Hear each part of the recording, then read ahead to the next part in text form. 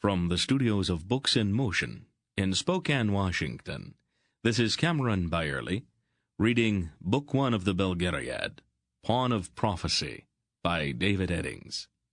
We begin with the prologue. Being a history of the war of the gods and the acts of Belgariad the sorcerer, adapted from the Book of Elon. When the world was new, the 7 gods dwelt in harmony, and the races of man were as one people. Belar, youngest of the gods, was beloved by the Elons. He abode with them and cherished them, and they prospered in his care. The other gods also gathered peoples about them, and each god cherished his own people. But Belar's eldest brother, Aldur, was god over no people. He dwelt apart from men and gods, until the day that a vagrant child sought him out. Aldur accepted the child as his disciple, and called him Belgariad. Belgariad learned the secret of the will and the word, and became a sorcerer. In the years that followed, others also sought out the solitary god. They joined in brotherhood to learn at the feet of Aldur, and time did not touch them. Now it happened that Aldur took up a stone in the shape of a globe, no larger than the heart of a child, and he turned the stone in his hand until it became a living soul. The power of the living jewel, which men called the orb of Aldur, was very great, and Aldur worked wonders with it. Of all of the gods, Torak was the most beautiful, and his people were the Angaraks. They burned sacrifices before him, calling him Lord of Lords, and Torak found the smell of sacrifice and the words of adoration sweet. The day came, however, when he heard of the orb of Aldur, and from that moment he knew no peace. Finally, in a dissembling guise, he went to Aldur. "My brother," he said, "it is not fitting that thou shouldst absent thyself from our company and counsel. Put aside this jewel, which hath seduced thy mind, from our fellowship." Aldur looked into his brother's soul and rebuked him. "Why dost thou seek lordship and dominion, Torak? Is not Angarak enough for thee? Do not in thy pride seek to possess the orb, lest it slay thee." Great was Torak's shame at the words of Aldur, and he raised his hand and smote his brother. Taking the jewel, he fled. The other gods besought Torak to return the orb, but he would not. Then the races of man rose up and came against the hosts of Angarak, and made war on them. The wars of the gods and of men raged across the land, until, near the high places of Korim, Torak raised the orb, and forced its will to join with his to split the earth asunder. The mountains were cast down, and the sea came in. But Belar and Aldur joined their wills and set limits upon the sea. The races of man, however, were separated one from the others, and the gods also. Now when Torak raised the living orb against the earth, it awoke and began to glow with holy flame. The face of Torak was seared by the blue fire. In pain he cast down the mountains. In anguish he cracked open the earth. In agony he let in the sea. His left hand flared and burned to ashes. The flesh on the left side of his face melted like wax, and his left eye boiled in its socket. With a great cry he cast himself into the sea to quench the burning. But his anguish was without end. When Torak arose from the water, his right side was still fair, but his left was burned and scarred hideously by the fire of the orb. In endless pain he led his people away to the east, where they built a great city on the plains of Meloria, which they called Ktrol Mishrak, City of Night, for Torak hid his maiming in the darkness. The Angaraks raised an iron tower for their god, and placed the orb in an iron cask in the topmost chamber. Often Torak stood before the cask, then fled weeping, lest his yearning to look on the orb overpower him, and he perish utterly. The centuries rolled past in the lands of the Angarak, and they came to call their maimed god Kal-Torak, both king and god.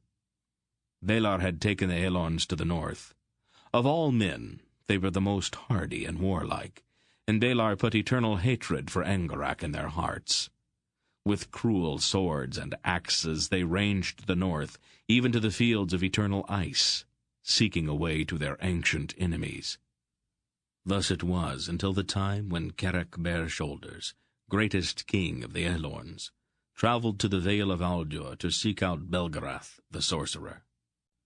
"The way to the north is open," he said. "The signs and the auguries are propitious. Now is the time ripe for us to discover the way to the City of Night, and regain the orb from One Eye." Poledra, wife of Belgarath, was great with child, and he was reluctant to leave her, but Carach prevailed. They stole away one night to join Carach's sons, Draz Bulnek, Algar Fleetfoot, and Riva Irongrip. Cruel winter gripped the Northland, and the moors glittered beneath the stars with frost and steel-grey ice. To seek out their way, Belgarath cast an enchantment and took the shape of a great wolf. On silent feet, he slunk through the snow-floored forests where the trees cracked and shattered in the sundering cold.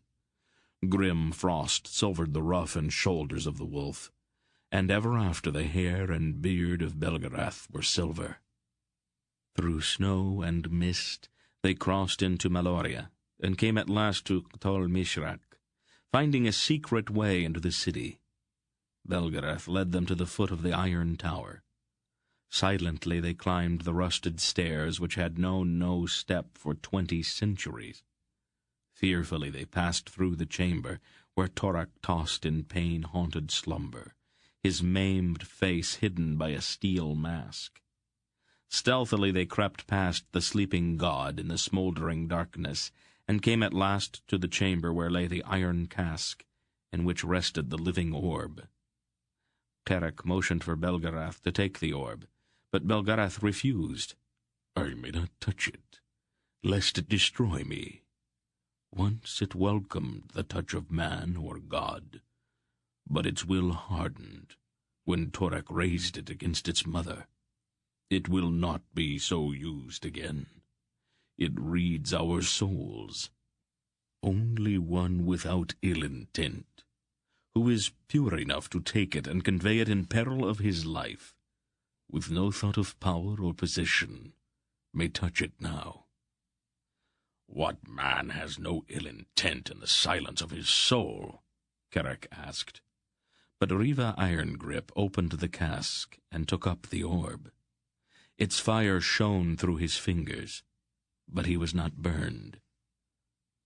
"So be it, Carach," Belgarath said. "Your youngest son is pure. It shall be his doom, and the doom of all who follow him, to bear the orb and protect it." And Belgarath sighed, knowing the burden he had placed upon Riva. "Then his brothers and I will sustain him," Carach said, "for so long as this doom is upon him." Riva muffled the orb in his cloak and hid it beneath his tunic. They crept again through the chambers of the maimed god, down the rusted stairs, along the secret way to the gates of the city, and into the wasteland beyond. Soon after, Torak awoke, and went as always into the chamber of the orb. But the cask stood open, and the orb was gone. Horrible was the wrath of Kal-Torak. Taking his great sword, he went down from the iron tower, and turned and smote it once, and the tower fell. To the Angaraks he cried out in a voice of thunder, "Because you are become indolent and unwatchful, and have let a thief steal that for which I paid so dearly, I will break your city and drive you forth. Angarak shall wander the earth until Kragaska, the burning stone, is returned to me." And then he cast down the city of night into ruin, and drove the hosts of Angarak into the wilderness, and Ketalmishrak was no more. 3 leagues off, Belgarath heard the wailing from the city, and knew that Torak had awakened. "Now will he come after us, and only the power of the orb can save us. When the hosts are upon us iron grip, take the orb and hold it so they may see it." The hosts of Angarak came, with Torak himself in the forefront, but Riva held forth the orb so that the maimed god and his hosts might behold it. The orb knew its enemy. Its hatred flamed anew, and the sky became alight with its fury. Torak cried out and turned away. The front ranks of the Angarak host were consumed by fire, and the rest fled in terror. Thus Belgarath and his companions escaped from Maloria, and passed again through the marches of the north, bearing the orb of Aldur once more into the kingdoms of the west.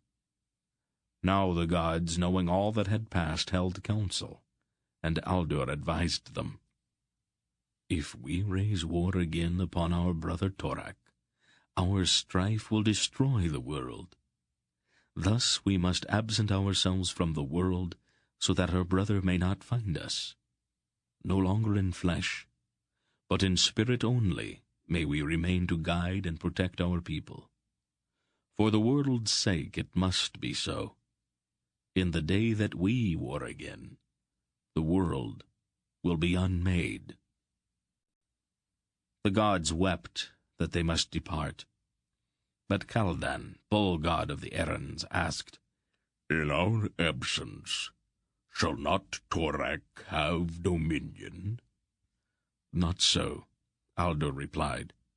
"So long as the orb remains with the line of Riva Irongrip, Torak shall not prevail." And so it was that the gods departed, and only Torak remained. But the knowledge that the orb in the hand of Riva denied him dominion cankered his soul. Then Belgarath spoke with Kerak and his sons. "Here we must depart to guard the orb and to prepare against the coming of Torak. Let each turn aside as I have instructed, and make preparations." "We will, Belgarath," vowed Kerak bare shoulders. "From this day, Eloria is no more, but the Elons will deny dominion to Torak as long as one Elon remains." Belgarath raised his face. "Hear me, Torak One-Eye. The living orb is secure against thee, and thou shalt not prevail against it. In the day that thou comest against us, I shall raise war against thee. I will maintain watch upon thee by day and by night, and will abide against thy coming even to the end of days." In the wastelands of Maloria, Kal Torak heard the voice of Belgarath, and smote about him in fury, for he knew that the living orb was forever beyond his reach. Then Kerak embraced his sons and turned away to see them no more. Dras went north and dwelt in the lands drained by river Mrin. He built a city at Bakhtor, and called his lands Drasnia. And he and his descendants stood athwart the northern marches and denied them to the enemy. Algar went south with his people, and found horses on the broad plains drained by the Aldur River. The horses they tamed and learned to ride them, and for the first time in the history of man, mounted warriors appeared. Their country they called Belgariad, and they became nomads following their herds. Kerak returned sadly to Val Elon, and renamed his kingdom Kerak, for now he was alone and without sons. Grimly he built tall ships of war to patrol the seas and deny them to the enemy. Upon the bearer of the orb, however, fell the burden of the longest journey. Taking his people, Riva went to the west coast of Sindaria. There he built ships, and he and his people crossed to the Isle of the Winds. They burned their ships and built a fortress and a walled city around it. The city they called Riva, and the fortress of the hall of the Riven King. Then Belar, god of the Alhorns, caused 2 iron stars to fall from the sky, and Riva took up the stars and forged a blade from one, and a hilt from the other, setting the orb upon its pommel. So large was the sword that none but Riva could wield it. In the wasteland of Meloria, Kal Torak felt in his soul the forging of the sword, and he tasted fear for the first time. The sword was set against the black rock that stood at the back of Riva's throne, with the orb at the highest point, and the sword joined to the rock so that none but Riva could remove it. The orb burned with a cold fire when Riva sat upon the throne, and when he took down his sword and raised it, it became a great tongue of cold fire. The greatest wonder of all was the marking of Riva's heir. In each generation, one child in the line of Riva bore upon the palm of his right hand the mark of the orb. The child so marked was taken to the throne chamber, and his hand was placed upon the orb, so that it might know him. With each infant touch, the orb waxed in brilliance, and the bond between the living orb and the line of Riva became stronger with each joining. After Belgarath had parted from his companions, he hastened to the Vale of Aldur, but there he found that Poledra, his wife, had borne 2 daughters, and then she had died. In sorrow he named the elder Polgara. Her hair was dark as the raven's wing. In the fashion of sorcerers, he stretched forth his hand to lay it upon her brow, and a single lock at her forehead turned frost white at his touch. Then he was troubled, for the white lock was the mark of the sorcerers, and Polgara was the first female child to be so marked. His second daughter, fair-skinned and golden-haired, was unmarked. He called her Belderan, and he and her dark-haired sister loved her beyond all else, and contended with each other for her affection. Now when Polgara and Belderan had reached their 16th year, the spirit of Aldur came to Belgarath in a dream, saying, "My beloved disciple, I would join thy house with the house of the guardian of the orb. Choose, therefore, which of thy daughters thou wilt give to the Riven King, to be his wife and the mother of his line. For in that line lies the hope of the world, against which the dark tower of Torak may not prevail." In the deep silence of his soul, Belgarath was tempted to choose Polgara, but knowing the burden which lay upon the Riven King, he sent Belderan instead, and wept when she was gone. Polgara wept also long and bitterly, knowing that her sister must fade and die. In time, however, they comforted each other and came at last to know each other. They joined their powers to keep watch over Torak, and some men say that they abide still, keeping their vigil through all of the uncounted centuries. Part 1. Cinderia. Chapter 1. The first thing the boy Garion remembered was the kitchen at Faldor's farm. For all of the rest of his life he had a special warm feeling for kitchens, and those peculiar sounds and smells that seemed somehow to combine into a bustling seriousness that had to do with love and food and comfort and security and, above all, home. No matter how high Garion rose in life, he never forgot that all of his memories began in that kitchen. The kitchen at Faldor's farm was a large, low-beamed room filled with ovens and kettles and great spits that turned slowly in cavern-like arched fireplaces. There were long, heavy work tables where bread was kneaded into loaves, and chickens were cut up, and carrots and celery were diced with quick, crisp, rocking movements of long, curved knives. When Garion was very small, He played under those tables, and soon learned to keep his fingers and toes out from under the feet of the kitchen helpers who worked around them. And sometimes, in the late afternoon, when he grew tired, he would lie in a corner and stare into one of the flickering fires that gleamed and reflected back from the 100 polished pots and knives and long-handled spoons that hung from pegs along the whitewashed walls, and, all bemused, he would drift off into sleep in perfect peace and harmony with all that the world around him had.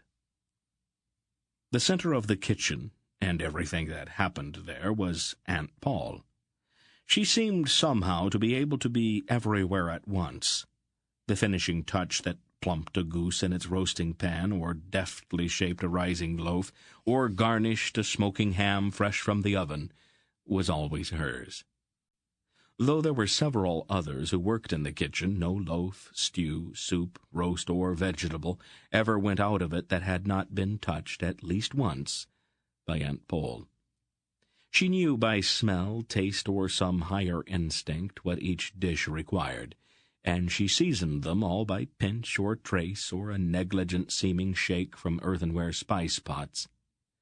It was as if there was a kind of magic about her, a knowledge and power beyond that of ordinary people. And yet, even at her busiest, she always knew precisely where Garion was. In the very midst of crimping a pie crust, or decorating a special cake, or stitching up a freshly stuffed chicken, she could, without looking, reach out a leg and hook him back out from under the feet of others with heel or ankle. As he grew a bit older, it even became a game. Garion would watch until she seemed far too busy to notice him, and then, laughing, he would run on his sturdy little legs toward a door. But she would always catch him, and he would laugh and throw his arms around her neck and kiss her, and then go back to watching for his next chance to run away again. He was quite convinced in those early years that his Aunt Paul was quite the most important and beautiful woman in the world. For one thing, she was taller than the other women on Faldor's farm, very nearly as tall as a man, and her face was always serious, even stern, except with him, of course.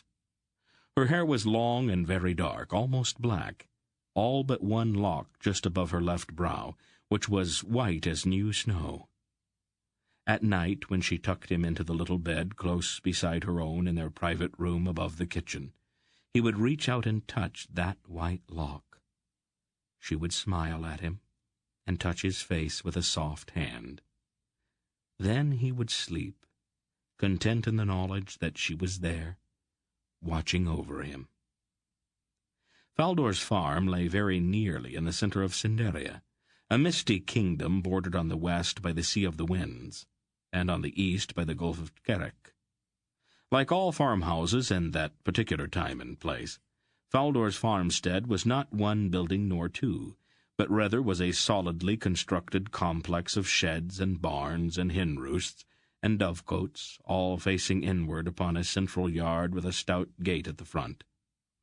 Along the second-story gallery were the rooms, some spacious, some quite tiny, in which lived the farm hands who tilled and planted and weeded the extensive fields beyond the walls. Faldor himself lived in quarters in the square tower above the central dining hall, where his workers assembled 3 times a day, sometimes 4 during harvest time, to feast on the bounty of Aunt Paul's kitchen. All in all, it was quite a happy and harmonious place. Farmer Faldor was a good master. He was a tall, serious man with a long nose and an even longer jaw. Though he seldom laughed or even smiled, he was kindly to those who worked for him, and seemed more intent on maintaining them all in health and well-being than extracting the last possible ounce of sweat from them. In many ways he was more like a father than a master to the 60-odd people who lived on his freeholding. He ate with them, which was unusual, since many farmers in the district sought to hold themselves aloof from their workers, and his presence at the head of the central table in the dining hall exerted a restraining influence on some of the younger ones who tended sometimes to be boisterous. Farmer Faldor was a devout man, and he invariably invoked with simple eloquence the blessing of the gods before each meal. The people of his farm, knowing this, filed with some decorum into the dining hall before each meal and sat in the semblance, at least, of piety, before attacking the heaping platters and bowls of food that Aunt Pol and her helpers had placed before them. Because of Faldor's good heart and the magic of Aunt Pol's deft fingers, the farm was known throughout the district as the finest place to live and work for 20 leagues in any direction. Whole evenings were spent in the tavern in the nearby village of Upper Gralt in minute description of the near miraculous meals served regularly in Faldor's dining hall. Less fortunate men, who worked at other farms, were frequently seen, after several pots of ale, to weep openly at descriptions of one of Aunt Pol's roasted geese, and the fame of Faldor's farm spread wide throughout the district. The most important man on the farm, aside from Faldor, was Dernick, the smith. As Garion grew older, and was allowed to move out from under Aunt Pol's watchful eye, he found his way inevitably to the smithy. The glowing iron that came from Dernick's forge had an almost hypnotic attraction for him. Dernick was an ordinary-looking man with plain brown hair and a plain face, ruddy from the heat of his forge. He was neither tall nor short, nor was he thin or stout. He was sober and quiet, and like most men who follow his trade, he was enormously strong. He wore a rough leather jerkin and an apron of the same material. Both were spotted with burns from the sparks which flew from his forge. He also wore tight-fitting hose and soft leather boots, as was the custom in that part of Cinderia. At first, Dernick's only words to Garion were warnings to keep his fingers away from the forge and the glowing metal which came from it. In time, however, he and the boy became friends, and he spoke more frequently. "Always finish what you set your hand to," he would advise. "It's bad for the iron if you set it aside and then take it back to the fire more than is needful." "And why is that?" Garion would ask. Dernick would shrug. "It just is. Always do the very best job that you can," he said on another occasion, as he put a last few finishing touches with a file on the metal parts of a wagon tongue he was repairing. "But that piece goes underneath," Garion said. "No one will ever see it." "But I know it's there," Dernick said, still smoothing the metal. "If it isn't done as well as I can do it, I'll be ashamed every time I see this wagon go by, and I will see this wagon every day." And so it went. Without even intending to, Dernick instructed the small boy in those solid Cinderian virtues of work, thrift, sobriety, good manners, and practicality, which formed the backbone of the society. At first Aunt Pol worried about Garion's attraction to the smithy with its obvious dangers, but after watching from her kitchen door for a while, she realized that Dernick was almost as watchful of Garion's safety as she was herself, and she became less concerned. "If the boy becomes pestersome, Goodman Dernick, send him away," she told the smith on one occasion, when she had brought a large copper kettle to the smithy to be patched. "Or tell me, and I shall keep him closer to the kitchen." "Oh, he's no bother, Mistress Pol," Dernick said, smiling. "He is a sensible boy, and he knows enough to keep out in the way." "You are too good-natured, friend Dernick," Aunt Pol said. "The boy's full of questions. Answer one, and a dozen more pour out." "Well, that's the way of boys," Dernick said, carefully pouring bubbling metal into the small clay ring he had placed around the tiny hole in the bottom of the kettle. "I was questionsome myself when I was a boy. My father and old Barrel, the smith who taught me, were patient enough to answer what they could. I'd repay them poorly if I didn't have the same patience with Garion." Garion, who was sitting nearby, had held his breath during this conversation. He knew that one wrong word on either side would have instantly banished him from the smithy, As Aunt Pole walked back across the hard-packed dirt of the yard toward her kitchen with her new-mended kettle, he noticed the way that Jernik watched her, and an idea began to form in his mind. It was a simple idea, and the beauty of it was that it provided something for everyone. "Aunt Pole," he said that night, wincing as she washed one of his ears with a rough cloth. "Yes," she said, turning her attention to his neck. "Why don't you marry Dernick?" She stopped washing. "What?" "I think it would be an awfully good idea." "Oh, do you?" Her voice had a slight edge to it, and Garion knew that he was on dangerous ground. "He likes you," he said defensively. "And I suppose you have already discussed this with him?" "No. I thought I'd talk to you about it first. At least that was a good idea. I can tell him about it tomorrow morning if you'd like." His head was turned around quite firmly by one ear. Aunt Pole, Garion felt, found his ears far too convenient. "Don't you so much as breathe one word of this nonsense to Jernik or anyone else," she said, her dark eyes burning into his with a fire he had never seen there before. "It was only a thought, and a very bad one. From now on, leave thinking to grown-ups." She was still holding his ear. "Anything you say," he agreed hastily. Later that night, however, when they lay in their beds in the quiet darkness, he approached the problem obliquely. "Aunt Pole?" "Yes?" "Since you don't want to marry Dernick, who do you want to marry?" "Garion?" "Yes?" "Close your mouth and go to sleep." "Well, I think I've got a right to know." "Garion!" "All right, I'm going to sleep. But I don't think you're being very fair about all this." She drew in a deep breath.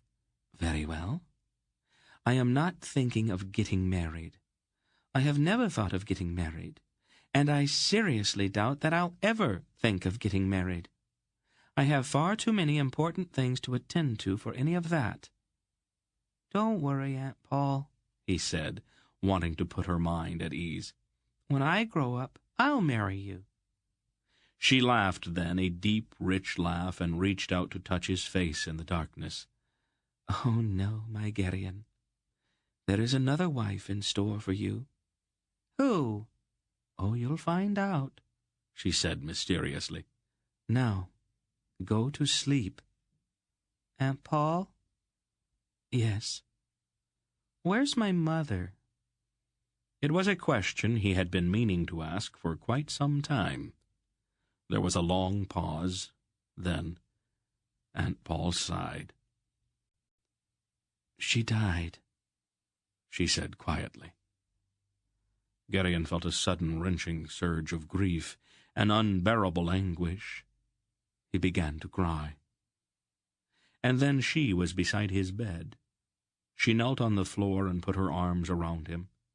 Finally, a long time later, after she had carried him to her own bed and held him close until his grief had run its course, Garion asked brokenly, "What was she like, my mother?" "She was fair-haired," Aunt Pole said, "and very young, and very beautiful. Her voice was gentle, and she was very happy." "Did she love me?" "Oh, more than you could imagine." And then he cried again. But his crying was quieter now, more regretful than anguished. Aunt Pole held him closely until he cried himself to sleep. There were other children on Faldor's farm, as was only natural in a community of 60 or so. The older ones on the farm all worked, but there were 3 other children of about Garion's age on the freeholding. These 3 became his playmates and his friends. The oldest boy was named Rundurig. He was a year or 2 older than Garion, and quite a bit taller. Ordinarily, since he was the eldest of the children, Runderig would have been their leader. But because he was an Arend, his sense was a bit limited, and he cheerfully deferred to the younger ones. The kingdom of Cinderia, unlike other kingdoms, was inhabited by a broad variety of racial stocks, Carricks, Algars, Drasnians, Erins, and even a substantial number of Tonedrins had merged to form the elemental Sindar. Erins, of course, were very brave, but were also notoriously thick-witted. Garion's second playmate was Dorun, a small, quick boy whose background was so mixed that he could only be called a Sindar. The most notable thing about him was the fact that he was always running. He never walked if he could run. Like his feet, his mind seemed to tumble over itself, and his tongue as well. He talked continually, and very fast, and he was always excited. The undisputed leader of the little foursome was the girl Zubrat, a golden-haired charmer who invented their games, made up stories to tell them, and set them to stealing apples and plums from Faldor's orchard for her. She ruled them as a little queen, playing one against the other and inciting them into fights. She was quite heartless, and each of the three boys at times hated her, even while remaining helpless thralls to her tiniest whim.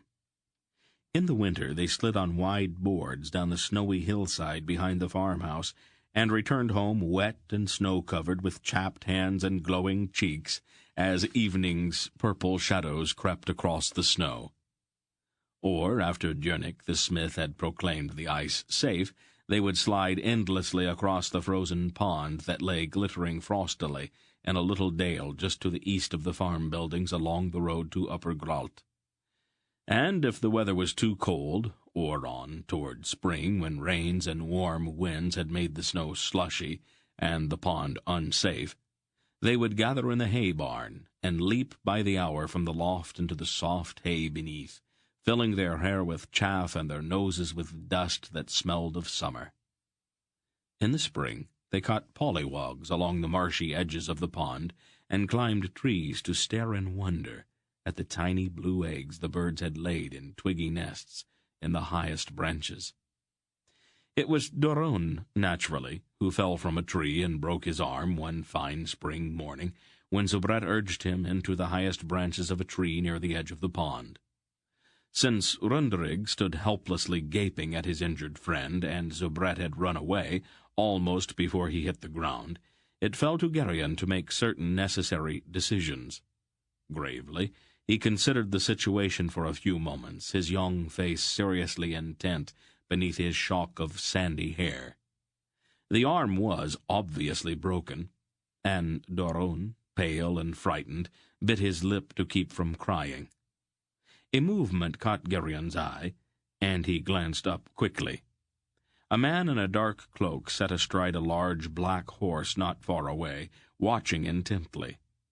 When their eyes met, Garion felt a momentary chill, and he knew that he had seen the man before, that indeed that dark figure had hovered on the edge of his vision for as long as he could remember, never speaking, but always watching. There was in that silent scrutiny a kind of cold animosity, curiously mingled with something that was almost, but not quite, fear. Then Dorun whimpered, and Garion turned back. Carefully he bound the injured arm across the front of Dorun's body with his rope belt, and then he and Runderig helped the injured boy to his feet. "At least he could have helped us," Garion said resentfully. "Who?" Runderig said, looking around. Garion turned to point at the dark-cloaked man, but the rider was gone. "I didn't see anyone," Runderig said. "It hurts," Dorun said. "Don't worry," Garion said. "Aunt Paul can fix it." And so she did. When the three appeared at the door of her kitchen, she took in the situation with a single glance. "Bring him over here," she told them, her voice not even excited. She set the pale and violently trembling boy on a stool near one of the ovens and mixed a tea of several herbs taken from earthenware jars on a high shelf in the back of one of her pantries. "Drink this," she instructed Dorun, handing him a steaming mug. "Will it make my arm well?" Doron asked, suspiciously eyeing the evil-smelling brew. "Just drink it," she ordered, laying out some splints and a linen strip. "Ugh, it tastes awful," Doron said, making a face. "It's supposed to. Now drink it all." "I don't think I want any more." "Very well," she said. She pushed back the splints and took down a long, very sharp knife from a hook on the wall. "What are you going to do with that?" he demanded shakily. "Well, since you don't want to take the medicine, I guess it'll have to come off." "Off?" he squeaked, his eyes bulging. "Oh, probably right about there," she said thoughtfully, touching his arm at the elbow with the point of the knife. Tears came to his eyes. Doron gulped down the rest of the liquid, and a few minutes later he was nodding, almost drowsing, on his stool. He screamed once, though, when Aunt Paul set the broken bone, but after the arm had been wrapped and splinted he drowsed again.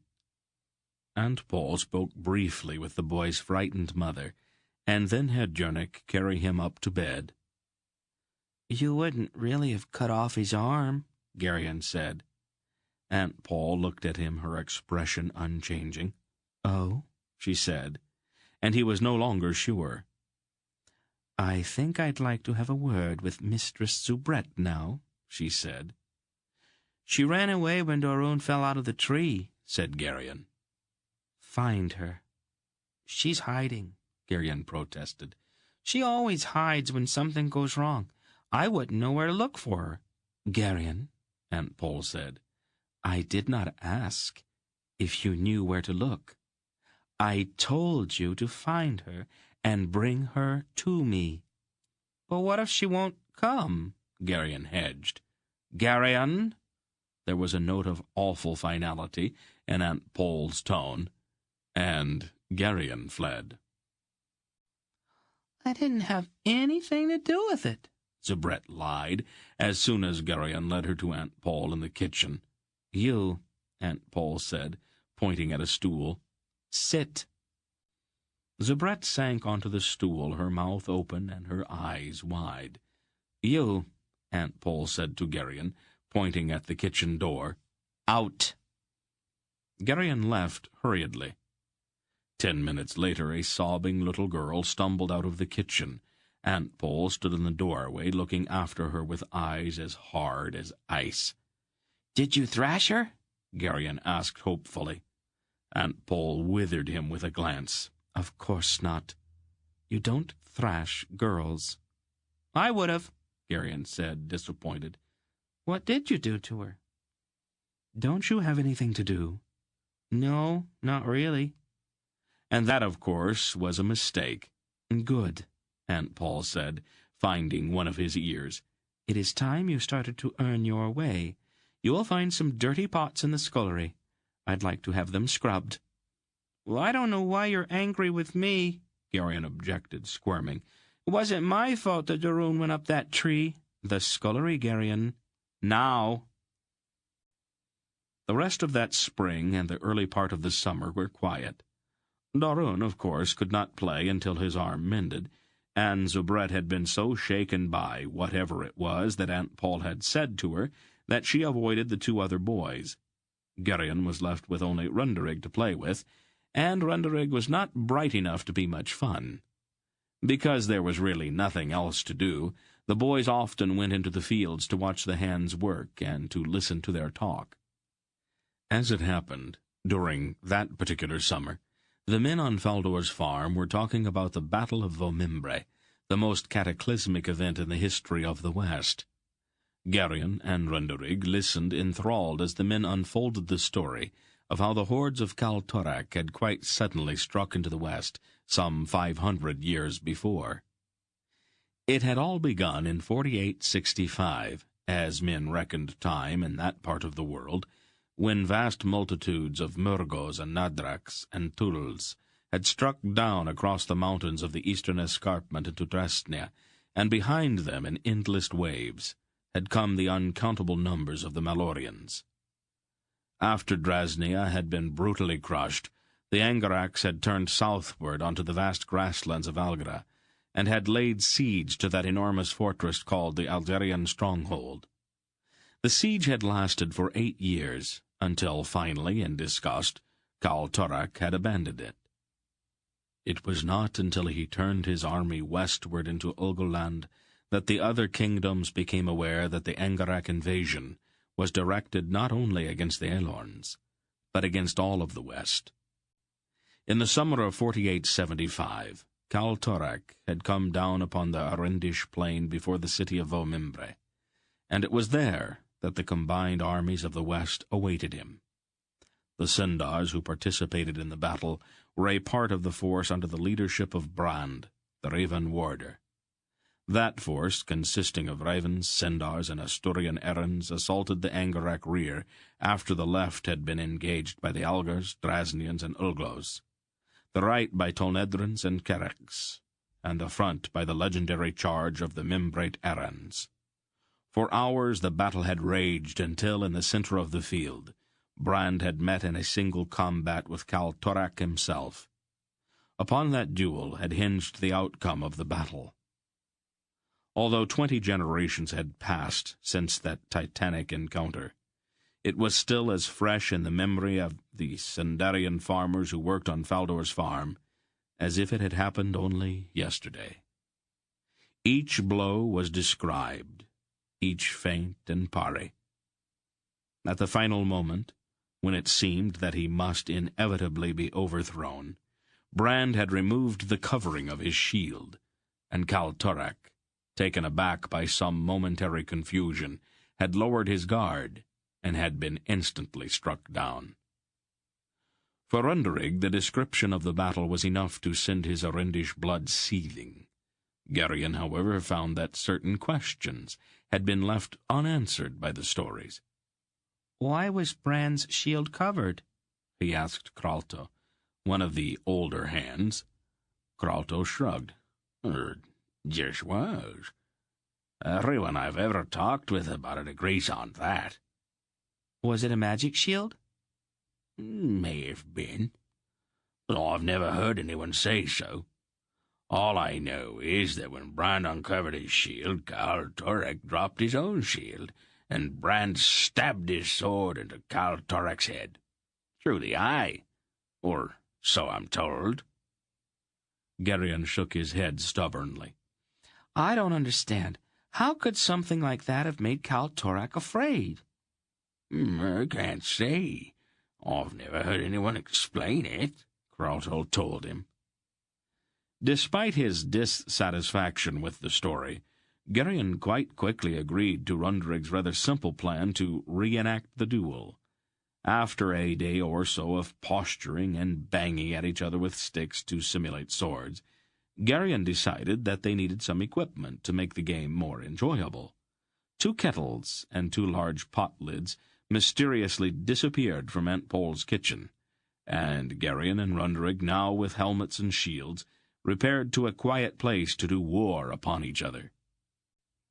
It was all going quite splendidly until Runderig, who was older, taller, and stronger, struck Garion a resounding whack on the head with his wooden sword. The rim of the kettle cut into Garion's eyebrow, and the blood began to flow. There was a sudden ringing in Garion's ears, and a kind of boiling exaltation surged up in his veins as he rose to his feet from the ground. He never knew afterward quite what had happened. He had only sketchy memories of shouting defiance at Kal Torak in words which sprang to his lips, and which even he did not understand. Runderig's familiar and somewhat foolish face was no longer the face before him, but rather was replaced by something hideously maimed and ugly. In a fury, Garion struck at that face again and again, with fire seething in his brain. And then it was over.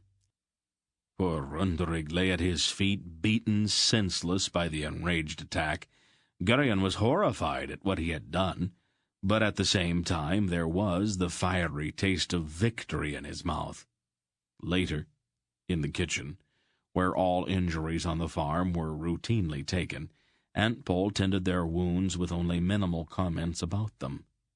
Runderig seemed not to be seriously hurt, though his face had begun to swell and turn purple in several places, and he had difficulty focusing his eyes at first.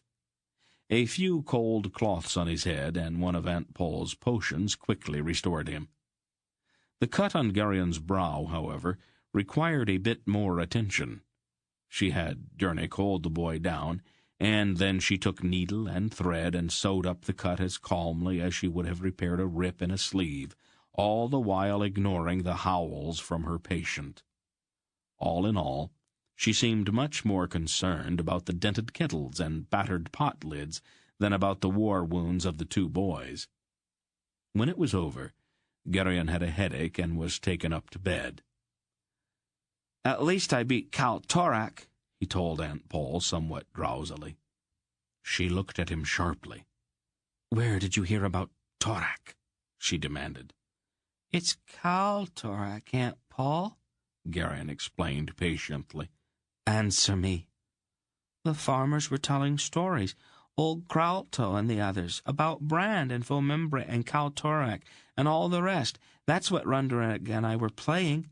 I was Brand, he was Cal Torak. I didn't get to uncover my shield, though. Runderig hit me on the head before we got that far. I want you to listen to me, Garion, and I want you to listen carefully. You are never to speak the name of Torak again."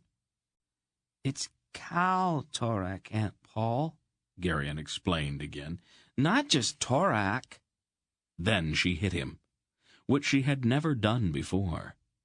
The slap across his mouth surprised him more than it hurt, for she did not hit very hard. "You will never speak the name of Torak again. Never," she said. "This is important, Garion. Your safety depends on it. I want your promise." "Well, you don't have to get so angry about it," he said in an injured tone. "Promise." "All right, I promise. It was only a game." "And a very foolish one. You might have killed Runderig." "Well, what about me?" Garion protested. "You were never in any danger. Now, go to sleep." And as he dozed fitfully, his head light from his injury and the strange bitter drink his aunt had given him, he seemed to hear her deep, rich voice saying, "Garion, my Garion, you are too young yet." And later, rising from deep sleep as a fish rises toward the silvery surface of the water, he seemed to hear her call, "Father, I need you."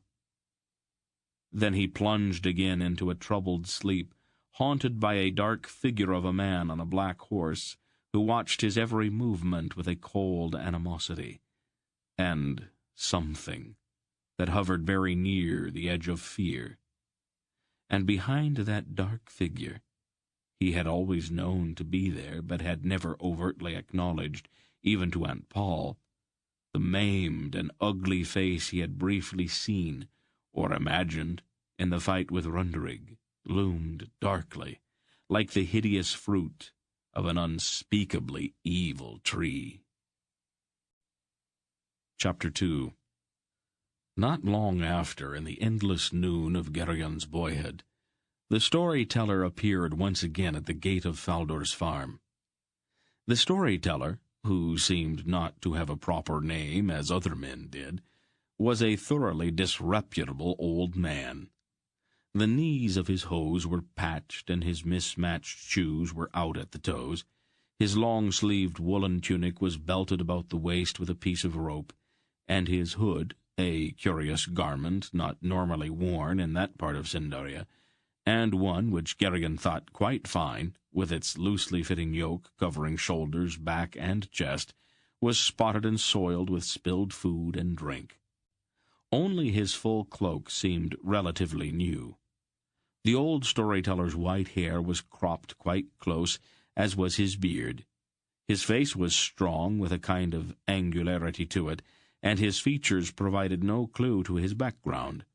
He did not resemble Erend, nor Carrick, Algor, nor Drasnian, Riven, nor Tolnedrin, but seemed rather to derive from some racial stock long since forgotten.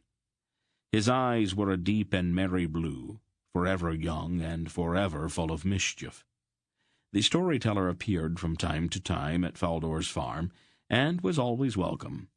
He was, in truth, a rootless vagabond who made his way in the world by telling stories. His stories were not always new, but there was in his telling of them a special kind of magic. His voice could roll like thunder, or hush down into a zephyr-like whisper. He could imitate the voices of a dozen men at once, whistle so like a bird that the birds themselves would come to him to hear what he had to say. And when he imitated the howl of a wolf, the sound of it could raise the hair on the backs of his listeners' necks, and strike a chill into their hearts, like the depths of a Dresnian winter. He could make the sound of rain and of wind, and even, most miraculously, the sound of snow falling. His stories were filled with sounds that made them come alive, and through the sounds and the words with which he wove the tales, sight and smell and the very feel of strange times and places seemed also to come to life for his spellbound listeners.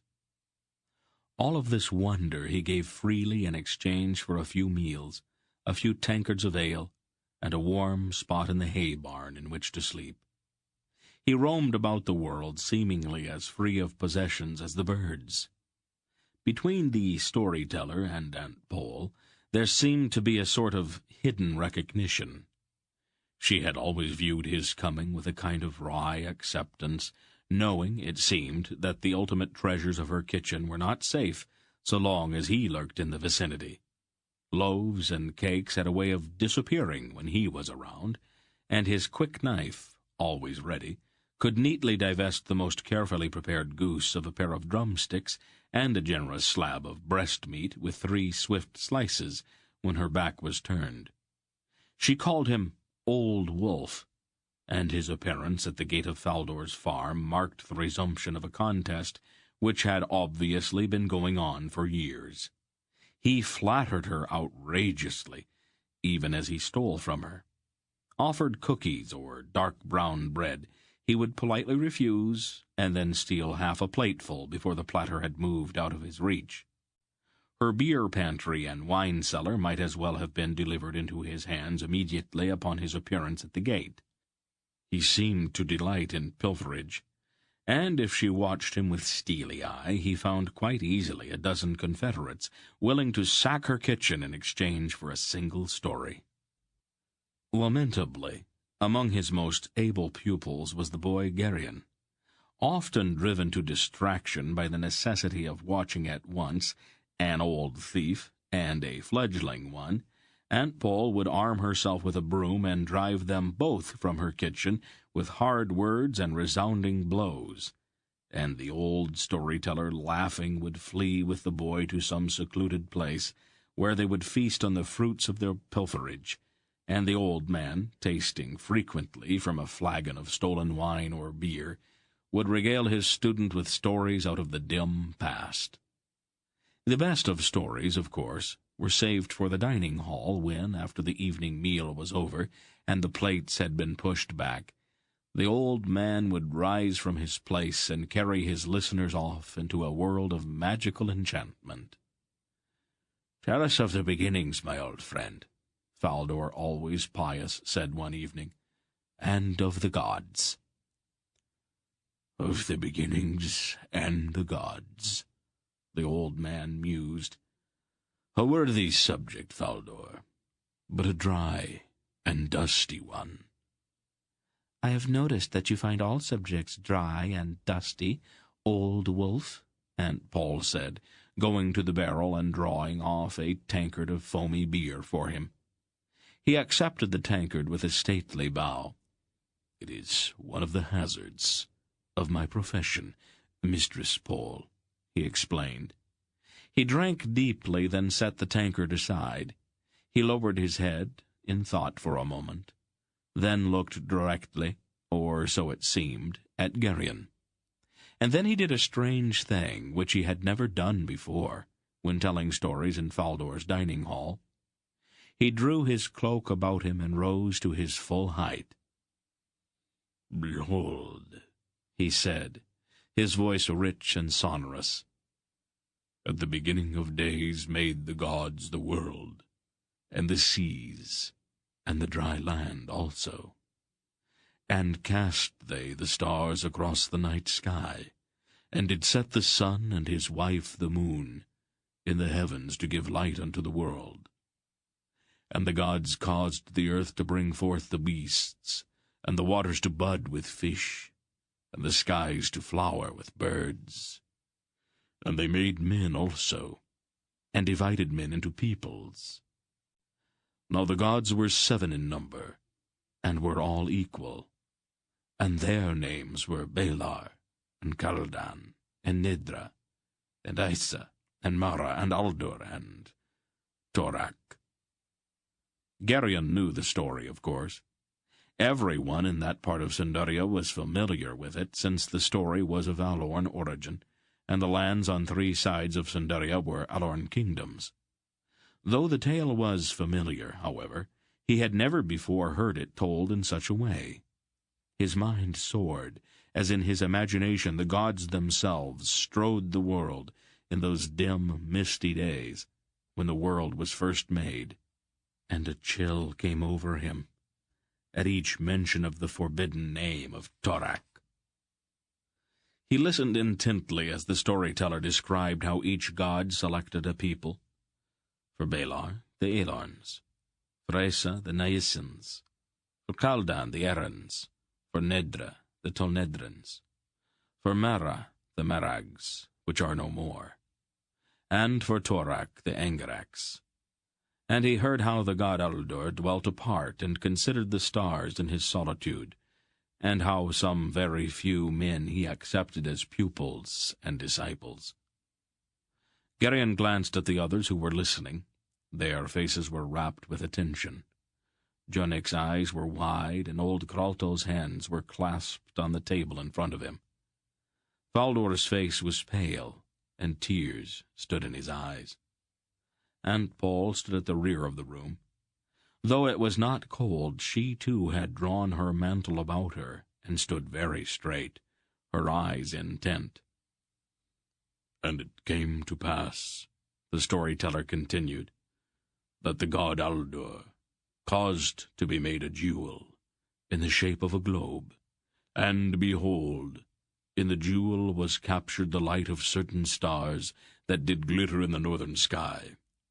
And great was the enchantment upon the jewel, which men called the Orb of Aldur. For with the orb could Aldur see that which had been, that which was, and that which was yet to be." Garion realized he was holding his breath, for he was now completely caught up in the story. He listened in wonder as Torak stole the orb, and the other gods made war on him. Torak used the orb to sunder the earth, and let in the sea to drown the land, until the orb struck back against misuse by melting the left side of his face and destroying his left hand and eye. This ends Disc 1. Please change to Disc 2. Torak used the orb to sunder the earth, and let in the sea to drown the land, until the orb struck back against misuse by melting the left side of his face and destroying his left hand and eye. The old man paused and drained his tankard. Aunt Pole, with her mantle still close about her, brought him another, her movements somehow stately, and her eyes burning. "I've never heard the story told so," Dernig said softly. "It is a book of Alorn. It's only told in the presence of kings," Kralto said, just as softly. "I knew a man once who'd heard it at the king's court at Sindar, and he remembered some of it. Oh, I've never heard it all before, though." The story continued, recounting how Belgarath the sorcerer led Kerak and his 3 sons to regain the orb 2,000 years later, and how the western lands were settled and guarded against the hosts of Torak. The gods are removed from the world, leaving Riva to safeguard the orb in his fortress on the Isle of the Winds. There he forged a great sword and set the orb in its hilt. While the orb remained there and the line of Riva sat on the throne, Torak could not prevail.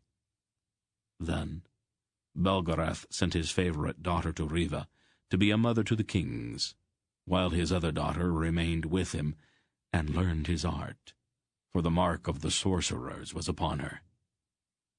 The old storyteller's voice was now very soft as his ancient tale drew to its close. And between them did Belgarath and his daughter, the sorceress Belgara, set enchantments to keep watch against the coming of Torak.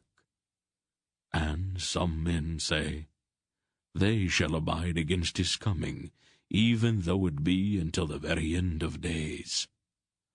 For it is prophesied that one day shall maimed Torak come against the kingdoms of the west, to reclaim the orb, which he so dearly purchased, and battle shall be joined between Torak and the fruit of the line of Riva. And in that battle shall be decided the fate of the world. And then the old man fell silent, and let his mantle drop from about his shoulders, signifying that his story was at an end. There was a long silence in the hall, broken only by a few faint sputters from the dying fire, and the endless song of frogs and crickets in the summer night outside. Finally, Faldor cleared his throat and rose, his bench scraping loudly on the wooden floor. "You have done us much honor tonight, my old friend," his voice thick with emotion. "This is an event we will remember all our lives. You have told us a kingly story, not usually wasted on ordinary people." The old man grinned then, his blue eyes twinkling. "I haven't consorted with many kings of late, Faldor," he laughed. "They all seem to be too busy to listen to the old tales, and a story must be told from time to time if it's not to be lost. Besides, who knows these days where a king might be hiding?" They all laughed at that and began to push back their benches, for it was growing late and time for those who must be up with the first light of the sun to seek their beds. "Will you carry a lantern for me to the place where I sleep, boy?" the storyteller asked Garion. "Gladly," Garion said, jumping up and running into the kitchen. He fetched down a square glass lantern, lighted the candle inside of it from one of the banked kitchen fires, and went back into the dining hall. Faldor was speaking with the storyteller. As he turned away, Garion saw a strange look pass between the old man and Aunt Pole, who still stood at the back of the hall. "Are we ready then, boy?" the old man asked as Garion came up to him. Whenever you are," Garion replied, and the two of them turned and left the hall. "Why is the story unfinished?" Garion asked, bursting with curiosity. "Why did you stop before we found out what happened when Torak met the Riven King?" "That is another story," the old man explained. "Will you tell it to me sometime?" The old man laughed. "Torak and the Riven King have not as yet met, so I can't very well tell it, can I? At least not until after their meeting." "It's only a story, isn't it?" Garion objected. "Is it?" The old man removed a flagon of wine from under his tunic and took a long drink. "Who's to say what's only a story, and what's truth disguised as a story?" "It is only a story," Garion said stubbornly, suddenly feeling very hard-headed and practical like any good Sendar. "It can't really be true. Why, Belgarath the sorcerer would be, well, I don't know how old, and people don't live that long."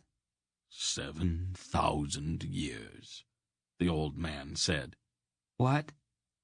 Belgariad the sorcerer is 7,000 years old. Perhaps a bit older. That's impossible. Is it? How old are you? 9. Next Aristide. And in 9 years, you've learned everything that's both possible and impossible?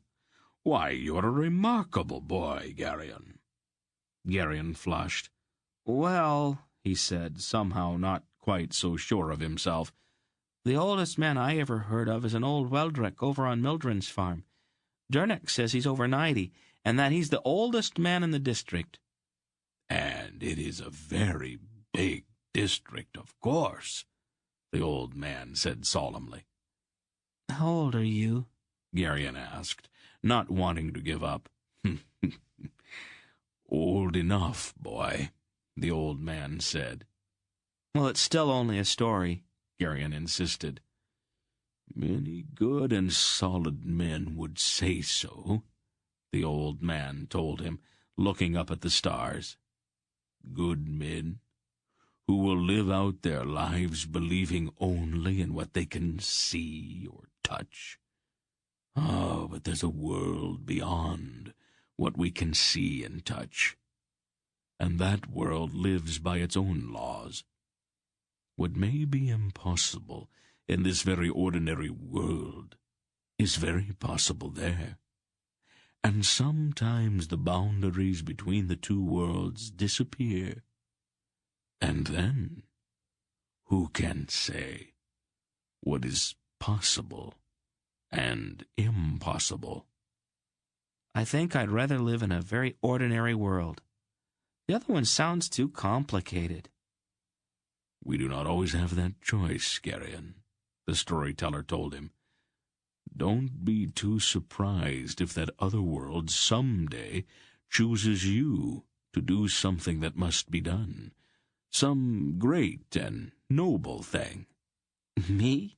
Garion said incredulously. Stranger things have happened. Go to bed, boy. I think I will look at the stars for a while. The stars and I are very old friends. The stars?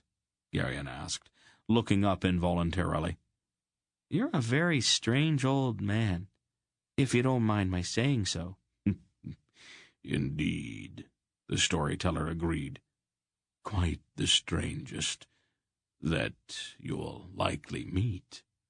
Well, I like you all the same, Garion said quickly, not wanting to give offense. That's a comfort, boy. Now go to bed. Your Aunt Paul will be worried about you. Later, as he slept, Garion's dreams were troubled. The dark figure of maimed Torak loomed in the shadows, and monstrous things pursued him across twisted landscapes where the possible and the impossible merged and joined, as that other world reached out to claim him. Chapter 3. Some few mornings later, when Aunt Paul had begun to scowl at his continued lurking in her kitchen, the old man made excuse of some errand to the nearby village of Upper Gralt. Good, Aunt Paul said, somewhat ungraciously. At least my pantries will be safe while you're gone. He bowed mockingly, his eyes twinkling. Do you need anything, Mistress Paul? Some trifling thing I might purchase for you, as long as I'm going anyway? Aunt Paul thought for a moment. Some of my spice pots are a bit low, and there's a Tolnedron spice merchant in Fennel Lane, just south of the town tavern.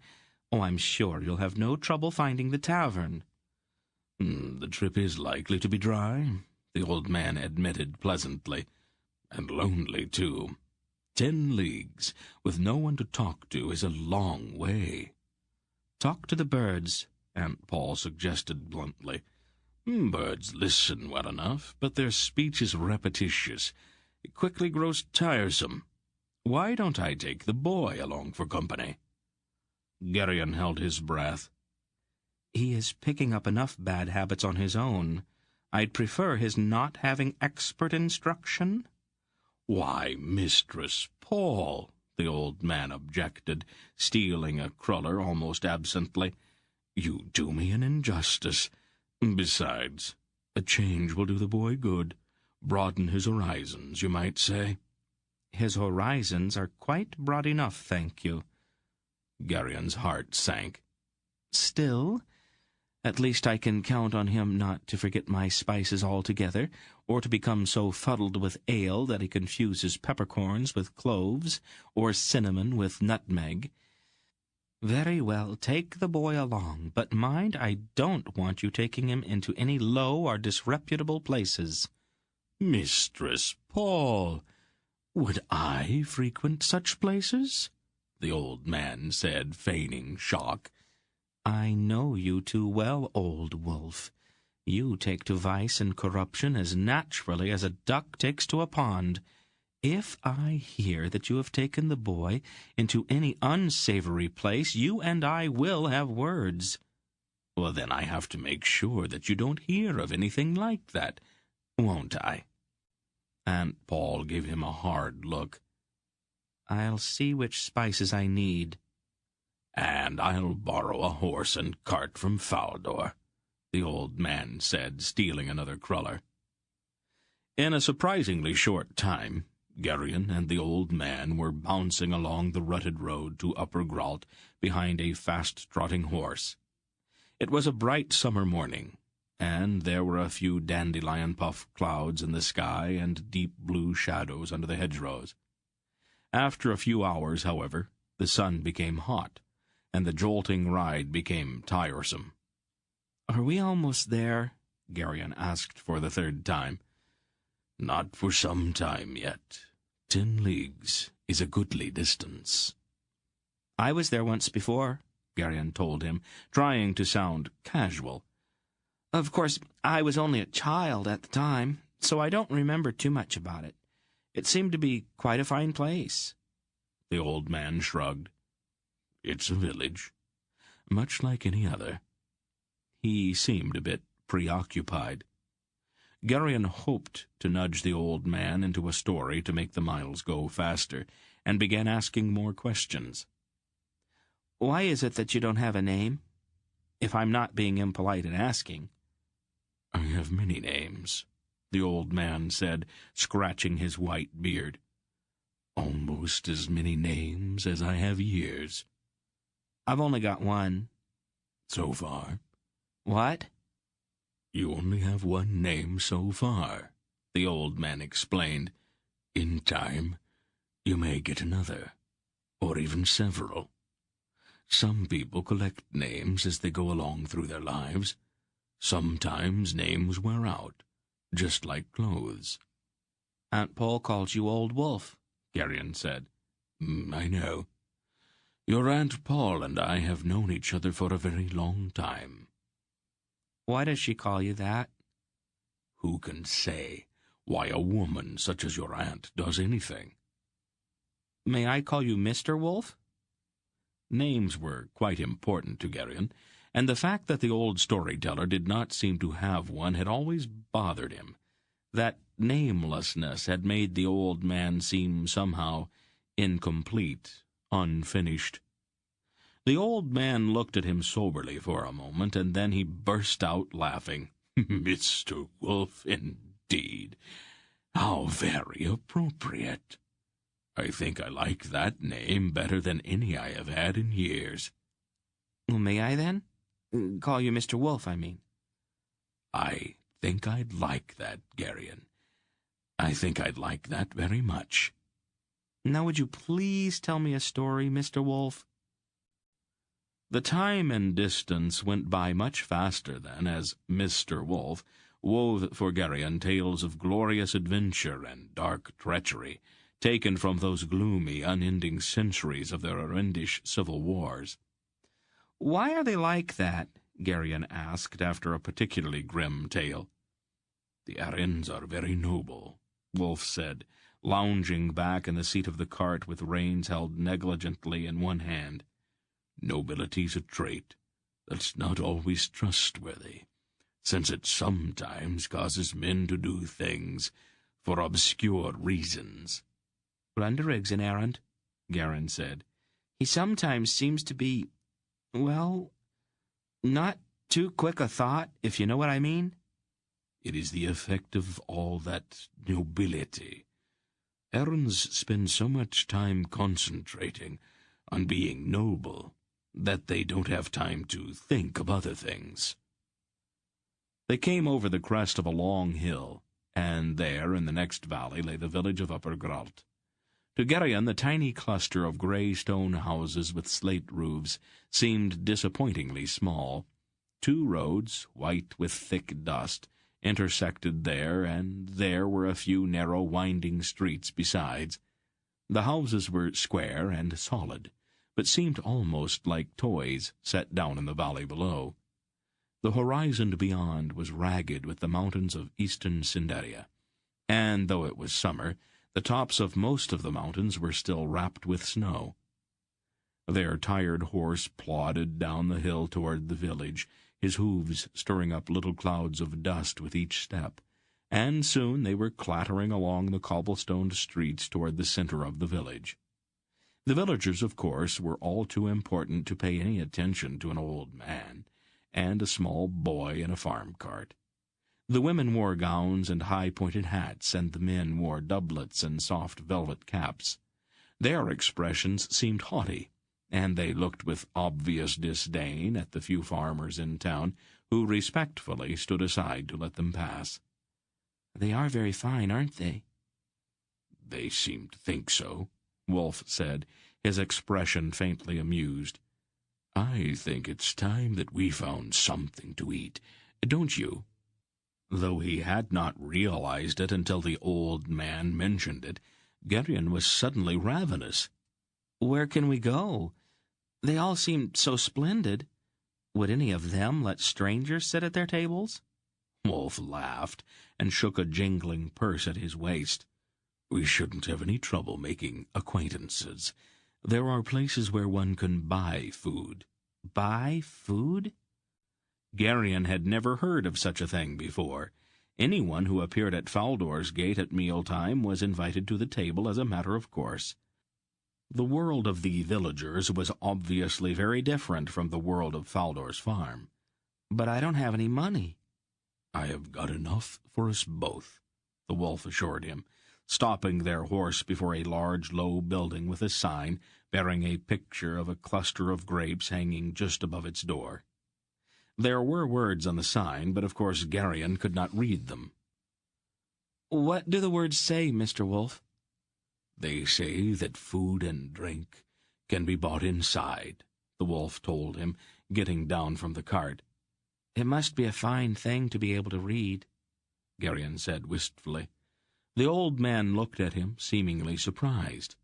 "You can't read, boy?" "I've never found anyone to teach me. Faldor reads, I think, but no one else at the farm knows how." "Nonsense. I'll speak to your aunt about it. She's been neglecting her responsibility. She should have taught you years ago." "Can Aunt Paul read?" Garion asked, stunned. "Of course she can," the wolf said, leading the way into the tavern. "She says she finds little advantage in it. But she and I had that particular argument out many years ago." The old man seemed quite upset by Garion's lack of education. Garion, however, was far too interested in the smoky interior of the tavern to pay much attention. The room was large and dark, with a low-beamed ceiling and a stone floor strewn with rushes. Though it was not cold, a fire burned in a stone pit in the center of the room, and the smoke rose errantly toward a chimney set above it on 4 square stone pillars. Tallow candles guttered in clay dishes on several of the long stained tables, and there was a reek of wine and stale beer in the air. "What have you to eat?" the wolf demanded of a sour, unshaven man, wearing a grease-spotted apron. We've a bit of the joint left," the man said, pointing at a spit resting to one side of the fire pit. "Roasted only day before yesterday, and meat porridge fresh yesterday morning, and bread no more than a week old." "Very well. the wolf said, sitting down. "And I'll have a pot of your best ale, and milk for the boy." "Milk?" Garion protested. "Milk," the wolf said firmly. "You have money?" the sour-looking man demanded. The wolf jingled his purse, and the sour man looked suddenly less sour. "Why is that man over there sleeping?" Garion asked, pointing at a snoring villager sitting with his head down on one of the tables. "Drunk," the wolf said, scarcely glancing at the snoring man. "Shouldn't someone take care of him?" "He'd rather not be taken care of." "Do you know him?" "I know of him, and many others like him. I have occasionally been in that condition myself." "Why?" "It seemed appropriate at the time." The roast was dry and overdone. The meat porridge was thin and watery, and the bread was stale, but Garion was too hungry to even notice. He carefully cleaned his plate as he had been taught, then sat as Mr. Wolf lingered over a second pot of ale. "Quite splendid," he said, more to be saying something than out of any real conviction. All in all, he had found that Upper Grault did not live up to his expectations. "Adequate," the wolf shrugged. "Village taverns are much the same the world over. I have seldom seen one that I would hurry to revisit. Shall we go?" He laid down a few coins, which the sour-looking man snatched up quickly, and led Garion back out into the afternoon sunlight. "Let's find your aunt's spice merchant, and then we will see to a night's lodging, and a stable for our horse." They set off down the street, leaving horse and cart beside the tavern. The house of the Tolnedran spice merchant was a tall, narrow building in the next street. Two swarthy, thick-bodied men in short tunics lounged in the street at his front door, near a fierce-looking black horse wearing a curious armored saddle. The two men stared with dull-eyed disinterest at passers-by in the lane. Mr. Wolf stopped when he caught sight of them. "Is something wrong?" "Tulls," the wolf said quietly, looking hard at the two men. "What?" "Those two are tulls," the old man said. "They usually work as porters for the Murgos." "What are Murgos?" "The people of Ctol Murgos," Wolf said shortly. "Southern Angaraks." "The ones we beat at the Battle of Vomimbre? Why would they be here?" "The Murgos have taken up commerce," the wolf said, frowning. "I had not expected to see one of them in so remote a village. We may as well go in. The Tulls have seen us, and it might look strange if we turned now and went back. Stay close to me, boy, and don't say anything." They walked past the two heavy-set men and entered the spice merchant's shop. The Tolnedran was a thin, bald-headed man wearing a brown belted gown that reached to the floor. He was nervously weighing several packets of pungent-smelling powder which lay on the counter before him. "A good day to you," he said to Wolf. "Please have patience. I'll be with you shortly." He spoke with a slight lisp that Garion found peculiar. "No hurry," Wolf said in a wheezy, cracking voice. Garion looked at him sharply, and I was astonished to see that his friend was stooped, that his head was nodding foolishly. "See to their needs," the other man in the shop said shortly. He was a dark, burly man, wearing a chain-mail shirt and a short sword belted to his waist. His cheekbones were high, and there were several savage-looking scars on his face. His eyes looked curiously angular, and his voice was harsh and thickly accented. "No hurry," the wolf said in his wheezy cackle. "My business here will take some time," the Murgo said coldly, "and I prefer not to be rushed. Tell the merchant here what you need, old man." "My thanks, then," the wolf cackled.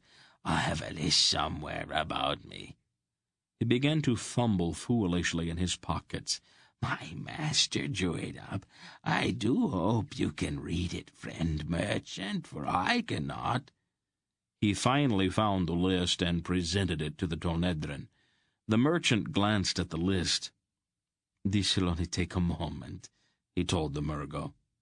The Murgo nodded and stood staring stonily at Wolf and Garion. His eyes narrowed slightly, and his expression changed.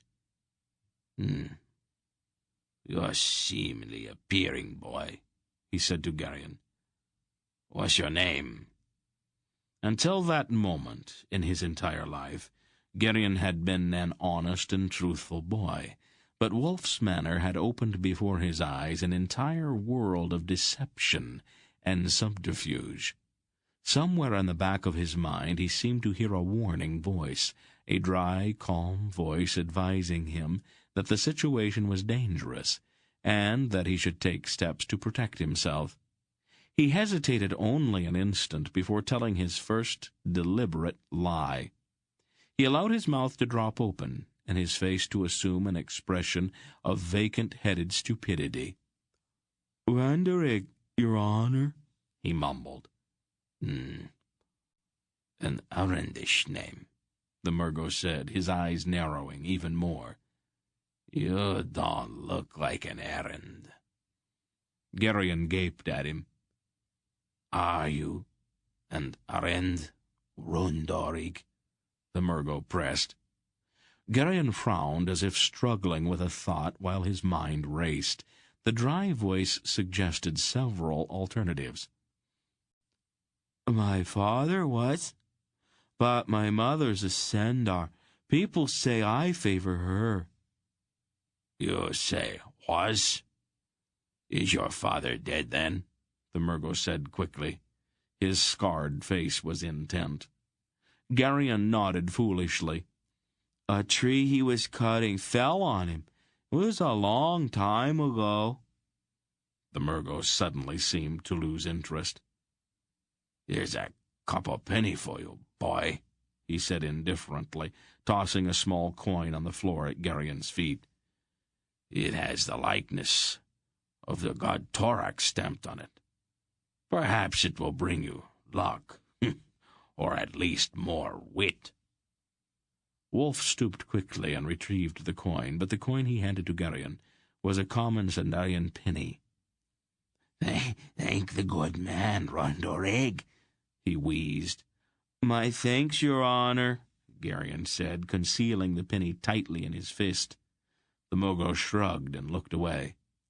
Wolf paid the Tolnedran merchant for the spices, and he and Garion left the shop. "You played a dangerous game, boy," Wolf said once they were out of earshot of the two lounging Tulls.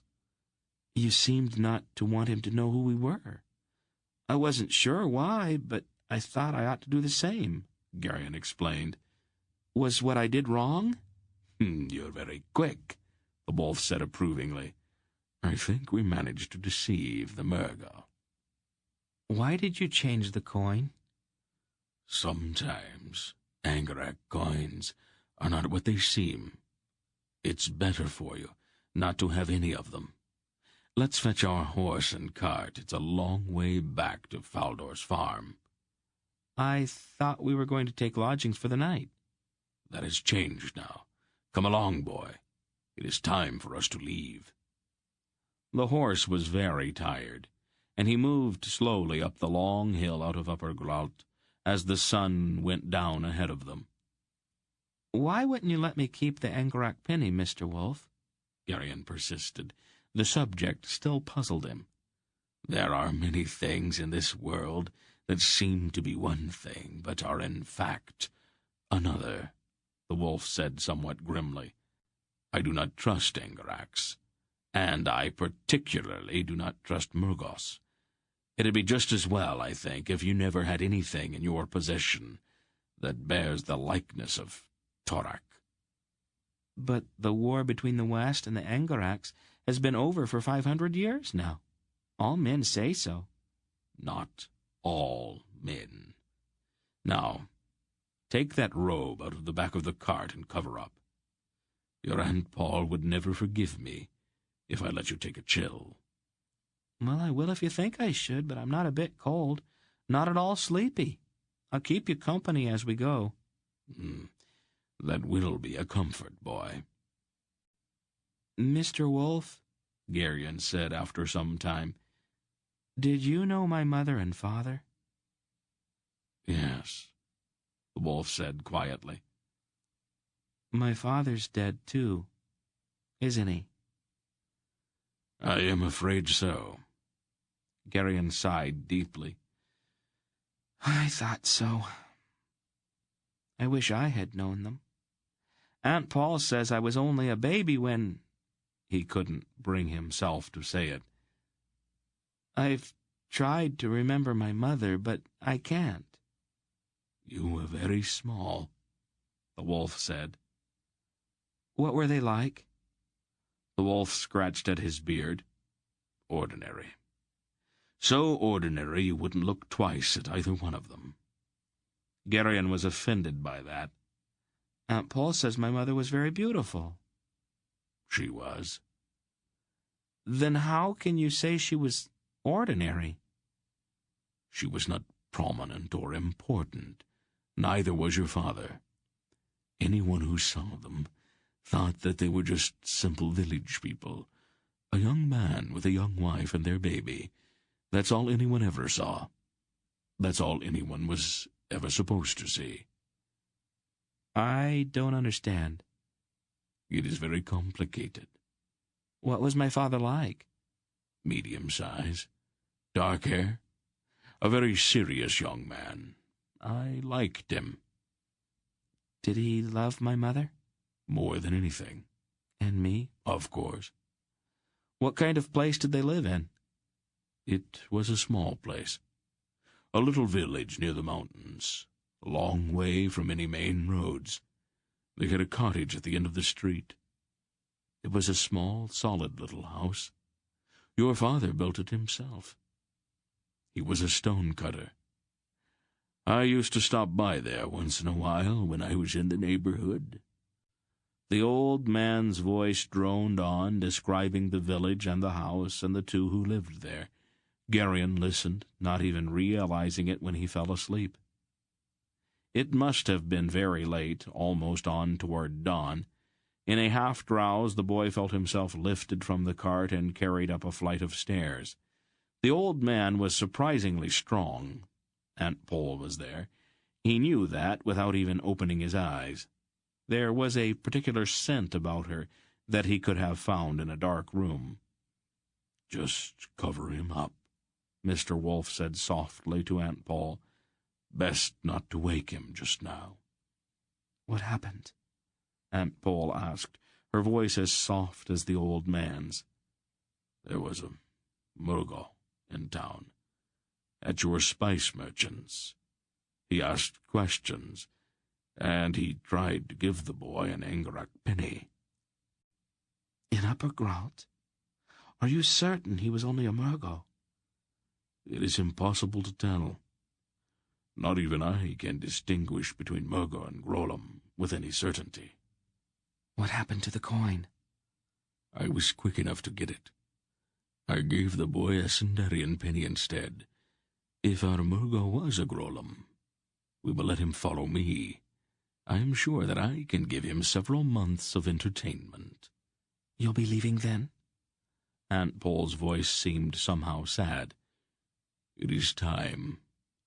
Right now the boy's safe enough here, and I must be abroad.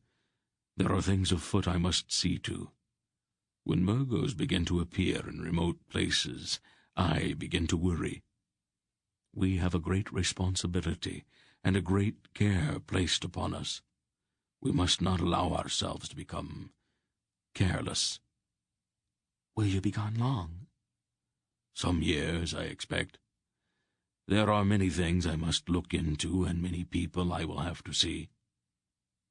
I'll miss you, Aunt Paul said softly. He laughed. "Sentimentality, Paul? That's hardly in character." You know what I mean. I am not suited for this task you and the others have given to me. What do I know about the raising of small boys? "You are doing very well. Keep the boy close, and do not let his nature drive you into hysterics. Be careful. He lies like a champion. Garion? He lied to the Murgle so well that even I was impressed. Garion? He has also started to ask questions about his parents. How much have you told him? Very little, only that they are dead. Well, let's leave it at that for now. There's no point in telling him things he is not old enough to cope with yet. Their voices went on, but Garion drifted off into sleep again, and he was almost sure that it was all a dream. But the next morning when he awoke, Mr. Wolf was gone. Chapter 4. The seasons turned, as seasons will. Summer ripened into autumn, the blaze of autumn died into winter, winter grudgingly relented to the urgency of spring, and spring bloomed into summer again. With the turning of the seasons, the years turned, and Garion imperceptibly grew older. As he grew, the other children grew as well, all except poor Dorun, who seemed doomed to be short and skinny all of his life. Runderig sprouted like a young tree, and was soon almost as big as any man on the farm. Zabret, of course, did not grow so tall, but she developed in other ways, which the boys began to find interesting. In the early autumn, just before Garion's 14th birthday, he came very close to ending his career. In response to some primal urge all children have, given a pond and a handy supply of logs, they had built a raft that summer. The raft was neither very large, nor was it particularly well built. It had a tendency to sink on one end if the weight aboard it was improperly distributed, and an alarming habit of coming apart at unexpected moments. Quite naturally, it was Garion who was aboard the raft, showing off, on that fine autumn day when the raft quite suddenly decided once and for all to revert to its original state. The bindings all came undone, and the logs began to go their separate ways. Realizing his danger only at the last moment, Garion made a desperate effort to pole for shore, but his haste only made the disintegration of his craft more rapid. In the end, he found himself standing on a single log, his arms windmilling wildly in a futile effort to retain his balance. His eyes, desperately searching for some aid, swept the marshy shore. Some distance up the slope behind his playmates, he saw the familiar figure of the man on the black horse. The man wore a dark robe, and his burning eyes watched the boy's plight. Then the spiteful log rolled under Garion's feet, and he toppled and fell with a resounding splash. Garion's education, unfortunately, had not included instructions in the art of swimming, and while the water was not really very deep, it was deep enough.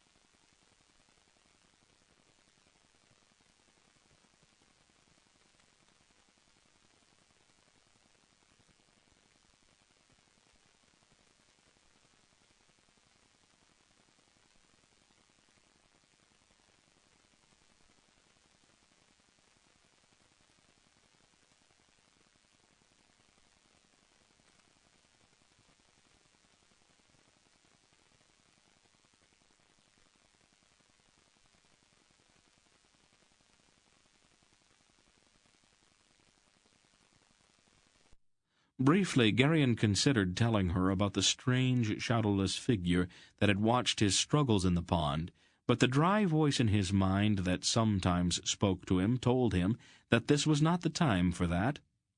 He seemed to know somehow that the business between him and the man on the black horse was something very private, and that the time would inevitably come when they would face each other in some kind of contest of will or deed. To speak of it now, to Aunt Paul, would involve her in the matter, and he did not want that. He was not sure exactly why, but he did know that the dark figure was an enemy, and though that thought was a bit frightening, it was also very exciting. There was no question that Aunt Paul could deal with this stranger, but if she did, Garion knew that he would lose something very personal, and for some reason very important. And so he said nothing. "It really wasn't anything all that dangerous, Aunt Paul," he said instead, rather lamely. "I was starting to get the idea of how to swim. I'd have been all right if I hadn't hit my head on that log." "But of course you did hit your head," she pointed out. "Well, yes, but it wasn't that serious. I'd have been all right in a minute or two." "Under the circumstances, I'm not sure you had a minute or two," she said bluntly. "Well," he faltered, and then decided to let it drop. That marked the end of Garion's freedom. Aunt Paul confined him to the scullery. He grew to know every dent and scratch on every pot in the kitchen intimately. He once estimated gloomily that he washed each one 21 times a week. In a seeming orgy of messiness, Aunt Paul suddenly could not even boil water without dirtying at least 3 or 4 pans, and Garion had to scrub every one of them. He hated it, and began to think quite seriously of running away. As autumn progressed and the weather began to deteriorate, the other children were also more or less confined to the compound as well, and it wasn't so bad. Runderig, of course, was seldom with them any more, since his man's size had made him, even more than Garion, subject to more and more frequent labor. When he could, Garion slipped away to be with Zubret and Dorun, but they no longer found much entertainment in leaping into the hay or in the endless games of tag in the stables and barns. They had reached an age and size where adults rather quickly noticed such idleness and found tasks to occupy them. Most often, they would sit in some out-of-the-way place and simply talk, which is to say that Garion and Zubret would sit and listen to the endless flow of Dorun's chatter. That small, quick boy, as unable to be quiet as he was to sit still, could seemingly talk for hours about a half-dozen raindrops, and his words tumbled out breathlessly as he fidgeted. "What's that mark on your hand, Garion?" Zubret asked one rainy day, interrupting Dorun's bubbling voice. Garion looked at the perfectly round white patch on the palm of his right hand. "Oh, I've noticed that too," Dorun said, quickly changing subjects in mid-sentence. "But Garion grew up in the kitchen, didn't you, Garion? Probably a place where he burned himself when he was little. You know, reached out before anyone could stop him, put his hand on something hot. I'll bet his Aunt Polly really got angry about that, because she can get angrier faster than anybody else I've ever seen, and she can really—" "It's always been there," Garion said, tracing the mark on his palm with his left forefinger. He had never really looked closely at it before. It covered the entire palm of his hand, and had in certain light a faint silvery sheen. "Oh, maybe it's a birthmark," Zubret suggested. "I'll bet that's it," Dorun said quickly. "I saw a man once that had a big purple one on the side of his face, one of those wagoners that comes by to pick up the turnip crop in the fall. Anyway, the mark was all over the side of his face, and I thought it was a big bruise at first, and thought that he must have been in an awful fight. Those wagoners fight all the time. But then I saw that it wasn't really a bruise, but, like Zubret just said, it was a birthmark. I wonder what causes things like that." That evening, after he had gotten ready for bed, he asked his aunt about it. "What's this mark, Aunt Paul?" he asked, holding his hand up, palm out. She looked up from where she was brushing her long, dark hair. "It's nothing to worry about." "Well, I wasn't worried about it. I just wondered what it was. Zubret and Dorun think it's a birthmark. Is that what it is?" "Something like that." Did either of my parents have the same kind of mark? Your father did. It's been in the family for a long time. A sudden strange thought occurred to Garion. Without knowing why, he reached out with a hand and touched the white lock at his aunt's brow. Is it like that white place in your hair? He felt a sudden tingle in his hand, and it seemed somehow that a window opened in his mind. At first there was only the sense of uncountable years moving by like a vast sea of ponderously rolling clouds, and then, sharper than any knife, a feeling of endlessly repeated loss, of sorrow. Then, more recent, there was his own face, and behind it more faces, old, young, regal, or quite ordinary. And behind them all, no longer foolish as it sometimes seemed, the face of Mr. Wolfe. But more than anything, there was a knowledge of an unearthly, inhuman power, the certainty of an unconquerable will. Aunt Paul moved her head away almost absently. "Don't do that, Garion," she said, and the window in his mind shut. "What was it?" he asked, burning with curiosity and wanting to open the window again. "A simple trick." "Show me how." "Not yet, my Garion," she said, taking his face between her hands. "Not yet. You are not ready yet. Now, go to bed." "You'll be here?" he asked, a little frightened now. "I will always be here." She tucked him in, and then she went back to brushing her long, thick hair, humming a strange song as she did, in a deep, melodious voice, and to that sound he fell asleep. After that, not even Garion himself saw the mark on his own palm very often. There suddenly seemed to be all kinds of dirty jobs for him to do, which kept not only his hands, but the rest of him as well, very dirty. The most important holiday in Cinderia, and indeed in the rest of the kingdoms of the West, was Aristide. It commemorated the day, eons before, when the 7 gods joined hands to create the world with a single word.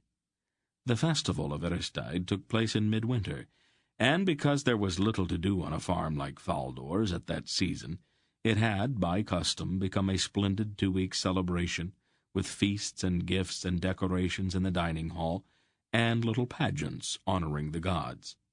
These last, of course, were a reflection of Faldor's piety. Faldor, though he was a good, simple man, had no illusions about how widely his sentiments were shared by others on the farm. He thought, however, that some outward show of devotional activity was in keeping with the season, and because he was such a good master, the people on his farm chose to humor him. It was also at this season, unfortunately, that Faldor's married daughter, Anhelda, and her husband, Adelbrig, made their customary annual visit to remain on speaking terms with her father. Anhelda had no intention of endangering her inheritance rights by seeming inattention. Her visits, however, were a trial to Faldor, who looked upon his daughter's somewhat overdressed and supercilious husband, a minor functionary in a commercial house in the capital city of Sindar, with scarcely concealed contempt. Their arrival, however, marked the beginning of the Aristide festival at Faldor's farm. So, while no one cared for them personally, their appearance was always greeted with a certain enthusiasm. The weather that year had been particularly foul, even for Cinderia. The rains had settled in early, and were soon followed by a period of soggy snow, not the crisp, bright powder which came later in the winter, but a damp slush, always half-melting. For Garion, whose duties in the kitchen now prevented him from joining with his former playmates in their traditional pre-holiday orgy of anticipatory excitement, the approaching holiday seemed somehow flat and stale. He yearned back to the good old days, and often sighed with regret, moping about the kitchen like a sandy-haired cloud of doom. Even the traditional decorations in the dining hall, where Aristide festivities always took place, seemed decidedly tacky to him that year. The fir boughs festooning the ceiling beams were somehow not as green, and the polished apples carefully tied to the boughs were smaller and not as red. He sighed some more and reveled in his sullen moping. Aunt Paul, however, was not impressed, and her attitude was firmly unsympathetic. She routinely checked his brow with her hands for signs of fever, then dosed him with the foulest-tasting tonic she could concoct. Garion was careful after that to mope in private, and to sigh less audibly. That dry, secret part of his mind informed him, matter-of-factly, that he was being ridiculous, but Garion chose not to listen. The voice in his mind was much older and wiser than he, but it seemed determined to take all of the fun out of life. On the morning of Eristide, Emurgo and 5 tulls appeared with a wagon outside of the gate and asked to see Faldor. Garion, who had long since learned that no one pays attention to a boy, and that many interesting things may be learned by placing himself in a position to casually overhear conversations, busied himself with some small, unimportant chore near the gate. The Murgo, his face scarred much like the face of the one in Upper Graalt, sat importantly on the wagon seat, his chain-mail shirt clinking each time he moved.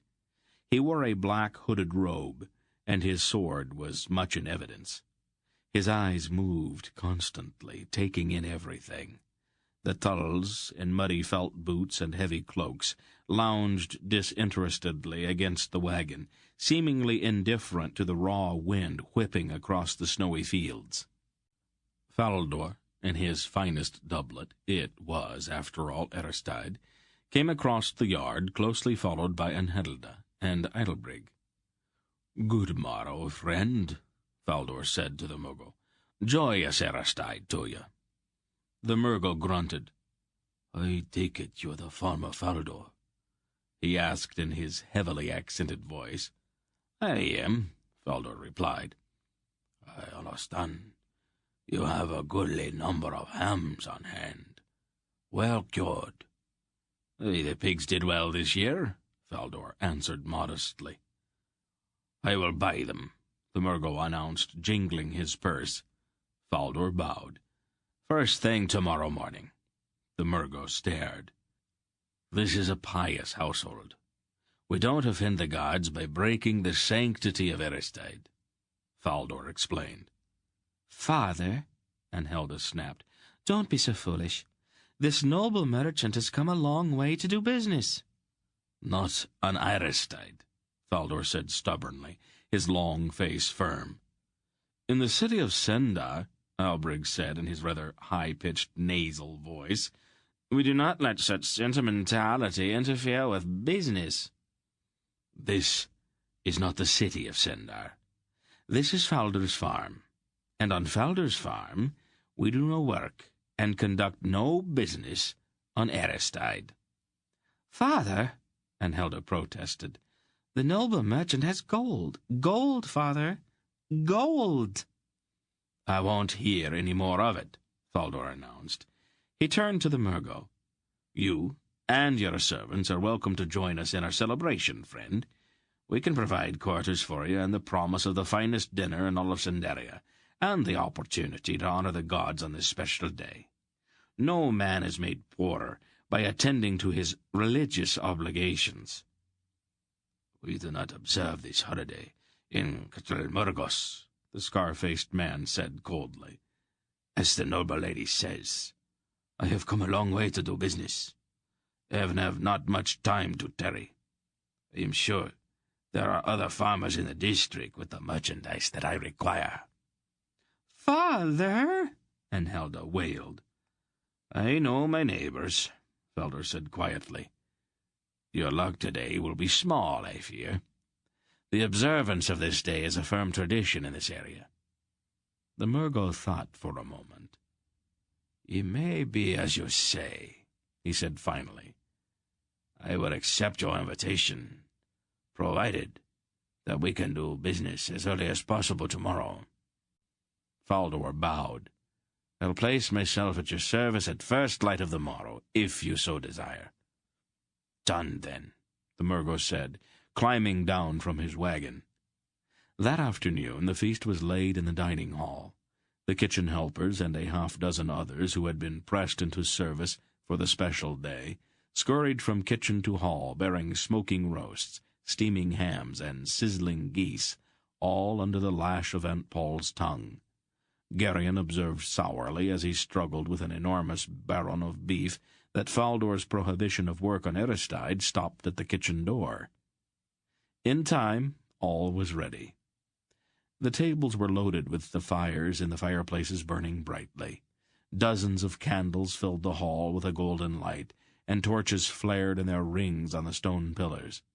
Faldor's people, all in their best clothes, filed into the hall, their mouths watering in anticipation. When all were seated, Faldor rose from his bench at the head of the center table. "Dear friends," he said, lifting his tankard, "I dedicate this feast to the gods." "The gods," the people responded in unison, rising respectfully. Faldor drank briefly, and they all followed suit. "Hear me, O gods," he prayed.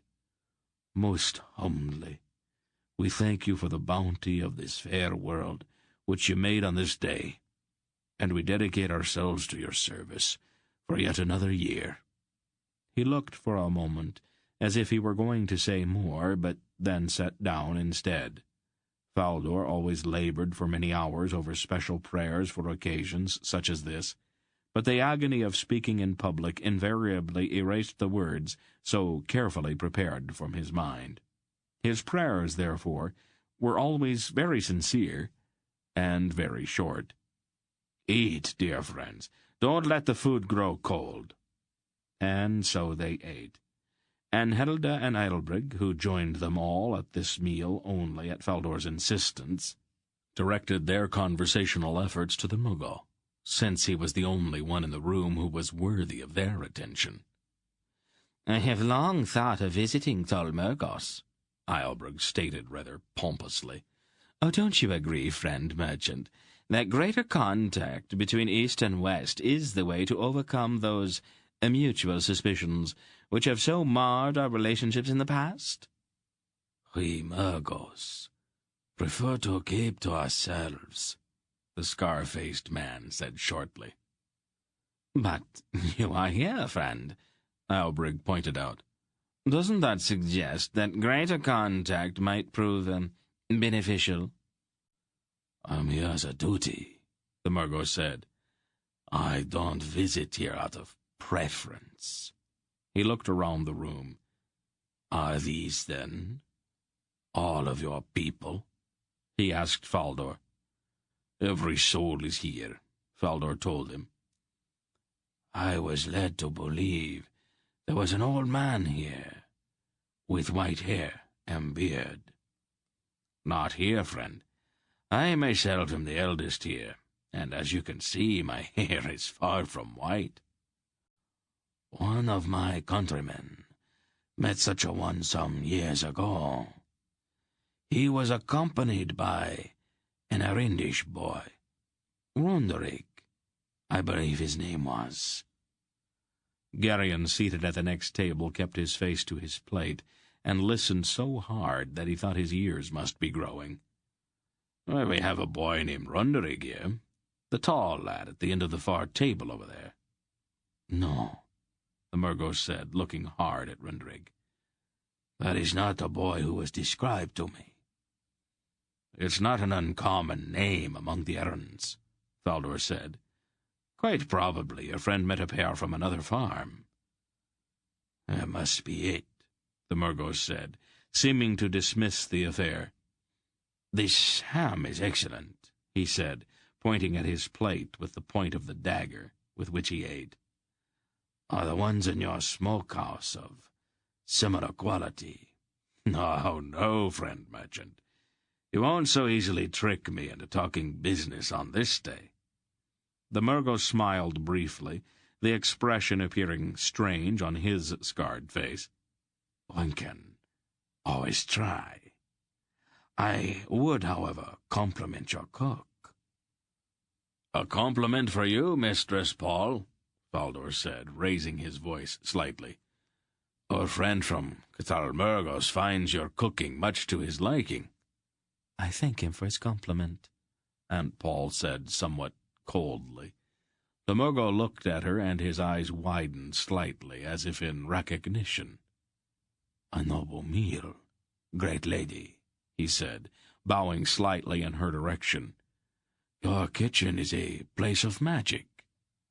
No, she said, her face suddenly very haughty. Not magic. Cooking is an art which anyone with patience may learn. Magic is quite something else. Ah, but magic is also an art, great lady. There are many who think so. But true magic comes from within, and is not the result of nimble fingers which trick the eye. This ends Disc 2. Please change to Disc 3. True magic comes from within, and is not the result of nimble fingers which trick the eye. The Murgo stared at her, his face hard, and she returned his gaze with steely eyes. To Garion, sitting nearby, it seemed as if something had passed between them that had nothing to do with the words that they spoke. A kind of challenge seemed to hang in the air. And then the Murgo looked away, almost as if he feared to take up the challenge. When the meal was over, it was time for the rather simple pageant which traditionally marked Iristide. 7 of the older farmhands who had slipped away earlier appeared in the doorway, wearing the long hooded robes and carefully carved and painted masks which represented the faces of the gods. The costumes were old, and showed the wrinkles which were the result of having been packed away in Faldor's attic for the past year. With a slow step, the robed and masked figures paced into the hall, and lined up at the foot of the table where Faldor sat. Then each, in turn, spoke a short piece which identified the god he represented. "I am Aldor," Kralto's voice came from behind the first mask, "the god who dwells alone, and I command this world to be." "I am Balar," came another familiar voice from behind the second mask, "bear god of the Alloans, and I command this world to be." And so it went down the line. Kaldan, Issa, Nidra, Mara. And then finally the last figure, which, unlike the others, was robed in black, and whose mask was made of steel instead of painted wood. "I am Torak." Dernick's voice came hollowly from behind the mask. "Dragon god of the Engaraks, and I command this world to be." A movement caught Garion's eye, and he looked quickly. The Murgo had covered his face with his hands in a strange, almost ceremonial gesture. Beyond him, at the far table, the 5 Tulls were ashen-faced and trembling. The 7 figures at the foot of Faldor's table joined their hands. "We are the gods," they said in unison, "and we command this world to be." "Hearken unto the words of the gods," Faldor declaimed. "Welcome are the gods in the house of Faldor." "The blessings of the gods be upon the house of Faldor," the 7 responded, "and upon all this company." And then they turned, and as slowly as they had come, they paced from the hall. Then came the gifts. There was much excitement at this, for the gifts were all from Faldor, and the good farmer struggled long each year to provide the most suitable gift for each of his people. New tunics and hose and gowns and shoes were much in evidence, but Garion this year was nearly overwhelmed when he opened a smallish cloth-wrapped bundle and found a neat, well-sheathed dagger. "He's nearly a man," Faldor explained to Aunt Paul, "and a man has always got a need of a good knife." Garion, of course, immediately tested the edge of his gift, and quite promptly managed to cut his finger. "It was inevitable, I suppose," Aunt Paul said. But whether she was speaking of the cut, or of the gift itself, or the fact of Garion's growing up, was not entirely clear. The Murgo bought his hams the next morning, and he and the 5 Thulls departed. A few days later, Anhelda and Eidelbrig packed up and left on their return journey to the city of Sundar, and Faldor's farm returned to normal.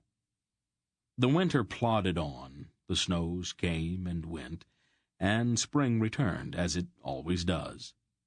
The only thing which made that spring any different from any other was the arrival of Brill, the new hand. One of the younger farmers had married and rented a small nearby croft, and had left, laden down with practical gifts and good advice from Faldor, to begin his life as a married man. Brill was hired to replace him. Garion found Brill to be a definitely unattractive addition to the farm. The man's tunic and hose were patched and stained, his black hair and scraggly beard were unkempt, and one of his eyes looked off in a different direction from its fellow. He was a sour, solitary man, and he was none too clean. He seemed to carry with him an acrid reek of stale sweat that hung in his vicinity like a miasma. After a few attempts at conversation, Garion gave up and avoided him. The boy, however, had other things to occupy his mind during that spring and summer. Though he had until then considered her to be more an inconvenience than a genuine playmate, quite suddenly he began to notice Zubrette. He had always known that she was pretty, but until that particular season that fact had been unimportant, and he had much preferred the company of Runderig and Daron. Now matters had changed. He noticed that the two other boys had also begun to pay more attention to her as well, and for the first time he began to feel the stirrings of jealousy. Zubrette, of course, flirted outrageously with all three of them, and positively glowed when they glared at each other in her presence. Runderig's duties in the fields kept him away most of the time, but Daron was a serious worry to Garion.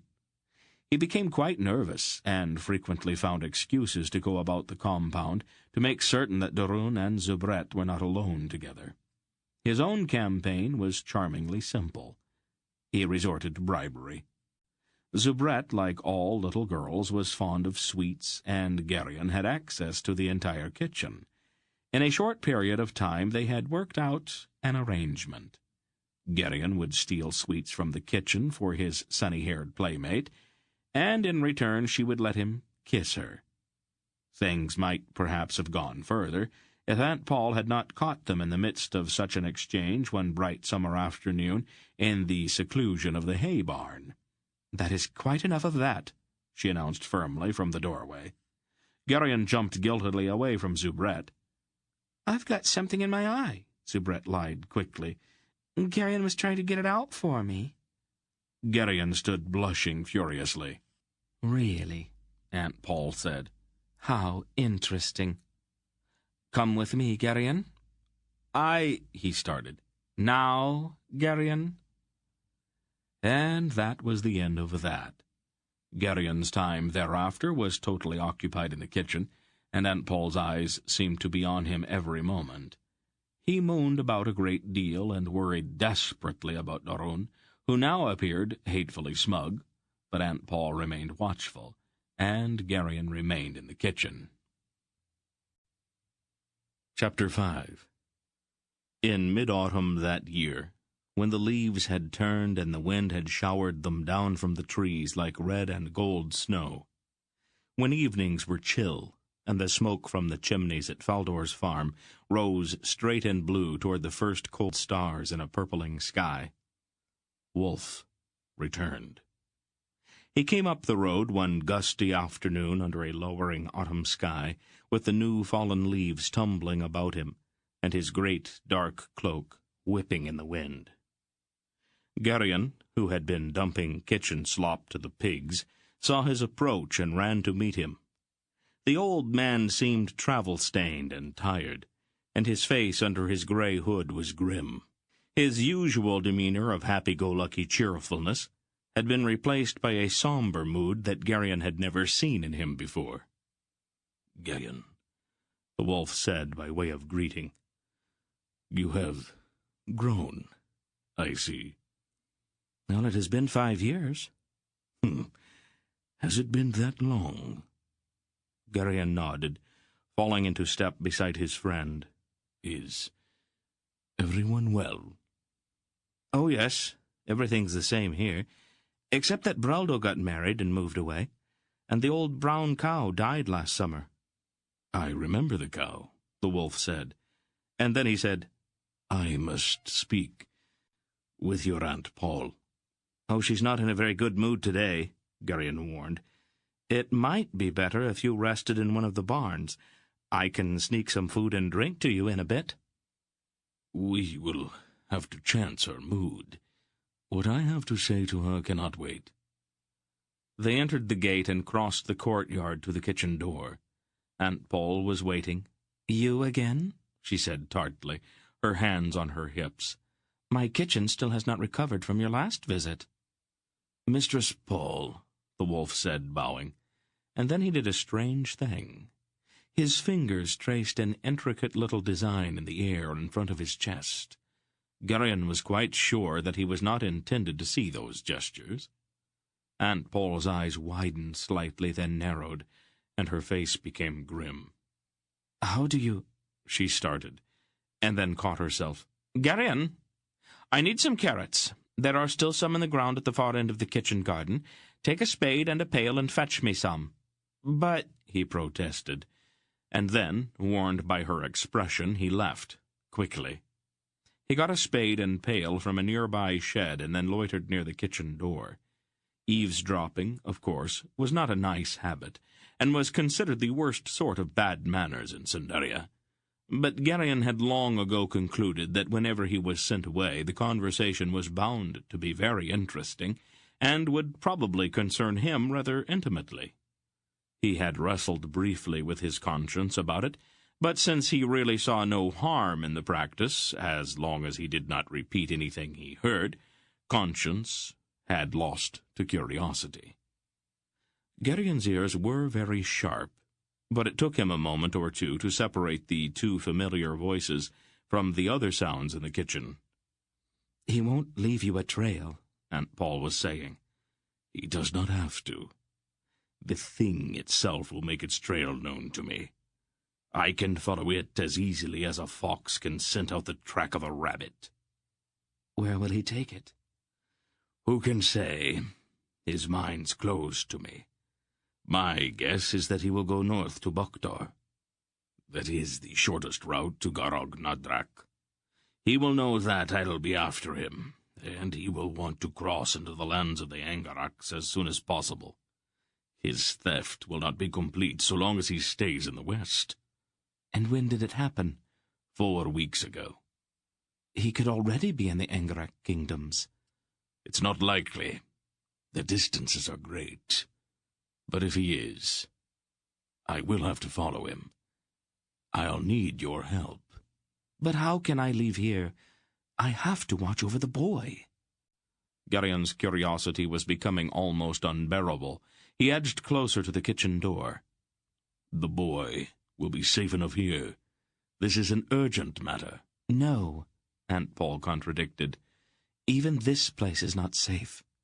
Last Aristide, a Murgo, and 5 Tulls came here. He posed as a merchant, but he asked a few too many questions about an old man and a boy named Runderig, who had been seen in Upper Gralt some years ago. He may also have recognized me." "It is more serious than I thought, then," the wolf said thoughtfully. "We shall have to move the boy. We can leave him with friends elsewhere." "No," Aunt Paul disagreed again. "If I go with you, he will have to go along. He is reaching an age where he has to be watched most carefully." "Don't be foolish," the wolf said sharply. Garion was stunned. Nobody talked to Aunt Paul that way. "It is my decision to make," Aunt Paul said crisply. "We all agreed that he was to be in my care until he was grown. I won't go unless he goes with me." Garion's heart leaped. "Paul, think where we may have to go. You cannot deliver the boy into those hands." "He would be safer in Ctolmurgos, or in Meloria itself, than he would be here without me to watch him," Aunt Paul responded. "Last spring I caught him in the barn with a girl about his own age. As I said, he needs watching." The wolf laughed then, a rich, merry sound. "Is that all? You worry too much about such things." "How would you like it if we returned and found him married and about to become a father?" Aunt Paul demanded. "He'd make an excellent farmer, and what matter if we'd all have to wait 100 years for the circumstances to be right again?" "Oh, surely it has not gone that far. They are only children." "You are blind, old wolf. This is back country Cinderia, and the boy has been raised to do the proper and honorable thing. The girl's a bright-eyed little minx who's maturing much too rapidly for my comfort. Right now, charming little Zubrette is a far greater danger than any Murgo could ever be. Either the boy goes along, or I won't go either. You have your responsibilities, and I have mine." "There is no time to argue. If it has to be this way, then so be it." Garion almost choked with excitement. He felt only a passing, momentary pang at leaving Zubrette behind. He turned and looked exultantly up at the clouds scudding across the evening sky, and, because his back was turned, he did not see Aunt Paul approach through the kitchen door. "The garden, as I recall, lies beyond the south wall," she pointed out. Garion started guiltily. "How is it that the carrots remain undug?" "I had to look for the spade," he said unconvincingly. "Really? I see that you found it, however." Her eyebrows arched dangerously. "Only just now." "Splendid. Carrots, Garion. Now." Garion grabbed his spade and pail and ran. It was just dusk when he returned, and he saw Aunt Paul mounting the steps that led to Faldor's quarters. He might have followed her to listen, but a faint movement in the dark doorway of one of the sheds made him step instead into the shadow of the gate. A furtive figure moved from the shed to the foot of the stairs that Aunt Paul had just climbed, and silently crept up the stairs as soon as she went into Faldor's door. The light was fading, and Garion could not see exactly who followed his aunt. He set down his pail, and, grasping the spade like a weapon, he hurried quickly around the inner court, keeping to the shadows. There came the sound of a movement inside the chambers upstairs, and the figure at the door straightened quickly and scurried down the steps. Garion slipped back out of sight, his spade still held at the ready. As the figure passed him, Garion briefly caught the scent of stale, musty clothing and rank sweat. As certainly as if he had seen the man's face, he knew that the figure that had followed his aunt had been Brill, the new farmhand. The door at the top of the stairs opened, and Garion heard his aunt's voice. "I'm sorry, Faldor, but it is a family matter, and I must leave immediately." "I would pay you more, Paul." Faldor's voice was almost breaking. "Money has nothing to do with it," Aunt Paul replied. "You are a good man, Faldor, and your farm has been a haven to me when I needed one. I am grateful to you, more than you can know. But I must leave." "Perhaps when this family business is over, you can come back," Faldor almost pleaded. "No, Faldor, I am afraid not." "We will miss you, Paul," Faldor said, with tears in his voice.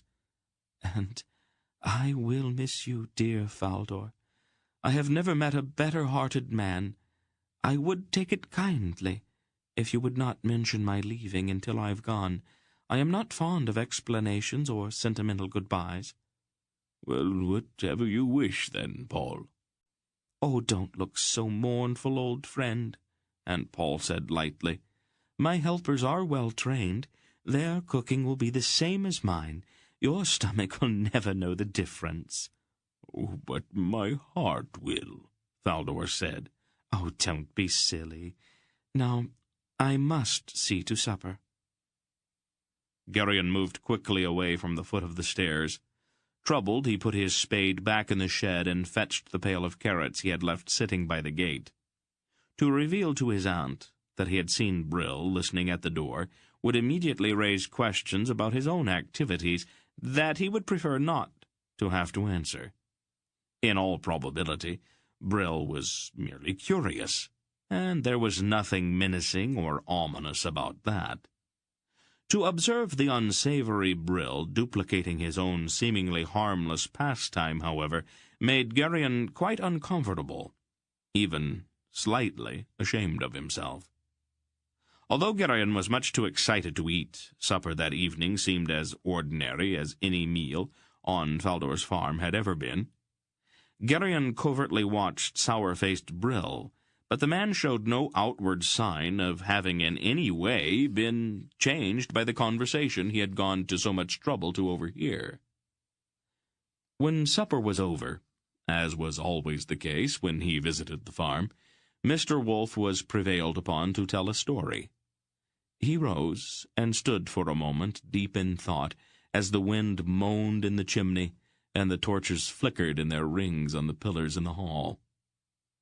"As all men know," he began, "the Marags are no more, and the spirit of Mara weeps alone in the wilderness, and wails among the moss-grown ruins of Maragor. But also, as all men know, the hills and streams of Maragor are heavy with fine yellow gold. That gold, of course, was the cause of the destruction of the Marags.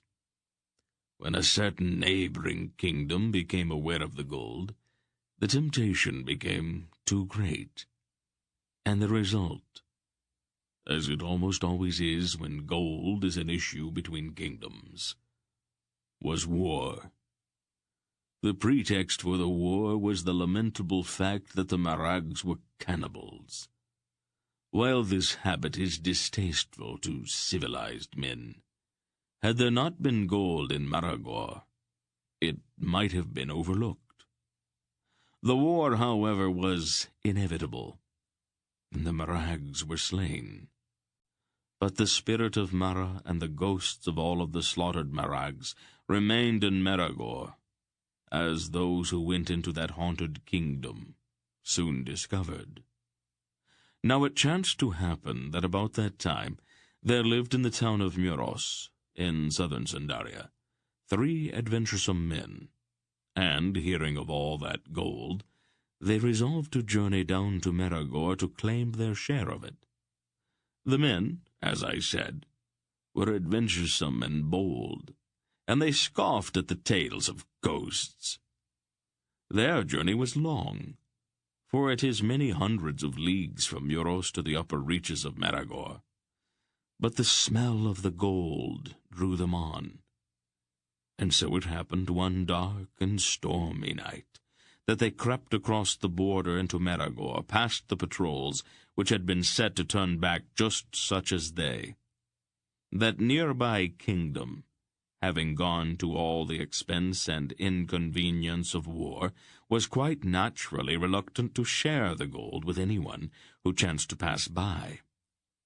Through the night they crept, burning with their lust for gold. The spirit of Mara wailed about them, but they were brave men and not afraid of spirits.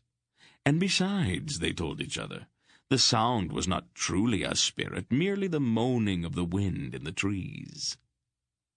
As dim and misty morning seeped amongst the hills, they could hear not far away the rushing sound of a river. As all men know, gold is most easily found along the banks of rivers, and so they made quickly toward the sound. Then one of them chanced to look down in the dim light, and behold, the ground at his feet was strewn with gold, lumps and chunks of it.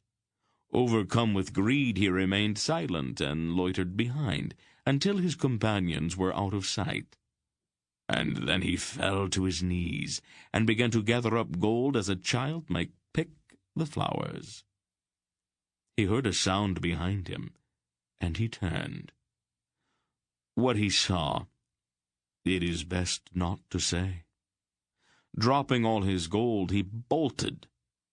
Now, the river, they had heard, cut through a gorge, just about there, and his two companions were amazed to see him run off the edge of that gorge, and even continue to run as he fell, his legs churning insubstantial air.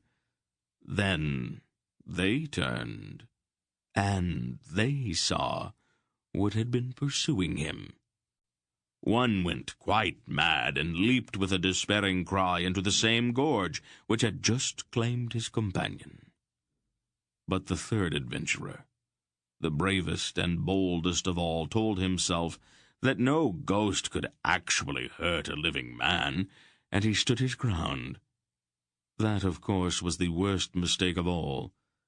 The ghosts encircled him as he stood bravely, certain that they could not hurt him. Mr. Wolf paused and drank briefly from his tankard. And then, the old storyteller continued, because even ghosts can become hungry, they divided him up and ate him. Garion's hair stood on end at the shocking conclusion of Wolf's tale, and he could sense the others at his table shuddering. It was not at all the kind of story they had expected to hear. Jernick, the smith, who was sitting near by, had a perplexed expression on his plain face. Finally, he spoke. "I would not question the truth of your story for the world," he said to Wolf, struggling with his words. "But if they ate him, the ghosts, I mean, where did it go? I mean, if ghosts are insubstantial, as all men say that they are, not having stomachs, do they? And what would they bite with?" Wolf's face grew sly and mysterious. He raised one finger, as if he were about to make some cryptic reply to Jernick's puzzled question, and then he suddenly began to laugh. Jernick looked annoyed at first, and then, rather sheepishly, he too began to laugh. Slowly the laughter spread as they all began to understand the joke. "An excellent jest, old friend," Faldor said, laughing as hard as any of the others, "and one from which much instruction might be gained. Greed is bad, but fear is worse, and the world is dangerous enough without cluttering it with imaginary hobgoblins." Trusts Faldor to twist a good story into a moralistic sermon of some kind. True enough, good Faldor," Wolf said more seriously. "But there are things in this world which cannot be explained away, nor dismissed with laughter." Brill, seated near the fire, had not joined in the laughter. "I've never seen a ghost," he said sourly, "nor ever met anyone who has. And I, for one, don't believe in any kind of magic or sorcery or such childishness." And he stood up and stamped out of the hall, almost as if the story had been a kind of personal insult.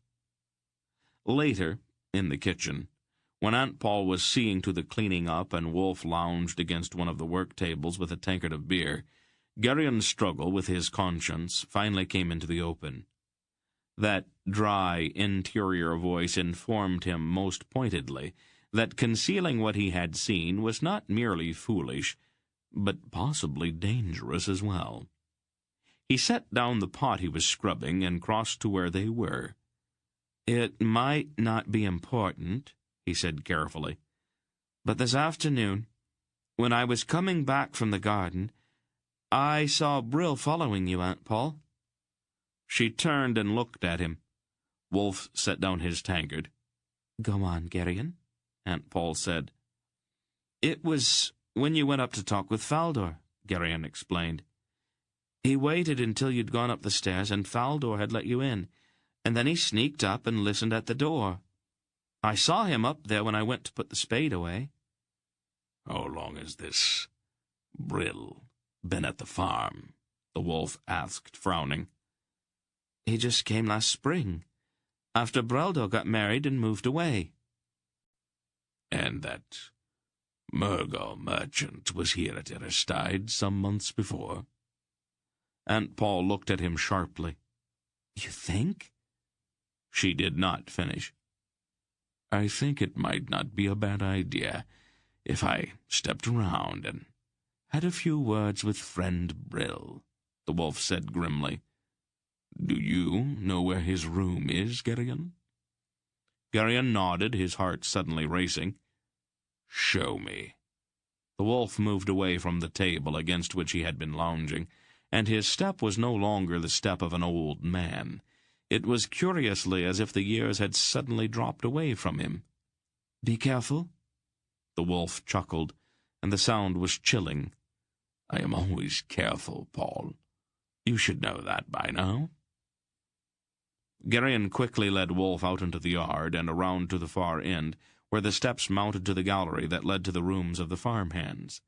They went up, their soft leather shoes making no sound on the worn steps. "Down here," Garion whispered, not knowing exactly why he whispered. The wolf nodded, and they went quietly down the dark gallery. "Here," Garion whispered, stopping. "Step back," Wolf breathed. He touched the door with his fingertips. "Is it locked?" "That is no problem." The wolf put his hand to the latch. There was a click, and the door swung open. Wolf stepped inside, with Garion close behind. It was totally dark in the room, and the sour stink of Brill's unwashed clothes hung in the air. "He is not here," the wolf said in a normal tone. He fumbled with something at his belt, and there was the scrape of flint against steel, and a flare of sparks. A wisp of frayed rope caught the sparks and began to glow. Wolf blew on the spark for a second, and it flared into flame. He raised the burning wisp over his head and looked around the empty room. The floor and bed were littered with rumpled clothes and personal belongings. Garion knew instantly that this was not simple untidiness, but rather was the sign of a hasty departure, and he did not know exactly how it was that he knew it. Wolf stood for a moment, holding his little torch. His face seemed somehow empty, as if his mind were searching for something. "The stables," he said sharply. "Quickly, boy."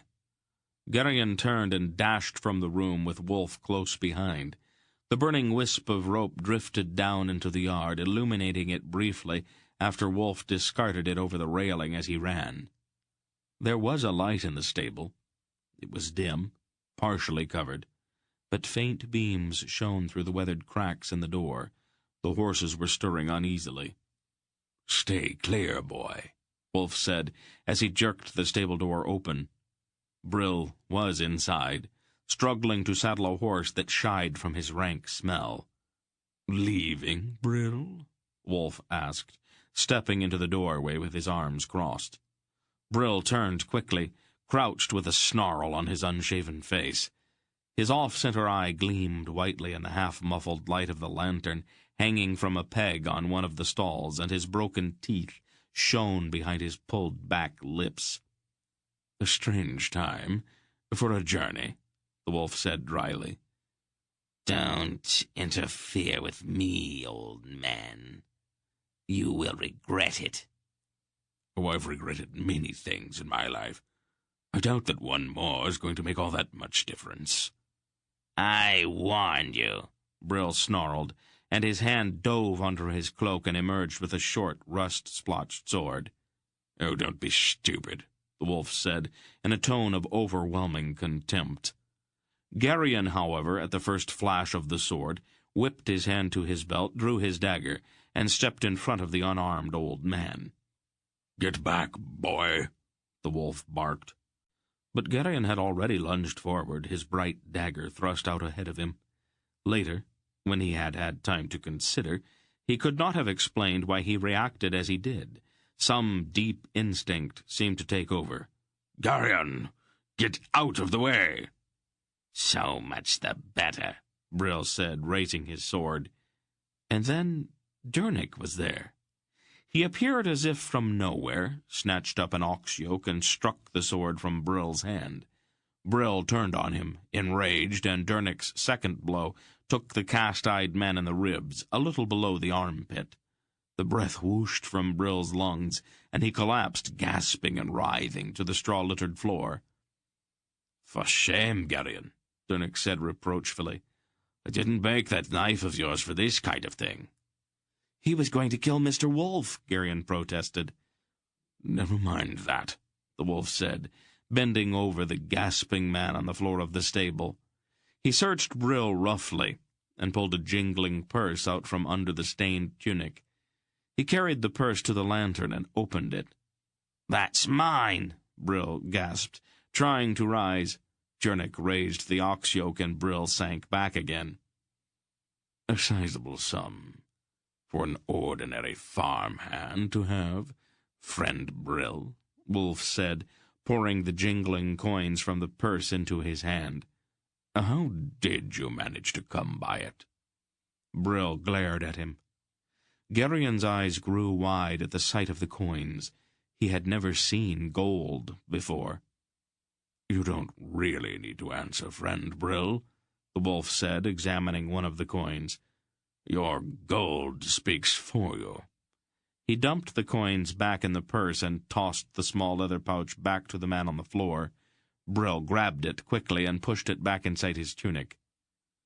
"I'll have to tell Faldor of this," Dernick said. "No," the wolf said. "It's a serious matter. A bit of wrestling or a few blows exchanged is one thing, but drawing weapons, that's quite another."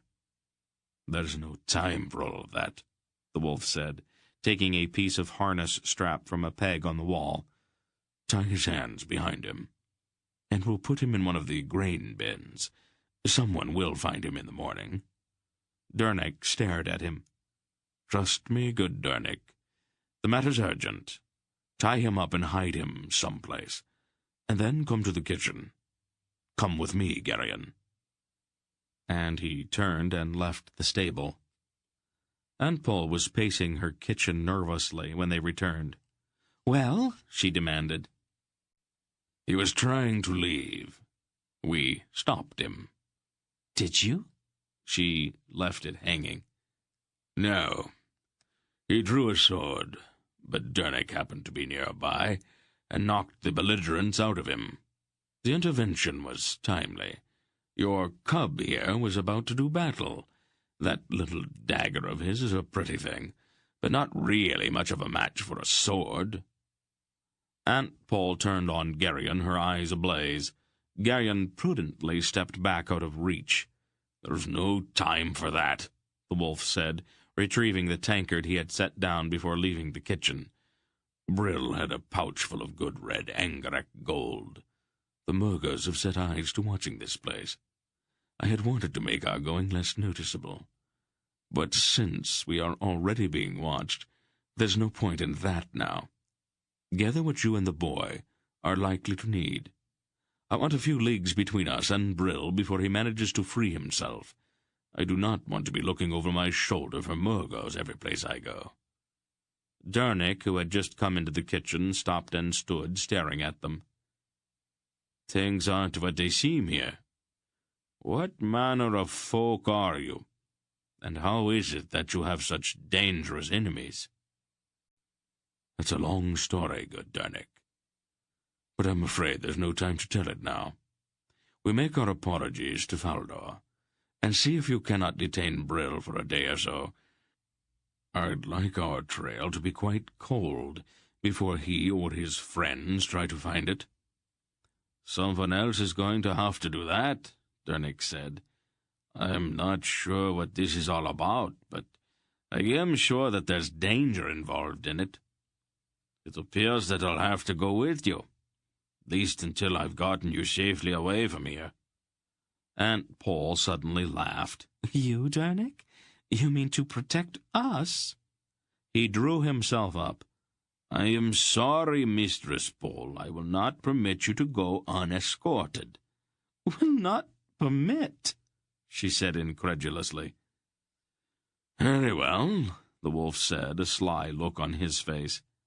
"Have you totally taken leave of your senses?" Aunt Pole demanded, turning on him. Dernick has shown himself to be a useful man, the wolf replied. If nothing else, he will give me someone to talk with along the way. Your tongue has grown sharper with the years, Paul, and I do not relish the idea of 100 leagues or more with nothing but abuse for companionship. I see that you have finally slipped into your dotage, old wolf. Well, that's exactly the sort of thing I mean, the wolf replied blindly. And now, gather a few necessary things, and let's be away from here. The night's passing rapidly. She glared at him a moment, and then stormed out of the kitchen. I'll have to go fetch some things, too, Dernick said. He turned and went out into the gusty night. Garion's mind whirled. Things were happening far too fast. Afraid, boy? The wolf asked. Well, it's just that I don't understand. I don't understand any of this at all. You will, in time, Garion. For now, it's better perhaps that you don't. There's danger in what we are doing, but not all that great a danger. Your aunt and I, and good Dernick, of course, will see that no harm comes to you. Now, help me in the pantry. He took a lantern into the pantry and began loading some loaves of bread, a ham, a round yellow cheese, and several bottles of wine into a sack which he took down from a peg. It was nearly midnight, as closely as Garion could tell, when they quietly left the kitchen and crossed the dark courtyard. The faint creak of the gate as Dernick swung it open seemed enormously loud. As they passed through the gate, Garion felt a momentary pang. Faldor's farm had been the only home he had ever known. He was leaving now, perhaps forever, and such things had great significance. He felt an even sharper pang at the memory of Zubret. The thought of Doron and Zubret together in the hay barn almost made him want to give the whole thing up altogether, but it was far too late for that now. Beyond the protection of the buildings, the gusty wind was chill and whipped at Garion's cloak. Heavy clouds covered the moon, and the road seemed only slightly less dark than the surrounding fields. It was cold and lonely, and more than a little frightening. He walked a bit closer to Aunt Paul. At the top of the hill, he stopped and glanced back. Faldor's farm was only a pale, dim blur in the valley behind. Regretfully, he turned his back on it. The valley ahead was very dark, and even the road was lost in the gloom before them. Chapter 6. They had walked for miles. How many, Garion could not say. He nodded as he walked and sometimes stumbled over unseen stones on the dark road. More than anything now, he wanted to sleep. His eyes burned and his legs trembled on the verge of exhaustion. At the top of another hill, there always seemed to be another hill, for that part of Sindaria was folded like a rumpled cloth. Mr. Wolf stopped and looked about, his eyes searching the oppressive gloom. "We'll turn aside from the road here," he announced. "Is that wise?" Dernick asked. "There are woods hereabout, and I have heard that there may be robbers hiding there. Even if there aren't any robbers, aren't we likely to lose our way in the dark?" He looked up at the murky sky, his plain face dimly seen, troubled. "I wish there was a moon." "I don't think we need to be afraid of robbers," the wolf said confidently. "And I'm just as happy that there isn't a moon. I don't think we're being followed yet, but it's just as well that no one happens to see us pass. Murga gold can buy most secrets." And with that he led them into the fields that lay beside the road. For Garion the fields were impossible. If he had stumbled now and then on the road, the unseen furrows, holes, and clumps in the rough ground seemed to catch at his feet with every step. At the end of a mile, when they reached the black edge of the woods, he was almost ready to weep with exhaustion. "How can we find our way in there?" he demanded, peering into the utter darkness of the woods. "There's a woodcutter's track not far to this side," Wolf said, pointing. "We only have a little farther to go." And he set off again, following the edge of that dark woods, with Garion and the others stumbling along behind him.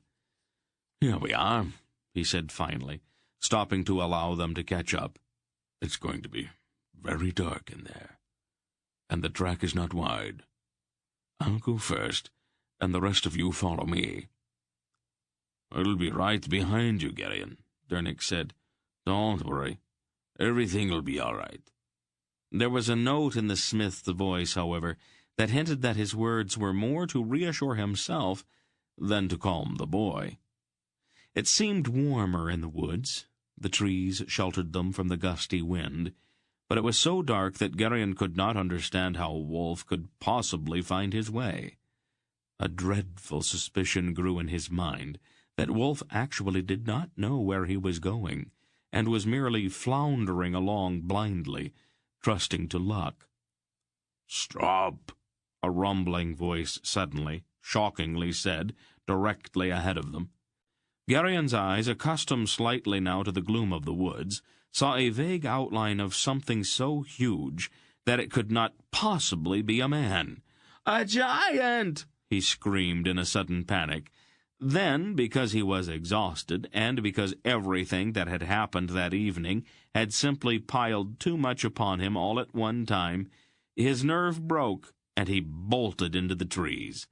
"Garion!" Aunt Paul's voice cried out after him. "Come back!" But panic had taken hold of him. He ran on, falling over roots and bushes, crashing into trees and tangling his legs in brambles. It seemed like some endless nightmare of blind flight. He ran full tilt into a low-hanging, unseen branch, and sparks flared before his eyes with a sudden blow to his forehead. He lay on the damp earth, gasping and sobbing, trying to clear his head. And then there were hands on him, horrid, unseen hands.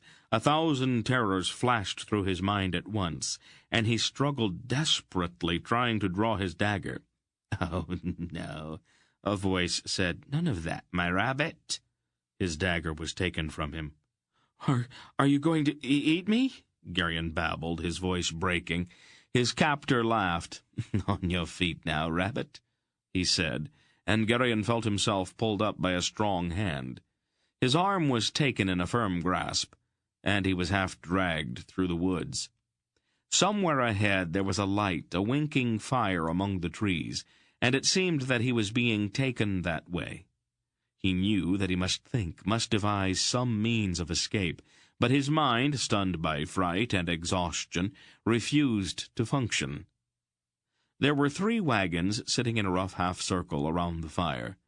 Dernick was there, and Wolf, and Aunt Paul, and with them a man so huge that Garion's mind simply refused to accept the possibility that he was real.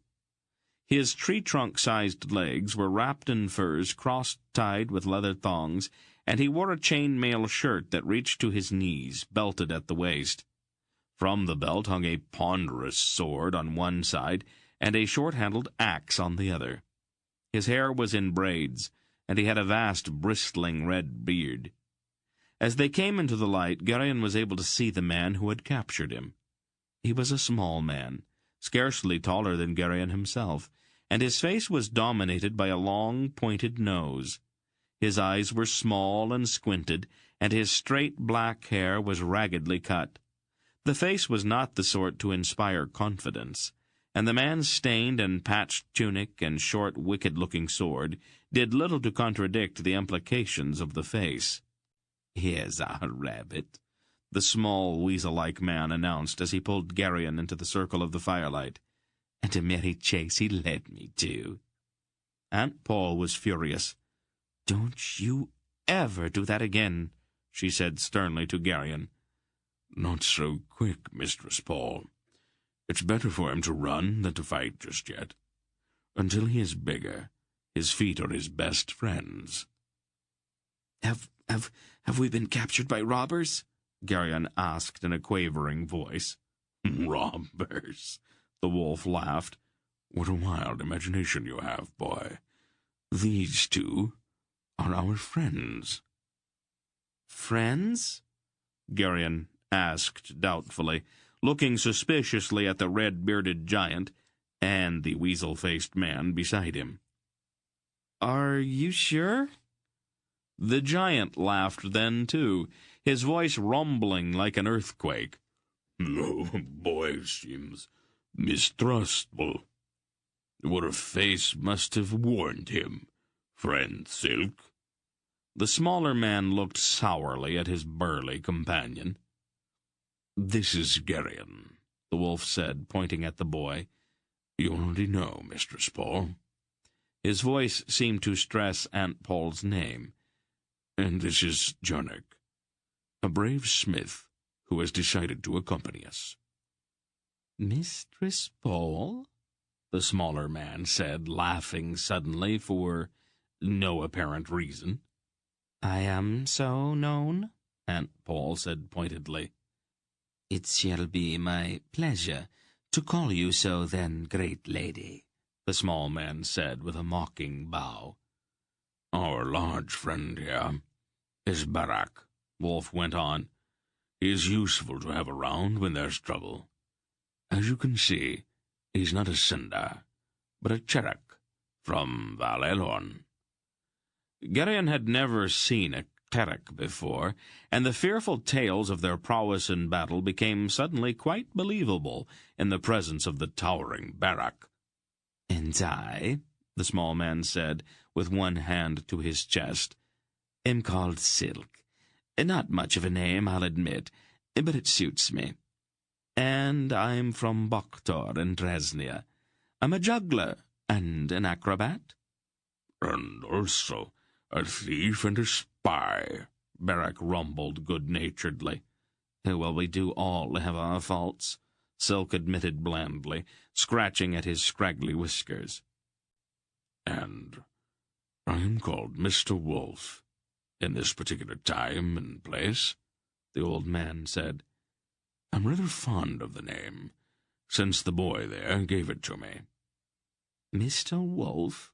Silk asked, and then he laughed again. What a merry name for you, old friend. I'm delighted that you find it so, old friend, the wolf said flatly.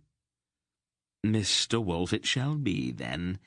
Come to the fire, friends, warm yourselves, and I'll see to some food. Garion was still uncertain about the oddly matched pair. They obviously knew Aunt Paul and Mr. Wolf, and just as obviously by different names. The fact that Aunt Paul might not be whom he had always thought she was very disturbing. One of the foundation stones of his entire life had just disappeared. The food which Silk brought was rough, a turnip stew with thick chunks of meat floating in it, and crudely hacked-off slabs of bread, but Garion, amazed at the size of his appetite, fell into it as if he had not eaten for days. And then, his stomach and his feet warmed by the crackling campfire, he sat on a log, half dozing. "What now, old wolf?" he heard Aunt Paul ask. "What's the idea behind these clumsy wagons?"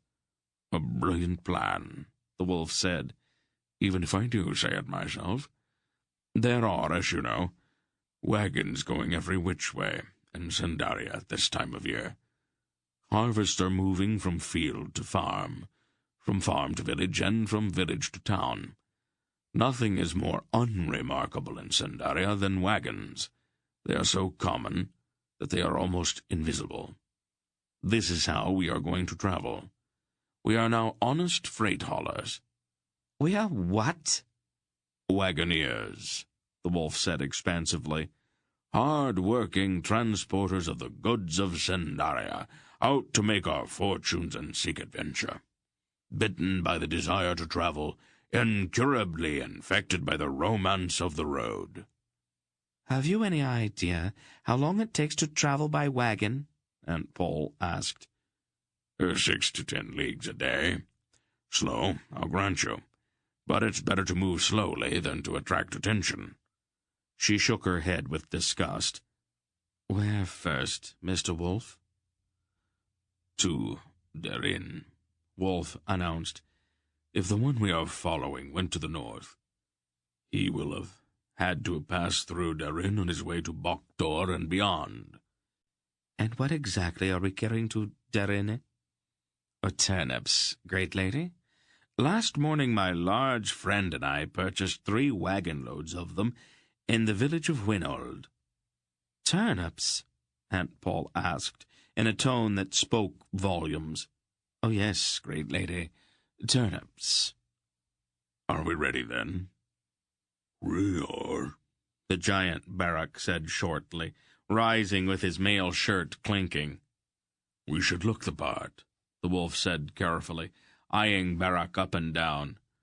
Your armor, my friend, is not the sort of garb an honest wagoner would wear.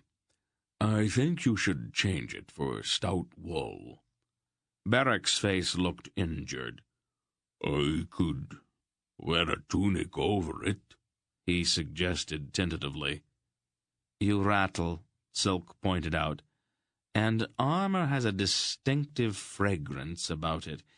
From the downwind side, you smell like a rusty ironworks, Barak.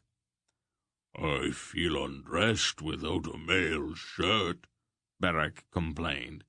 Well, we must all make sacrifices, said Silk. Grumbling, Barak went to one of the wagons, jerked out a bundle of clothes, and began to pull off his mail shirt. His linen undertunic bore large reddish rust stains. I would change tunics as well. Your shirt smells as bad as the armor. Barak glowered at him. Anything else? I hope for decency's sake you don't plan to strip me entirely. Silk laughed. Barak pulled off his tunic. His torso was enormous and covered with thick red hair. You look like a rug, Silk observed. I can't help that. Winters are cold in Karak, and the hair helps me to stay warm. He put on a fresh tunic. It is just as cold in Drasnia. Are you absolutely sure your grandmother didn't dally with a bear during one of those long winters? Someday your mouth is going to get you into a great deal of trouble, friend Silk. Silk laughed again. I have been in trouble most of my life, friend Barak. I wonder why. I think all of this could be discussed later, the wolf said pointedly. I'd rather like to be away from here before the week's out, if we can. Of course, old friend. Barak and I can amuse each other later. 3 teams of sturdy horses were picketed nearby, and they all helped to harness them to the wagons. I'll put out the fire, Silk said, and fetched 2 pails of water from a small brook that trickled nearby. The fire hissed when the water struck it, and great clouds of steam boiled up toward the low-hanging tree limbs. We'll lead the horses to the edge of the wood. I'd rather not pick my teeth on a low branch, said Wolf. The horses seemed almost eager to start, and moved without urging along a narrow track through the dark woods. They stopped at the edge of the open fields, and Wolf looked around carefully to see if anyone was in sight. I don't see anybody. Let's get moving. Ride with me, good smith, Barak said to Dernick. Conversation with an honest man is much preferable to a night spent enduring the insults of an over-clever Drasnian. As you wish, friend, Dernick said politely. I'll lead. I am familiar with the back roads and lanes hereabouts, said Silk. I shall put us on the high road beyond Upper Grout before noon. Barak and Dernick can bring up the rear. I'm sure that between them they can discourage anyone who might feel like following us. All right, said the wolf, climbing up onto the seat of the middle wagon. He reached down his hand and helped up Aunt Paul. Garion quickly climbed up onto the wagon bed behind them, a trifle nervous that someone might suggest that he ride with Silk. It was all very well for Mr. Wolf to say that the two they had just met were friends, but the fright he had suffered in the wood was still too fresh in his mind to make him quite comfortable with them.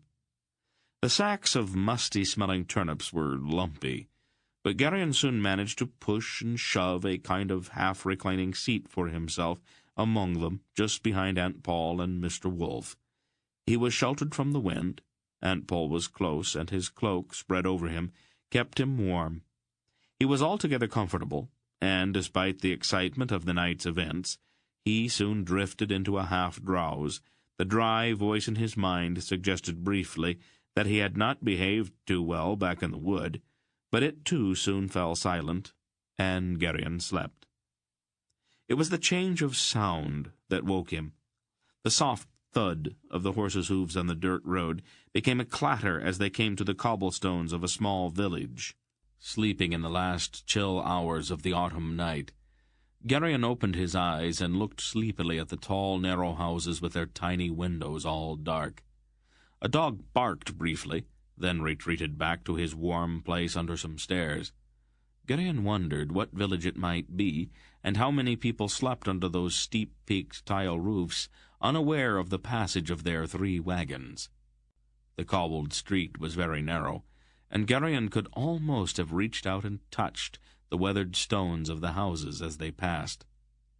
And then the nameless village was behind them, and they were back on the road again. The soft sound of the horses' hoofs lured him once more toward sleep. "What if he hasn't passed through Darin?" Aunt Paul asked Mr. Wolf in a low tone. It occurred to Garion that in all the excitement he had never actually found out exactly what it was that they were seeking. He kept his eyes closed and listened. "Do not start with the what-ifs," said the wolf irritably.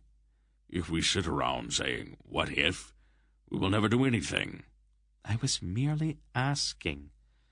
"If he has not gone through Darin, we'll turn south to Muros. He may have joined a caravan there to take the Great North Road to Boktor." "And if he has not gone through Muros?" "Then we go on to Kamar." "And then?" "We will see when we get to Kamar." His tone was final, as if he no longer wished to discuss the matter. Aunt Paul drew in a breath as if she were about to deliver some final retort, but apparently she decided against it, and settled back instead on the wagon seat.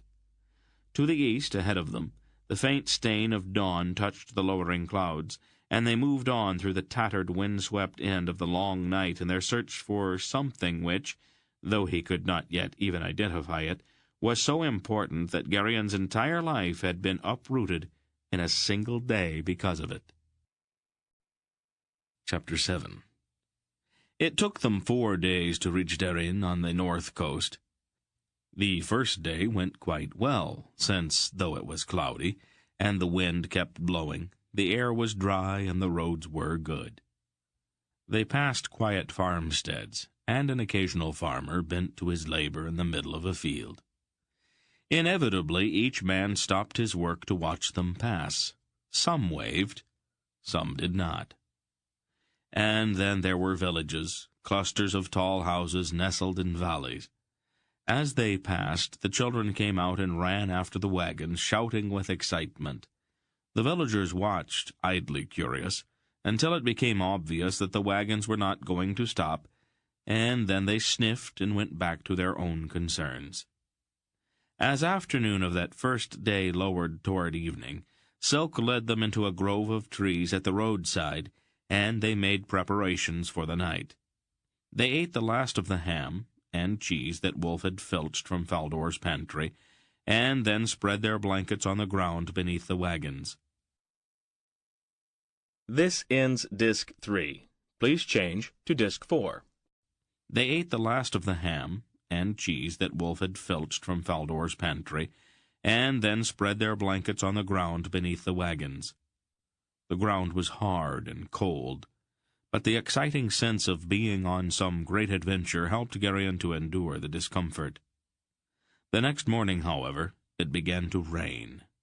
It was a fine, misty rain at first, scattering before the wind, but as the morning wore on, It settled into a steady drizzle. The musty smell of the turnips in their wet sacks became stronger, and Garion huddled miserably with his cloak pulled tightly around him. The adventure was growing much less exciting. The road became muddy and slick, and the horses struggled their way up each hill and had to be rested often. On the first day, they had covered 8 leagues. After that, they were lucky to make 5. Aunt Paul became waspish and short-tempered. "This is idiocy," she said to Mr. Wolf about noon of the 3rd day. "Everything is idiocy, if you choose to look at it in the proper light," he replied philosophically. "Why, wagoners? There are faster ways to travel. A wealthy family in a proper carriage, for instance, or imperial messengers on good horses. Either way would have put us in Darin by now." "And left a trail in the memories of all these simple people that we have passed so wide that even a Tull could follow it," the wolf explained. "Brill has long since reported our departure to his employers. Every Murgo in Sindaria is looking for us by now." "Why are we hiding from the Murgos, Mr. Wolf?" Garion asked, hesitant to interrupt, but impelled by curiosity to try to penetrate the mystery behind their flight. "Aren't they just merchants? Like the Tolnedrans and the Drasnians?" "The Murgos have no real interest in trade," the wolf explained. "Nadraks are merchants, but the Murgos are warriors. The Murgos pose as merchants for the same reason that we pose as wagoneers, so that they can move about more or less undetected. If you simply assumed that all Murgos are spies, you would not be too far from the truth." "Haven't you anything better to do than ask all of these questions?" Aunt Paul asked. "Not really," Garion said, and then instantly knew that he had made a mistake. "Good. In the back of Beric's wagon you will find the dirty dishes from the morning's meal. You will also find a bucket. Fetch the bucket and run to that stream ahead for water, and then return to Beric's wagon and wash the dishes." "In cold water? Now, Garion?" Grumbling, he climbed down off of the slowly moving wagon. In the late afternoon of the 4th day, they came over a high hilltop and saw below the city of Darin, and beyond the city the leaden-grey sky. Garion caught his breath. To his eyes, the city looked very large. Its surrounding walls were thick and high, and there were more buildings within those walls than he had seen in all of his life. But it was to the sea that his eyes were drawn. There was a sharp tang to the air.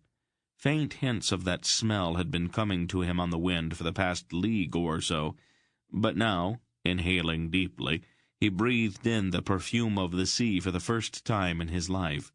His spirit soared. "Finally," Aunt Paul said.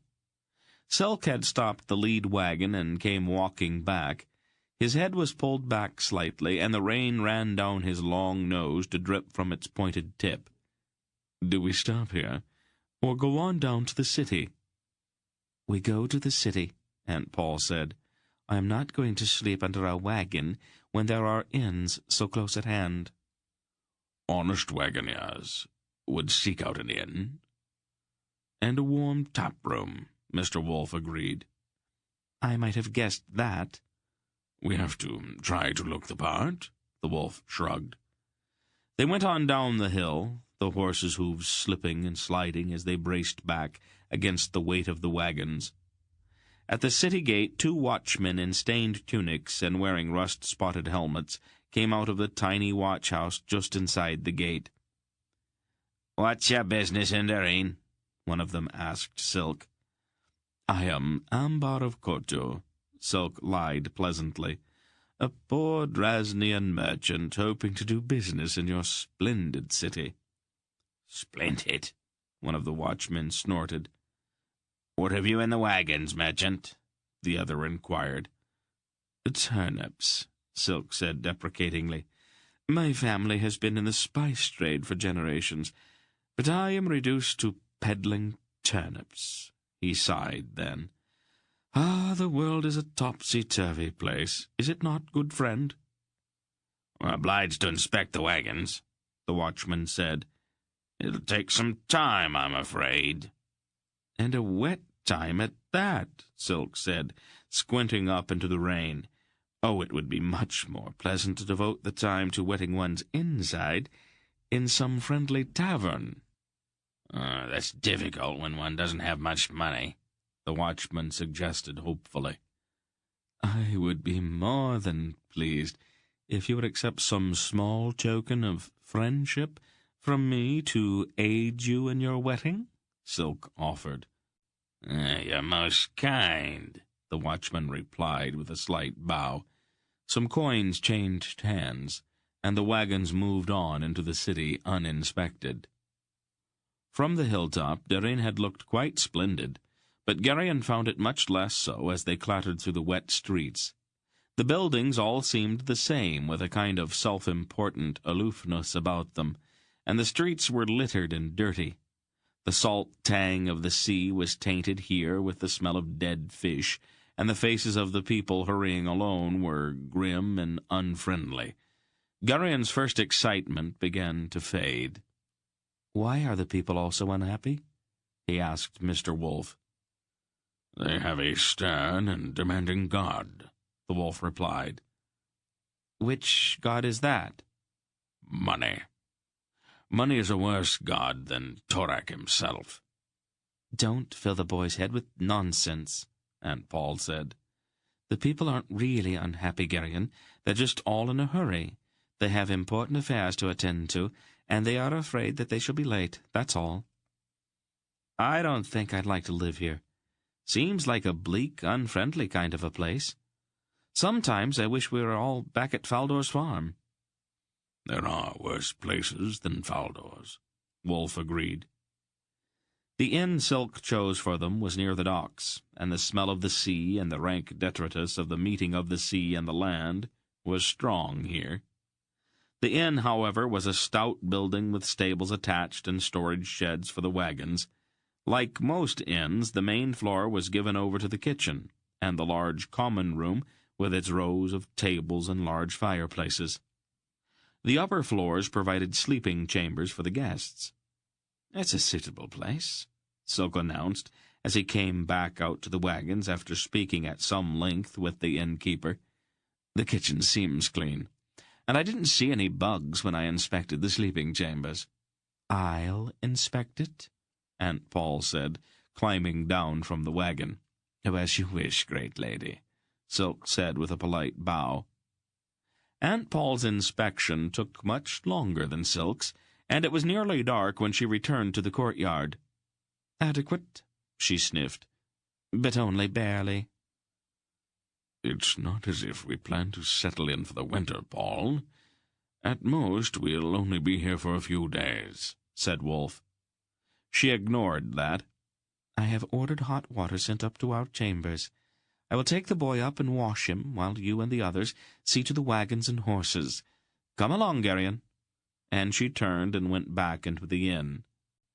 Garion wished fervently that they would all stop referring to him as the boy. He did, after all, he reflected, have a name, and it was not that difficult a name to remember. He was gloomily convinced that even if he lived to have a long gray beard, they would still speak of him as the boy. After the horses and wagons had been attended to, and they had all washed up, they went down again to the common room and dined. The meal certainly did not match up to Aunt Paul's, but it was a welcome change from turnips. Garion was absolutely certain that he would never be able to look a turnip in the face again for the rest of his life. After they had eaten, the men loitered over their ale-pots, and Aunt Paul's face registered her disapproval. "Garion and I are going up to bed now. Try not to fall down too many times when you come up." Wolf, Barak, and Silk laughed at that, but Jernick, Garion thought, looked a bit shamefaced. The next day, Mr. Wolf and Silk left the inn early and were gone all day. Garion had positioned himself in a strategic place in hopes that he might be noticed and asked to go along. but he was not. So when Dernek went down to look after the horses, he accompanied him instead. "Dernek," he said, after they had fed and watered the animals, and the smith was examining their hooves for cuts or stone bruises, "does all this seem strange to you?" Dernek carefully lowered the leg of the patient horse he was checking. "All what, Garion?" he asked, his plain face sober. "Well, everything," Garion said rather vaguely. "This journey, Barak, Silk, Mr. Wolf, Aunt Paul, all of it. They all talk sometimes when they don't think I can hear them. This all seems terribly important, but I can't tell if we're running away from someone or looking for something." "It's confusing to me as well, Garion," Dernek admitted. "Many things aren't what they seem. Not what they seem at all." "Does Aunt Paul seem different to you? What I mean is, they all treat her as if she were a noblewoman or something, and she acts differently, too, now that we're away from Faldor's farm." "Mistress Paul's a great lady," Dernek said. "I've always known that." His voice had that same respectful tone it always had when he spoke of her, and Garion knew that it was useless to try to make Dernek perceive anything unusual about her. "And Mr. Wolf," Garion said, trying another tack, "I always thought he was just an old storyteller." "He doesn't seem to be an ordinary vagabond," Dernek admitted. "I think we've fallen in with important people, Garion, on important business. It's probably better for simple folk such as you and I not to ask too many questions, but to keep our eyes and ears open." "Will you be going back to Faldor's farm when this is all over?" Garion asked carefully. Dernek considered that, looking out across the rain-swept courtyard of the inn. "No," he said finally, in a soft voice. "I'll follow as long as Mistress Paul allows me to." On an impulse, Garion reached out and patted the smith's shoulder. "Everything's going to turn out for the best, Dernek." Dernek sighed. Let's hope so." He turned his attention back to the horses. "Dernek," Garion asked, "did you know my parents?" "No," Dernek said. "The first time I saw you, you were a baby in the Mistress Paul's arms." "What was she like then?" "She seems angry. I don't think I've ever seen anyone quite so angry. She talked with Faldor for a while and went into work in the kitchen. You know Faldor. He never turned anyone away in his whole life. At first she was just a helper, but that didn't last too long. Our old cook was getting fat and lazy, and she finally went off to live with her youngest daughter. After that, Mistress Paul ran the kitchen." "She was a lot younger then, wasn't she?" "No," Dernek said thoughtfully. "Mistress Paul never changes. She looks exactly the same way now as she did that first day." "I'm sure it only seems that way. Everybody gets older." "Not Mistress Paul," Dernek said. That evening, Wolf and his sharp-nosed friend returned, their faces somber. "Nothing," the wolf announced shortly, scratching at his snowy beard. "Well, I might have told you that," Aunt Paul sniffed. Wolf gave her an irritated look and then shrugged. "Well, you had to be certain." The red-bearded giant, Barak, looking up from the mail shirt he was polishing, said, "No trace at all?" "Not a hint. He hasn't gone through here." "Where now, then?" Barak asked, setting his mail shirt aside.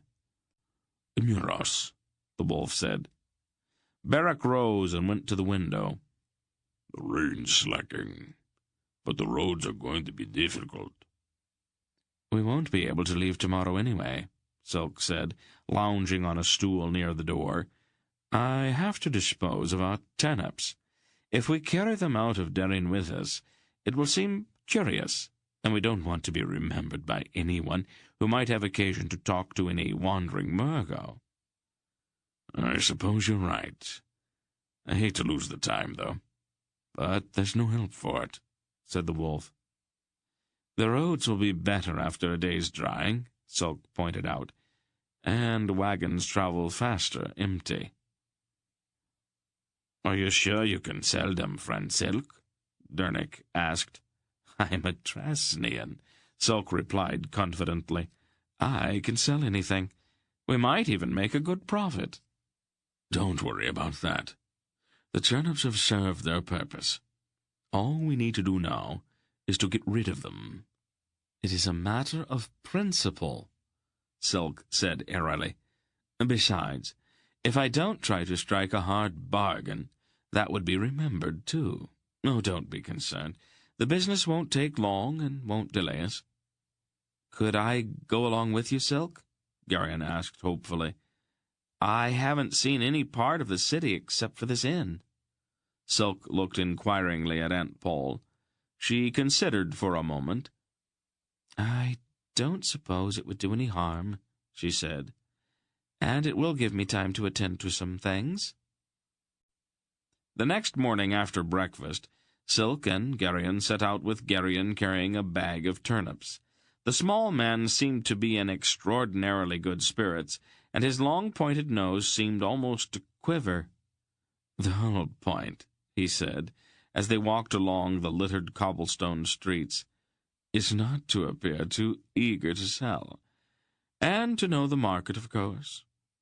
"That sounds reasonable," Garion said politely. "Yesterday I made a few inquiries. Turnips are selling on the docks of Kotu and Drasnia for a Drasnian silver link per hundredweight." "Oh, what?" "It's a Drasnian coin. About the same as a silver imperial. Not quite, but close enough. The merchant will try to buy our turnips for no more than a quarter of that, but he will go as high as half." "How do you know that?" "It's customary." "How many turnips do we have?" Garion asked, stepping around a pile of refuse in the street. 30 hundredweight. "That would be—" Garion's face contorted in an effort to make the complex calculation in his head.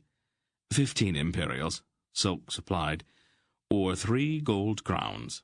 "Gold?" Garion asked. Because gold coins were so rare in country dealings, the word seemed to have an almost magic quality. Silk nodded. "It's always preferable. Easier to carry. The weight of silver becomes burdensome." "And how much did we pay for the turnips?" 5 imperials, Silk said. "The farmer gets 5, we get 15, and the merchant gets 30? Garion asked incredulously. "Well, that hardly seems fair." Silk shrugged. "It's the way things are. There's the merchant's house." He pointed at a rather imposing building with broad steps. "When we go in, he will pretend to be very busy and not at all interested in us. Later, while he and I are bargaining, he'll notice you and tell you what a splendid boy you are." "Me?" "Oh, he'll think that you're some relation of mine, a son or nephew, perhaps, and he will think to gain advantage over me by flattering you." "What a strange notion." "I'll tell him many things," Silk went on, talking very rapidly now, his eyes seeming to glitter, and his nose was actually twitching. "Pay no attention to what I say, and don't let any surprise show on your face. He'll be watching us both very closely." "You're going to lie?" "Oh, it's expected." "Oh, he will lie too. The one of us who lies the best will get the better of the bargain." "It all seems terribly involved." "Oh, it's a game," Silk said, his ferret-like face breaking into a grin. "A very exciting game that's played all over the world. Good players get rich, and bad players don't." "Are you a good player?" "Oh, I'm one of the best," Silk replied modestly. "Let's go in." And he led Garion up the broad steps to the merchant's house. The merchant wore an unbelted, fur-trimmed gown of a pale green color and a close-fitting cap. He behaved much as Silk had predicted, sitting before a plain table and leafing through many scraps of parchment, with a busy frown on his face while Silk and Garion waited for him to notice them. "Very well, then," he said finally. "You have business with me?" "We have some turnips," Silk said somewhat deprecatingly. "That's truly unfortunate, friend," the merchant said, assuming a long face. "The wharves at Kotu groan with turnips just now. It'd hardly pay me to take 'em off your hands at any price." Silk shrugged. "Perhaps the Carricks or the Algas, then.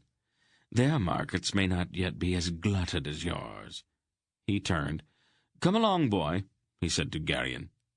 "A moment, good friend. I detect from your speech that you and I are countrymen. Perhaps as a favor I'll take a look at your turnips." "Your time's valuable," Silk said. "If you aren't in the market for turnips, why should we trouble you further?"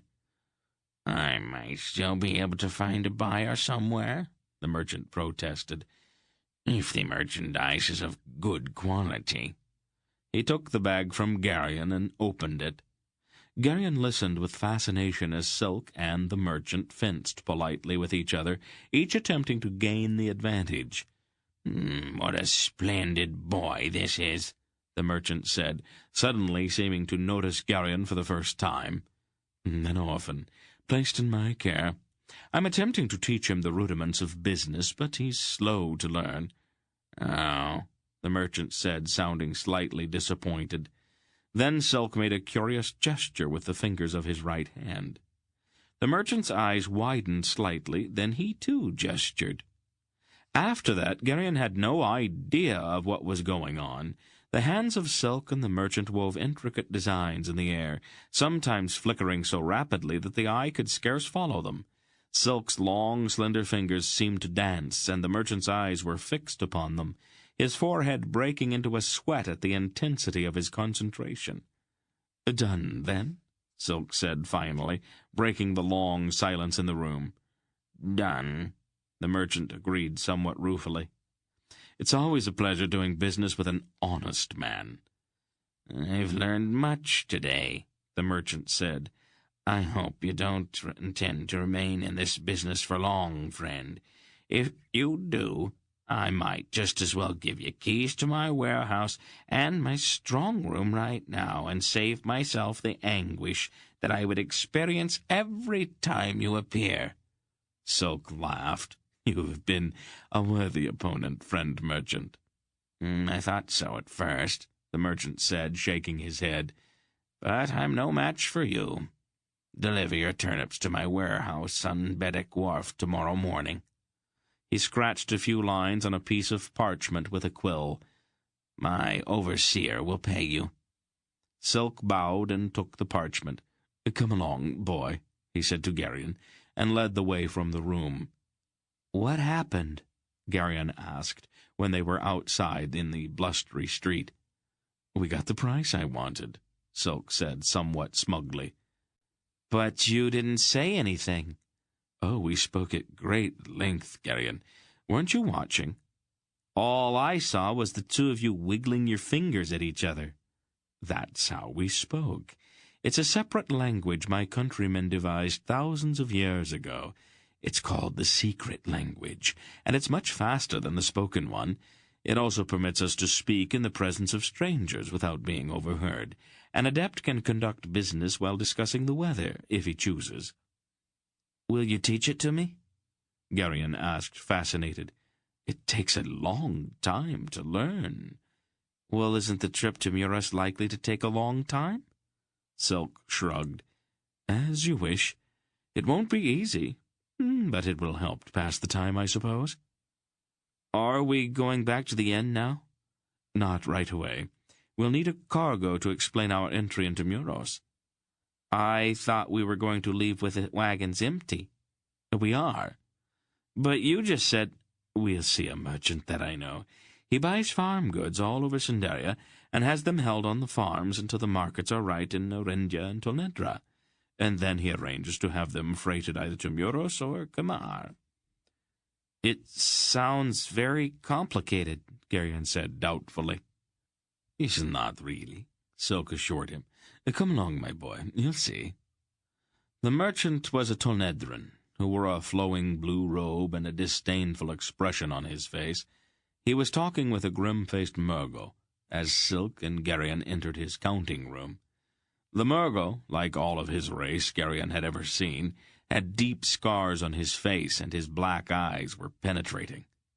Silk touched Garion's shoulder with a cautionary hand when they entered, and saw the Murgo. Then he stepped forward. "Forgive me, noble merchant," he said ingratiatingly. "I didn't know you were occupied. My porter and I will wait outside until you have time for us." "My friend and I will be busy for most of the day," the Tonedran said.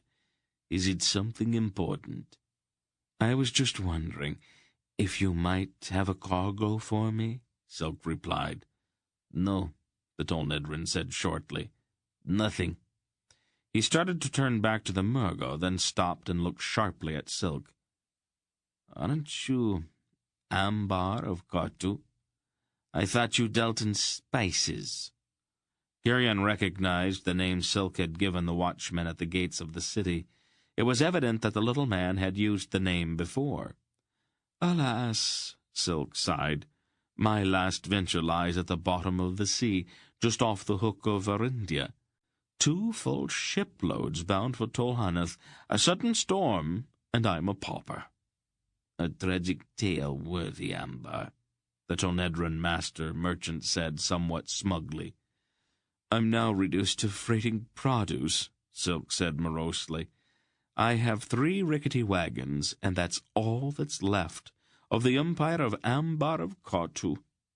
"Reverses come to us all," the Tonedran said philosophically. "So, this is the famous Ambar of Kotu," the Murgo said, his harshly accented voice quite soft. He looked Silk up and down, his black eyes probing. "It was a fortunate chance that brought me out today. I am enriched by meeting so illustrious a man." Silk bowed politely. "You're too kind, noble sir." "I am Asherak of Rakoska," the Murgo introduced himself. He turned toward the Tonedran. "We can put aside our discussions for a bit, Mingan. We will accrue much honor by assisting so great a merchant to begin recouping his losses." "Oh, you're too kind, worthy Asherak," Silk said, bowing again. Garion's mind was shrieking all kinds of warnings, but the Murgo's sharp eyes made it impossible for him to make the slightest gesture to Silk. He kept his face impassive and his eyes dull, even as his thoughts raced. "I'd gladly help you, my friend, but I have no cargo in Darin at the moment." "I'm already committed from Darin to Medalia," Silk said quickly. 3 wagon loads of Kerek iron, and I also have a contract to move furs from Muros to Kamar. It's the 50 leagues from Medalia to Muros that concerns me. Wagons traveling empty earn no profit." "Medalia," Mingan frowned. "Let me examine my records. It seems to me that I do have something there." He stepped out of the room. "Your exploits are legendary in the kingdoms of the East, Ambar," Asherak of Rakoska said admiringly. "When last I left Tolmurgos, there was still a kingly price on your head." Silk laughed easily. "A minor misunderstanding, Asherak. I was merely investigating the extent of Tonedran intelligence-gathering activities in your kingdom. I took some chances I probably should not have, and the Tonedrans found out what I was up to. The charges they leveled at me were fabrications." "How did you manage to escape?" he asked. "The soldiers of King Taur Urgas nearly dismantled the kingdom searching for you." "I chanced to meet a Tulish lady of a high station," Silk said. "I managed to prevail upon her to smuggle me across the border into Mishrak Aktul." "Ah," Ashrak said, smiling briefly. "Foolish ladies are notoriously easy to prevail upon." "Oh, but most demanding. They expect full repayment for any favors," Silk said. "I found it more difficult to escape from her than I did from Tholmurgos." "Do you still perform such services for your government?" Asherak asked casually. "They won't even talk to me," Silk said with a gloomy expression. "Ambar the spice merchant is useful to them, but Ambar the poor wagoner is quite another thing." "Of course," Asherak said, and his tone indicated that he obviously did not believe what he had been told. He glanced briefly, and without seeming interest, at Garion, and Garion felt a strange shock of recognition. Without knowing exactly how it was that he knew, he was instantly sure that Ashrak of Rakoska had known him for all of his life. There was a familiarity in that glance, a familiarity that had grown out of the dozen times or more that their eyes had met while Garion was growing up, and Asherak, muffled always in a black cloak and astride a black horse, had stopped and watched, and then moved on. Garion returned the gaze without expression, and the faintest hint of a smile flickered across Asherak's scarred face. Mingan returned to the room then. "We have some hams on a farm near Medallion. When do you expect to arrive in Muros?" 20 days. Mingan nodded. "I'll give you a contract to move my hams to Muros. 7 silver nobles per wagon load." 2 Nedran nobles or Sundarian?" Silk asked quickly. "This is Sindaria worthy Ambar." "And we are citizens of the world, noble merchant. Transactions between us have always been in Tolnedran coin." Mingan sighed. "You were ever quick, worthy Ambar. Very well, Tolnedran nobles, because we are old friends, and I grieve for your misfortunes. Perhaps we will meet again, Ambar," Asherak said. "Perhaps," Silk said, and he and Garion left the counting room. "Skinflint," Silk muttered when they reached the street. "Rate should have been 10, not 7. "What about the Murgo?" Garion asked. Once again there was the familiar reluctance to reveal too much about the strange, unspoken link that had existed between him and the figure that now at least had a name. Silk shrugged. "He knows I'm up to something, but he doesn't know exactly what. Just as I know that he is up to something. I've had dozens of meetings like that. Unless our purposes happen to collide, we won't interfere with each other. Asherak and I are both professionals." "You're a very strange person, Silk." Silk winked at Garion. "Why were you and Mingan arguing about the coins?" "The Nedran coins are a bit purer. They are worth more." "I see," said Garion. The next morning they all mounted the wagons again and delivered their turnips to the warehouse of the Drasnian merchant. Then, their wagons rumbling emptily, they rolled out of Darin, bound toward the south. The rain had ceased, but the morning was overcast and blustery. On the hill outside town, Silk turned to Garion, who rode beside him. "Very well. Let's begin." He moved his fingers in front of Garion's face. "This means good morning." Chapter 8. After the first day, the wind blew itself out, and the pale autumn sun reappeared.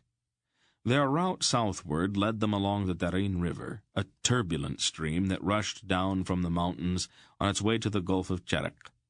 The country was hilly and timbered, but since the wagons were empty, their horses made good time.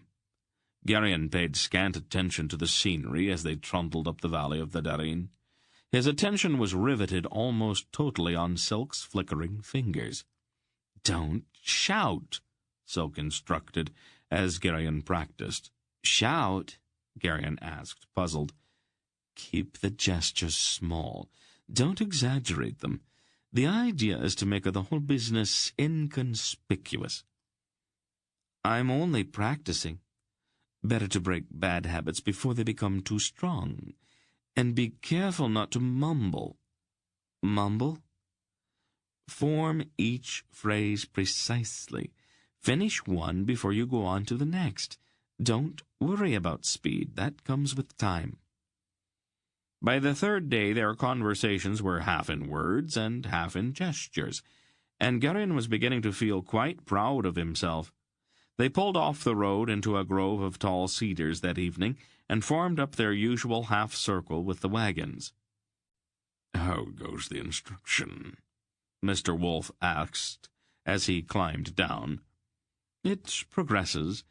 I expect it will go more rapidly when the boy outgrows his tendency to use baby talk." Garion was crushed. Barak, who was also dismounting, laughed. "I have often thought that the secret language might be useful to know," he said. "But fingers built to grip a sword are not nimble enough for it." He held out his huge hand and shook his head. Jernick lifted his face and sniffed at the air. "It's going to be cold tonight.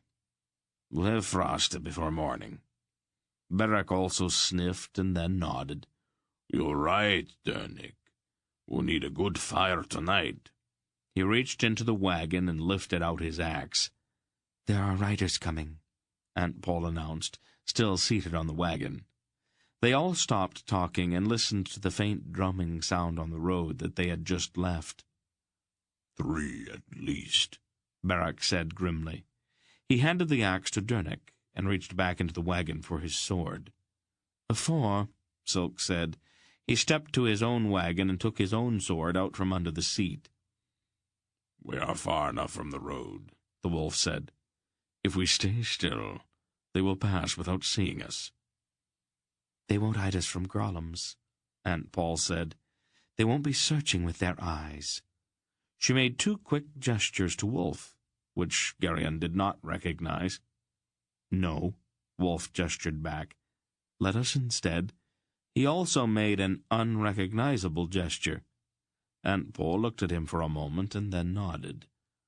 "All of you, stay quite still," the wolf instructed them. When he turned toward the road, his face was intent. Garion held his breath. The sound of the galloping horses grew nearer. Then a strange thing happened. Though Garion knew he should be fearful of the approaching riders and the threat they seemed to pose, a kind of dreamy lassitude fell over him. It was as if his mind had quite suddenly gone to sleep, leaving his body still standing there, watching incuriously the passage of those dark-mantled horsemen along the road. How long he stood so, he was not able to say. But when he roused from his half-dream, the riders were gone, and the sun had set. The sky to the east had grown purple with approaching evening, and there were tatters of sun-stained clouds along the western horizon. "Murgos," Aunt Paul said quite calmly. "And 1 Grolum."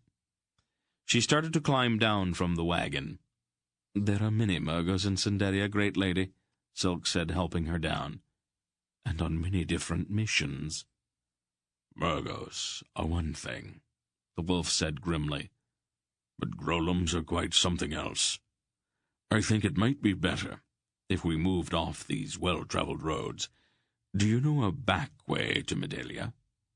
"Old friend," Silk replied modestly, "I know a back way to every place." "Good. Let's move deeper into these woods. I'd prefer it if no chance gleam from our fire reached the road." Garion had seen the cloaked Murgos only briefly. There was no way to be sure if one of them had been that same Asherak he had finally met after all the years of knowing him only as a dark figure on a black horse. But somehow he was almost certain that Asherak had been among them. Asherak would follow him, would be there wherever he went. It was the kind of thing one could count on. Jonik had been right when he had spoken of frost. The ground was white with it the next morning, and the horses' breath steamed in the chill air as they set out. They moved along lanes and little-used tracks that were partially weed-choked. The going was slower than it might have been on the main road, but they all felt much safer. It took them 5 more days to reach the village of Winold, some 12 leagues to the north of Medelia. There, at Aunt Paul's insistence, they stopped overnight at a somewhat run-down inn. "I refuse to sleep on the ground again," she announced flatly.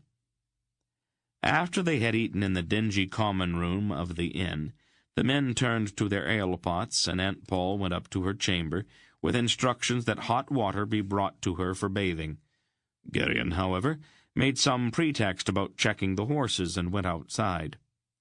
It was not that he was in the habit of being deliberately deceptive, but it had occurred to him in the last day or so that he had not had a single moment alone since they had left Faldor's farm. He was not by nature a solitary boy, but he had begun to feel quite keenly the restriction of always being in the presence of his elders. The village of Winold was not a large one, and he explored it from one end to the other, in less than half an hour, loitering along its narrow cobblestone streets in the crispness of the early evening air. The windows of the houses glowed with golden candlelight, and Garion suddenly felt a surge of homesickness. Then, at the next corner of the crooked street, in the brief light from the opening of a door, he saw a familiar figure. He could not be positive, but he shrank back against a rough stone wall anyway. The man at the corner turned in irritation toward the light, and Garion caught the sudden white gleam from one of his eyes. It was Brill. The unkempt man moved quickly out of the light, obviously not wishing to be seen. Then he stopped. Garion hugged the wall, watching Brill's impatient pacing at the corner. The wisest thing would have been to slip away and hurry back to the inn, but Garion quickly dismissed the idea. He was safe enough here in the deep shadows beside the wall, and he was too caught up by curiosity to leave without seeing exactly what Brill was doing here. After what seemed hours, but was really only a few more minutes, another shadowy shape came scurrying down the street. The man was hooded, so it was impossible to see his face, but the outline of his form revealed a figure dressed in the tunic, hose, and calf-length boots of an ordinary Sindar. There was also, when he turned, the outline of a sword belted at his waist, and that was far from ordinary. While it was not precisely illegal for Sindars of the lower classes to bear arms, it was uncommon enough to attract a notice. Garion tried to edge close enough to hear what Brill said to the man with the sword, but they spoke only briefly.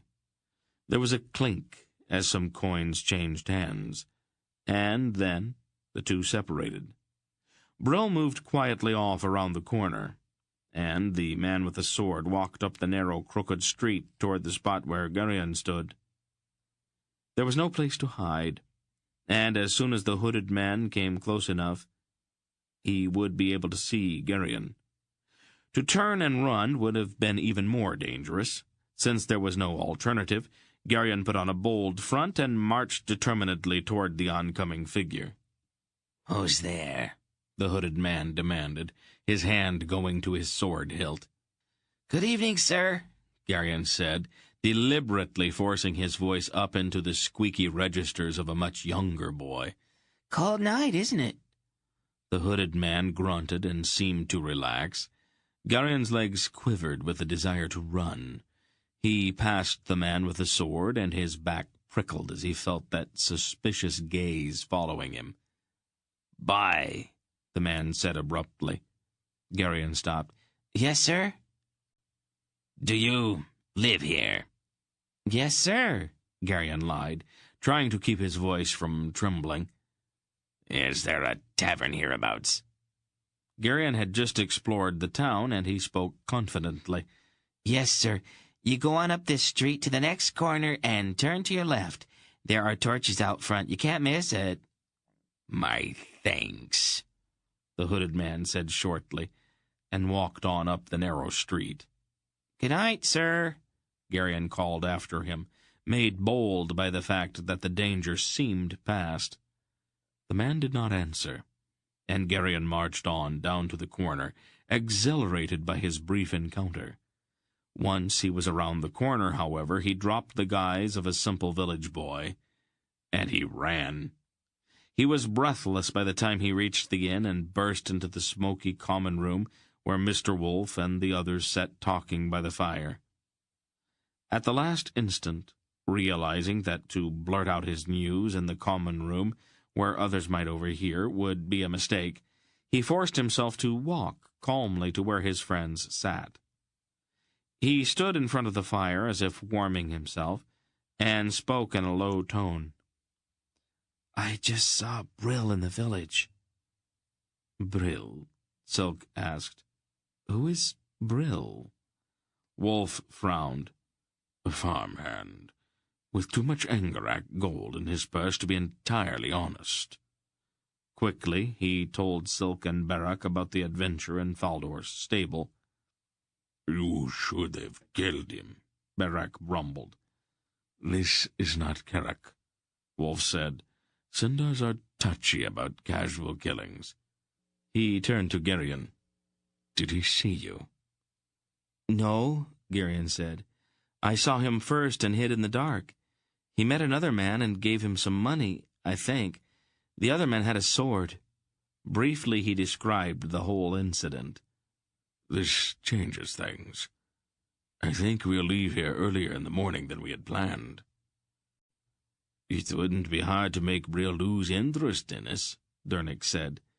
"I could probably find him and hit him on the head a few times." "Tempting," the wolf grinned, "but I think it might be better just to slip out of town early tomorrow and leave him with no notion that we've ever been here. We don't really have time to start fighting with everyone that we run across." "I'd like a closer look at this sword-carrying Sindar, however," Silk said, rising. "If it turns out that he's following us, I'd rather know what he looks like. I don't like being followed by strangers." "Discreetly," the wolf cautioned. Silk laughed. "Have you ever known me to be otherwise? Oh, this won't take long. Where did you say that tavern was, Garion?" Garion gave him directions. Silk nodded, his eyes bright and his long nose twitching. He turned, went quickly across the smoky common room and out into the chill night. "I wonder," Barak considered, "if we are being followed this closely. Wouldn't it be better to discard the wagons and this tiresome disguise, buy good horses, and simply make straight for Muros at a gallop?" Wolf shook his head. "I don't think. The Murgers are all that certain where we are. Brill could be here for some other dishonesty, and we would be foolish to start running from shadows. It is better just to move on quietly. Even if Brill's still working for the Murgos, I would rather just slip away and leave them all beating the bushes here in central Sandaria." He stood up. "I am going to step upstairs and let Paul know what's happened." He crossed the common room and mounted the stairs. "I still don't like it," Barak muttered, his face dark. They sat quietly then, waiting for Silk's return. The fire popped and Garion started slightly. It occurred to him as he waited that he had changed a great deal since they had left Faldor's farm. Everything had seemed simple then, with the world neatly divided into friends and enemies. In the short time since they had left, however, he had begun to perceive complexities that he had not imagined before. He had grown wary and distrustful, and listened more frequently to that interior voice that always advised caution, if not outright guile. He'd also learned not to accept anything at face value. Briefly, he regretted the loss of his former innocence, but the dry voice told him that such regret was childish. Then Mr. Wolf came back down the stairs and rejoined them. After about a half hour, Silk returned. thoroughly disreputable-looking fellow," he said, standing in front of the fire. "My guess is that he's a common footpad." "Brill seeking his natural level," the wolf observed. "If he's still working for the Murgos, he's probably hiring ruffians to watch for us. They'll be looking for 4 people on foot, however, rather than 6 in wagons. If we can get out of Winold early enough in the morning, I think we can elude them altogether." "I think Dernick and I should stand watch tonight," Beric said. Not a bad idea. Let's plan to leave about the 4th hour after midnight. I'd like to have 2 or 3 leagues of back roads between us and this place when the sun comes up. Garion scarcely slept that night. When he did, there were nightmares about a hooded man with a cruel sword chasing him endlessly down dark, narrow streets. When Beric woke them, Garion's eyes felt sandy, and his head was thick from the exhausting night. Aunt Pole carefully drew the shutters in their chamber before lighting a single candle. "It's going to be colder now," she said, opening the large bundle she had had him carry up from the wagons. She took out a pair of heavy woolen hose and winter boots lined with lamb's wool. "Put these on," she instructed Garion, "and your heavy cloak." "I'm not a baby any more, Aunt Pole," Garion said. "Do you enjoy being cold?" "Well, no, but—" He stopped, unable to think of any words to explain how he felt. He began to dress. He could hear the faint murmuring of the others talking softly in the adjoining chamber in that curious hushed tone that men always assume when they rise before the sun. "We are ready, Mistress Pole," Silk's voice came through the doorway. "Let's leave, then," she said, drawing up the hood of her cloak. The moon had risen late that night and shone brightly on the frost-silvered stones outside of the inn. Dernick had hitched the horses to the wagons and had led them out of the stable. "We'll lead the horses out to the road," the wolf said very quietly. "I do not see any need for rousing the villagers as we pass." Silk again took the lead, and they moved slowly out of the vineyard. The fields beyond the village were white with frost, and the pale, smoky-looking moonlight seemed to have leached all of the color from them. "As soon as we are well out of earshot," Wolf said, climbing up into his wagon, "let's put some significant distance between us and this place. The wagons are empty, and a little run won't hurt the horses." "Truly," Silk agreed. They all mounted their wagons and set off at a walk. The stars glittered overhead in the crisp, cold sky. The fields were very white in the moonlight, and the clumps of trees back from the road were very dark.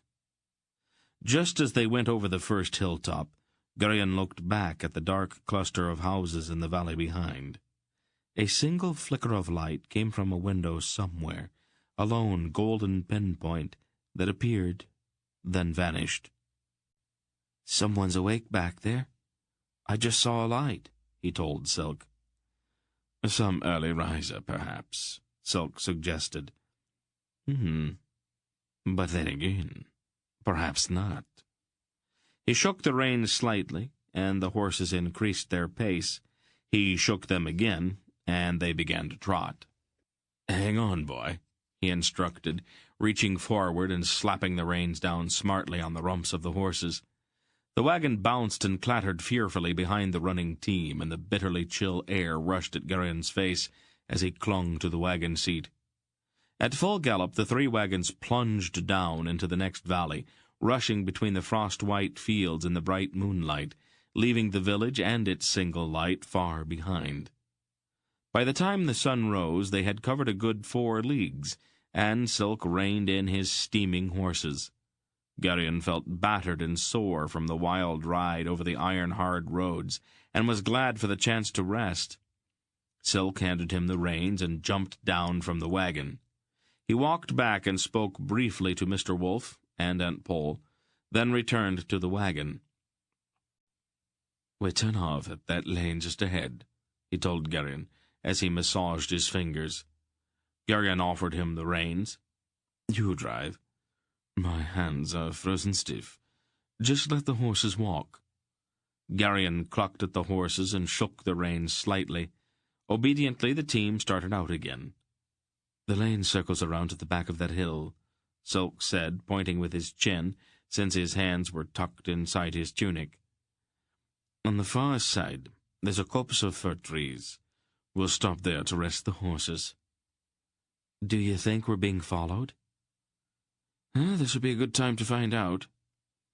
They rounded the hill and drove on down to where the dark firs bordered the road. Then Garion turned the horses and moved in under the shadowy trees. This will do fine, Silk said, getting down. Come along. Where are we going? I want to have a look at that road behind us, Silk said. We'll go up the trees to the top of the hill and see if our back trail has attracted any interest. And he started up the hill, moving quite rapidly but making absolutely no sound as he went. Garion floundered along behind him, his feet cracking the dead twigs underfoot embarrassingly, until he began to catch the secret of it. Silk nodded approvingly once, but said nothing. The trees ended just at the crest of the hill, and Silk stopped there. The valley below, with a dark road passing through it, was empty, except for 2 deer who had come out of the woods on the far side to graze in the frosty grass. Well, wait a minute, Silk said. If Brill and his hireling are following, they should not be far behind. He sat on a stump and watched the empty valley. After a while, a cart moved slowly along the road toward Winold. It looked tiny in the distance, and its pace along the scar of the road seemed very slow. The sun rose a bit higher, and they squinted into its full morning brightness. Silk, Garion said finally in a hesitant tone. Oh, yes, Garion. What is this all about? It was a bold question to ask, but Garion felt he knew Silk well enough to ask it. All what? What we're doing.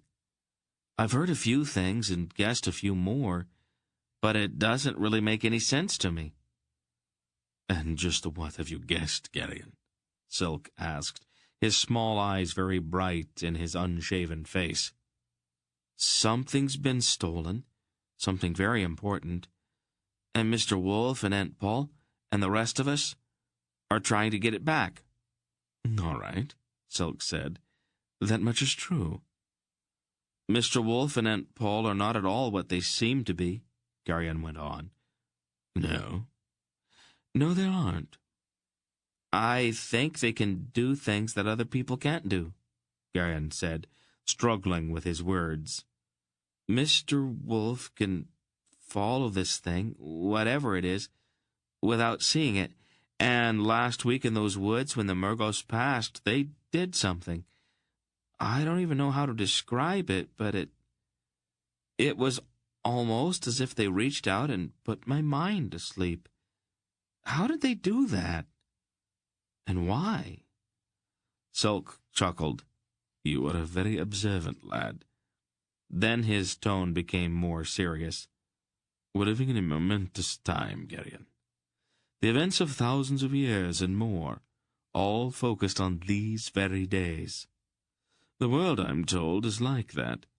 Centuries pass when nothing happens, and then, in a few short years, events of such tremendous importance take place that the world is never the same again. I think that if I had my choice, I'd prefer one of those quiet centuries. Oh, no, Silk said, his lips drawing back in a ferret-like grin. Now's the time to be alive, to see it all happening, to be a part of it. That makes the blood race, and each breath is an adventure. Garion let that pass. What is this thing we're following? It is best if you don't even know its name, Silk told him seriously, or the name of the one who stole it. There are people trying to stop us, and what you don't know, you cannot reveal. I'm not in the habit of talking to Murgos, Garion said stiffly. It is not necessary to talk to them, Silk told him.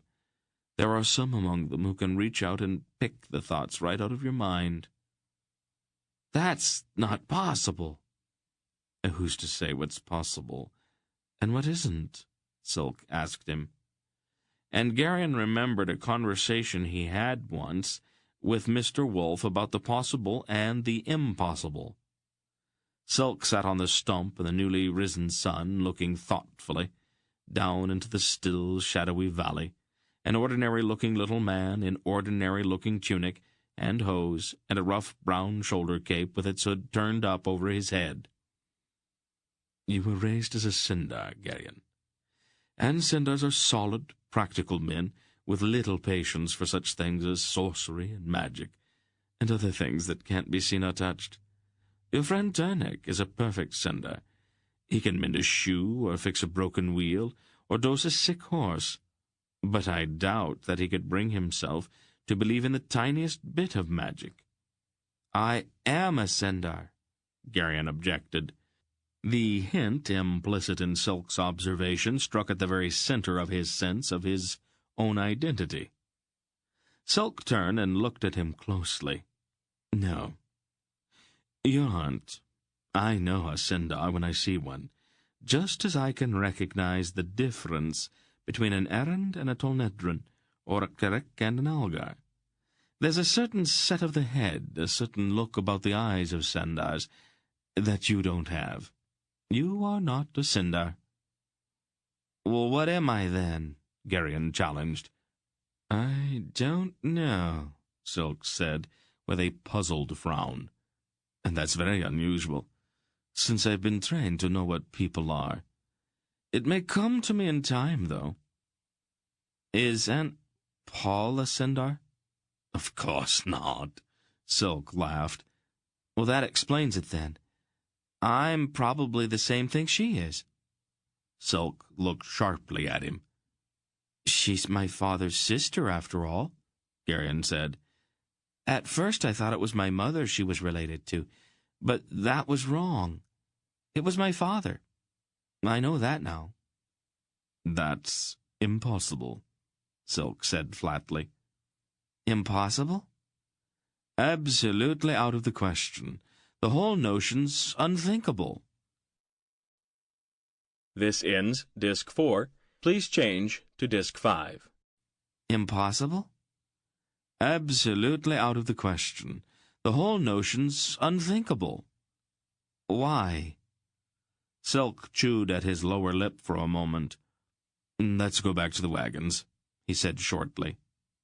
They turned and went down through the dark trees with the bright morning sunlight slanting on their backs in the frosty air. They rode the back lanes for the rest of the day. Late in the afternoon, when the sun had begun to drop into a purple bank of clouds toward the west, they arrived at the farm where they were to pick up Mingan's hams. Silk spoke with the stout farmer and showed him the piece of parchment Mingan had given them in Darin. "I'll be glad to get rid of 'em," the farmer said. "You've been occupying storage space that I sorely need." "That's frequently the case when one has dealings with Tolnedrons," Silk observed. "They are gifted at getting a bit more than they pay for, even if it's only the free use of someone else's storage sheds." The farmer glumly agreed. "I wonder," Silk said, as if the thought had just occurred to him, "I wonder if you might have seen a friend of mine, Brill by name? A medium-sized man with black hair and beard and a cast to one eye?" "Patched clothes and a sour disposition?" the stout farmer asked. "Yes, that's him." He's been about the area, looking, or so he said, for an old man and a woman and a boy. Said that they stole some things from his master, and that he'd been sent to find them." "How long ago was that?" "A week or so." "Oh, I'm sorry to have missed him. I wish I had the leisure to look him up." "I can't think for my life why," the farmer said bluntly. "To be honest with you, I don't much care for your friend." "Oh, I'm not over-fond of him myself, but the truth is that he owes me some money. I could quite easily do without Brittle's companionship, but I am lonesome for the money, if you take my meaning." The farmer laughed. I'd take it as a kindness if you happen to forget that I asked after him. He'll likely be hard enough to find, even if he isn't warned that I am looking for him." "You can depend on my discretion," the stout man said, still laughing. "I'm got in a loft where you and your wagoners can put up for night. I'd take it kindly if you'd sup with my workers in the dining hall over there." "Well, my thanks to you," Silk said, bowing slightly. "The ground's cold. It's been some time since we've eaten anything but the rough fare of the road." "You wagoners lead adventuresome lives," the stout man said almost enviously.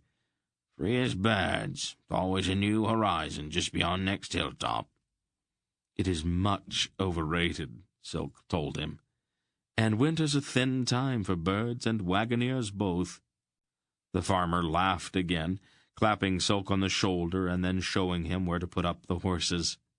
The food in the stout farmer's dining hall was plain, but there was plenty, and the loft was a bit draughty, but the hay was soft.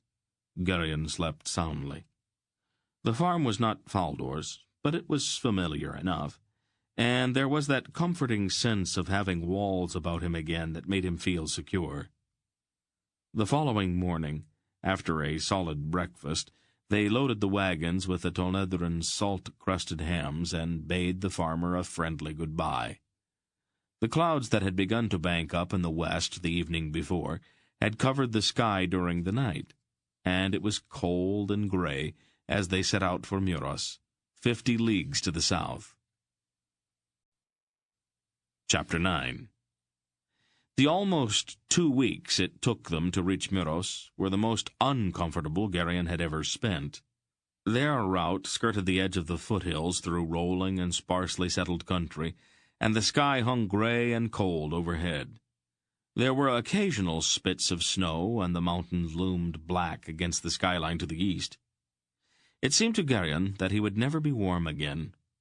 Despite Dernick's best efforts to find dry firewood each night, their fires always seemed pitifully small, and the great cold around them enormously large.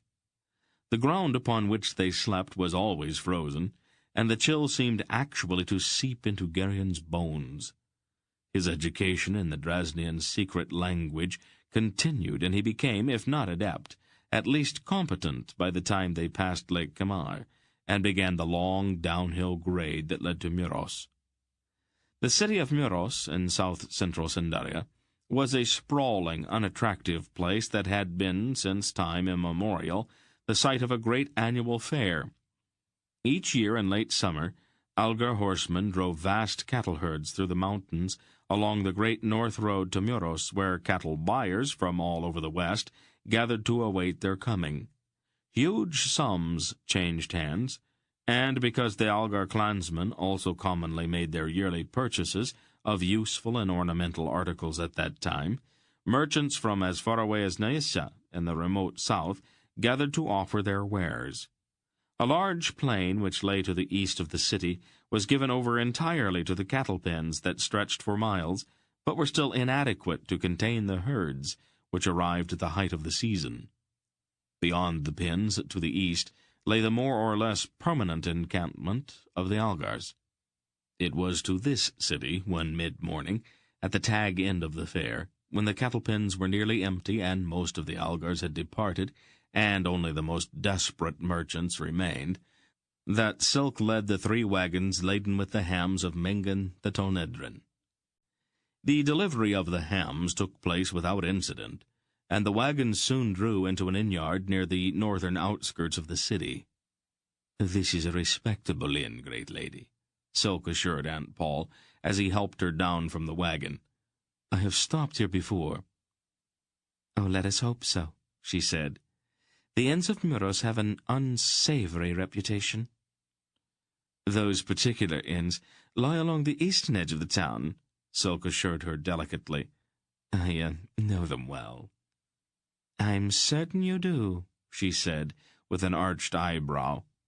"My profession sometimes requires me to seek out places I might otherwise prefer to avoid."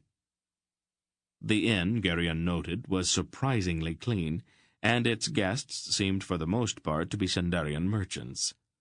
"I thought there'd be many different kinds of people here in Muros," he said, as he and Silk carried their bundles up to the chambers on the second floor. "There are," Silk said, "but each group tends to remain aloof from the others. The Tolnedrans gather in one part of the town, the Drasnians in another, the Nyasans in yet another. The Earl of Muros prefers it that way. Tempers sometimes flare in the heat of the day's business, and it's best not to have natural enemies housed under the same roof." Garion nodded. "You know," he said, as they entered the chambers they had taken for their stay in Muros, "I don't think I've ever seen a Nyasan." "You're lucky," Silk said with distaste. "They are an unpleasant race." "Are they like the Murgos?" "No," Silk said. "The Nyasans worship Issa, the snake god, and it's considered seemly among them to adopt the mannerisms of the serpent. I don't find it at all attractive myself. Besides, the Nyasans murdered the Raven King, and all Alons have disliked them since then." "The Ravens don't have a king," Garion objected. "Not anymore," Silk said. "They did once, though, until Queen Selmisra decided to have him murdered." "When was that?" Garion asked, fascinated.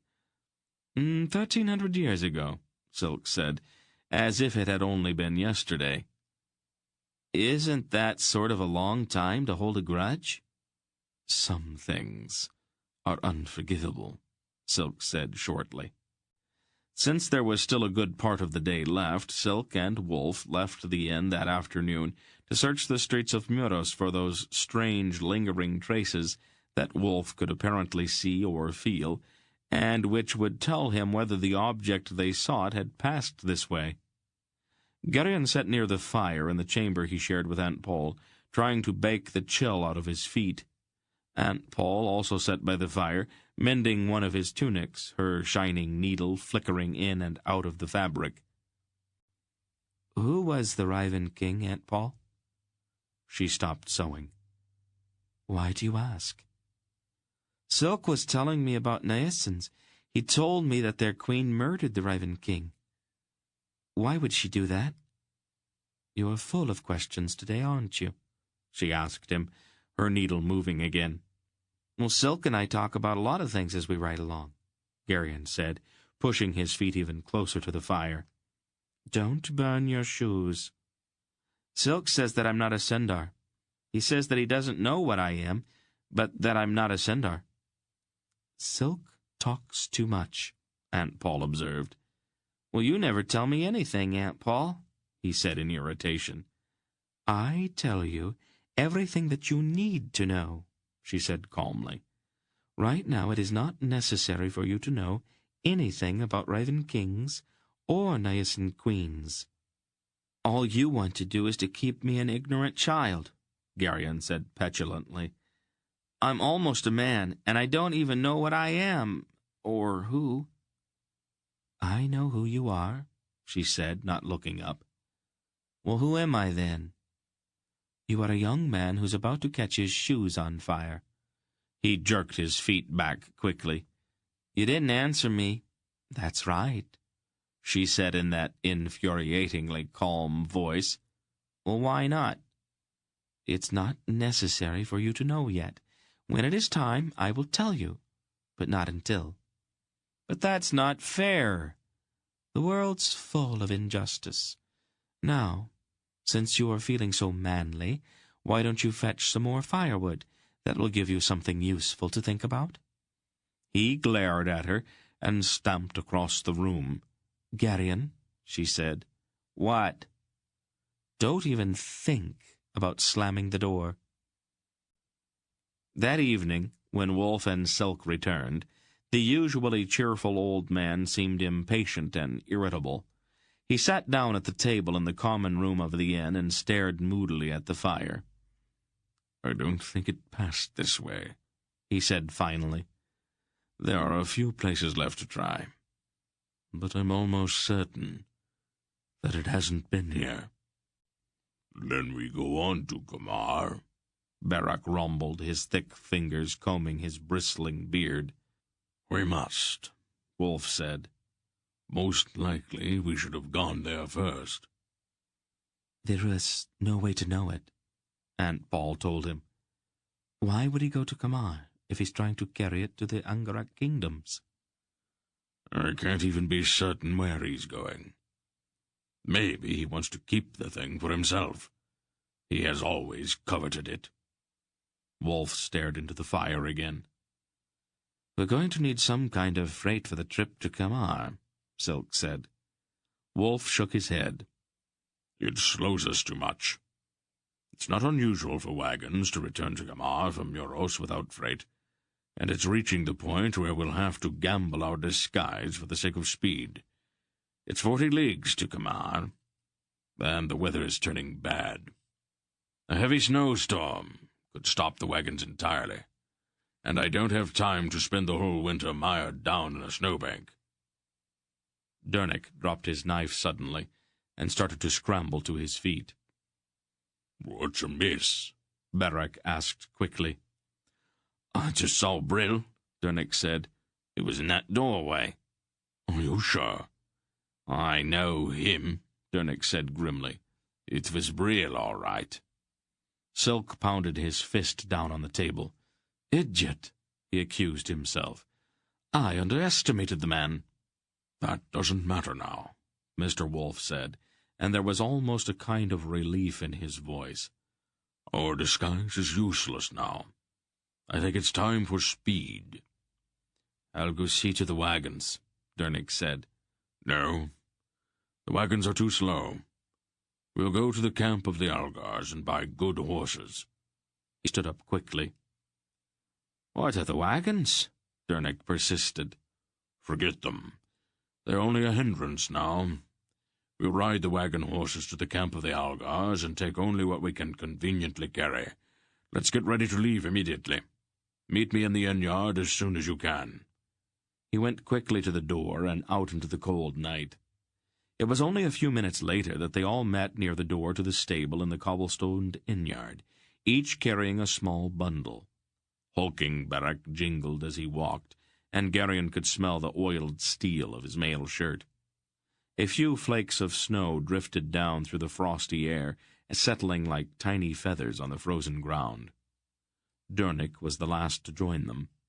He came breathlessly out of the inn and pressed a small handful of coins upon Mr. Wolf. "It's the best I could do," he apologized. "Scarce half the worth of the wagons. But the innkeeper sensed my haste and bargained meanly." He shrugged then. "At least we're rid of them. It's not good to leave things of value behind. They nag at the mind and distract one from the business at hand." Silk laughed. "Dernick, you are the absolute soul of a cinder." "One must follow one's nature," Dernick said. "Thank you, my friend," Wolf said gravely, dropping the coins into his purse. "Let's lead the horses. Galloping through these narrow streets at night would only attract attention." "I'll lead," Barak announced, drawing his sword. "If there's any trouble, I am best equipped to deal with it." "I'll walk alongside you, friend Barak," Dernick said, hefting a stout cudgel of firewood. Barak nodded, his eyes grimly bright, and led his horse out through the gate with Dernick closely at his side. Taking his lead from Dernick, Garion paused momentarily as he passed the woodpile and selected a good oak stick. It had a comforting weight, and he swung it a few times to get the feel of it. Then he saw Aunt Paul watching him, and he hurried on without any further display.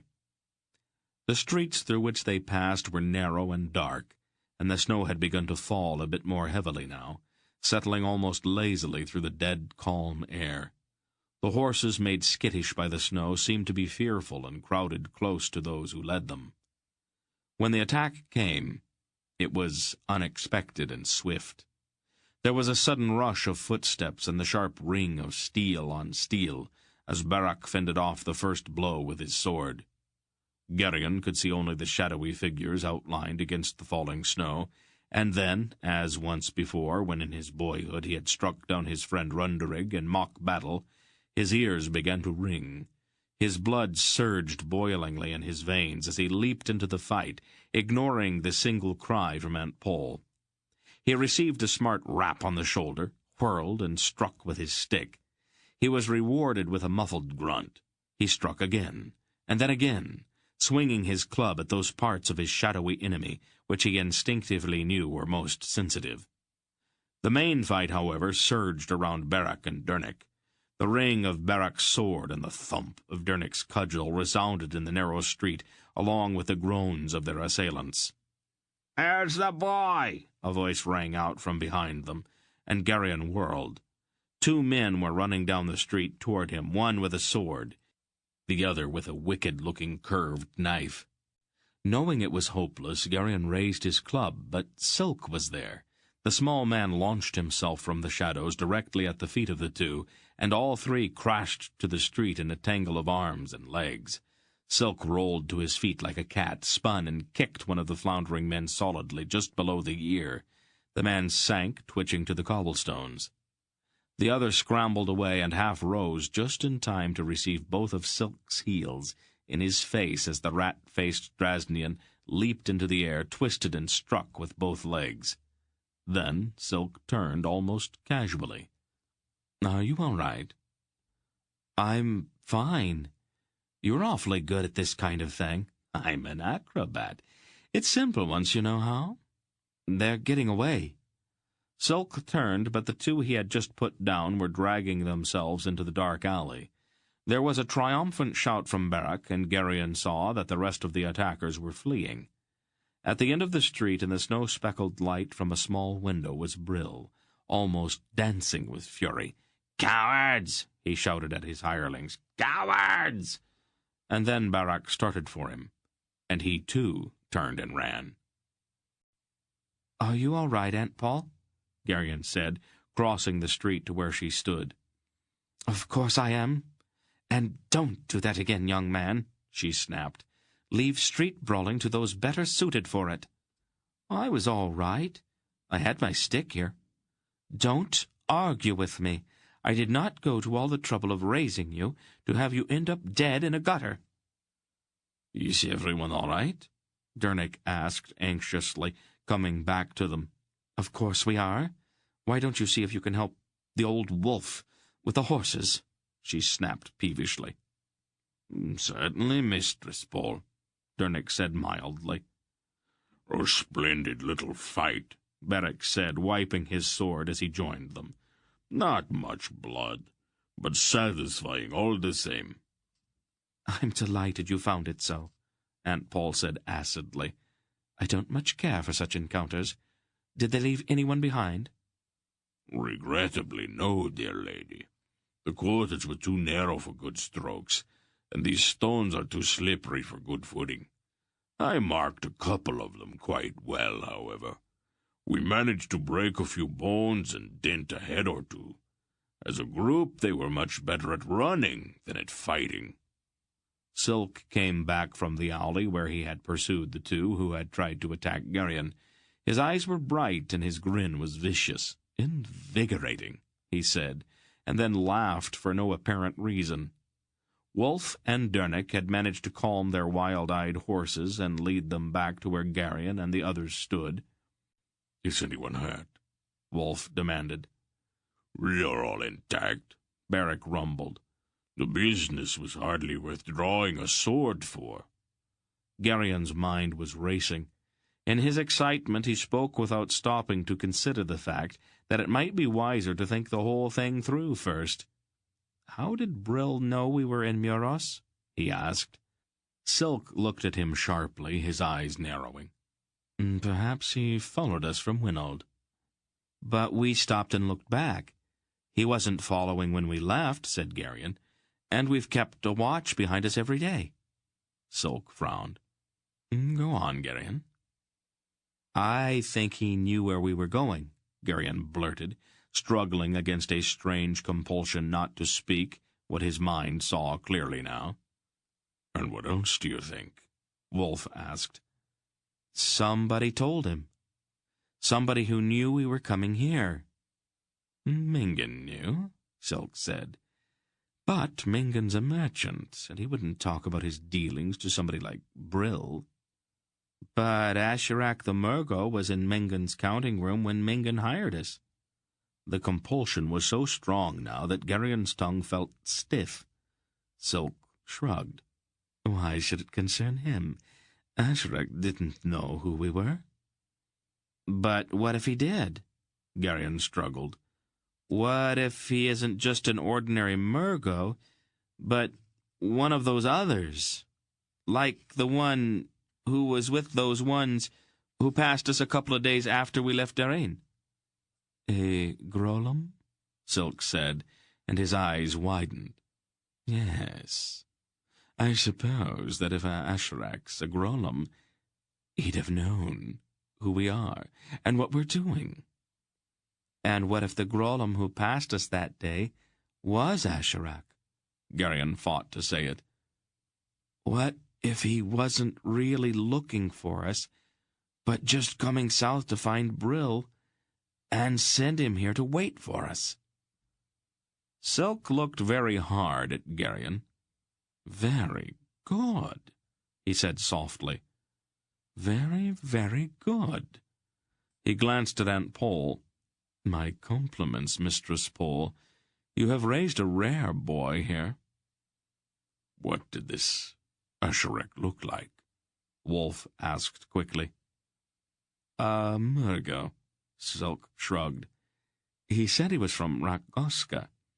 I took him to be an ordinary spy on some business that did not concern us. My mind seems to have gone to sleep. It happens when one deals with Grolums, Wolf told him. Someone's watching us, Dernick said quietly, from that window up there. Garion looked up quickly and saw a dark shape at a second-story window, outlined by a dim light. The shape was hauntingly familiar.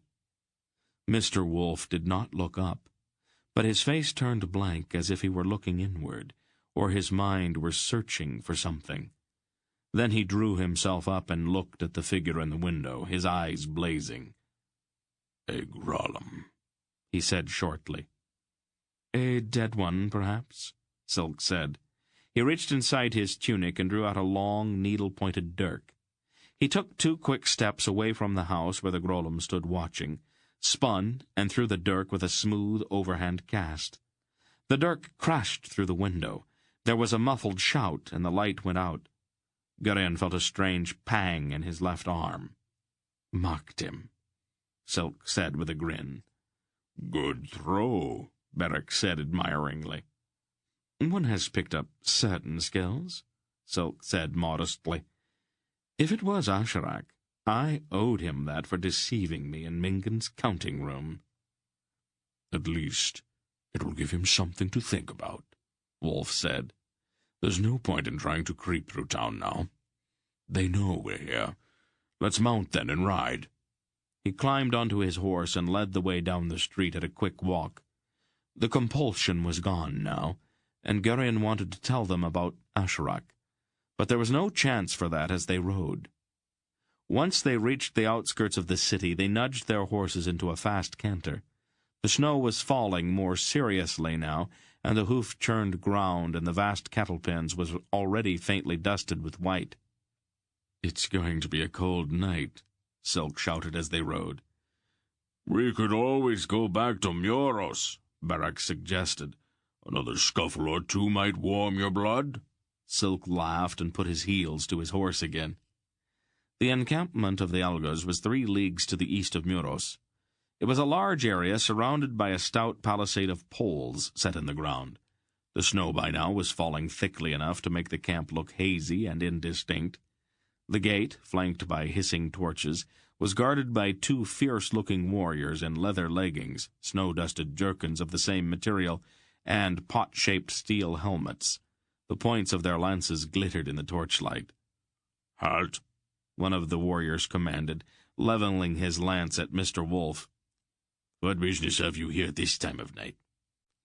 I have urgent need of speaking with your herdmaster, Wolf replied politely. May I step down? The two guards spoke together briefly. You may come down, one of them said. Your companions, however, must withdraw somewhat, but not beyond the light. Algars, Silk muttered under his breath. Always suspicious. Mr. Wolf climbed down from the horse, and, throwing back his hood, approached the two guards through the snow. Then a strange thing happened. The elder of the two guards stared at Mr. Wolf, taking in his silver hair and beard. His eyes suddenly opened very wide. He quickly muttered something to his companion, and the two men bowed deeply to Wolf. There isn't time for that, Wolf said with annoyance. Convey me to your herdmaster. At once, Ancient One, the elder guard said quickly, and hurried to the open gate. What was that about? Garion whispered to Aunt Paul. Algars are superstitious, she said shortly. Don't ask so many questions. They waited with snow settling down upon them and melting on their horses. After about a half-hour, the gate opened again, and 24 mounted Algars, fierce in their riveted, studded leather vests and steel helmets, herded 6 saddled horses out into the snow. Behind them, Mr. Wolf walked, accompanied by a tall man with his head shaved, except for a flowing scalp lock. You have honored our camp by your visit, Ancient One, and I wish you all speed on your journey. I have little fear of being delayed with Algar horses under us, Wolf replied. My riders will accompany you along a route they know, which will put you on the far side of Muros within a few hours, the tall man said. They will then linger for a time, to be certain that you are not followed. I cannot express my gratitude, noble herdmaster, Wolf said, bowing. It is I who am grateful for the opportunity to be of service, the herdmaster said, also bowing. The change to their new horses took only a minute. With half of their contingent of Algars leading, and the other half bringing up the rear, they turned and rode back toward the west through the dark, snowy night. Chapter 10. Gradually, almost imperceptibly, the darkness became paler as the softly falling snow made indistinct even the arrival of morning. Their seemingly inexhaustible horses pounded on through the growing light, the sound of their hooves muffled by the snow now lying fetlock deep on the broad surface of the great north road. Garion glanced back once and saw the jumbled tracks of their passage stretching behind them, and already at the hazy gray limit of his vision beginning to fill with concealing snow. When it was fully light, Mr. Wolf reined in his steaming horse and proceeded at a walk for a time. "How far have we come?" he asked Silk. The weasel-faced man who had been shaking the snow out of the folds of his cloak looked around, trying to pick out a landmark in the misty veil of dropping flakes. 10 leagues, he said finally. Perhaps a bit more. "This is a miserable way to travel," Beric rumbled, wincing slightly as he shifted his bulk in the saddle. Think of how your horse must feel, Silk grinned at him. How far is it to Kamar? Aunt Paul asked. 40 leagues from Muros, Silk told her. We'll need shelter then. We can't gallop 40 leagues without rest, no matter who is behind us. "I don't think we need to worry about pursuit just now," Wolf said. "I think we can count on the Algars to detain Brittle and his hirelings, or even Asherak, if they try to follow us." At least there is something Algars are good for, then, Silk said dryly. "If I remember right, there should be an Imperial hostel about 5 leagues farther to the west. We ought to reach it by noon." "Will we be allowed to stay there?" Dernick asked doubtfully. "I've never heard that Tolnetrans are noted for their hospitality." "Tolnetrans sell anything for a price," Silk said. "The hostel would be a good place to stop. Even if Brill or Asherek evade the Algars and follow us there, the legionnaires won't permit any foolishness within their walls." "Why should there be Tolnedran soldiers in Sindaria?" Garion asked, feeling a brief surge of patriotic resentment at the thought. "Wherever the great roads are, you will find the legions," Silk said. "Tolnedrans are even better at writing treaties than they are at giving short weight to their customers." Mr. Wolf chuckled. "You're inconsistent, Silk. You don't object to their highways, but you dislike their legions. You can't have the one without the other." "Oh, I've never pretended to be consistent," the sharp-nosed man said airily. "If we want to reach the questionable comfort of the Imperial hostel by noon, hadn't we better move along? I would not want to deny His Imperial Majesty the opportunity to pick my pocket." "All right, let's ride," said Wolf, and he put his heels to the flanks of the Algar horse, which had already begun to prance impatiently under him. The hostel, when they reached it in the full light of snowy noon, proved to be a series of stout buildings surrounded by an even stouter wall. The legionnaires who manned it were not the sort of men as the Tolnedran merchants Garion had seen before. Unlike the oily men of commerce, these were hard-faced professional fighting men in burnished breastplates and plumed helmets. They carried themselves proudly, even arrogantly, each bearing the knowledge that the might of all Tunedra was behind him. The food in the dining hall was plain and wholesome, but dreadfully expensive. The tiny sleeping cubicles were scrupulously clean, with hard, narrow beds and thick woolen blankets, and were also expensive. The stables were neat, and they, too, reached deeply into Mr. Wolf's purse. Garion wondered at the thought of how much their lodging was costing, but Wolf paid for it all with seeming indifference, as if his purse were bottomless.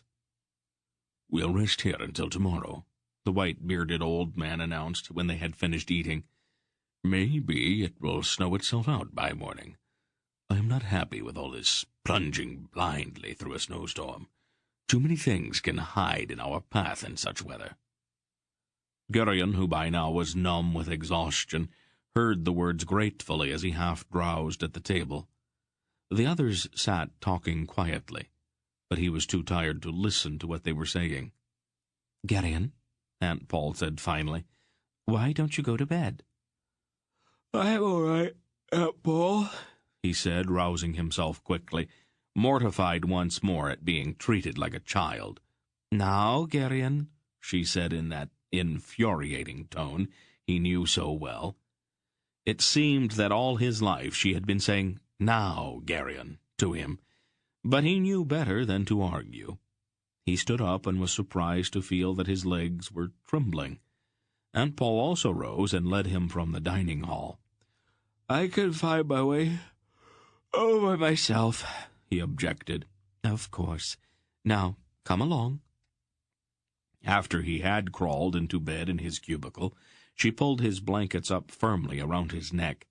"Stay covered," she told him. "I don't want you taking cold." She laid her cool hand briefly on his forehead, as she had done when he was a small child. "Aunt Paul?" he asked drowsily. "Yes, Garion." "Who were my parents? I mean, what were their names?" She looked at him gravely. "We can talk about that later." "I want to know," he said stubbornly. "All right. Your father's name was Garion. Your mother's was Ildera." Garion thought about that. "The names don't sound Sandarian." "They're not." "Well, why was that?" "It is a very long story, and you are much too tired to hear it just now." On a sudden impulse he reached out and touched the white lock at her brow with the mark of the palm of his right hand. As had sometimes happened before, a window seemed to open in his mind at the tingling touch. But this time that window opened on something much more serious.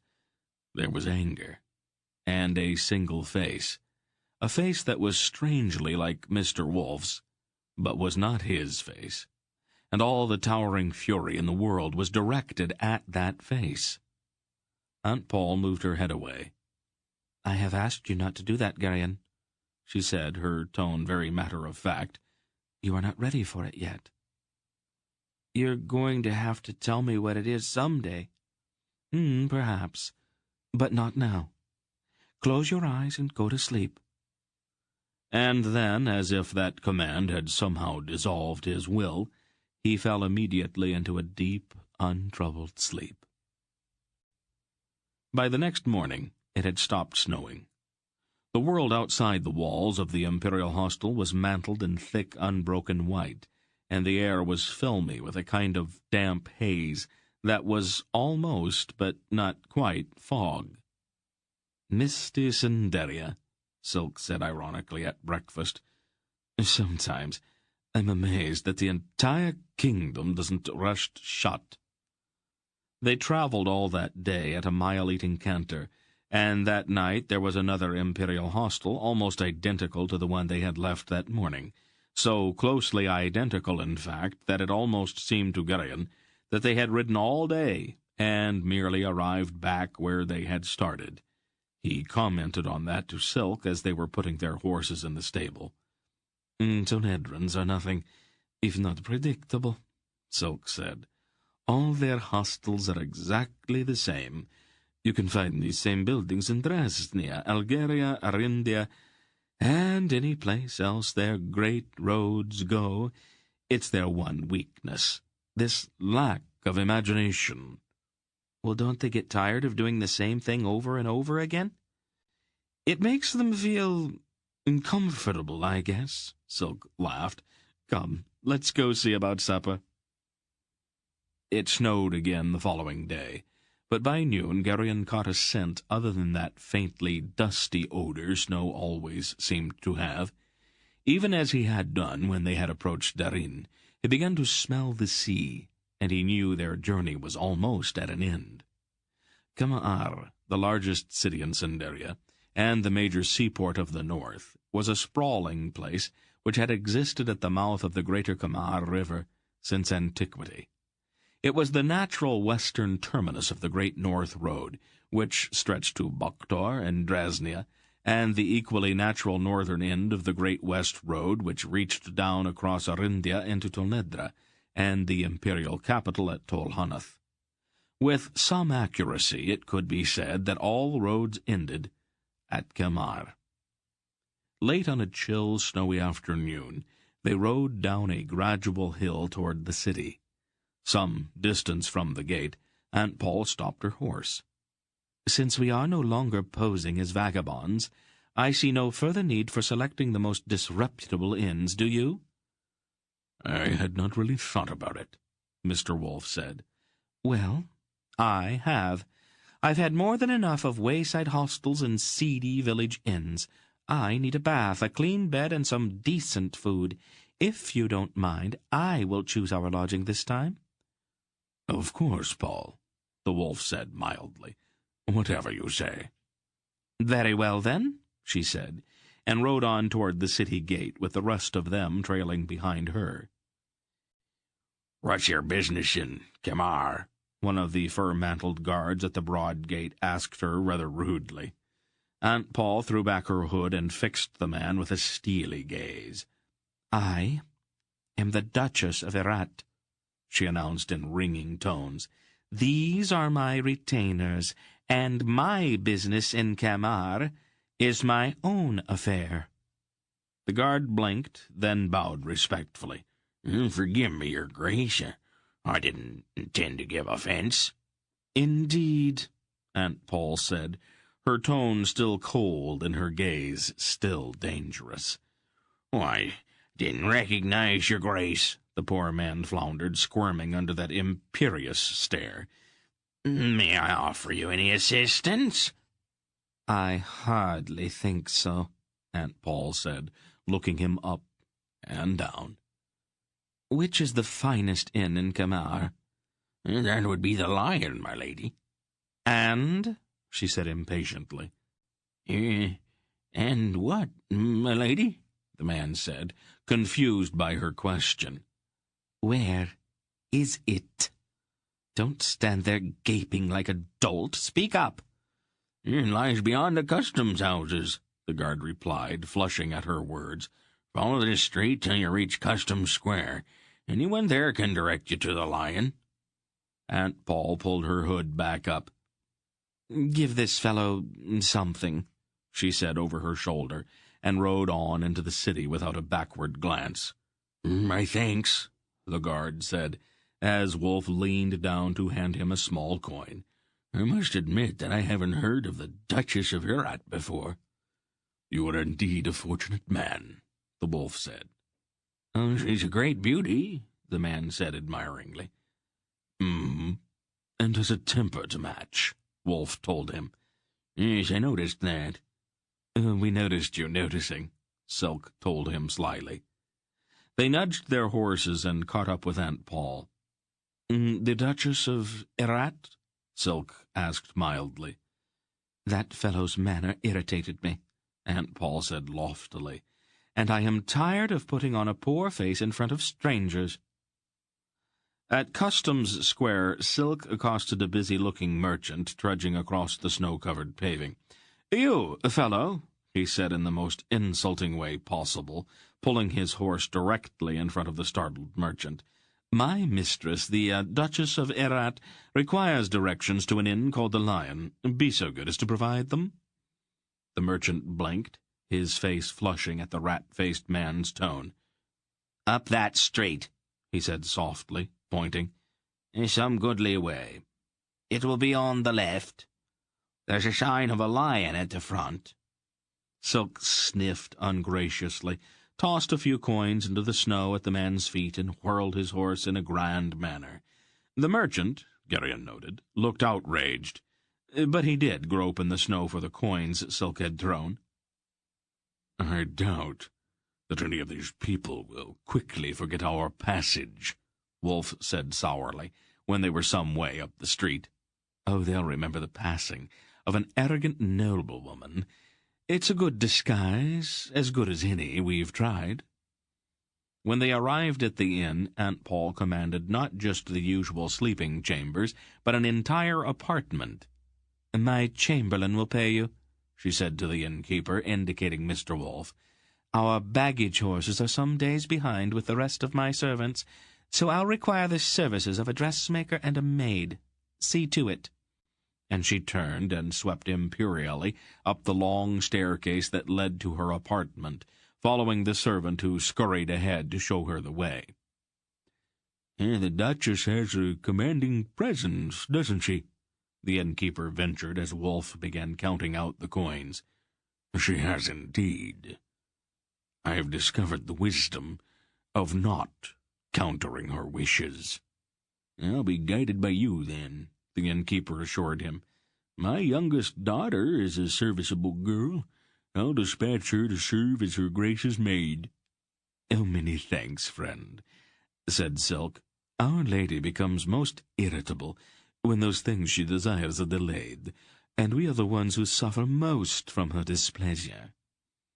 They trooped up the stairs to the apartments Aunt Paul had taken, and stepped into the main sitting room, a splendid chamber, far richer than any Garion had seen before.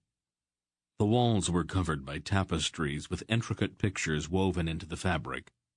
A wealth of candles, real wax instead of smoky tallow, gleamed in sconces on the walls, and in a massive candelabra on the polished table. A good warm fire danced merrily on the hearth, and a large carpet of curious design lay on the floor. Aunt Paul was standing before the fire, warming her hands. "Is this not better than some shabby wharfside inn, reeking of fish and unwashed sailors?" "If the Duchess of Herat will forgive my saying so," the wolf said somewhat tartly, "this is hardly the way to escape notice, and the cost of these lodgings would feed a legion for a week." "Oh, don't grow parsimonious in your dotage, old wolf," she replied. "No one takes a spoiled noblewoman seriously, and your wagons weren't able to keep that disgusting Brill from finding us. This guise is at least comfortable, and it permits us to move more rapidly." Wolf grunted. "I only hope we won't regret all of this." "Oh, stop grumbling, old man." "Have it your way, Paul." "Oh, I intend to." "How are we to behave, Mistress Paul?" Dernick asked hesitantly. Her sudden regal manner had obviously confused him. "I'm not familiar with the ways of the gentry." "Oh, it's quite simple, Dernick," she said. She eyed him up and down, noticing his plain, dependable face and his solid competence. "How would you like to be chief groom to the Duchess of Herat and master of her stables?" Dernick laughed uncomfortably. "Noble titles for work I've done all my life. I could manage the work easily enough, but the titles, they might grow a bit heavy." "Oh, you'll do splendidly, friend Dernick," Silk assured him. "That honest face of yours makes people believe anything you choose to tell them. If I had a face like yours, I could steal half the world." He turned to Aunt Paul. "And what role am I to play, milady?" "You will be my reeve. The thievery usually associated with the position should suit you." Silk bowed ironically. "And I?" Barak said, grinning openly. "My man-at-arms. I doubt that any would believe you to be a dancing master. Just stand around looking dangerous." "What about me, Aunt Paul? What do I do?" "You can be my page." "What does a page do?" "You fetch things for me." "I've always done that." "Is that what it's called?" "Don't be impertinent. You also answer doors and announce visitors, and when I'm melancholy you may sing to me." "Sing? Me?" he said incredulously. It is customary." "You wouldn't make me do that, would you, Aunt Paul?" "Your Grace," she corrected. "Well, you won't be very gracious if you have to listen to me sing," he warned. "My voice isn't very good." "Oh, you'll do just fine, dear." "And I've already been appointed your Grace's chamberlain," Wolf said. My chief steward, manager of my estates, and keeper of my purse." "Somehow, I knew that would be part of it." There was a timid rap at the door. "Oh, do see who that is, Garion," Aunt Paul said. When he opened the door, Garion found a young girl with light brown hair in a sober dress and starched apron and cap standing outside. She had very large brown eyes that looked at him apprehensively. "Yes?" "I've been sent to wait upon the Duchess," she said in her low voice. "Your maid has arrived, Your Grace," Garion announced. "Oh, splendid," Aunt Paul said. "Come in, child." The girl entered the room. What a pretty thing you are." "Thank you, my lady," the girl answered with a brief curtsy and rosy blush. "And what is your name?" "I'm called Donia, my lady." "Oh, a lovely name. Now, to important matters. Is there a bath on the premises?" It was still snowing the next morning. The roofs of nearby houses were piled high with white, and the narrow streets were deep with it. "I think we're close to the end of our search," Mr. Wolf said, as he stared intently out through the rippled glass of the window in the room with the tapestries. "It's unlikely that the one we're after would stay in Kamar for long." Very unlikely. But once we've found his trail, we'll be able to move more rapidly. Let's get into the city and see if I'm right." After Mr. Wolf and Silk had left, Garion sat for a while talking with Donia, who seemed to be about his own age. Although she was not quite as pretty as Zubret, Garion found her soft voice and huge brown eyes extremely attractive. Things were going along well between them, until Aunt Paul's dressmaker arrived and Donia's presence was required in the chamber where the Duchess of Herat was being fitted for her new gowns. Since Dernick, obviously ill at ease in the luxurious surroundings of their chambers, had adjourned to the stables after breakfast, Garion was left in the company of the giant Barak, who worked patiently with a small stone, polishing a nick out of the edge of his sword, a memento of the skirmish in Muros. Garion had never been wholly comfortable with the huge red-bearded man. Barak spoke rarely, and there seemed to be a kind of hulking menace about him. So it was that Garion spent the morning examining the tapestries on the walls of the sitting-room. The tapestries depicted knights in full armor and castles on hilltops, and strangely angular-looking maidens moping about in gardens. "Arendish," Beric said, directly behind him. Garion jumped. The huge man had moved up so quietly that Garion had not heard him. "How can you tell?" Garion asked politely. "The Arons have a fondness for tapestry," Beric rumbled, "and the weaving of pictures occupies their women while the men are off denting each other's armor." "Do they really wear all of that?" Garion asked, pointing at a heavily armored knight pictured on the tapestry. Oh, yes, that and more. Even their horses wear armor. It's a silly way to make a war." Garion scuffed his shoe on the carpet. "Is this Arendish too?" Beric shook his head. "Malorian." "How did it get here all the way from Meloria?" Garion asked. "I've heard that Meloria is all the way on the other end of the world." It's a goodly way off, but a merchant would go twice as far to make such a profit. Such goods as this commonly move along the north caravan route out of Garagnadrak to Baktor. Melorian carpets are prized by the wealthy.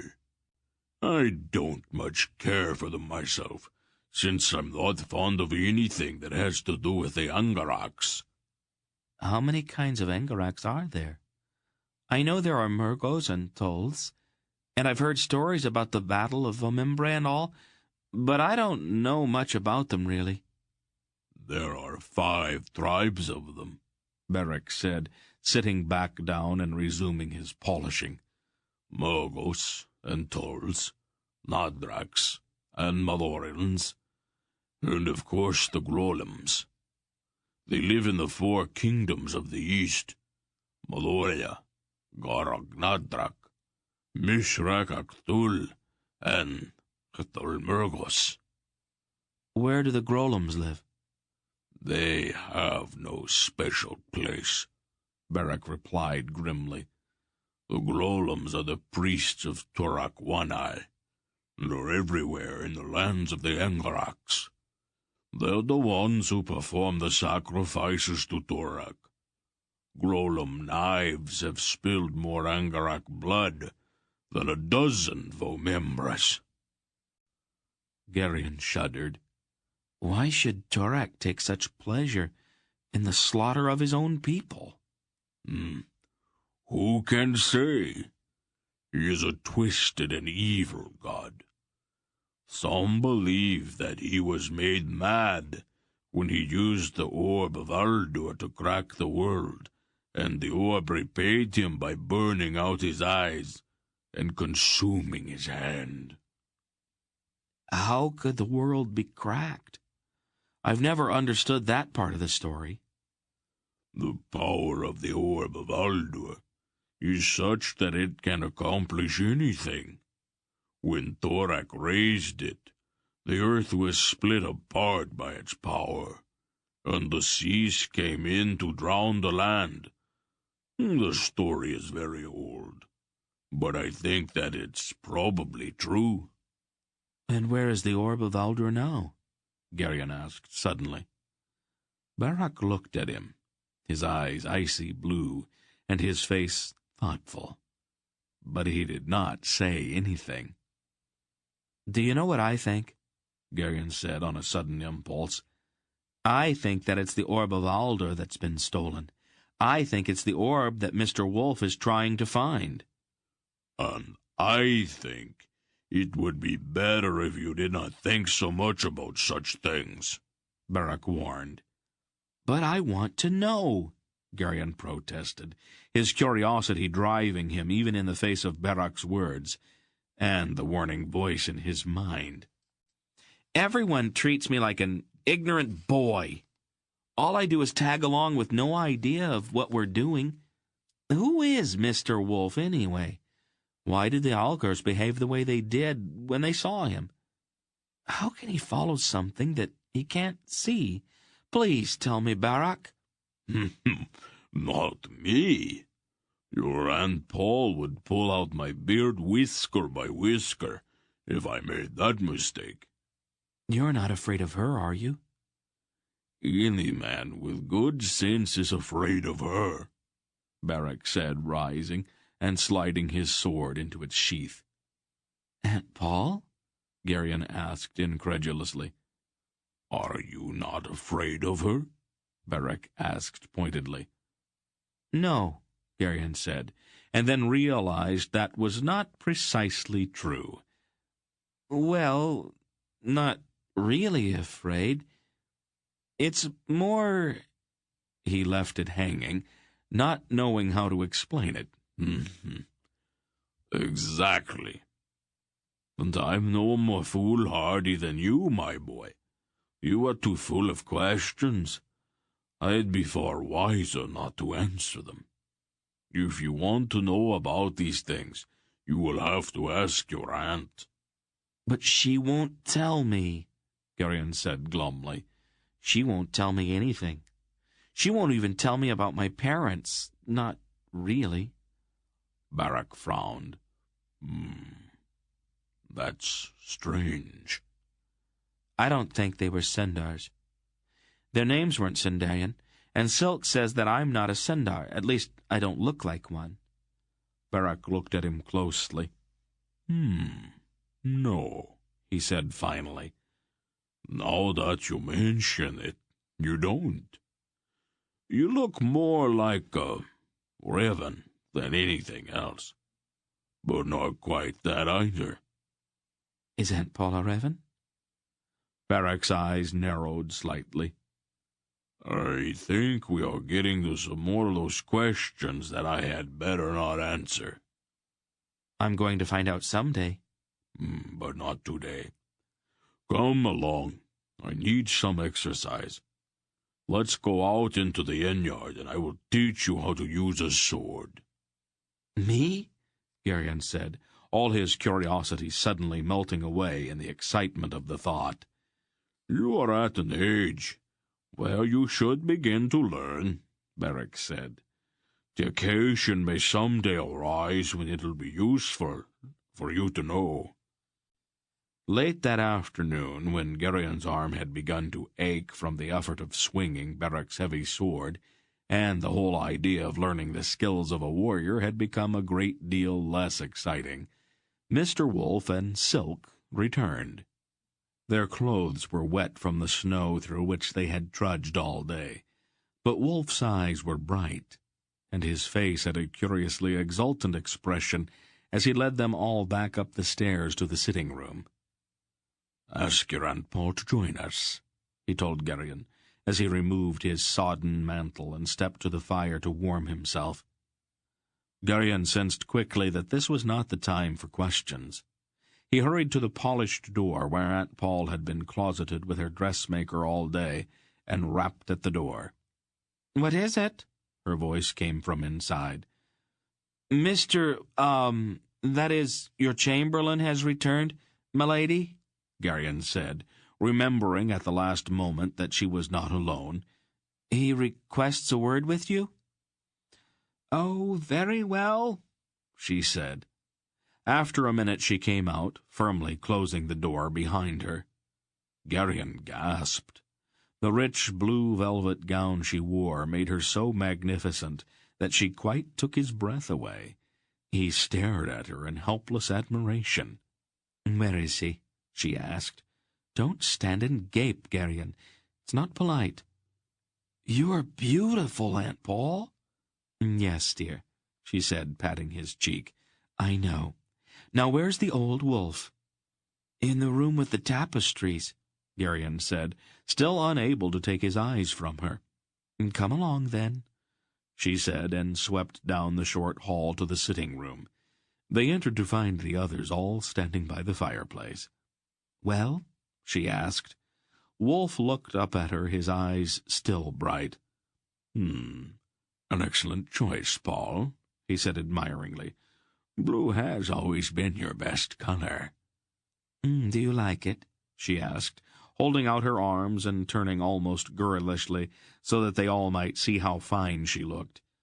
I hope it pleases you, old man, because it is costing you a great deal of money. Wolf laughed. I was almost certain that it would. The effect of Aunt Paul's gown on Dernick was painfully obvious. The poor man's eyes literally bulged, and his face turned alternately very pale, then very red, then finally settled into an expression of such hopelessness that Garion was touched to the quick by it. Silk and Barak in curious unison both bowed deeply and wordlessly to Aunt Paul, and her eyes sparkled at their silent tribute. This ends Disc 5. Please change to Disc 6. Silk and Barak in curious unison both bowed deeply and wordlessly to Aunt Paul, and her eyes sparkled at their silent tribute. It has been here, Wolf announced seriously. You're certain? He nodded. I could feel the memory of its passage in the very stones. Did it come by sea? No. He probably came ashore with it in some secluded cove up the coast, and then traveled here by land. And took ship again? I doubt that. I know him well. He is not comfortable on the sea. Besides which, Barak said, one word to the King Anheg of Charak would have put 100 warships on his trail. No one can hide on the sea from the ships of Karak, and he knows that. You're right, Wolf agreed. I think he'll avoid the domains of the Alons. That's probably why he chose not to pass along the north road through Belgariad and Drasnia. The spirit of Balar is strong in the kingdoms of the Elons, and not even this thief is bold enough to risk a confrontation with the bear god. Which leaves Orindia, Silk said, or the land of the Ulgos. Orindia, I think. The wrath of Ul is even more fearsome than that of Balar. Forgive me, Dernick said, his eyes still on Aunt Paul. This is almost confusing. I've never heard just exactly who this thief is. I am sorry, gentle Dernick, Wolf said. It's not a good idea to speak his name. He has certain powers, which might make it possible for him to know our every move if we alert him to our location, and he can hear his name spoken 1,000 leagues away. A sorcerer? Dernick asked unbelievingly. The word isn't one I would choose. It's a term used by men who do not understand that particular art. Instead, let's call him Thief, though there are a few other names I might call him which are far less kindly. Can we be certain that he'll make for the kingdoms of the Angarax? Silk asked, frowning. If that's the case, wouldn't it be quicker to take ship directly to Talhunath and pick up his trail on the south caravan route into Thalmurgos? Wolf shook his head. Better to stay with his trail now that we've found it. We don't know what he intends. Maybe he wants to keep the thing he has stolen for himself, rather than deliver it to the Grolums. He might even seek sanctuary in Nisya. Oh, he wouldn't do that. He couldn't, without the connivance of Salmisra. It would not be the first time that the Queen of the Serpent people has tampered with things that are none of her concern, Wolf pointed out. If that turns out to be true, Aunt Paul said grimly, I think I will give myself the leisure to deal with the snake woman permanently. It is too early to know, Wolf said. Tomorrow we'll buy provisions and ferry across the river to Orindia. I'll take up the trail there. For the time being, all we can do is follow that trail. Once we know for certain where it leads, we will be able to consider our alternatives." From the evening-darkened inn-yard outside there came suddenly the sound of many horses. Beric stepped quickly to the window and glanced out. "Soldiers!" "Here," Silk said, also hurrying to the window. "They appear to be from one of the king's regiments." "They won't be interested in us," Aunt Paul said. "Unless they aren't what they seem," said Silk. "Uniforms of one kind or another are not that difficult to come by." "They aren't Murgos," Beric said. "I would recognize Murgos." "Brill isn't a Murgo either," said Silk, staring down into the inn-yard. "See if you can hear what they say," Wolf instructed. Beric carefully opened one of the windows a crack, and the candles all flickered in the gust of icy wind. In the yard below, the captain of the soldiers was speaking with the innkeeper. "He's a man of somewhat more than medium height, with white hair and a short beard. He may be travelling with some others." "There's such a one here, Your Honor," the innkeeper said dubiously. "But I'm sure he isn't the one you seek. The one is chief steward to the Duchess of Erat, who honors my inn with her presence." "The Duchess of where?" the captain asked sharply. "Of Erat," the innkeeper replied, "a most noble lady of great beauty and a commanding presence." "I wonder if I might have a word with her grace," the captain said, climbing down from his horse. "I'll ask her if she'll receive you, Your Honor," the innkeeper replied. Beric closed the window. "I'll deal with this meddlesome captain." "No," Wolf said. "He's got too many soldiers with him." "And if they are who they seem to be, they're good men who have not done us any harm." "There is the back stairs," Silk suggested. "We could be 3 streets away before he reached our door." "And if he stationed soldiers at the back of the inn," Aunt Paul suggested, "what then? Since he is coming to speak with the Duchess of Erat, why don't we let the Duchess deal with him?" "What have you got in mind?" Wolf asked her. "If the rest of you stay out of sight, I will speak with him. I should be able to put him off until morning. We can be across the river into Arindia before he comes back." Perhaps. But this captain sounds like a determined man." "I have dealt with determined men before." "We will have to decide quickly," Silk said from the door.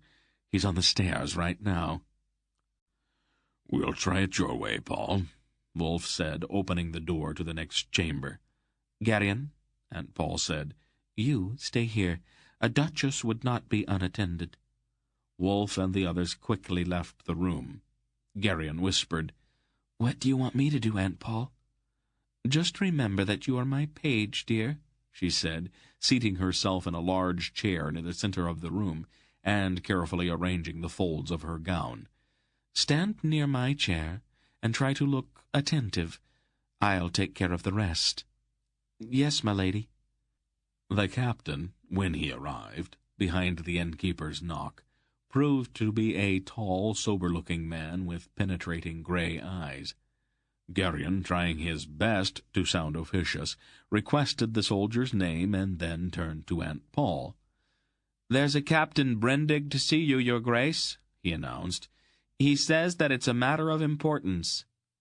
Aunt Paul looked at him for a moment as if considering the request. "Oh, very well," she said finally. "Show him in." Captain Brendig stepped into the room, and the innkeeper left hurriedly. "Your Grace," the captain said, bowing deferentially to Aunt Paul. What is it, Captain?" "I would not trouble your Grace if my mission were not of such urgency," Brendig apologized. "My orders are directly from the king himself, and you of all people will know that we must defer to his wishes." "I suppose I can spare you a few moments for the king's business." "There's a certain man the king wishes to have apprehended, an elderly man with white hair and beard. I am informed that you have such a one among your servants. Is the man a criminal? The king did not say so, your grace. I was only told that the man was to be seized and delivered to the palace at Sindar, and all who are with him as well. I am seldom at court, Aunt Paul said. It's most unlikely that any of my servants would be of such interest to the king. Your grace, Brendig said delicately, in addition to my duties in one of the king's own regiments, I also have the honor to hold a baronetcy. I have been at court all my life, and must confess that I've never seen you there. A lady of your striking appearance would not soon be forgotten. Aunt Paul inclined her head slightly in acknowledgment of the compliment. I suppose I should have guessed, my Lord Brendig. Your manners are not those of a common soldier. Moreover, your grace, I am familiar with all of the holdings of the kingdom. If I am not mistaken, the district of Irat is an earldom, and the Earl of Irat is a short, stout man. My great-uncle, incidentally. There has been no duchy in that part of Sindaria since the kingdom was under the dominion of the Wesite Erins. Aunt Paul fixed him with an icy stare. Milady, Brendig said almost apologetically, the Wesite Erins were exterminated by their Asturian cousins in the last years of the 3rd millennium. There has been no Wesite nobility for over 2,000 years. I thank you for the history lesson, my lord, Aunt Paul said coldly. All of that, however, is hardly the issue, is it? Brendig continued. I am bidden by my king to seek out the man of whom I spoke. Upon your honour, lady, do you know such a man? The question hung in the air between them, and Garion, knowing in sudden panic that they were caught, almost shouted for Barak. Then the door to the next chamber opened, and Mr. Wolfe stepped into the room. There is no need to continue with this. I am the one you are looking for. What does Fulrak of Sindaria want with me? Brendig looked at him without seeming surprise. His Majesty did not see fit to take me into his confidence. He will explain it himself, I have no doubt, as soon as we reach the palace at Sindar. The sooner the better, then. When do we leave? We depart for Sindar directly after breakfast in the morning. I will accept your word that none of you will attempt to leave this inn during the night. I would prefer not to subject the Duchess of Irat to the indignity of confinement at the local barracks.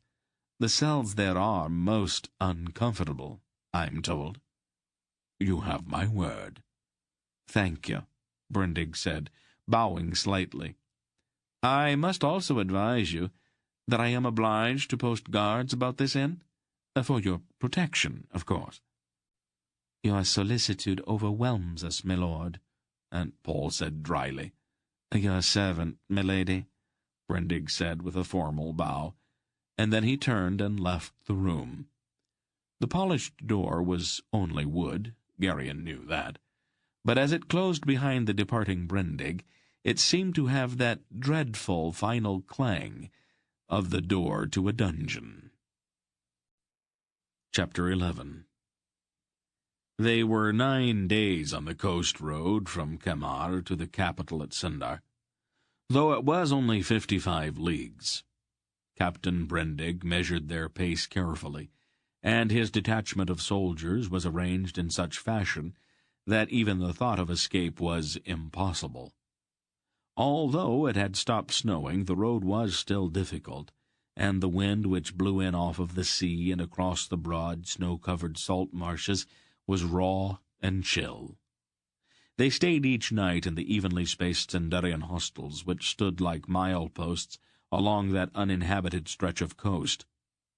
The hostels were not quite so well appointed as were their Tolnedran counterparts along the Great North Road, but they were at least adequate. Captain Brendig seemed solicitous about their comfort, but he also posted guards each night. On the evening of the second day, Garion sat near the fire with Yernik, staring moodily into the flames. Dernick was his oldest friend, and Garion felt a desperate need for friendship just then. Dernick, Yes, lad. have you ever been in a dungeon? What could I have done to be put into a dungeon? I thought that you might have seen one sometime. Honest folk don't go near such places. I've heard they're awful. Dark and cold.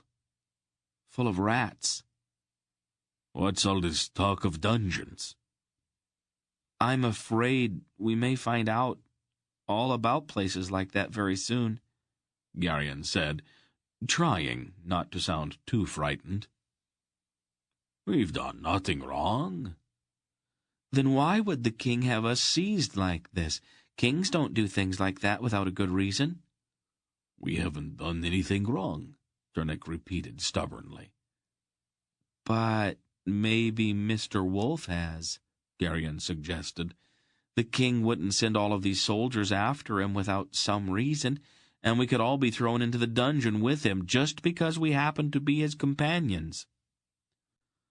Things like that don't happen in Cinderia, Dernick said firmly. The next day the wind was very strong as it blew in off of the sea, but it was a warm wind, and the foot-deep snow on the road began to turn slushy. By midday it had started to rain. They rode in sodden misery toward the next hostel. "I am afraid we'll have to delay our journey until this blows out," Captain Brendig said that evening, looking out one of the tiny windows of the hostel. "The road's going to be quite impassable by morning."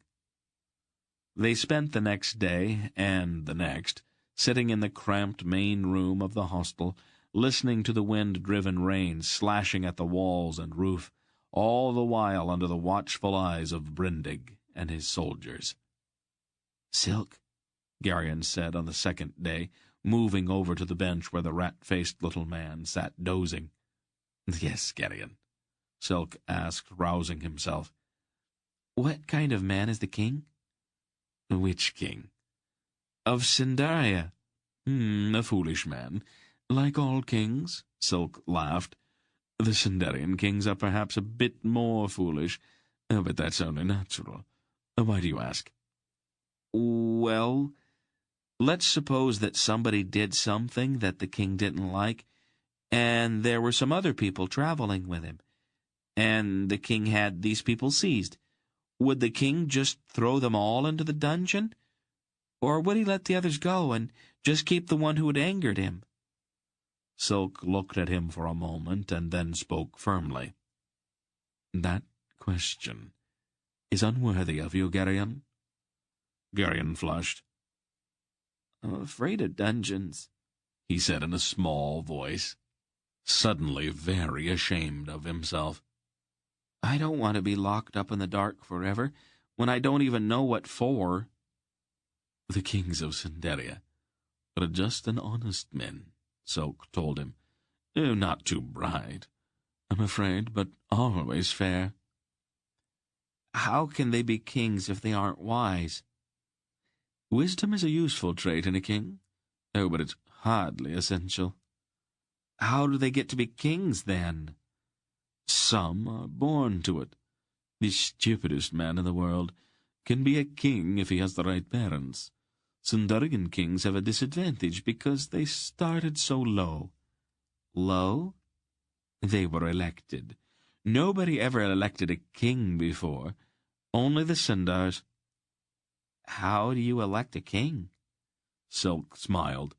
"Very badly, Garion. It's a poor way to select a king.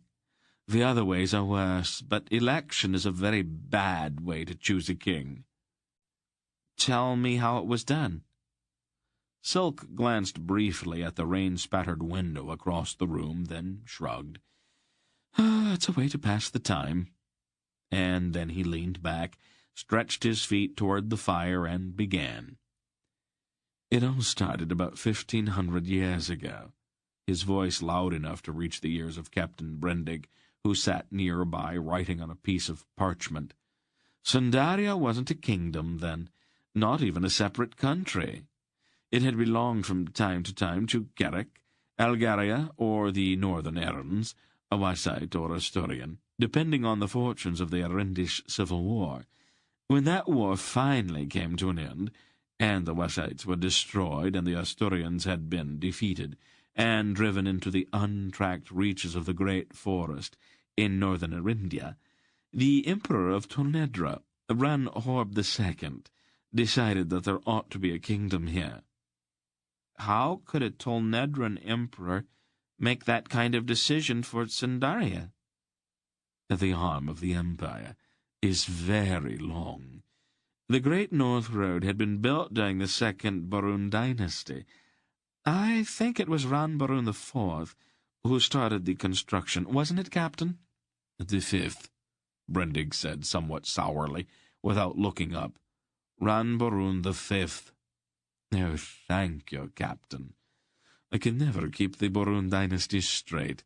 Anyway, there were already imperial legions in Sandaria to maintain the highway, and if one has troops in an area, one has certain authority. Wouldn't you say, Captain? It's your story, Brendig said shortly. Oh, indeed it is, Silk agreed.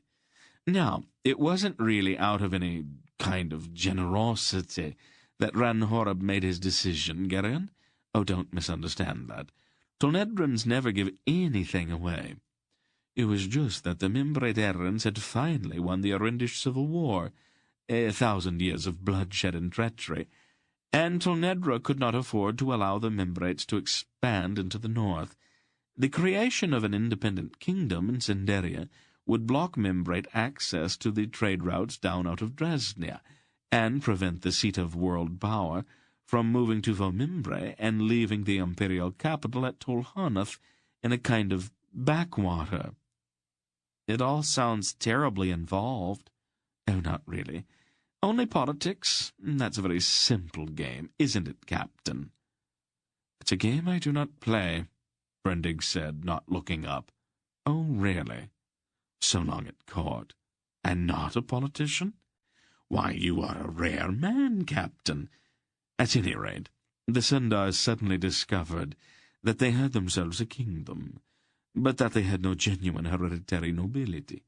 Oh, there were a few retired Tolnedran nobles living on estates here and there, assorted pretenders to this or the Hussite or Asturian title, a Carrick war chief or two with a few followers, but no genuine Sundarian nobility. And so it was that they decided to hold a national election, select the king, don't you see, and then leave the bestowing of titles up to him, a very practical approach, and typically Sundarian. How do you elect a king? Garion asked, beginning to lose his dread of dungeons in his fascination with this story. Oh, everybody votes, Silk said simply. Parents, of course, probably cast the votes for their children, but it appears that was very little cheating. The rest of the world stood around and laughed at all of this foolishness, but the Sindars continued to cast ballot after ballot for a dozen years. 6 years, actually, Brendig said, with his face still down over his parchment. 3827 to 3833. And there were over 1,000 candidates, Silk said expansively. 743, Brendig said tightly. I stand corrected, noble captain. It's an enormous comfort to have such an expert here to catch my errors. I am but a simple Dresnian merchant, with little background in history. Anyway, on the 23rd ballot, they finally elected their king, a rutabaga farmer named Fundor. He raised more than just rutabagas, Brendig said, looking up with an angry face. Oh, of course he did, Silk said, smacking his forehead with an open palm. How could I have forgotten the cabbages? He raised cabbages too, Garion. Never forget the cabbages. Well, everybody in Sandaria who thought he was important journeyed to Fundor's farm, and found him vigorously fertilizing his fields, and they greeted him with a great cry, "Hail, Fundor the Magnificent, King of Sendaria!" and fell on their knees in his august presence. "Must we continue with this?" Brendig asked in a pained voice, looking up. "Well, the boy wants to know, Captain," Silk replied with an innocent face. "It is our duty as his elders to instruct him in the history of our past, wouldn't you say?" "Say whatever you like," Brendig said in a stiff voice. "Oh, thank you for your permission, Captain," Silk said, inclining his head. "Do you know what the King of Sendaria said then, Garion?" "No. What?" "I pray you, your eminences," the king said, "have a care for your finery. I have just well manured the bed in which you are kneeling." Barak, who was sitting nearby, roared with laughter, pounding his knee with one huge hand. "I find this less than amusing, sir," Captain Brendig said coldly, rising to his feet. "I make no jokes about the King of Drasnia, do I?" "Oh, but you are a courteous man, Captain," Silk said mildly, "and a nobleman. I'm merely a poor man trying to make his way in the world." Brendig looked at him helplessly, and then turned and stomped out of the room. The following morning, the wind had blown itself out and the rain had stopped. The road was very nearly a quagmire, but Brendig decided that they must continue. Travel that day was difficult, but the next was somewhat easier, as the road began to drain. Aunt Paul seemed unconcerned by the fact that they had been seized at the king's orders. She maintained her regal bearing even though Garion saw no real need to continue the subterfuge, and wished fervently that she would abandon it. The familiar, practical sensibility with which she had ruled her kitchen at Faldor's farm had somehow been replaced by a kind of demanding willfulness that Garion found particularly distressing. For the first time in his life he felt a distance between them, and it left a vacancy that had never been there before. To make matters worse, the gnawing uncertainty which had been steadily growing since Silk's unequivocal declaration on the hilltop outside Winold that Aunt Paul could not possibly be his aunt, sawed roughly at his sense of his own identity, and Garion often found himself staring at the awful question, "Who am I?" Mr. Wolfe seemed changed as well. He seldom spoke either on the road nor at night in the hostels. He spent a great deal of time sitting by himself with an expression of moody irritability on his face. Finally, on the 9th day after their departure from Camar, the broad salt marshes ended, and the land along the coast became more rolling. They topped a hill about midday, just as the pale winter sun broke through the clouds, and there, in the valley below them, the walled city of Sundar lay facing the sea. The detachment of guards at the south gate of the city saluted smartly as Captain Brendig led the little party through, and he returned their salute crisply. The broad streets of the city seemed filled with people in the finest clothing, all moving about importantly, as if their errands were the most vital thing in the world. "Courtiers," Barak, who had chanced to be riding beside Garion, snorted with contempt. "Not a real man amongst them." "A necessary evil, my dear Barak," Silk said, back over his shoulder to the big man. "Little jobs require little men, and it is the little jobs that keep a kingdom running." After they had passed through the magnificently large square, they moved up a wide avenue to the palace. It was a very large building, with many stories and broad wings extending out on each side of the paved courtyard. The entire structure was surmounted by a round tower that was easily the highest edifice in the entire city. "Where do you suppose the dungeons are?"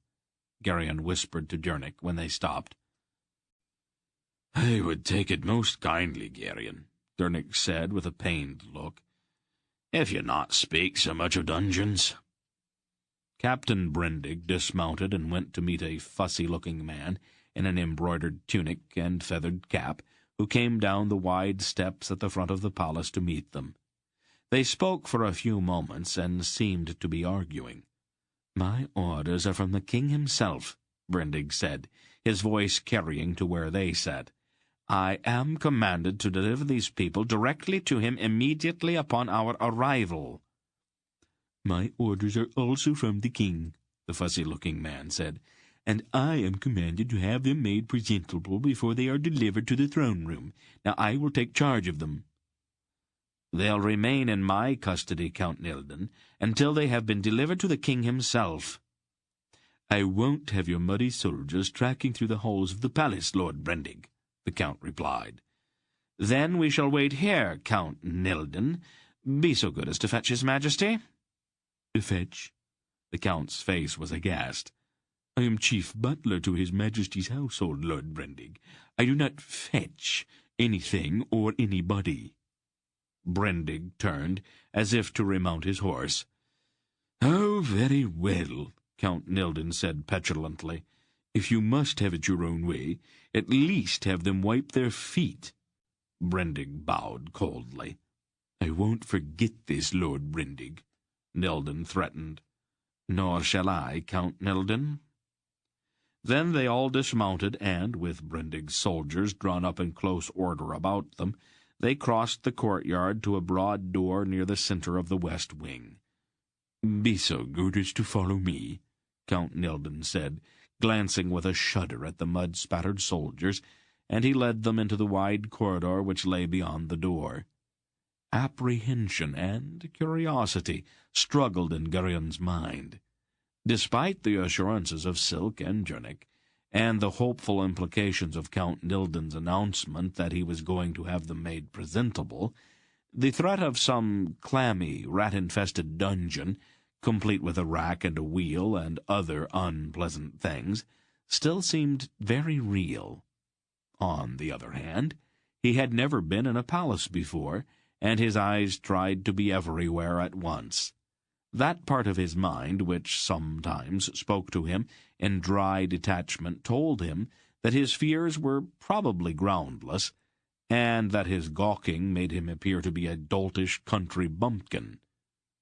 Count Nilden led them directly to a part of the corridor where there were a number of highly polished doors.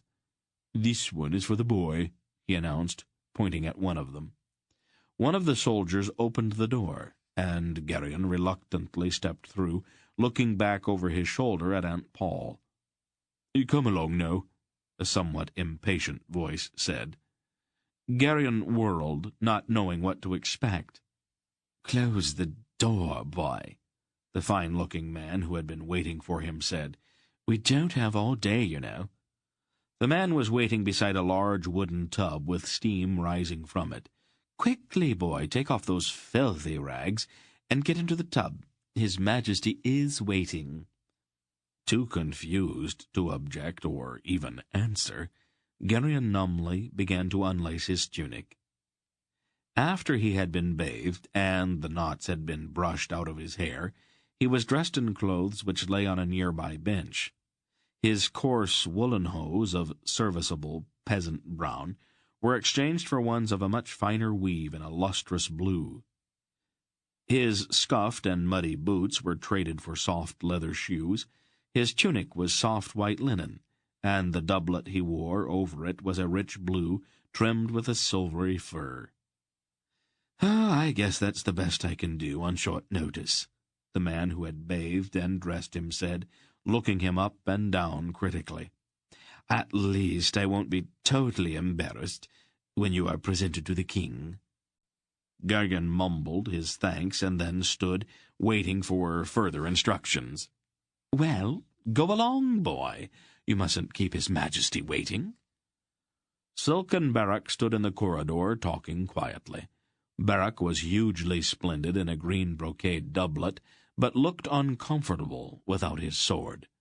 Silk's doublet was a rich black, trimmed in silver, and his scraggly whiskers had been carefully trimmed into an elegant short beard. "What does all of this mean?" Garion asked, as he joined them. "We ought to be presented to the king," Beric said.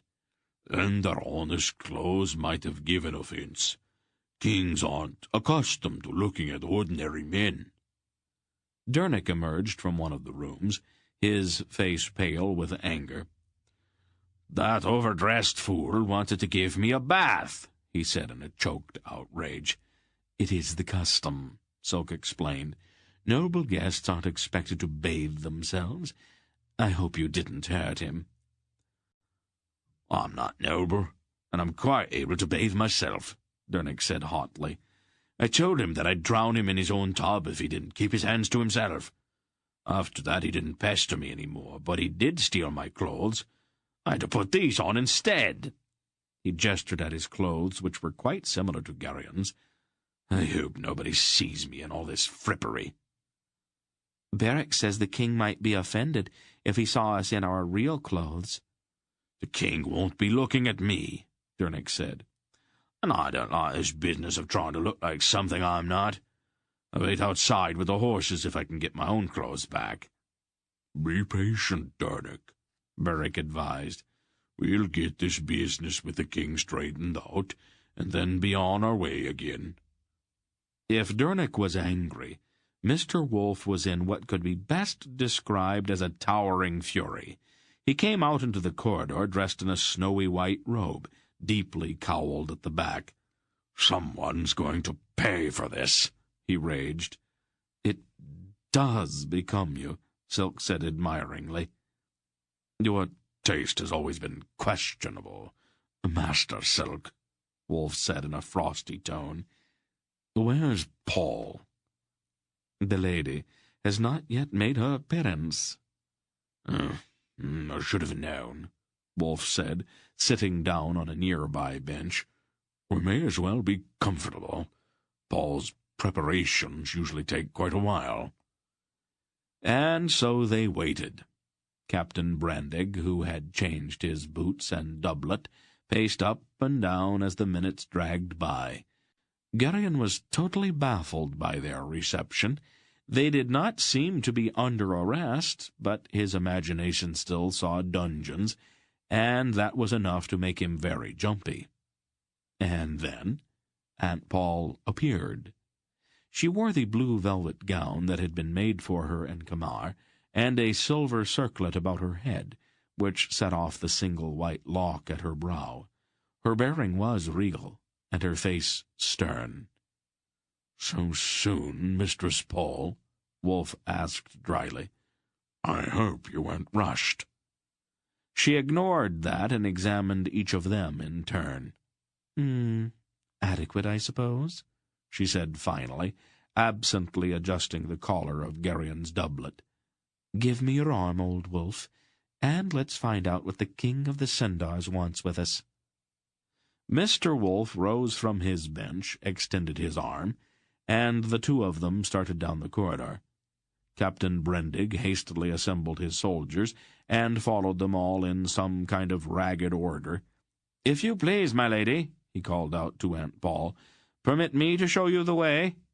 "We know the way, Lord Brandig," she replied, without so much as turning her head. Count Nilden, the chief butler, stood waiting for them in front of two massive doors guarded by uniformed men-at-arms. He bowed slightly to Aunt Paul and snapped his fingers. The men-at-arms swung the heavy doors inward. Fulrak, the king of Sendaria, was a dumpy-looking man with a short brown beard. He sat, rather uncomfortably it appeared, on a high-backed throne which stood on a dais at one end of the great hall, into which Count Nilden led them. The throne-room was vast, with a high vaulted ceiling and walls covered with what seemed acres of heavy red velvet drapery. There were candles everywhere, and dozens of people strolled about in fine clothes, chatting idly in the corners, all but ignoring the presence of the king. "May I announce you?" Count Nilden asked Mr. Wolf. "Fulrak knows who I am?" Wolfe replied shortly, and strode down the long scarlet carpet toward the throne with Aunt Paul still on his arm. Garion and the others followed with Brendig and his soldiers close behind, through the suddenly quiet crowd of courtiers and their ladies. At the front of the throne they all stopped, and Wolfe bowed rather coldly. Aunt Paul, her eyes frosty, curtsied, and Barak and Silk bowed in a courtly manner. Dernick and Garion followed suit, though not nearly as gracefully. Brendig's voice came from behind them. "If it please your Majesty, these are the ones you sought," the king replied in a rather ordinary-sounding voice. "I knew you could be depended upon, Lord Brendig. Your reputation is well deserved. You have my thanks." And then he looked at Mr. Wolfe and the rest of them, his expression undecipherable. Garion began to tremble. The king said to Mr. Wolfe, "My dear old friend, it's been too many years since we last met." "Have you lost your wits entirely, Forak?" Mr. Wolfe snapped, in a voice which carried no further than the king's ears. "Why do you choose to interfere with me? Now, of all times. And what possessed you to outfit me in this absurd thing?" He plucked at the front of his white robe in disgust. "Are you trying to announce my presence to every Murgo and from here to the Hook of Arindia?" The king's face looked pained. "I was afraid you might take it that way," he said in a voice no louder than Mr. Wolfe's had been. "I'll explain when we can speak more privately." He turned quickly to Aunt Paul, as if trying to preserve the appearance at least of dignity. "It's been much too long since we've seen you, dear lady. Layla and the children have missed you, and I've been desolate in your absence." "Your Majesty is too kind," Aunt Paul said, her tone as cold as Wolfe's. The king winced. "Pray, dear lady, don't judge me too hastily. My reasons were urgent. I hope that Lord Brendig's summons did not too greatly inconvenience you." "Lord Brendig was the soul of courtesy," Aunt Paul said, her tone unchanged. She glanced once at Brendig, who had grown visibly pale. "And you, my Lord Berwick," the king hurried on, as if trying to make the best of a bad situation. "How fares your cousin, our dear brother King Anheg of Carrick?" "He was well when last I saw him, your Majesty," Berwick replied formally. "A bit drunk, but that's not unusual for Anheg." The king chuckled a bit nervously and turned quickly to Silk. "Prince Kilda of the Royal House of Dresnia. We are amazed to find such noble visitors in our realm, and more than a little injured that they chose not to call upon us, so that we might greet them. Is the king of the Sendars of so little note that he's not even worth a brief stop?" "We intended no disrespect, your Majesty," Silk replied, bowing. "But our errand was of such urgency that there was no time for the usual courtesies." The king flickered a warning glance at that, and surprisingly wove his fingers in the scarcely perceptible gestures of the Dresnian secret language. "Not here. Too many ears about." He then looked inquiringly at Dernick and Garion. Aunt Paul stepped forward. "This is Goodman Dernick of the district of Arat, your Majesty," she said. "A brave and honest man." "Welcome, Goodman Dernick," the king said. "I can only hope that men may also one day call me a brave and honest man." Dernick bowed awkwardly. His face was filled with bewilderment. "I'm just a simple blacksmith, your honour," he said. "But I hope I'll mend on that I'm your honour's most loyal and devoted subject." "Well spoken, Goodman Dernick," the king said with a smile, and then he looked at Garion. Aunt Paul followed his glance. "A boy, your Majesty," she said rather indifferently. "Garion by name. He was placed in my care some years ago, and accompanies us because I did not know what else to do with him." A terrible coldness struck at Garion's stomach. The certainty that her casual words were in fact the bald truth came crashing down on him. She had not even tried to soften the blow. The indifference with which she had destroyed his life hurt almost more than the destruction itself. The king said, "I'll still welcome, Garion. You travel in noble company for one so young." "I didn't know who they were, your majesty," Garion said miserably. "Nobody tells me anything." The king laughed in tolerant amusement. "As you grow older, Garion, you'll probably find that during these days such innocence is the most comfortable state in which to live. I've been told things of late that I would much prefer not to know." Mr. Wolf said, "May we speak privately now, Thulrak?" his voice still irritated. "In good time, my old friend," the king replied. "I've ordered a banquet prepared in your honor. Let's all go in and dine. Layla and the children are waiting for us. There will be time later to discuss certain matters." And with that he rose and stepped down from the dais. Garion, sunk in his private misery, fell in beside Silk. "Prince Keldar?" he said, desperately needing to take his mind off of the shocking reality that had just fallen upon him. "An accident of birth, Garion," Silk said with a shrug. "Something over which I had no control. Fortunately, I'm only the nephew of the King of Dresnia, and far down in the line of succession. I'm not in any immediate danger of ascending the throne." "And Barak is?" "The cousin of King Anhug of Carrick," Silk replied. He looked over his shoulder. "What is your exact rank, Barak?" "The Earl of Thraldheim, why do you ask?" The lad here was curious. "It's all nonsense anyway. But when Anheg became king, someone had to become clan chief. In Carrick you cannot be both. It's considered unlucky, particularly by the chiefs of the other clans." "I can see why they might feel that way." "It's an empty title anyway. There hasn't been a clan war in Carrick for over 3,000 years. I let my youngest brother act in my stead. He's a simple-minded fellow, and easily amused. Besides, it annoys my wife." "You're married?" Garion was startled.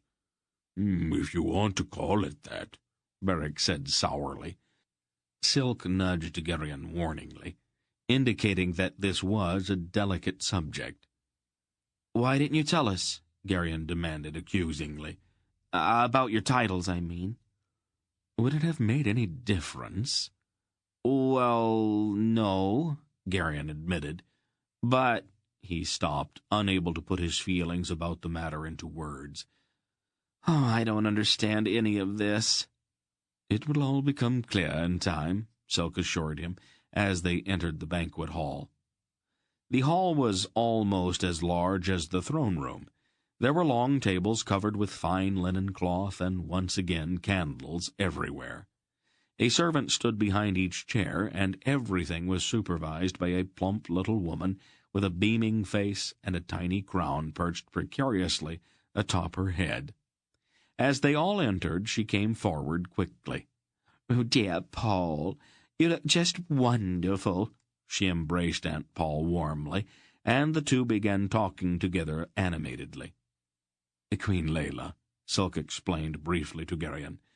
"They call her the mother of Cinderia. The 4 children over there are hers. She has 4 or 5 others, older and probably away on state business, since Thulrak insists that his children earn their keep. It's a standard joke among the other kings that Queen Layla's been pregnant since she was 14. Oh, but that's probably because they're expected to send royal gifts at each new birth. She's a good woman, though, and she keeps King Thulrak from making too many mistakes." "She knows Aunt Paul?" Garion said, and that fact disturbed him for some reason. "Oh, everybody knows your Aunt Paul," Silk told him. Since Aunt Paul and the Queen were deep in conversation and already drifting toward the head of the table, Garion stayed close to Silk. Don't let me make any mistakes, he gestured, trying to keep the movements of his fingers inconspicuous. Silk winked in reply. Once they were all seated and the food began to arrive, Garion began to relax. He found that all he had to do was follow Silk's lead, and the intricate niceties of formal dining no longer intimidated him. The talk around him was dignified and quite incomprehensible, but he reasoned that no one was likely to pay much attention to him, and that he was probably safe if he kept his mouth shut and his eyes on his plate. An elderly nobleman with a beautifully curled silvery beard, however, leaned toward him. "You have travelled recently, I'm told," he said, in a somewhat condescending tone. "How fares the kingdom, young man?" Garion looked helplessly across the table at Silk. "What do I say?" he gestured with his fingers. "Tell him that the kingdom fares no better nor no worse than might be anticipated under the present circumstances," Silk replied. Garion dutifully repeated that. "Ah," the old nobleman said, "much as I had expected. You're a very observant boy for one so young. I enjoy talking with young people. Their views are so fresh." "Who is he?" Garion gestured. "The Earl of Selene," Silk replied. "He is a tiresome old bore, but be polite to him. Address him as my lord." "And how did you find the roads?" the Earl inquired. "Somewhat in disrepair, my lord," Garion replied with Silk's prompting. "But that's normal for this time of year, isn't it?" "Oh, indeed it is," the Earl said approvingly. "What a splendid boy you are." The strange three-way conversation continued, and Garion even began to enjoy himself, as the comments fed to him by Silk seemed to amaze the old gentleman. At last the banquet was over, and the king rose from his seat at the head of the table. "And now, dear friends," he announced, "Queen Leila and I would like to visit privately with our noble guest, and so we pray you will excuse us." He offered his arm to Aunt Paul, Mr. Wolfe offered his to the plump little queen, and the four of them walked toward the far door of the hall. The Earl of Selene smiled broadly at Garion, and then looked across the table. "I've enjoyed our conversation, Prince Keldar. I may indeed be a tiresome old bore, as you say, but I can sometimes be an advantage, don't you think?" Silk laughed ruefully. "I should have known that an old fox like you would be an adept at the secret language, my lord." "A legacy from a misspent youth," the Earl laughed. "Your pupil is most proficient, Prince Keldar, but his accent is strange." "The weather has been cold while he was learning, my lord," Silk said, "and our fingers were a bit stiff. I'll correct the problem when we have leisure." The old nobleman seemed enormously pleased with himself at having outsmarted Silk. "Splendid boy," he said, patting Garion's shoulder, and then he went off chuckling to himself.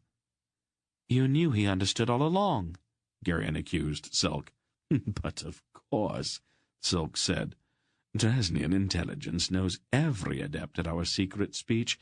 Sometimes it is useful to permit certain, carefully selected messages to be intercepted. Don't even underestimate the Earl of Selene, however. It's not impossible that he's at least as clever as I am. But look how much he enjoyed catching us." "Can't you ever do anything without being sly?" His tone was a bit grumpy, since he was convinced that somehow he had been the butt of the whole joke. "No, not unless I absolutely have to, my Garion," Silk laughed.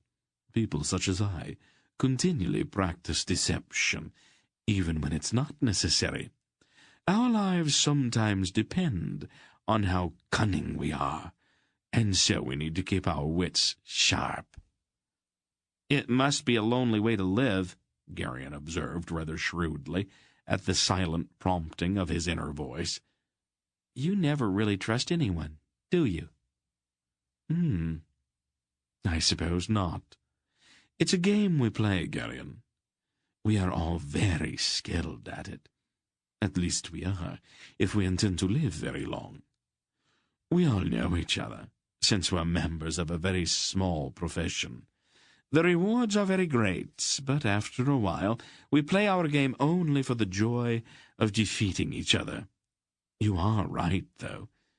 It is lonely, and sometimes disgusting, but most of the time it's a great deal of fun. Count Nilden came up to them and bowed politely. "His Majesty asks that you and the boy join him and your other friends in his private apartments, Prince Keldar. If you'll be so good as to follow me." "Oh, but of course," Silk said. "Come along, Garion." The king's private apartments were much simpler than the ornate halls in the main palace.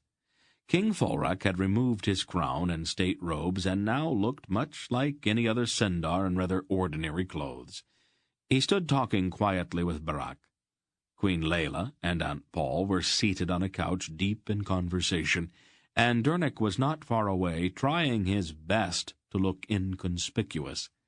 Mr. Wolf stood alone near a window, his face like a thundercloud. "Ah, Prince Keldar. We thought perhaps you and Garion had been waylaid." "We were fencing with the Earl of Selene, Your Majesty. Figuratively speaking, of course." "Oh, be careful of him. It's quite possible that he's too shrewd even for one of your talents." "Oh, I have a great deal of respect for the old scoundrel," Silk laughed. King Folrak glanced apprehensively at Mr. Wolf, then squared his shoulders and sighed.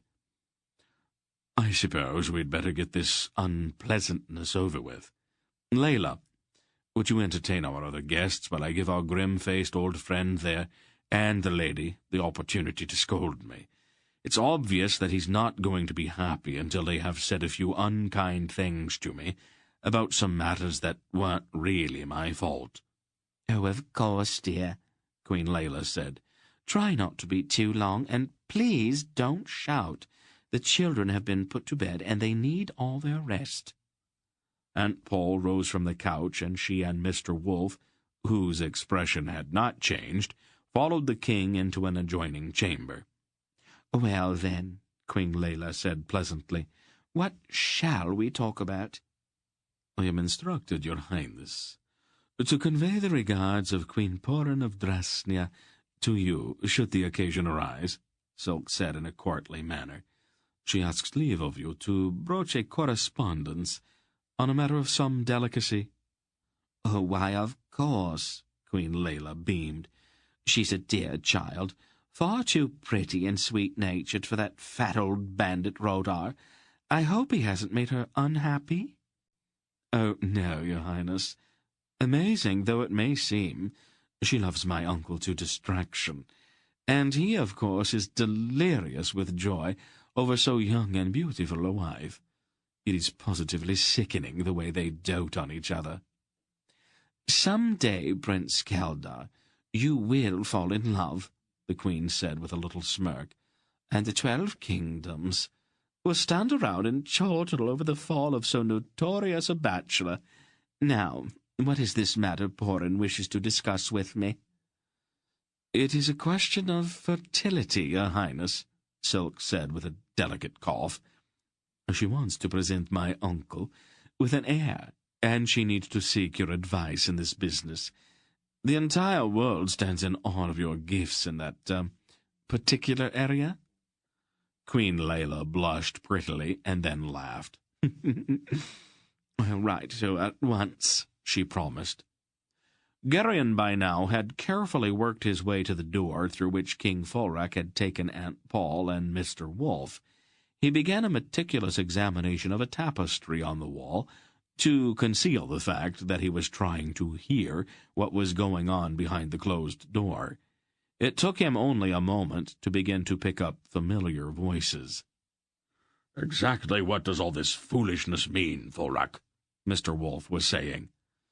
Oh, please don't judge me too hastily, Ancient One, the king said placatingly. Some things have happened that you might not be aware of. You know that I'm aware of everything that happens, Wolf said. Did you know that we are defenseless if the accursed one awakens? That which held him in check has been stolen from off the throne of the Raven King. As a matter of fact, I was following the trail of the thief when your noble Captain Brendig interrupted me in my search. Now, I am sorry, but you wouldn't have gone much farther anyway. All the kings of Aloria have been searching for you for 3 months now. Your likeness, drawn by the finest artists, is in the hands of every ambassador, agent, and official of the 5 kingdoms of the north. Actually, you've been followed since you left Garion. Thorak, I am busy. Tell the Alorn kings to leave me alone. Why are they suddenly so interested in my movements? They want to have a council with you. The Alorns are preparing for war, and even my poor Sinderi is being quietly mobilized. If the accursed one arises now, we're all doomed. The power that's been stolen can very possibly be used to awaken him. And his first move will be to attack the west. You know that, Belgariad. And you also know that until the return of the Raven King, the west has no real defense. Garion blinked and started violently, then tried to cover the sudden movement by bending to look at some of the finer details on the tapestry. He told himself that he had heard wrong. The name King Thorak had spoken could not have really been Belgariad.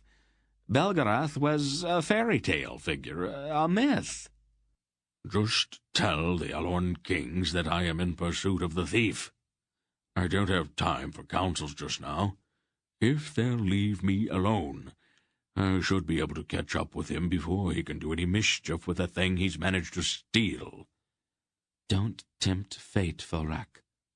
Your interference is costing us time, Aunt Paul advised. We cannot afford to lose this time presently. I'll become vexed with you. The king's voice was firm as he answered. I know your power, Lady Belgara. And Garion jumped again. I don't have any choice, however, the king continued. I'm bound by my word to deliver all of you up at Val Aulorn to the kings of Aloria, and a king cannot break his word to other kings.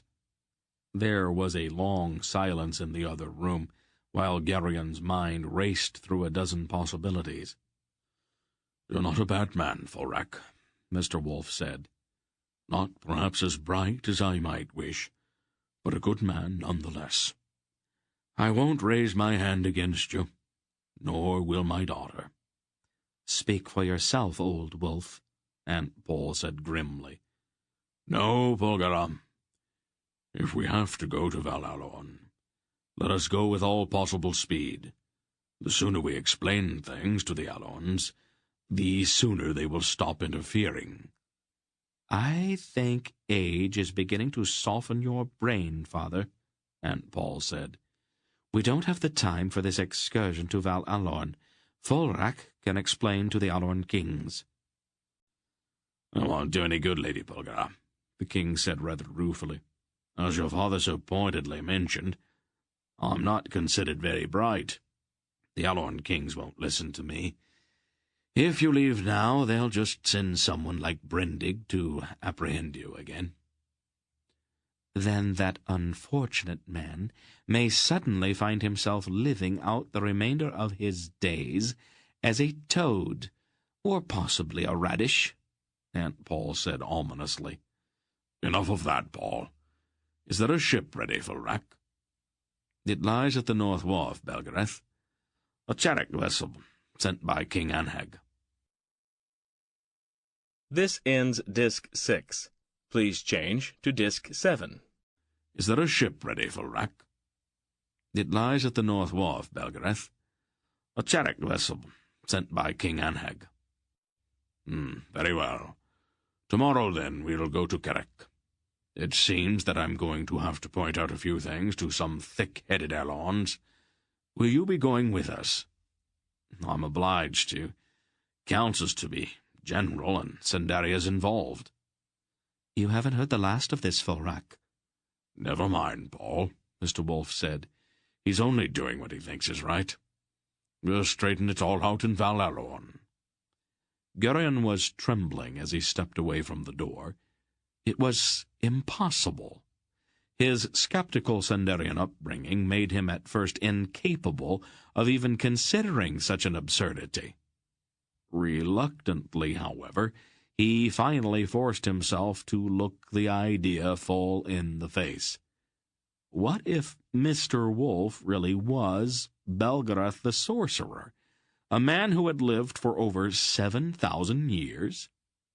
And what if Aunt Paul was really his daughter, Polgara the sorceress, who was only slightly younger? All of the bits and pieces, the cryptic hints, the half-truths, fell together. Silk had been right. She could not be his aunt. Garion's orphaning was complete now. He was adrift in the world with no ties of blood or heritage to cling to. Desperately he wanted to go home, back to Faldor's farm, where he could sink himself in unthinking obscurity, in a quiet place where there were no sorcerers or strange searches, or anything that would even remind him of Aunt Paul and the cruel hoax she had made of his life. Part 2. Carrick. Chapter 12. In the grey first light of early morning they rode through the quiet streets of Sendar to the harbour and their waiting ship.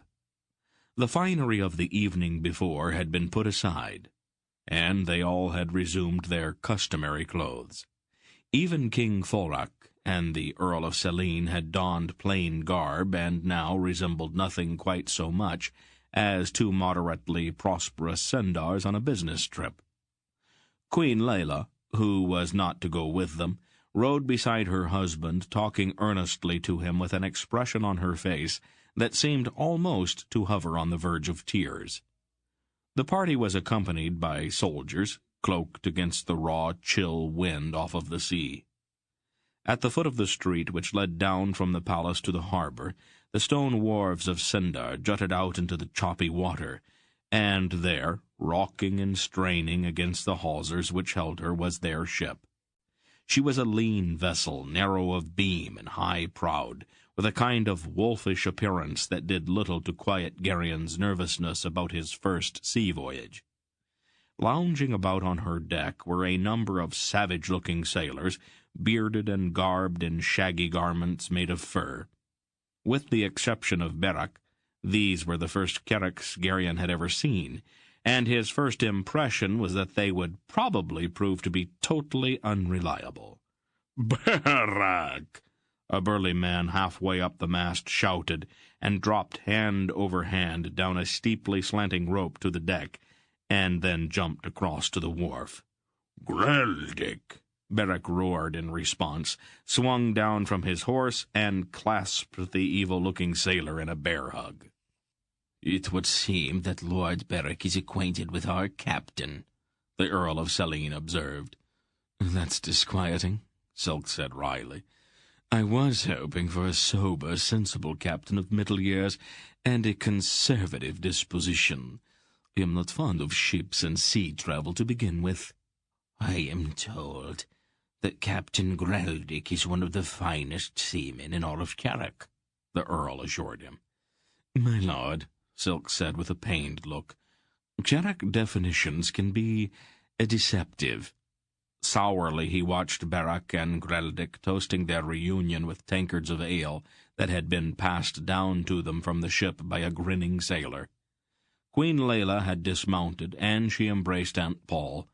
"Oh, please watch out for my poor husband, Paul," she said, with a little laugh that quivered a bit.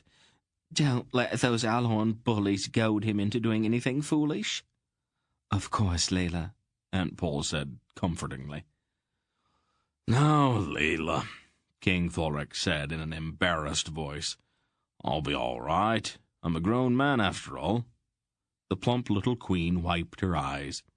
"I want you to promise to wear warm clothes," she said, "and not to sit up all night drinking with Anheg." "We're on serious business, Layla. There won't be time for any of that." "I know Anheg too well," she sniffed. She turned to Mr. Wolf, stood on her tiptoes, and kissed his bearded cheek. "Dear Belgariad, when this is over, promise that you and Paul will come back for a long visit." "I promise, Layla," Mr. Wolf said gravely. "The tide is turning, Lord King," Greldick said, "and my ship is growing restless." "Oh, dear," the queen said. She put her arms around the king's neck and buried her face in his shoulder. Now, Fulric said awkwardly. "If you don't go now, I'm going to cry right here in public," she said, pushing him away. The stones of the wharf were slippery, and the slim Carrick ship bobbed and rolled in the chop. The narrow plank they had to cross heaved and swayed dangerously, but they all managed to board without accident. The sailors slipped the hawsers and took their places at the oars. The lean vessel leaped away from the wharf and moved swiftly into the harbor, past the stout and bulky merchantmen anchored near by. Queen Layla stood forlornly on the wharf, surrounded by tall soldiers. She waved a few times and then stood watching, her chin lifted bravely. Captain Greldick took his place at the tiller with Beric by his side, and signaled to a squat, muscular warrior crouched nearby. The squat man nodded and pulled a ragged square of sailcloth off a hide-topped drum. He began a slow beat, and the oarsmen immediately took up the rhythm. The ship surged ahead and made toward the open sea. Once they were beyond the protection of the harbor, the swells grew so ponderous that the ship no longer rocked, but ran instead down the back of each wave and up the face of the next. The long oars, dipping to the rhythm of the sullen drum, left little swirls on the surface of the waves. The sea was lead-gray beneath the wintry sky, and the low, snow-covered coastline of Sundaria slid by on their right, bleak and desolate-looking. Garion spent most of the day shivering in a sheltered spot near the high prow, moodily staring out at the sea. The shards and shambles into which his life had fallen the night before lay in ruins around him. The idea that Wolf was Belgariad and Aunt Paul was Polgara was of course an absurdity. He was convinced, however, that a part of the whole thing at least was true. She might not be Polgara, but she was almost certainly not his aunt. He avoided looking at her as much as possible, and he did not speak to anyone. They slept that night in cramped quarters beneath the stern deck of the ship. Mr. Wolfe sat talking for a long time with King Fulrac and the Earl of Selene. Garion covertly watched the old man, whose silvery hair and short-cropped beard seemed almost to glow in the light from a swinging oil lamp hanging from one of the low beams. He still looked the same as always, and Garion finally turned over and went to sleep. The next day they rounded the hook of Sundaria and beat northeasterly with a good following wind. The sails were raised, and the oarsmen were able to rest. Garion continued to wrestle with his problem. On the third day out, the weather turned stormy and bitterly cold. The rigging crackled with ice, and sleet hissed into the sea around them. "If this doesn't break, it'll be a rough passage through the bore," Beric said, frowning into the sleet. "The what?" Dernick asked apprehensively. Dernick was not at all comfortable on the ship. He was just recovering from a bout of seasickness, and he was obviously a bit edgy. "The Cherek bore," Beric explained. "It's a passage about a league wide between the northern tip of Sundaria and the southern end of the Cherek Peninsula. Riptides, whirlpools, that sort of thing. Don't be alarmed, Dernick. This is a good ship, and Greldick knows the secret of navigating the bore. It may be a bit rough, but we'll be perfectly safe." Unless we are unlucky, of course. Oh, that's a cheery thing to say, Silk observed dryly from nearby. We've been trying for 3 days not to think about the boar. Was it really that bad? Dunnick asked in a sinking voice. I make a special point of not going through it sober, Silk told him. Beric laughed. You ought to be thankful for the boar, Silk. It keeps the Empire out of the Gulf of Carrick. All Drasnia would be a Tolnedran province if it wasn't there. Oh, I admire it politically. But personally, I would be much happier if I never had to look at it again. On the following day, they anchored near the rocky coast of northern Sindaria and waited for the tide to turn. In time, it slackened and reversed, and the waters of the Sea of the Winds mounted and plunged through the bore, raising the level of the Gulf of Carrick. Find something solid to hold on to, Garion, Beric advised, as Geraldic ordered the anchor raised. With this following wind, this passage, it could be interesting. He strode along the narrow deck, his teeth gleaming in a broad grin. It was foolish, Garion knew that, even as he stood up and began to follow the red-bearded man toward the prow. But 4 days of solitary brooding over a problem that refused to yield any kind of logic made him feel almost belligerently reckless. He set his teeth together and took hold of a rusted iron ring embedded in the prow. Beric laughed and clapped him a stunning blow on the shoulder. Good boy. We'll stand together and look the boar right down the throat. Garion decided not to answer that. With wind and tide behind her, Geraldic's ship literally flew through the passage, yawing and shuddering as she was seized by the violent riptides. Icy spray stung their faces, and Garion, half blinded by it, did not see the enormous whirlpool in the center of the bore, until they were almost upon it. He seemed to hear a vast roar, and cleared his eyes just in time to see it yawning in front of him. "What's that?" he yelled over the noise. The great maelstrom, Beric shouted. Hold on! The maelstrom was fully as large as the village of Upper Grault, and descended horribly down into a seething, mist-filled pit unimaginably far below. Incredibly, instead of guiding his vessel away from the vortex, Geraldic steered directly at it. "What's he doing?" Garion screamed. It's the secret of passing through the bore, Beric roared. We circle the maelstrom twice to gain more speed. If the ship doesn't break up, she comes out like a rock from a sling, and we pass through the riptides, beyond the maelstrom, before they can slow us down and drag us back. If the ship doesn't what? Sometimes a ship is torn apart in the maelstrom, Beric said. Don't worry, boy. It doesn't happen very often, and Geraldic's ship seems stout enough. The ship's prow dipped hideously into the outer edges of the maelstrom, and then raced twice around the huge whirlpool, with the oarsmen frantically bending their backs to the frenzied beat of the drum. The wind tore at Garion's face, and he clung to his iron ring, keeping his eyes averted from the seething maw gaping below. And then they broke free and shot like a whistling stone through the churning water beyond the maelstrom. The wind of their passage howled in the rigging, and Garion felt half suffocated by its force.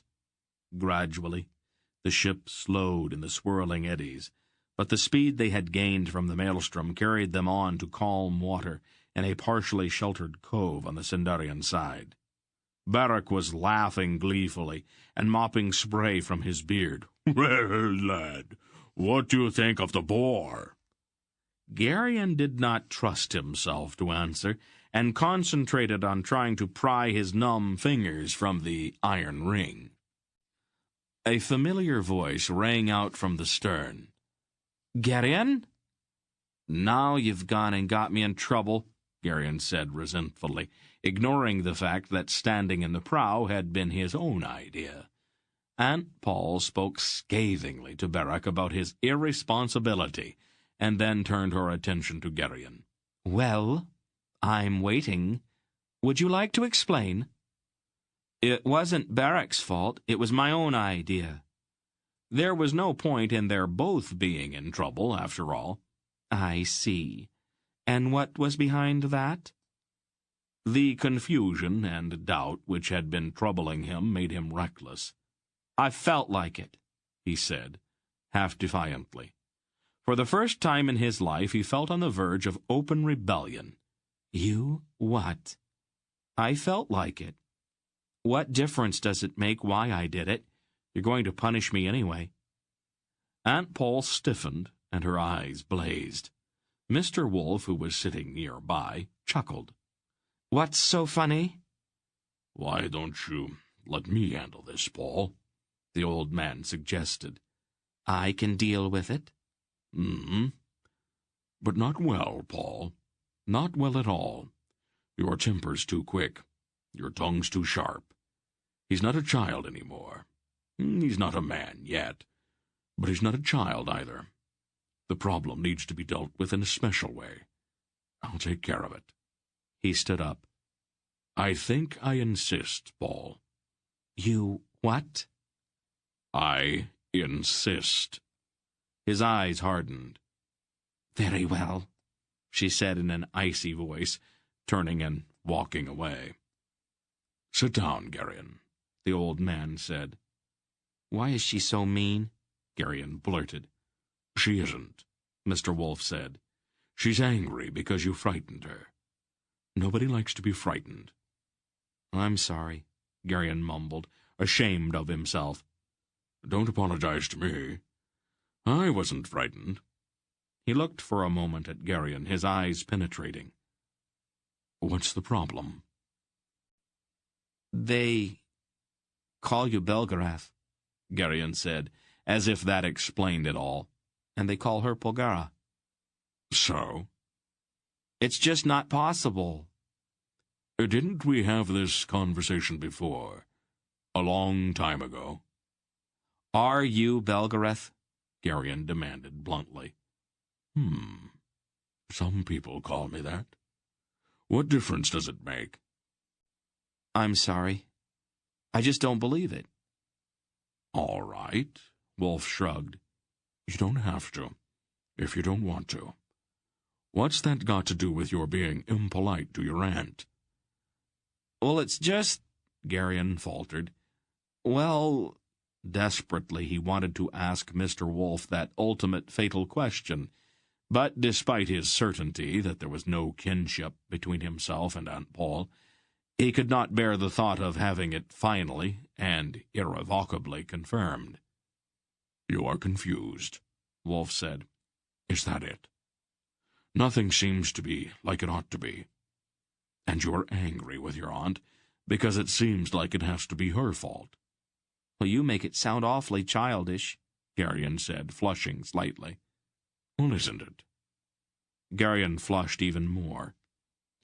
"It's your own problem, Garion. Do you really think it's proper to make others unhappy because of it?" "No," Garion admitted, in a scarcely audible voice. "Your aunt and I are who we are," the wolf said quietly. "People have made up a lot of nonsense about us, but that doesn't really matter. There are things that have to be done, and we are the ones who have to do them. That's what matters. Don't make things more difficult for your aunt just because the world is not exactly to your liking. That's not only childish, it's ill-mannered, and you are a better boy than that. Now, I really think you owe her an apology, don't you?" "I suppose so." "I am glad that we had this chance to talk. But I wouldn't wait too long before making up with her," the old man said. "You wouldn't believe how long she can stay angry." He grinned suddenly. "She's been angry with me for as long as I can remember, and that's so long that I don't even like to think about it. I'll do it right now. Good, Wolf approved. Garion stood up and walked purposefully to where Aunt Paul stood staring out at the swirling currents of the Carrick Bore. Aunt Paul? Yes, dear? I'm sorry. I was wrong. She turned and looked at him gravely. Yes, you were. I won't do it again. She laughed then, a low, warm laugh, and ran her fingers through his tangled hair. Don't make promises you can't keep, dear, she said, and embraced him, and everything was all right again. After the fury of the tide through the Carrick Bore had abated, they sailed north along the snow-muffled coast of the Carrick Peninsula toward the ancient city, which was the ancestral home of all the Elorns, Algar, and Brasnian, as well as Carrick and Raven. The wind was chill, and the skies threatening, but the remainder of the voyage was uneventful. After 3 more days their ship entered the harbor at Val Alorn, and tied up at one of the ice-shrouded wharves. Val Alorn was unlike any Sindarian city. Its walls and buildings were so incredibly ancient that they seemed more like natural rock formations than the construction of human hands. The narrow, crooked streets were clogged with snow, and the mountains behind the city loomed high and white against the dark sky. Several horse-drawn sleighs awaited them at the wharf, with savage-looking drivers and shaggy horses stamping impatiently in the packed snow. There were fur robes in the sleighs, and Garion drew one of them about him as he waited for Beric to conclude his farewells to Greldic and the sailors. Let's go, Beric told the driver as he climbed into the sleigh. See if you can't catch up with the others. If it hadn't taken so long, they wouldn't be so far ahead, Lord Beric, the driver said sourly. That's probably true, Beric agreed. The driver grunted, touched his horses with his whip, and the sleigh started up the street where the others had already disappeared. Fur-clad Carrick warriors swaggered up and down the narrow streets, and many of them bellowed greetings to Beric as the sleigh passed. At one corner their driver was forced to halt, while 2 burly men, stripped to the waist in the biting cold, wrestled savagely in the snow in the center of the street to the encouraging shouts of the crowd of onlookers. A common pastime, Beric told Garion. Winter's a tedious time in Val Alorn. Is that the palace ahead? Garion asked. Beric shook his head. The temple of Balar, he said. Some men say that the bear god resides there in spirit. I have never seen him myself, though I cannot say for sure. Then the wrestlers rolled out of the way, and they continued. On the steps of the temple, an ancient woman, wrapped in ragged woolen robes, stood with a long staff clutched in one bony hand, and her stringy hair wild about her face. "Hail, Lord Beric," she called in a cracking voice as they passed. "Thy doom awaits thee." Stop the sleigh, Beric growled at the driver, and he threw off his fur robe and jumped to the ground. Martia, he thundered at the old woman, you have been forbidden to loiter here. If I tell Anheg that you have disobeyed him, he'll have the priests of the temple burn you for a witch. The old woman cackled at him, and Garion noted with a shudder that her eyes were milk-white blankness. "The fire will not touch old Marcia," she laughed shrilly. "That is not the doom which awaits her." Enough of dooms, Beric said. Get away from the temple. "Marcia sees what she sees," the old woman said. "The mark of thy doom is still upon thee, great Lord Beric. When it comes to thee, thou shalt remember the words of old Marcia." And then she seemed to look at the sleigh where Garion sat, though her milky eyes were obviously blind. Her expression suddenly changed from malicious glee to one strangely awestruck. "Hail, greatest of lords," she crooned, bowing deeply. "When thou comest into thine inheritance, Remember that it was old Martia who first greeted thee. Beric started toward her with a roar, but she scurried away, her staff tapping on the stone steps. What did she mean? Garion asked, when Beric returned to the sleigh. Ah, she's a crazy woman, Beric replied, his face pale with anger. She's always looking around the temple, begging and frightening gullible housewives with her gibberish. If Anheg had any sense, he would have driven her out of the city or burned her years ago. He climbed back into the sleigh. Let's go, he growled at the driver. Garion looked back over his shoulder as they sped away, but the old blind woman was nowhere in sight. Chapter 13. The palace of King Anheg of Carrick was a vast brooding structure near the center of Val Alorn. Huge wings, many of them crumbled into decay, with unpaned windows staring emptily at the open sky through collapsed roofs, stretched out from the main building in all directions. So far as Garion could tell, there was no plan to the palace whatsoever. It had, it seemed, merely grown over the 3,000 years and more that the kings of Carrick had ruled there. Why is so much of it empty and broken down like that? He asked Beric, as their sleigh whirled into the snow-packed courtyard. What some kings build, other kings let fall down, Beric said shortly. It is the way of kings. Beric's mood had been black since their encounter with the blind woman at the temple. The others had all dismounted and stood waiting. You've been away from home too long. If you can get lost on the way from the harbor to the palace, Silk said pleasantly. We were delayed, Beric grunted. A broad, iron-bound door at the top of the wide steps that led up to the palace opened then, as if someone behind it had been waiting for them all to arrive. A woman with long flaxen braids and wearing a deep scarlet cloak trimmed with rich fur stepped out onto the portico at the top of the stairs and stood looking down at them. "Greetings, Lord Beric, Earl of Trelheim and husband," she said formally.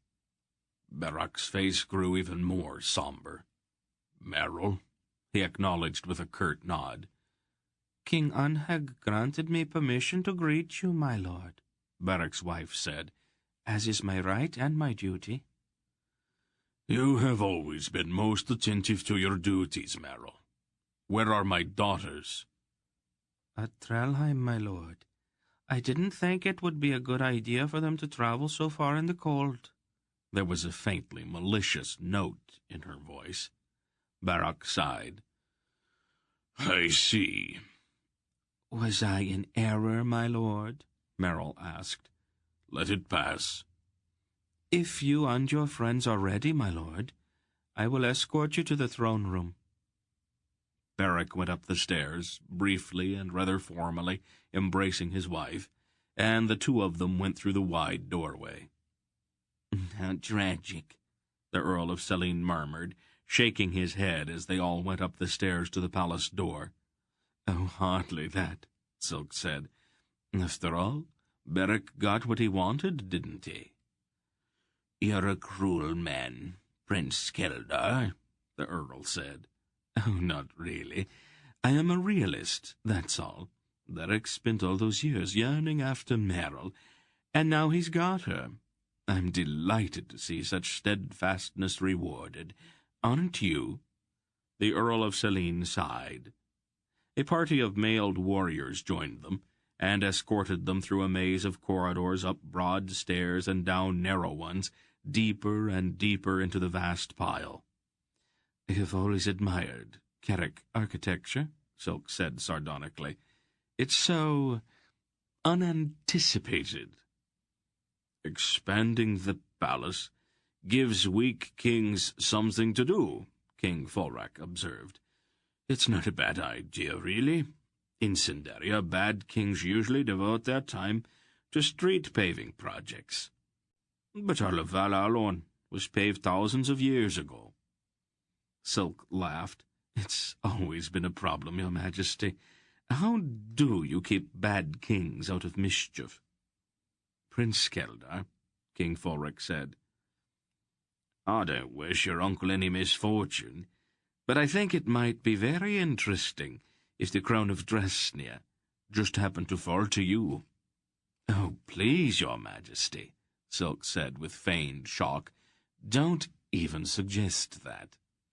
Also a wife, the Earl of Selene said slyly. The prince definitely needs a wife. Oh, that's even worse, Silk said with a shudder. The throne room of King Anheg was a vaulted chamber with a great fire pit in the center, where whole logs blazed and crackled. Unlike the lushly draped hall of King Fulric, the stone walls here were bare, and torches flared and smoked in iron rings sunk into the stone. The men who lounged near the fire were not the elegant courtiers of Fulric's court, but rather were bearded Carrick warriors, gleaming in chainmail. At one end of the room sat 5 thrones, each surmounted by a banner. 4 of the thrones were occupied, and 3 regal-looking women stood talking nearby. Fulric, King of Sindaria, one of the warriors who had escorted them boomed, striking the butt of his spear hollowly on the rush-strewn floor. Hail Fulric, a large black-bearded man on one of the thrones called, rising to his feet. His long blue robe was wrinkled and spotted, and his hair was shaggy and unkempt. The gold crown he wore was dented in a place or two, and one of its points had been broken off. Hail, Anheg, the king of the Sindars replied, bowing slightly. Thy throne awaits thee, my dear Fulric, the shaggy-haired man said, indicating the banner of Sindaria behind the one vacant throne. The kings of Eloria welcome the wisdom of the king of Sindaria at this council. Garion found the stilted, archaic form of address strangely impressive. Which king is which, friend Silk? Dernick whispered as they approached the thrones. The fat one in the red robe. With a reindeer on his banner is my uncle Rodar of Dresnia.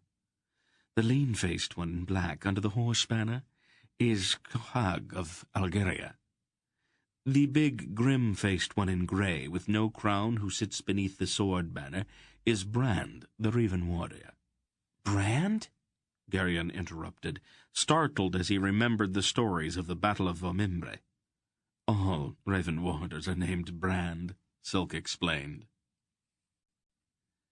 King Fulric greeted each of the other kings in the formal language that seemed to be customary, and then he took his place beneath the green banner with its golden sheaf of wheat that was the emblem of Sindaria.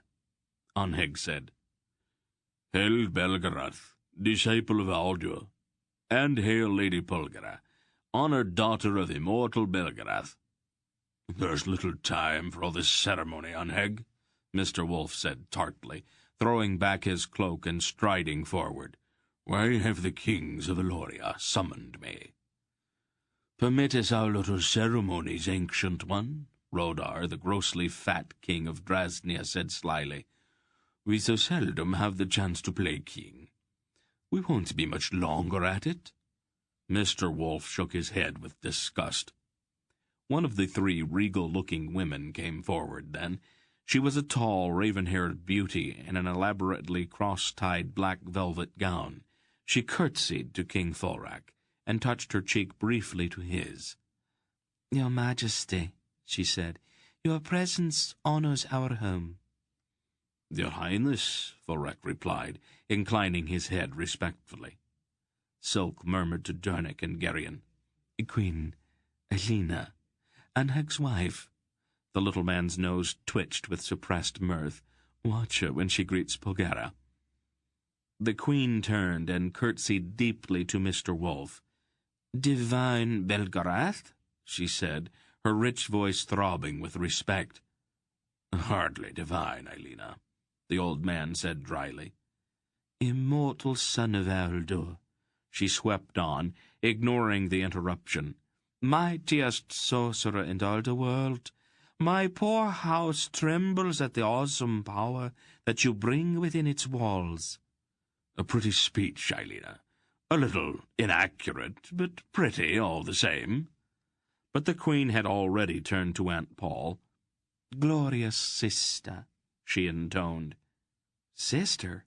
Garion was startled. "No, she's a mystic," Silk said softly, "and she dabbles a bit in magic, and thinks of herself as a sorceress. Watch." With an elaborate gesture, the Queen produced a green jewel and presented it to Aunt Paul.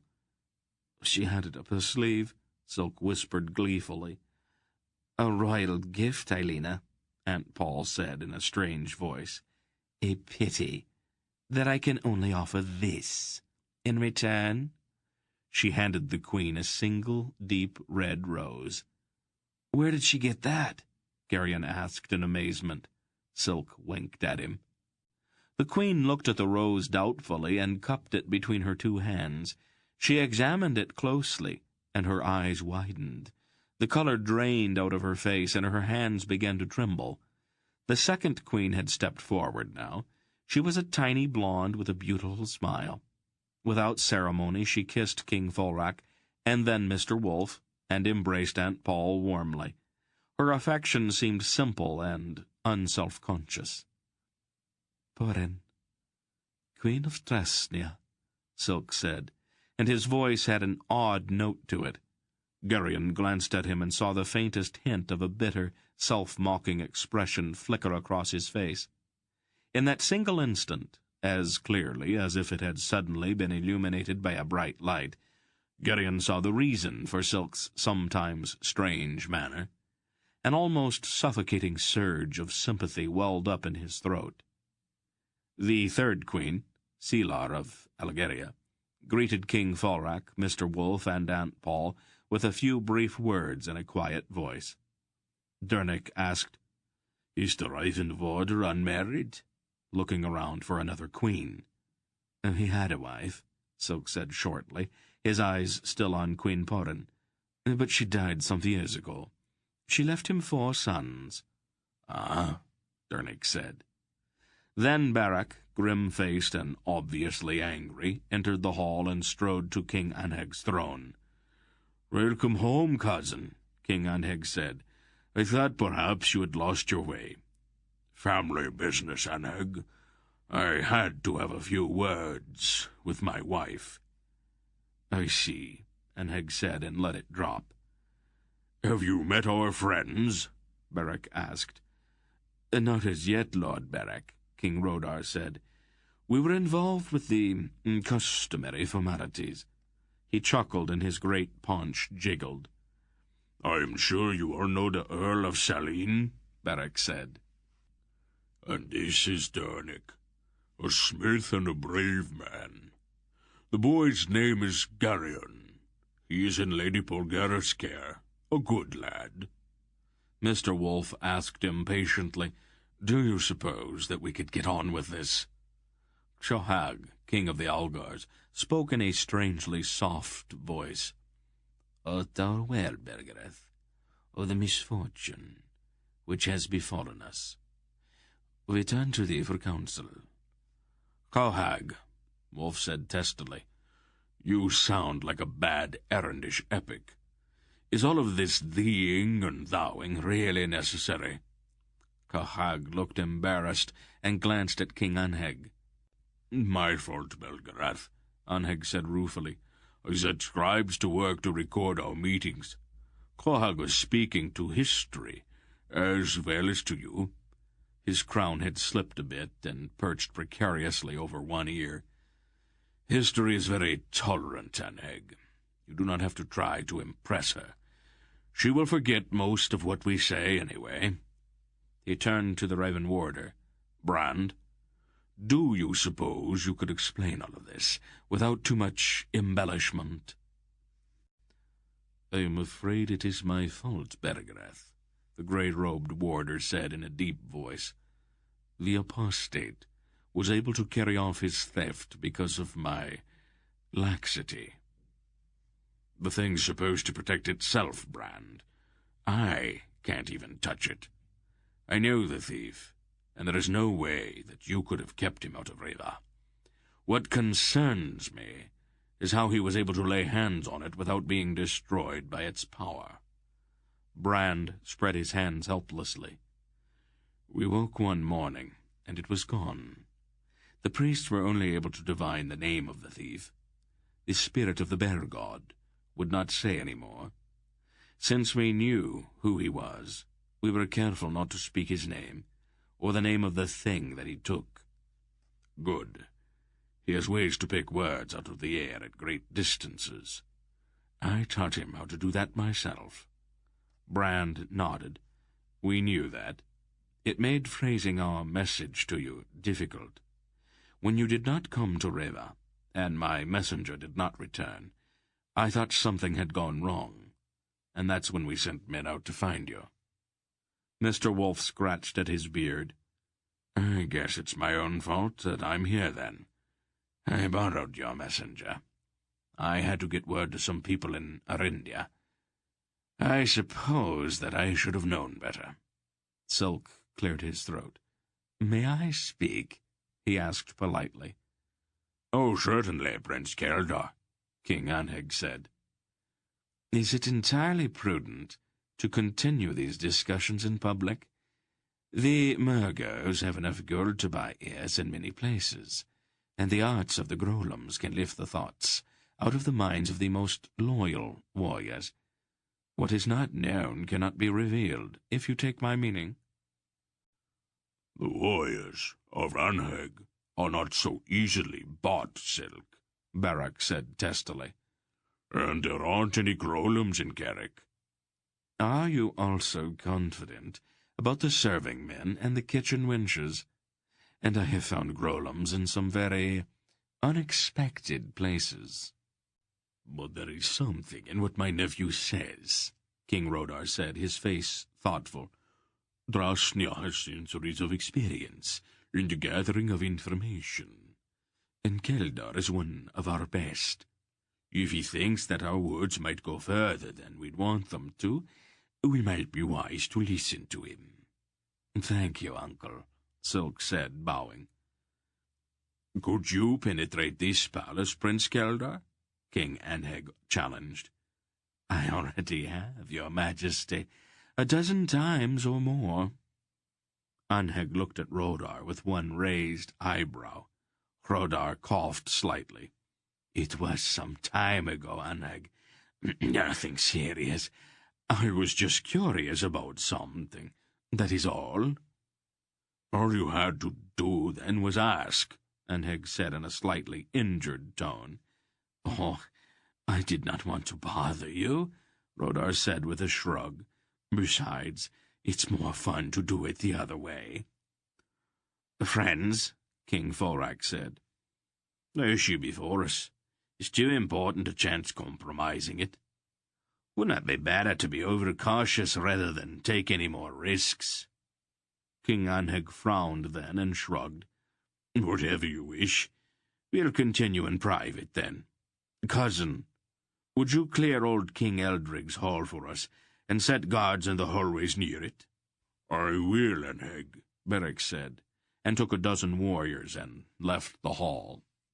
The kings rose from their thrones, all except Tohag, a lean warrior, very nearly as tall as Beric, and with the shaved head and flowing scalp lock of the Algars, stepped forward and helped him up.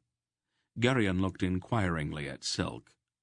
An illness when he was a child, Silk explained softly. It left his legs so weak that he cannot stand unaided. Doesn't that make it kind of hard for him to be king? Algars spend more time sitting on horses than they do standing on their feet. Once he's on a horse, Tohag's the equal of any man in Algeria. The warrior who's helping him is Hetar, his adopted son. You know him? I know everyone, Garion. Hetar and I have met a few times. I like him, though I'd rather he didn't know that. Queen Poran came over to where they stood. Eileen is taking Silar and me to her private quarters, she said to Silk. Apparently women are not supposed to be involved in matters of state here in Carrick.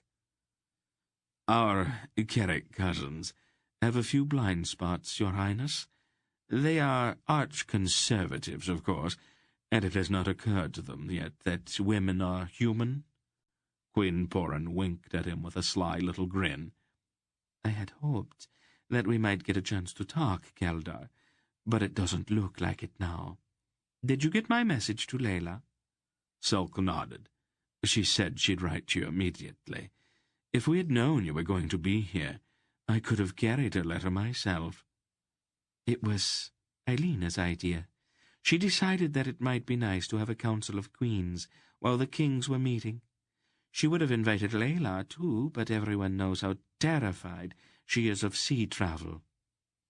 Has your council produced anything momentous, Highness? Queen Poran made a face. We sit around and watch Eilena do tricks, disappearing coins, things up her sleeves, that kind of thing. Or she tells fortunes. Seelar's too polite to object, and I am the youngest, so I'm not supposed to say too much. Oh, it's terribly dull, particularly when she goes into trances over that stupid crystal ball of hers. Did Layla think she could help me? If anyone can, Silk assured her. I should warn you, though, that her advice is likely to be quite explicit. Queen Layla's an earthy little soul, sometimes very blunt. Queen Poran giggled wickedly. That's all right. I am a grown woman, after all. But, of course, I just wanted to prepare you, that is all. Are you making fun of me, Keldar? Would I do that, your Highness? Silk asked, his face full of innocence. I think you would, she said. Coming, Poran? Queen Eilena asked from not far away. Oh, at once, your Highness, the Queen of Drasnia said. Her fingers flickered briefly at Silk. What a bore. Patience, Highness, Silk gestured in reply. Queen Poran docilely followed the stately Queen of Kerrick and the silent Queen of Belgariad from the hall. Silk's eyes followed her, and his face had that same self-mocking expression as before. The others are leaving, Garion said delicately, and pointed to the far end of the hall where the Aloran kings were just going out the door. All right, Silk said, and led the way quickly after them. Garion stayed at the rear of the group as they all made their way through the draughty corridors toward King Eldrig's hall. The dry voice in his mind told him that if Aunt Paul saw him, she would probably find a reason to send him away. As he loitered along at the rear of the procession, a furtive movement flickered briefly far down one of the side corridors. He caught only one glimpse of the man, an ordinary-looking Kerrick warrior, wearing a dark green cloak, and then they had moved past that corridor. Garion stopped and stepped back to look again, but the man in the green cloak was gone. At the door to King Eldrig's hall, Aunt Paul stood waiting with her arms crossed. "Where have you been?"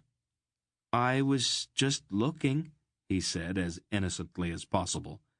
"I see." Then she turned to Beric. "The council's probably going to last for a long time, and Garion's just going to get restless before it's over. Is there some place where he can amuse himself until supper time?" "Aunt Paul." "The armory, perhaps?"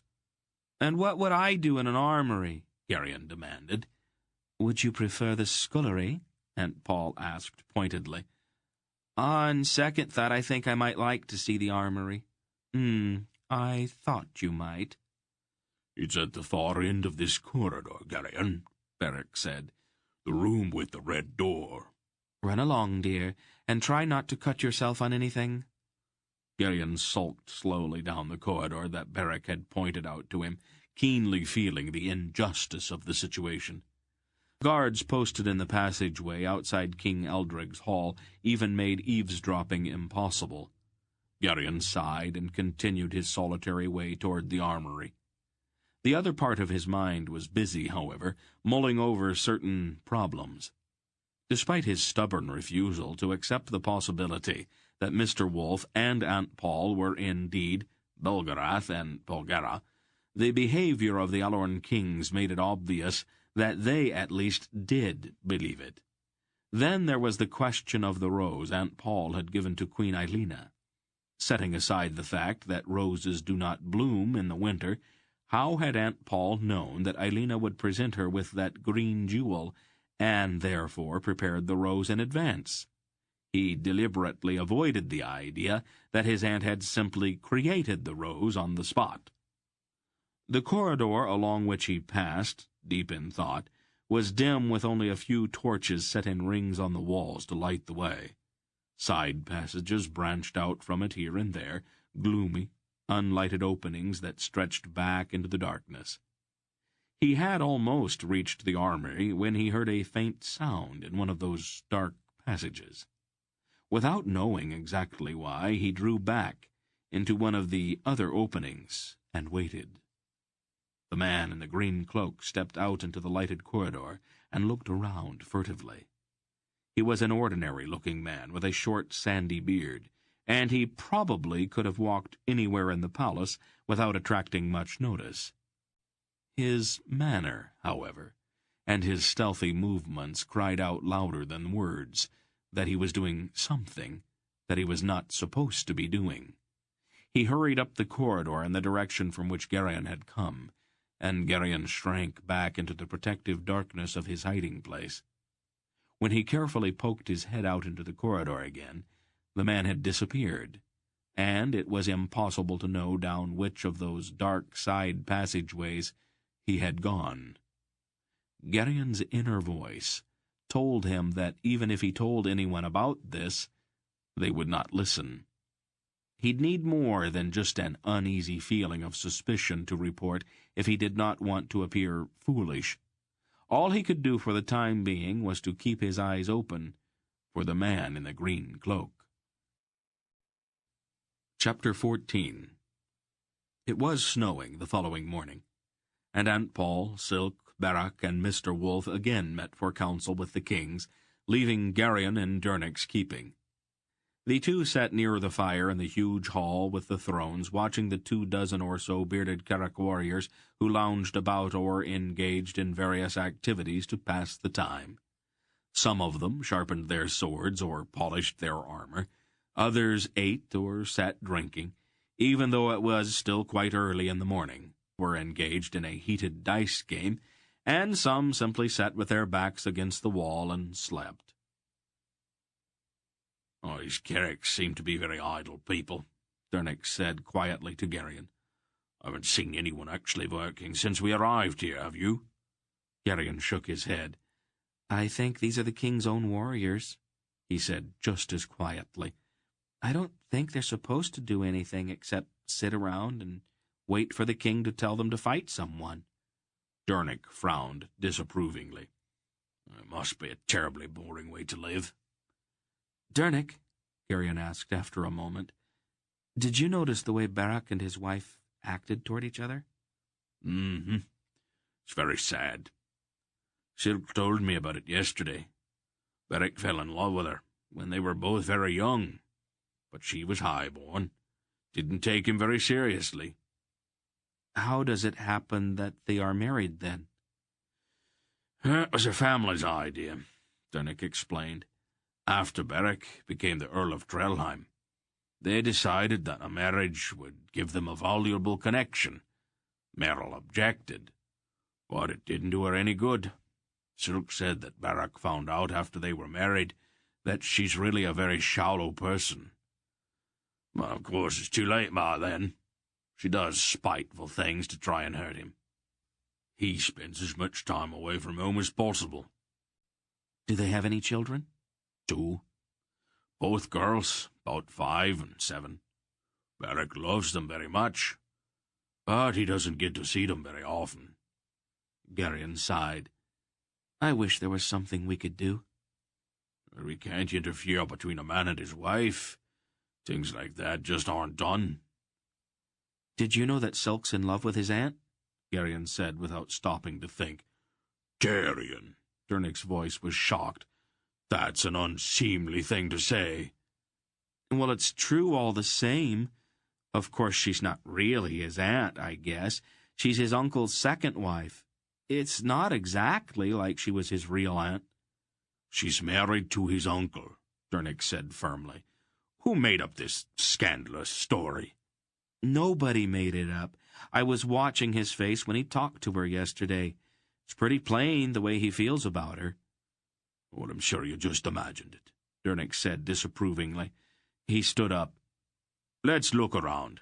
That will give us something better to do than sit here gossiping about our friends. It's really not the sort of thing decent men do. All right, Garion agreed quickly, a little embarrassed. He stood up and followed Dernick across the smoky hall and out into the corridor. Let's have a look at the kitchen, Garion suggested. And the smithy, too, Dernick said. The royal kitchens were enormous. Entire oxen roasted on the spits, and whole flocks of geese simmered in lakes of gravy. Stews bubbled in cart-sized cauldrons, and battalions of loaves were marched into ovens big enough to stand in. Unlike Aunt Paul's well-ordered kitchen at Faldor's farm, everything here was chaos and confusion. The head cook was a huge man with a red face who screamed orders which everyone ignored. There were shouts and threats and a great deal of horseplay. A spoon heated in a fire and left where an unsuspecting cook would pick it up brought shrieks of mirth, and one man's hat was stolen and deliberately thrown into a seething pot of stew. Let's go someplace else, Dernick. This isn't what I expected at all. Dernick nodded. Mistress Paul, she'd never tolerate all that foolishness, he agreed disapprovingly. In the hallway outside the kitchen, a maid with reddish-blonde hair and a pale green dress, cut quite low at the bodice, loitered. "Excuse me," Dernick said to her politely. "Could you direct us to the smithy?" She looked him up and down boldly. "Are you new here?" she asked. "I haven't seen you before." "We are just visiting." "Where are you from?" "Sindaria." "How interesting. Perhaps the boy could run this errand for you, and you and I could talk for a while." Her look was direct.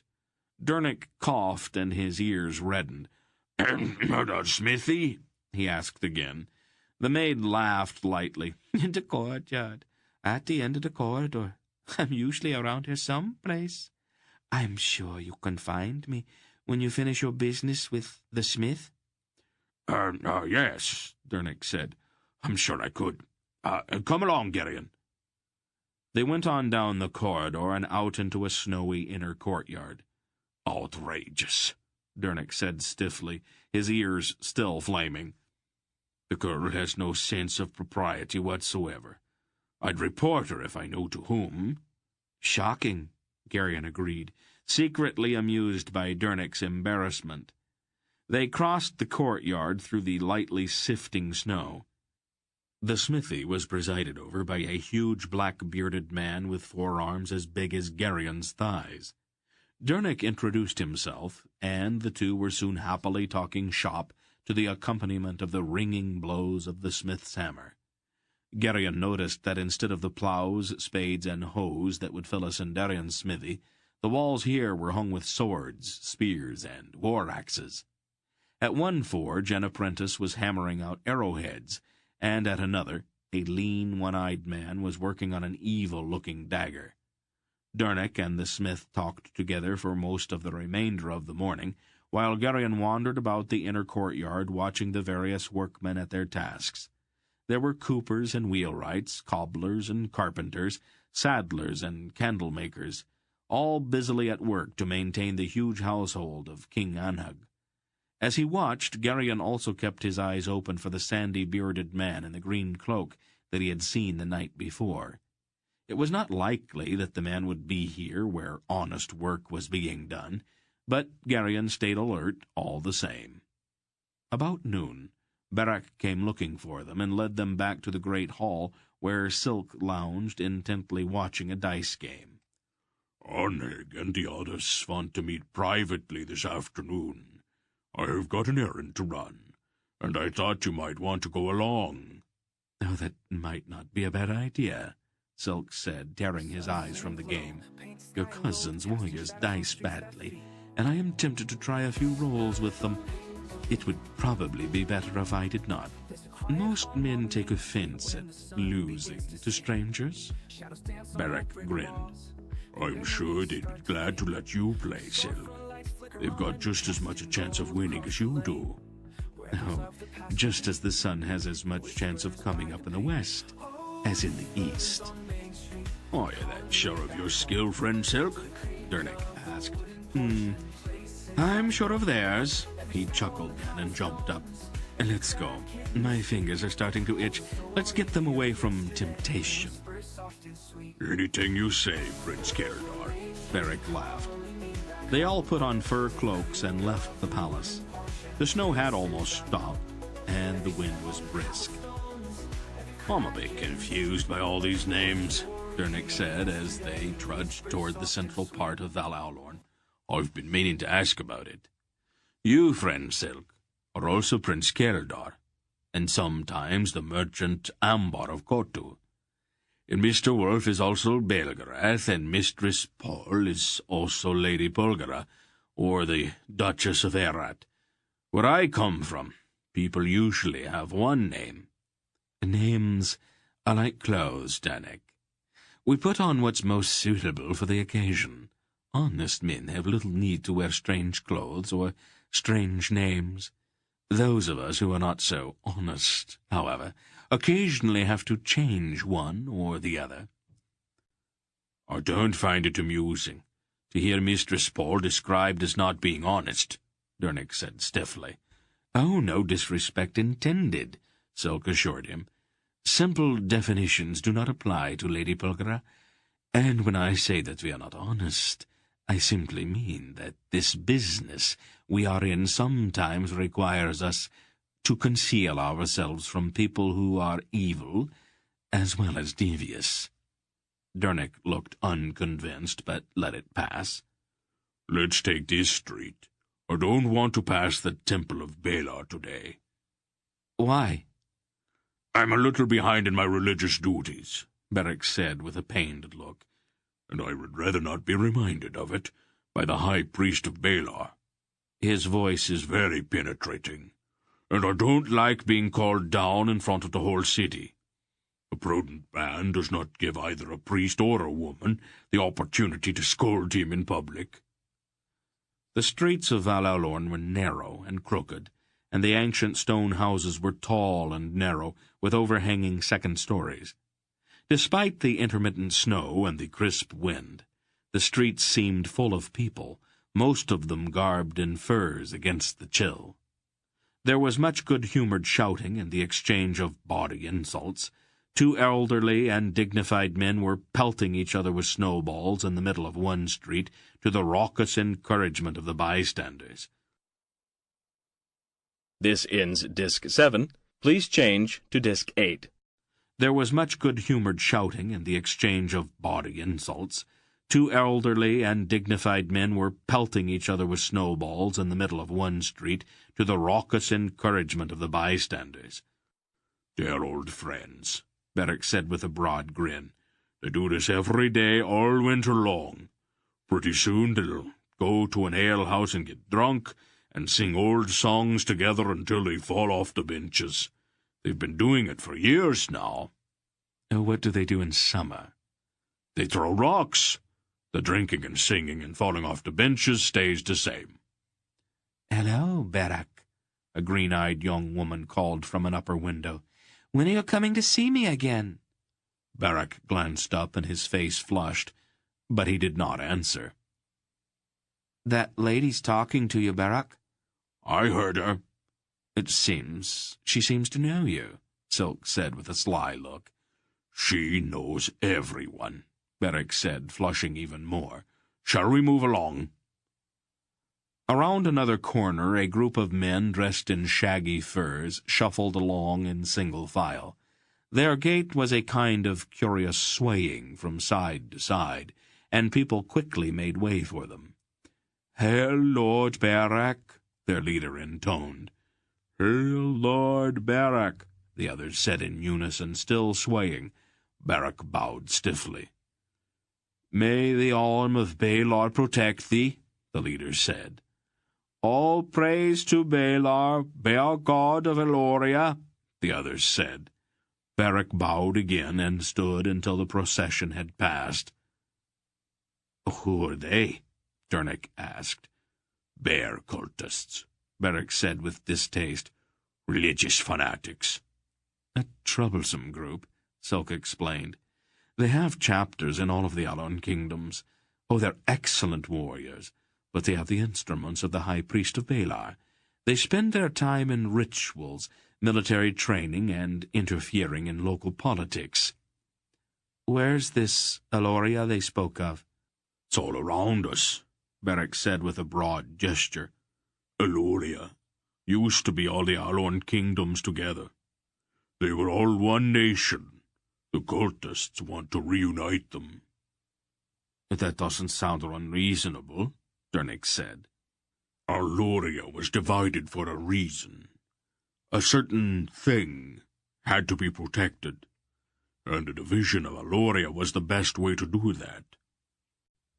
Oh, is this thing so important? It's the most important thing in the world. The bear cultists tend to forget that, Silk added. Only now it's been stolen, hasn't it? Garion blurted, as that dry voice in his mind informed him of the connection between what Beric and Silk had just said and the sudden disruption of his own life. It's this thing that Mr. Wolf is following. Beric glanced quickly at him. The lad is wiser than we thought, Silk, he said soberly. He's a clever boy, Silk agreed, and it's not hard to put it all together. His weasel face was grave. You are right, of course, Garion. We don't know how yet, but somebody's managed to steal it. If Belgariad gives the word, the Alorn kings will take the world apart, stone by stone, to get it back. I mean war, Dernick said in a sinking voice. There are worse things than war, Beric said grimly. It might be a good opportunity to dispose of the Angarax once and for all. Oh, let's hope that Belgariad can persuade the Alorn kings otherwise. This thing has to be recovered. Oh, granted.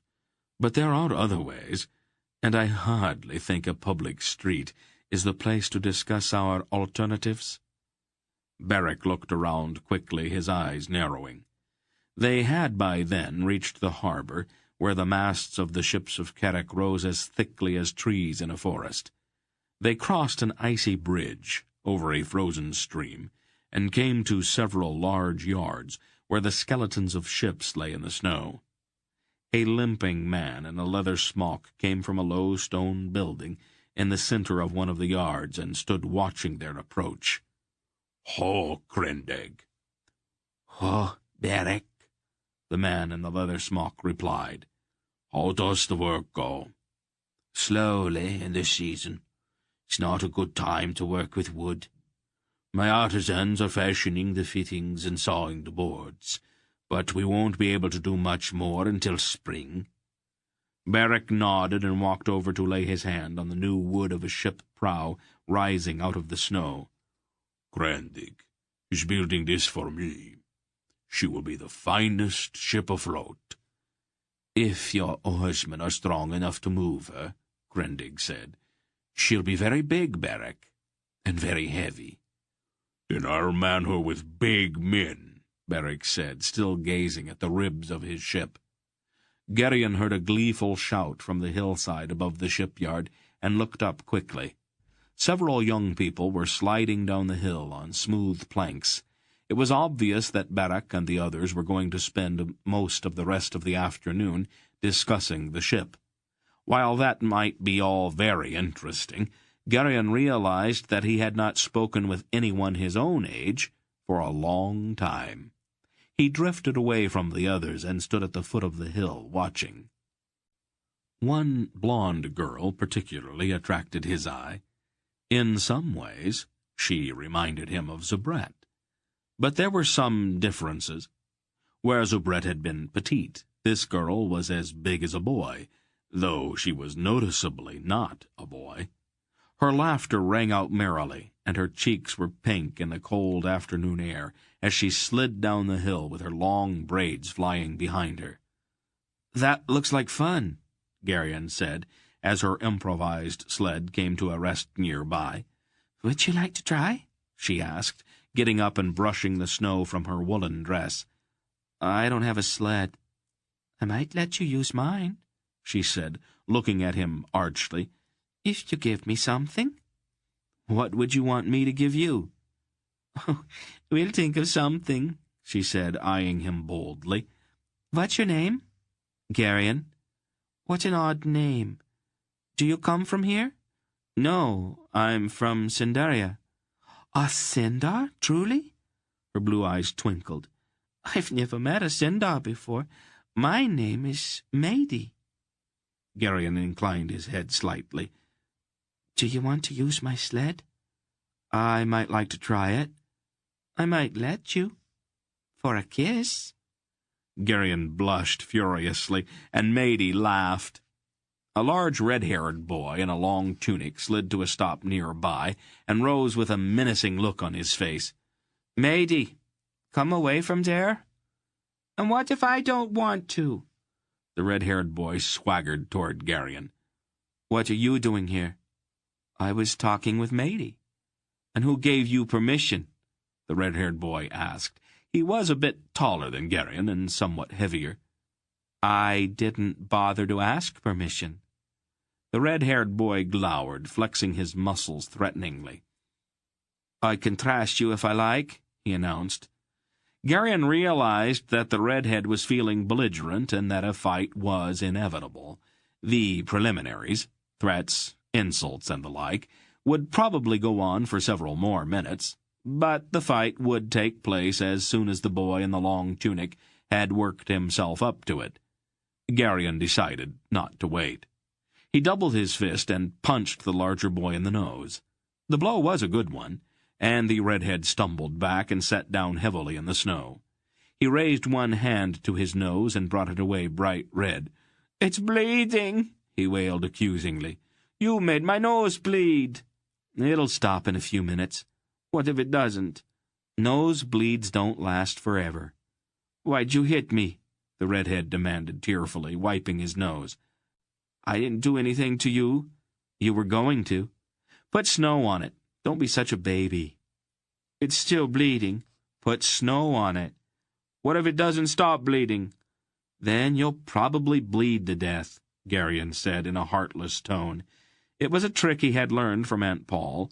It worked as well on the Carrick boy as it had on Dorun and Runderig. The redhead blinked at him and then took a large handful of snow and held it to his nose. "Are all Sindars so cruel?" Maidie asked. "I don't know all the people in Sindaria," Garion said. The affair had not turned out well at all, and regretfully he turned and started back toward the shipyard. "Garion, wait," Maidie said. She ran after him and caught him by the arm. "You forgot my kiss," she said, threw her arms around his neck and kissed him soundly on the lips. "There," she said, and she turned and ran laughing back up the hill, her blonde braids flying behind her. Barak, Silk, and Dernick were all laughing when he returned to where they stood. "You were supposed to chase her," Barak said. "What for?" Garion asked, flushing at their laughter. "She wanted you to catch her." "I don't understand." "Barak," Silk said, "I think that one of us is going to have to inform the Lady Bulgara that our Garion needs some further education." "You're skilled with words, Silk. I'm sure you ought to be the one to tell her." "Oh, why don't we throw dice for the privilege?" "I have seen you throw dice before, Silk," Barak laughed. "Well, of course we could simply stay here a while longer. I rather imagine that Garion's new playmate would be quite happy to complete his education, and that way we would not have to bother Lady Bulgara about it." Garion's ears were flaming now. "I'm not as stupid as all of that. I know what you're talking about, and you don't have to say anything to Aunt Paul about it." He stumped away angrily, kicking at the snow. After Barak had talked for a while longer with his shipbuilder, and the harbor had begun to darken with the approach of evening, they started back toward the palace. Garion sulked along behind, still offended by their laughter. The clouds which had hung overhead since their arrival in Val Alorn had begun to tatter, and patches of clear sky began to appear. Here and there single stars twinkled as evening slowly settled into the snowy streets.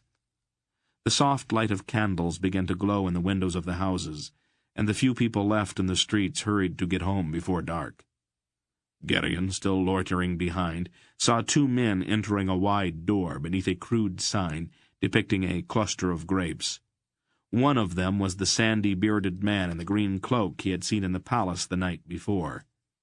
The other man wore a dark hood, and Garion felt a familiar tingle of recognition. Even though he could not see the hooded man's face, there was no need of it. They had looked at each other too often for there to be any doubt. As always before, Garion felt that peculiar restraint, almost like a ghostly finger touching his lips. The hooded man was Asherak, and though the Murgo's presence here was very important, it was, for some reason, impossible for Garion to speak of it. He watched the two men only for a moment, then hurried to catch up with his friends. He struggled with the compulsion that froze his tongue, and then tried another approach. "Beric, are there many Murgos in Val Alorn?" "There aren't any Murgos in Carrack," Beric said. "Angaraks are not allowed in the kingdom on pain of death. It is our oldest law. It was laid down by old Carrack Bareshoulders himself. Why do you ask?" "I was just wondering," Garion said lamely. His mind shrieked with the need to tell them about Asherak, but his lips stayed frozen. That evening, when they were all seated at the long table in King Anheg's central hall with a great feast set before them, Beric entertained them with a broadly exaggerated account of Garion's encounter with the young people on the hillside. "A great blow it was," he said in expansive tones, "worthy of the mightiest warrior, and truly struck upon the nose of the foe. The bright blood flew, and the enemy was dismayed and overcome. Like a hero, Garion stood over the vanquished, and like a true hero, did not boast nor taunt his fallen opponent, but offered instead advice for quelling that crimson flood. With simple dignity, then, he quit the field, but the bright-eyed maid would not let him depart unrewarded for his valor. Hastily she pursued him, and fondly clasped her snowy arms about his neck. And there she lovingly bestowed that single kiss that is the true hero's greatest reward. Her eyes flamed with admiration, and her chaste bosom heaved with newly awakened passion. But modest Garion innocently departed, and tarried not to claim those other sweet rewards the gentle maid's fond demeanour so clearly offered. And thus the adventure ended, with our hero tasting victory, but tenderly declining victory's true compensation." The warriors and the kings at the long table roared with laughter, and pounded the table and their knees and each other's backs in their glee. Queen Eilina and Queen Selar smiled tolerantly, and Queen Porin laughed openly. Lady Merrill, however, remained stony-faced, her expression faintly contemptuous, as she looked at her husband. Garion sat with his face aflame, his ears besieged with shouted suggestions and advice. "Is that really the way it happened, nephew?" King Rodar demanded of Silk, wiping tears from his eyes. More or less. Lord Beric's telling was masterly, though a good deal embellished. "We should send for a minstrel," the Earl of Selene said. This exploit should be immortalized in song. Don't tease him, Queen Porin said, looking sympathetically at Garion.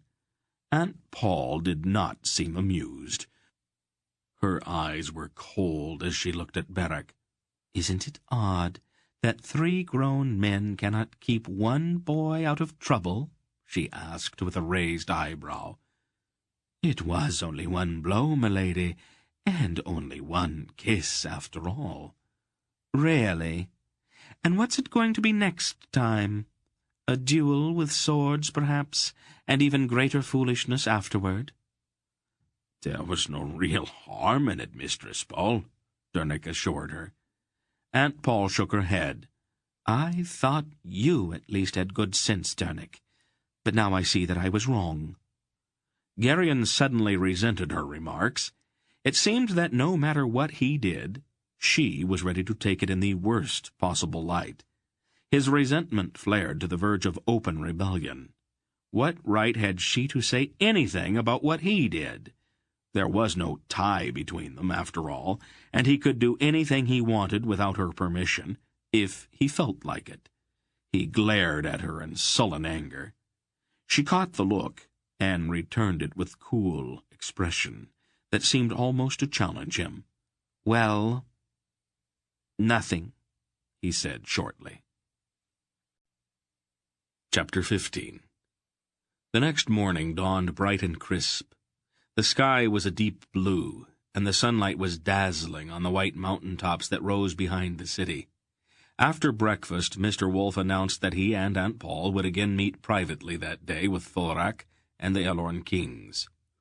Good idea, Beric said. Gloomy ponderings are good for kings. Unless one has regal obligations, however, it is much too fine a day to be wasted indoors. He grinned mockingly at his cousin. There's a streak of cruelty in you that I hadn't suspected, Beric, King Anheg said, glancing longingly out a nearby window. Do the wild boars still come down to the edges of the forest? In droves, Anheg replied, even more disconsolately. I thought I might gather a few good men and go out and see if we can thin their numbers a bit, Beric said, his grin even wider now. I was almost sure you had something like that in mind, Anheg said moodily, scratching at his unkempt hair. I'm doing you a service, Anheg. You don't want your kingdom overrun with the beasts, do you? Rodar, the fat king of Drasnia, laughed hugely. I think that he's got you, Anheg. He usually does, Anheg agreed sourly. I gladly leave such activities to younger Alina men, Rodar said. He slapped his vast paunch with both hands. I don't mind a good supper, but I'd rather not have to fight with it first. I make too good a target. The blindest boar in the world wouldn't have much trouble finding me. Well, Silk, Beric said, what do you say? No, you're not serious. You must go along, Prince Geldar, Queen Porin insisted. Someone has to represent the honor of Drasnia in this venture. Silk's face looked pained. You can be my champion, she said, her eyes sparkling. Have you been reading Erendish epics again, Your Highness? Consider it a royal command. Some fresh air and exercise won't hurt you. You're starting to look dyspeptic. Silk bowed ironically. As you wish, Your Highness. I suppose that if things get out of hand, I can always climb a tree. How about you, Dernick? I don't know much about hunting, friend Beric, but I'll come along, if you like, Dernick said doubtfully. My lord? Beric asked the Earl of Selene politely. Oh, no, Lord Beric. I outgrew my enthusiasm for such sport years ago. Thank you for the invitation, however. Hettar? Beric asked the rangy Algar. Hettar glanced quickly at his father. Go along, Hettar, Coheg said in his soft voice. I'm sure King Anheg will lend me a warrior to help me walk. I'll do it myself, Coheg. I have carried heavier burdens, said King Anheg. I'll go with you then, Lord Beric, and thanks for asking me. His voice sounded deep and resonant, but soft, much like that of his father. Well, lad, Beric asked Garion, "Have you lost your wits entirely, Beric?" Aunt Pole snapped. "Didn't you get him into enough trouble yesterday?" That was the last straw. The sudden elation he had felt at Beric's invitation turned to anger. Garion gritted his teeth and threw away all caution. "If Beric doesn't think I'll just be in the way, I'll be glad to go along," he announced defiantly. Aunt Pole stared at him, her eyes suddenly very hard. "Your cub's growing teeth, Paul," Mr. Wolf chuckled. "Be still, father," Aunt Pole said, still glaring at Garion. "Not this time, miss," the old man said with a hint of iron in his voice. "He has made his decision, and you are not going to humiliate him by unmaking it for him. Garion isn't a child now. You may not have noticed, but he is almost man-high, and filling out now. He will soon be 15, Paul. You are going to have to relax your grip sometime, and now is as good a time as any to start treating him like a man." She looked at him for a moment. "Whatever you say, father," she said at last with deceptive meekness. "I'm sure we'll want to discuss this later, though. In private." Mr. Wolf winced. Aunt Pole looked at Garion then. "Try to be careful, dear, and when you come back, we'll have a nice long talk, won't we?" "Will my lord require my aid in arming himself for the hunt?" Lady Merrill asked in the stilted and insulting manner she always assumed with Beric. "That won't be necessary, Merrill," Beric replied. "I would not neglect any of my duties." "Leave it alone, Merrill. You have made your point." "Have I my lord's permission to withdraw, then?" "You have." "Perhaps you ladies would like to join me," Queen Elena said. "We'll cast auguries and see if we can predict the outcome of the hunt." Queen Poran, who stood somewhat behind the Queen of Jerek, rolled her eyes upward in resignation. Queen Silar smiled at her. "Let's go, then. The boars are waiting," said Beric. "Sharpening their tusks, no doubt," Silk said.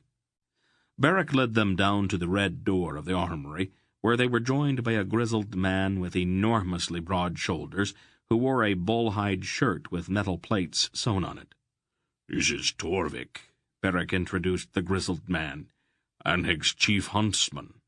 He knows every boar in the forest by first name." "My lord Beric is overkind," Torvik said, bowing. "How does one go about this hunting of boars, friend Torvik?" Dernick asked politely. "I've never done it before." "It's a simple thing. I take my huntsman in the forest, and we drive the beasts with noise and shouting. You and the other hunters wait for them with these." He gestured at a rack of stout, broad-headed boar spears. "When the boar sees you standing in his way, he charges you, tries to kill you with his tusks. But instead, you kill him with your spear." "I see," Dernick said somewhat doubtfully. "Doesn't sound very complicated." "We wear mail shirts, Dernick. Our hunters are hardly ever injured seriously." "Hardly ever has a rather uncomfortable ring of frequency to it, Beric," Silk said, fingering a mail shirt hanging on a peg by the door. "No sport is very entertaining without a certain element of risk," Beric shrugged, hefting a boar spear. "Have you ever thought of throwing dice instead?" "Not with your dice, my friend." They began pulling on mail shirts, while Torvik's huntsman carried several armloads of boar spears out to the sleighs waiting in the snowy courtyard of the palace. Garion found the mail shirt heavy, and more than a little uncomfortable. The steel rings dug at his skin, even through his heavy clothes, and every time he tried to shift his posture to relieve the pressure of one of them, a half-dozen others bit at him. The air was very cold as they climbed into the sleighs, and the usual fur robes seemed hardly adequate. They drove through the narrow, twisting streets of Val Alorn toward the great west gate on the opposite side of the city from the harbor. The breath of the horses steamed in the icy air as they rode. The ragged old blind woman from the temple stepped from a doorway as they passed in the bright morning sun. "Hail, Lord Barak," she croaked. "Thy doom is at hand. Thou shalt taste of it before this day's sun finds its bed." Without a word, Barak rose in his sleigh, took up a boar spear, and cast it, with deadly accuracy, full at the old woman. With surprising speed, the witch-woman swung her staff and knocked the spear aside in mid-air. "It will avail thee not to try to kill old Martje," she laughed scornfully. "Thy spear shall not find her, neither shall thy sword. Go thou, Barak, thy doom awaits thee." And then she turned toward the sleigh in which Garion sat beside the startled Dernick. "Hail, Lord of Lords, thy peril this day shall be great, but thou shalt survive it, and it is thy peril which shall reveal the mark of the beast, which is the doom of thy friend Barak." And then she bowed and scampered away before Barak could lay his hands on another spear. "What's that about, Garion?" Dernick asked, his eyes still surprised. "Barak says she's a crazy old blind woman. She stopped us when we arrived in Val Alorn after you and the others had already passed." "What was all that talk of doom?" Dernick asked with a shudder. "I don't know. Barak wouldn't explain it."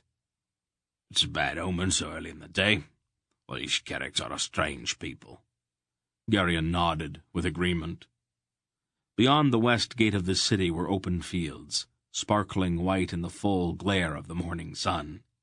They crossed the fields toward the dark edge of the forest, 2 leagues away, with great plumes of powdery snow flying out behind their racing sleighs. Farmsteads lay muffled in snow along their track. The buildings were all made of logs and had high-peaked wooden roofs. "These people seem to be indifferent to danger," Dernick said. "I certainly won't want to live in a wooden house, what with possibility of fire and all." "It's a different country, after all. We can't expect the whole world to live the way we do in Sindaria." I suppose not. But I'll tell you, Garion, I'm not very comfortable here. Some people just aren't meant for travel. Sometimes I wish we'd never left Faldor's farm." "I do too, sometimes," Garion admitted, looking at the towering mountains that seemed to rise directly out of the forest ahead. "Someday it'll be over, though, and we'll be able to go home again." Dernick nodded and sighed once more. By the time they had entered the woods, Barak had regained his temper and his good spirits, and he set about placing the hunters as if nothing had happened. He led Garion through the calf-deep snow to a large tree some distance from the narrow sleigh track. "This is a good place. There's a game trail here, and the boars may use it to try to escape the noise of Torvik and his huntsmen. When one comes, brace yourself and hold your spear with its point aimed at its chest. They don't see very well, and he'll run full into your spear before he even knows it's there. After that, it's probably best to jump behind a tree. Sometimes the spear makes them very angry." "What if I miss?" "I wouldn't do that. It's not a very good idea." "I didn't mean that I was going to do it on purpose. Will he try to get away from me, or what?" "Sometimes they'll try to run, but I wouldn't count on it.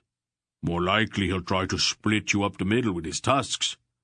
At that point, it's usually a good idea to climb a tree." "I'll remember that." "I won't be very far away if you have trouble," Barak promised, handing Garion a pair of heavy spears. Then he trudged back to his sleigh, and they all galloped off, leaving Garion standing alone under the large oak tree. It was shadowy among the dark tree trunks and bitingly cold. Garion walked around a bit through the snow, looking for the best place to await the boar. The trail Beric had pointed out was a beaten path, winding back through the dark brush, and Garion found the size of the tracks imprinted in the snow on the path alarmingly large. The oak tree, with low-spreading limbs, began to look very inviting, but he dismissed that thought angrily. He was expected to stand on the ground and meet the charge of the boar, and he decided that he would rather die than hide in a tree like a frightened child. The dry voice in his mind advised him that he spent far too much time worrying about things like that. Until he was grown, no one would consider him a man, so why should he go to all of the trouble of trying to seem brave, when it would not do any good anyway? The forest was very quiet now, and the snow muffled all sound. No birds sang, and there was only the occasional padded thump of snow sliding from the overloaded branches to the earth beneath. Garion felt terribly alone. What was he doing here? What business had a good, sensible Sendarian boy here in the endless forest of Carrick, awaiting the charge of a savage wild pig with only a pair of unfamiliar spears for company? What had the pig ever done to him? He realized that he did not even particularly like the taste of pork. He was some distance from the beaten forest track along which their sleighs had passed, and he set his back to the oak tree, shivered, and waited. He didn't realize how long he had been listening to the sound when he became fully aware of it. It was not the stamping, squealing rush of a wild boar he had been expecting, but was rather the measured pace of several horses moving slowly along the snow-carpeted floor of the forest, and it was coming from behind him. Cautiously, he eased his face around the tree. 3 riders, muffled in furs, emerged from the woods on the far side of the sleigh-churned track. They stopped and sat waiting. 2 of them were bearded warriors, little different from dozens of others Garion had seen in King Anheg's palace. The 3rd man, however, had long, flaxen-colored hair and wore no beard. His face had the sullen, pampered look of a spoiled child, although he was a man of middle years, and he sat his horse disdainfully, as if the company of the other 2 somehow offended him. After a time, the sound of another horse came from near the edge of the forest. Almost holding his breath, Garion waited. The other rider slowly approached the 3 who sat their horses in the snow at the edge of the trees. It was the sandy-bearded man in the green cloak whom Garion had seen creeping through the passageways of King Anheg's palace 2 nights before.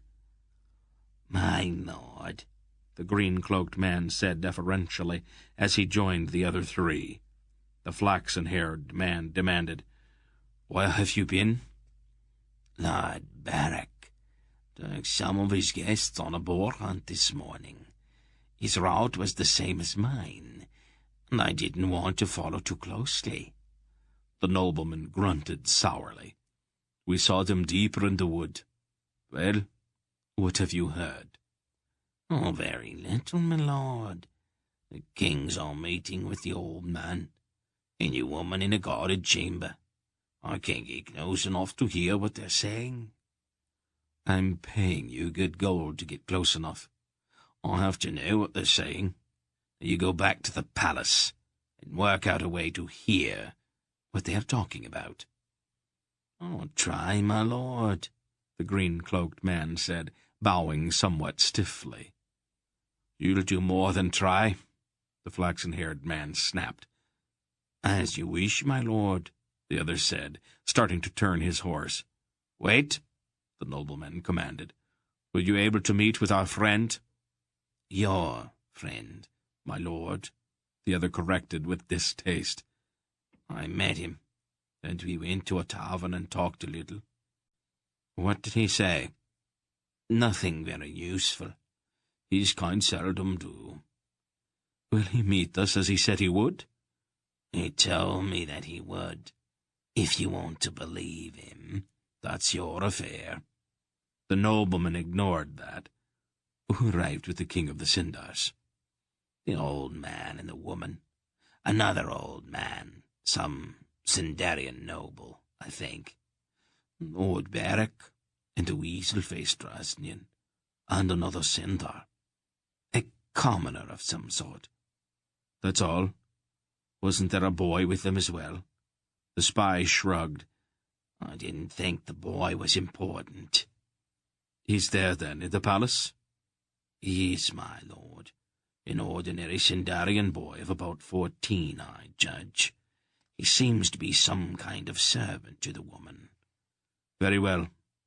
Go back to the palace and get close enough to that chamber to hear what the kings and the old man are saying.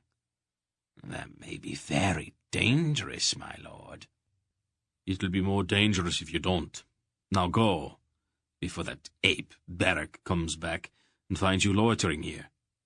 He whirled his horse and, followed by his 2 warriors, plunged back into the forest on the far side of the snowy track that wound among the dark trees. The man in the green cloak sat grimly watching for a moment.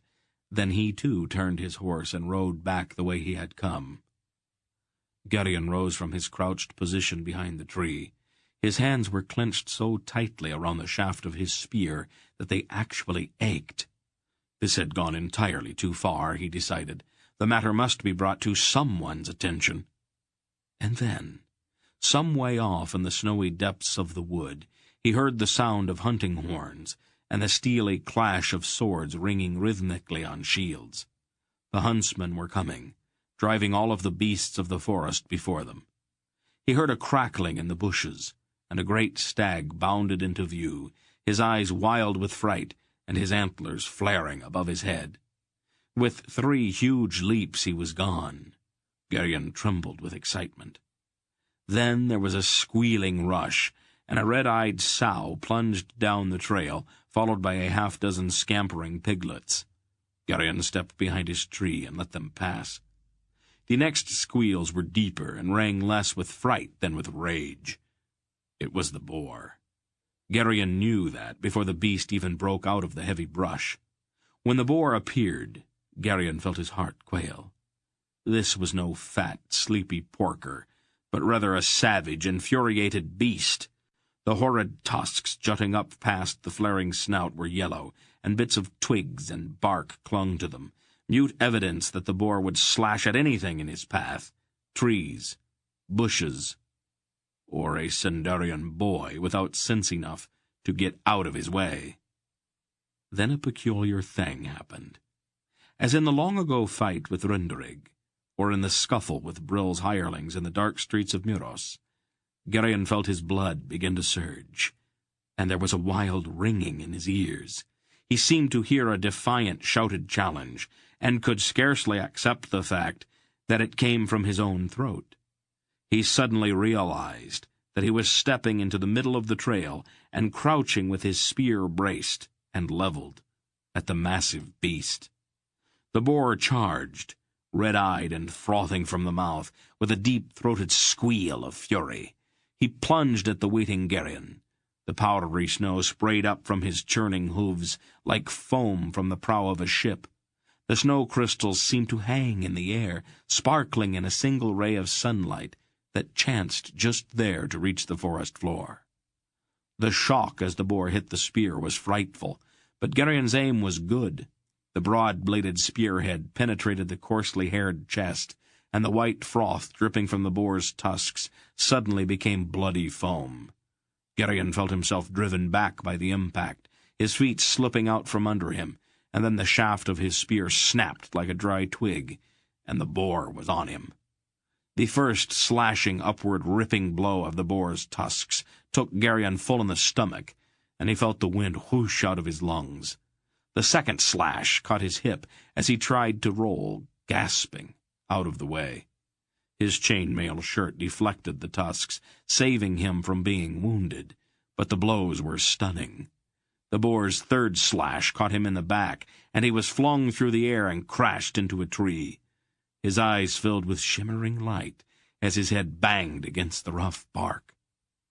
And then Barak was there, roaring and charging through the snow. But somehow it seemed not to be Barak. Garion's eyes, glazed from the shock of the blow to his head, looked uncomprehendingly at something that could not be true. It was Barak. There could be no doubt of that. But it was also something else. Oddly, as if somehow occupying the same space as Barak, there was also a huge, hideous bear. The images of the two figures, crashing through the snow, were superimposed, their movements identical, as if in sharing the same space, they also shared the same thoughts. Huge arms grasped up the wriggling, mortally wounded boar and crushed in upon it. Bright blood fountained from the boar's mouth, and the shaggy, half-man thing that seemed to be Barak, and something else at the same time, raised the dying pig and smashed it brutally to the ground. The man-thing lifted its awful face and roared in earth-shaking triumph as the light slid away from Garion's eyes, and he felt himself drifting down into the gray well of unconsciousness. There was no way of knowing how much time passed until he came to in the sleigh. Silk was applying a cloth filled with snow to the back of his neck as they flew across the glaring white fields toward Val Alorn. "Yeah, I see that you've decided to live." Silk grinned at him. "Where's Barak?" Garion mumbled groggily. In the sleigh behind us," Silk said, glancing back. "Is he all right?" "What could hurt Barak?" "I mean, does he seem like himself?" "Seems like Barak to me." "No, boy, lie still now." Silk shrugged. "That wild pig may have cracked your ribs." He placed his hands on Garion's chest and gently held him down. "My boar?" Garion demanded weakly. "Where is it?" "The huntsmen are bringing it. You get your triumphal entry. If I might suggest it, however, you should give some thought to the virtue of constructive cowardice. These instincts of yours could shorten your life." But Garion had already slipped back into unconsciousness. And then they were in the palace, and Barak was carrying him, and Aunt Paul was there, white-faced at the sight of all of the blood. "It's not his," Barak assured her quickly. "He speared a boar, and it bled on him while they were tussling. I think the boy's all right. A little rap on the head is all." "Bring him," Aunt Paul said curtly, and led the way up the stairs toward Garion's room. Later, with his head and chest wrapped and a foul-tasting cup of Aunt Paul's brewing making him light-headed and sleepy, Garion lay in his bed listening as Aunt Paul finally turned on Barak. "You great overgrown dolt!" she raged. "Do you see what all your foolishness has done?" "The lad's very brave," Barak said, his voice low and sunk in a kind of bleak melancholy. "Brave doesn't interest me." And then she stopped. "What's the matter with you?" She reached out suddenly and put her hands on the sides of the huge man's head. She looked for a moment into his eyes, and then slowly released him. "Oh, it finally happened, I see."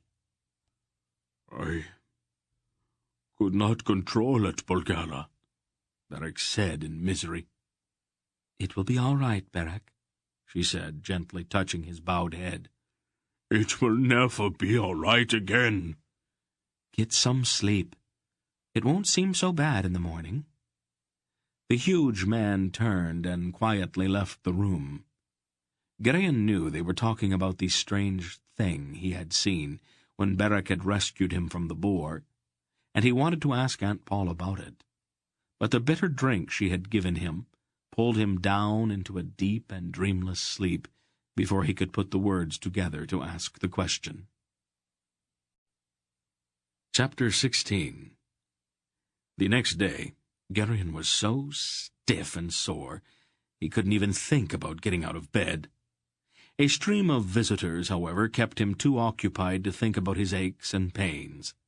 The visits from the Elorn kings and their splendid robes were particularly flattering, and each of them praised his courage.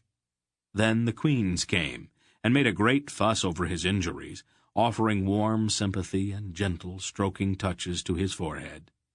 The combination of praise, sympathy, and the certain knowledge that he was the absolute center of attention was overwhelming, and his heart was full.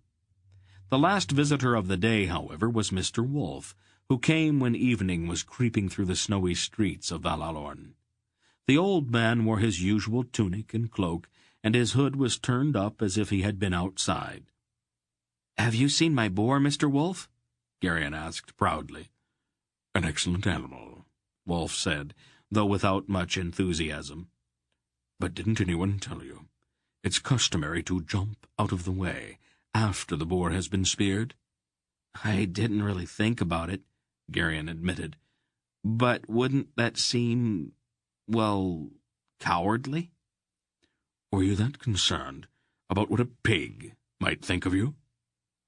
"Oh, well," Garion faltered. "Not really, I guess." "Oh, you're developing an amazing lack of good sense for one so young. It normally takes years and years to reach the point you seem to have arrived at overnight." He turned to Aunt Paul, who sat nearby. "Bulgara, are you quite certain that there's no hint of Erendish blood in our Garion's background? He has been behaving most Erendish lately. First he rides the great maelstrom like a rocking horse, and then he tries to break a wild boar's tusks with his ribs. Are you sure you did not drop him on his head when he was a baby?" Aunt Paul smiled, but said nothing. "I hope you recover soon, boy, and try to give some thought to what I've said." Garion sulked, mortally offended by Mr. Wolf's words. Tears welled up in his eyes, despite all of his efforts to control them. "I thank you for stopping by, Father," Aunt Paul said. "It's always a pleasure to call on you, my daughter," Wolf said, and then quietly left the room. "Why did he have to talk to me like that?" Garion burst out, wiping his nose. "Now he's gone and spoiled it all." "Spoiled what, dear?" Aunt Paul asked, smoothing the front of her gray dress. "All of it. The kings all said I was very brave."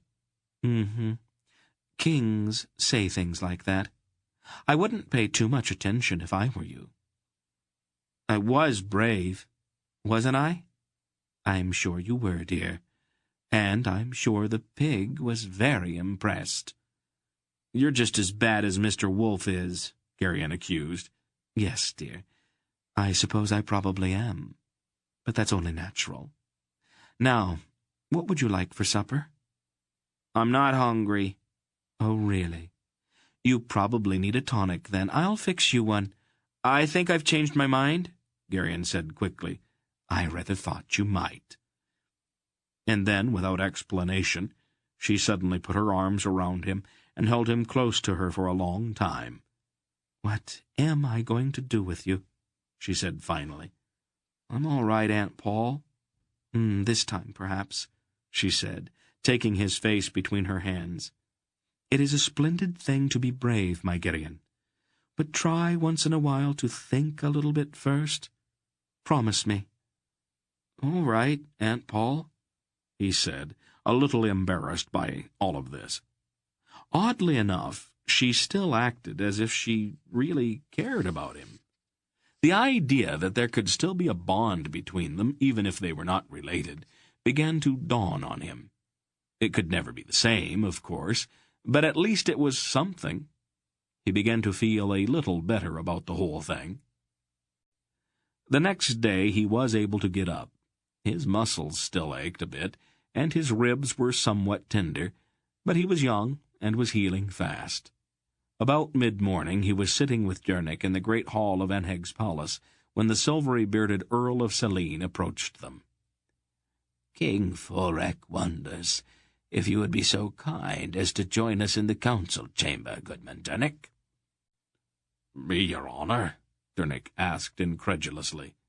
His Majesty is most impressed with your sensibility, the old man said. He feels that you represent the very best of Sundarian practicality. What we face involves all men, not just the kings of the West. It is only proper that good, solid common sense be represented in our proceedings. I'll come at once, your honour, Dernick said, getting up quickly. But you'll have to forgive me if I say very little. Garion waited expectantly. We have all heard of your adventure, my boy, the Earl of Saline said pleasantly to Garion. To be young again. Coming, Dernick? Lightly, your honour, Dernick said, and the two of them made their way out of the great hall toward the council chamber. Garion sat alone, wounded to the quick by his exclusion. He was at an age where his self-esteem was very tender, and inwardly he writhed at the lack of regard implicit in his not being invited to join them. Hurt and offended, he sulkily left the great hall and went to visit his boar, which hung in an ice-filled cooling room just off of the kitchen. At least the boar had taken him seriously. One could, however, spend only so much time in the company of a dead pig without becoming depressed. The boar did not seem nearly so big as he had when he was alive and charging, and the tusks were impressive, but neither so long nor so sharp as Garion remembered them. Besides, it was cold in the cooling room, and sore muscles stiffened quickly in chilly places. There was no point in trying to visit Barak. The red-bearded man had locked himself in his chamber to brood in blackest melancholy, and refused to answer his door, even to his wife. And so Garion, left entirely on his own, moped about for a while, and then decided that he might as well explore this vast palace with its dusty, unused chambers and dark, twisting corridors. He walked for what seemed hours, opening doors and following hallways that sometimes ended abruptly against blank stone walls. The palace of Anheg was enormous, having been, as Barak had explained, some 3,000 years and more in construction. One southern wing was so totally abandoned that its entire roof had fallen in centuries ago. Garion wandered there for a time in the second-floor corridors of the ruin, his mind filled with gloomy thoughts of mortality and transient glory, as he looked into rooms where snow lay thickly on ancient beds and stools, and the tiny tracks of mice and squirrels ran everywhere. And then he came to an unroofed corridor where there were other tracks, those of a man. The footprints were quite fresh, for there was no sign of snow in them, and it had snowed heavily the night before. At first he thought the tracks might be his own, and that he had somehow circled and come back to a corridor he had already explored. But the footprints were much larger than his. There were a dozen possible explanations, of course, but Garion felt his breath quicken. The man in the green cloak was still lurking about the palace. Ashrak the Murgo was somewhere in Valalorn, and the flaxen-haired nobleman was hiding somewhere in the forest with obviously unfriendly intentions. Garion realized that the situation might be dangerous, and that he was unarmed except for his small dagger. He retraced his steps quickly to a snowy chamber he had just explored, and took down a rusty sword from a peg where it had hung forgotten for uncountable years. Then, feeling a bit more secure, he returned to follow the silent tracks. So long as the path of the unknown intruder lay in that roofless and long-abandoned corridor, following him was simplicity itself. The undisturbed snow made tracking easy, but once the trail led over a heap of fallen debris and into the gaping blackness of a dusty corridor where the roof was still intact, things became a little more difficult. The dust on the floor helped, but it was necessary to do a great deal of stooping and bending over. Garion's ribs and legs were still sore, and he winced and grunted each time he had to bend down to examine the stone floor. In a very short while he was sweating and gritting his teeth, and thinking about giving the whole thing up. Then he heard a faint sound, far down the corridor ahead. He shrank back against the wall, hoping that no light from behind him would filter dimly through to allow him to be seen. Far ahead, a figure passed stealthily through the pale light from a single tiny window. Garion caught a momentary flicker of green, and he knew finally whom he was following. He kept close to the wall, and moved with cat-like silence in his soft leather shoes, the rusty sword gripped tightly in his hand. If it had not been for the startling nearness of the voice of the Earl of Saline, however, he would probably have walked directly into the man he had been following. "Is it at all possible, noble Belgariad, that our enemy can be awakened before all the conditions of the ancient prophecy are met?" Garion stopped. Directly ahead of him, in a narrow embrasure in the wall of the corridor, he caught sight of a slight movement. The green-cloaked man lurked there, listening in the dimness to the words that seemed to come from somewhere beneath them. Garion shrank back against the wall, scarcely daring to breathe. Carefully, he stepped backward until he found another embrasure, and drew himself into the concealing darkness. "A most appropriate question, Belgariad," the quiet voice of Chochag of the Algars said. "Can this apostate use the power now in his hands to revive the accursed one?" "The power is there," the familiar voice of Mr. Wolf said, "but he might be afraid to use it. If it isn't done properly, the power will destroy him. He won't rush into such an act, and it's that hesitation that gives us the little bit of time that we have." And then Silk spoke. "Didn't you say that he might want the thing for himself? Maybe he plans to leave his master in undisturbed slumber and use the power that he's stolen to raise himself as king in the lands of the Angaraks." King Rodor of Drasnia chuckled. "Somehow I don't see the Grolam priesthood so easily relinquishing their power in the lands of Angarak and bowing down to an outsider. The high priest of the Grolams is no mean sorcerer himself, I'm told." "Forgive me, Rodar," King Onheg said, "but if the power is in the thief's hands, the Grolams won't have any choice but to accept his dominion. I have studied the power of this thing, and if even half of what I've read is true, he can use it to rip down Rak'Tol as easily as you'd kick apart an anthill. Then if they still resist, he could depopulate all of Ktolmirgos from Rakgoska to the Tornedran border. No matter what, however, whether it's the apostate or the accursed one who eventually raises that power, the Angaraks will follow and they will come west." "Shouldn't we inform the Errans and Tornedrans, and the Ulgos as well, about what's happened then?" Brand the Raven Warder asked. "Let's not be taken by surprise again." "I wouldn't be in too much hurry to rouse our southern neighbors," Mr. Wolf said. "When Paul and I leave here, we'll be moving south. If Arindia and Tornedra are mobilizing for war, the general turmoil would only hinder us. The Emperor's legions are soldiers. They can respond quickly when the need arises, and the Arens are always ready for war. The whole kingdom hovers on the brink of general warfare all of the time." "It's premature," Aunt Paul's familiar voice agreed. "Armies would just get in the way of what we are trying to do. If we can apprehend my father's old pupil and return the thing he pilfered to Reva, the crisis will be past. Let us not stir up the Southerners for nothing." "She's right," the wolf said. "There's always a risk in mobilization.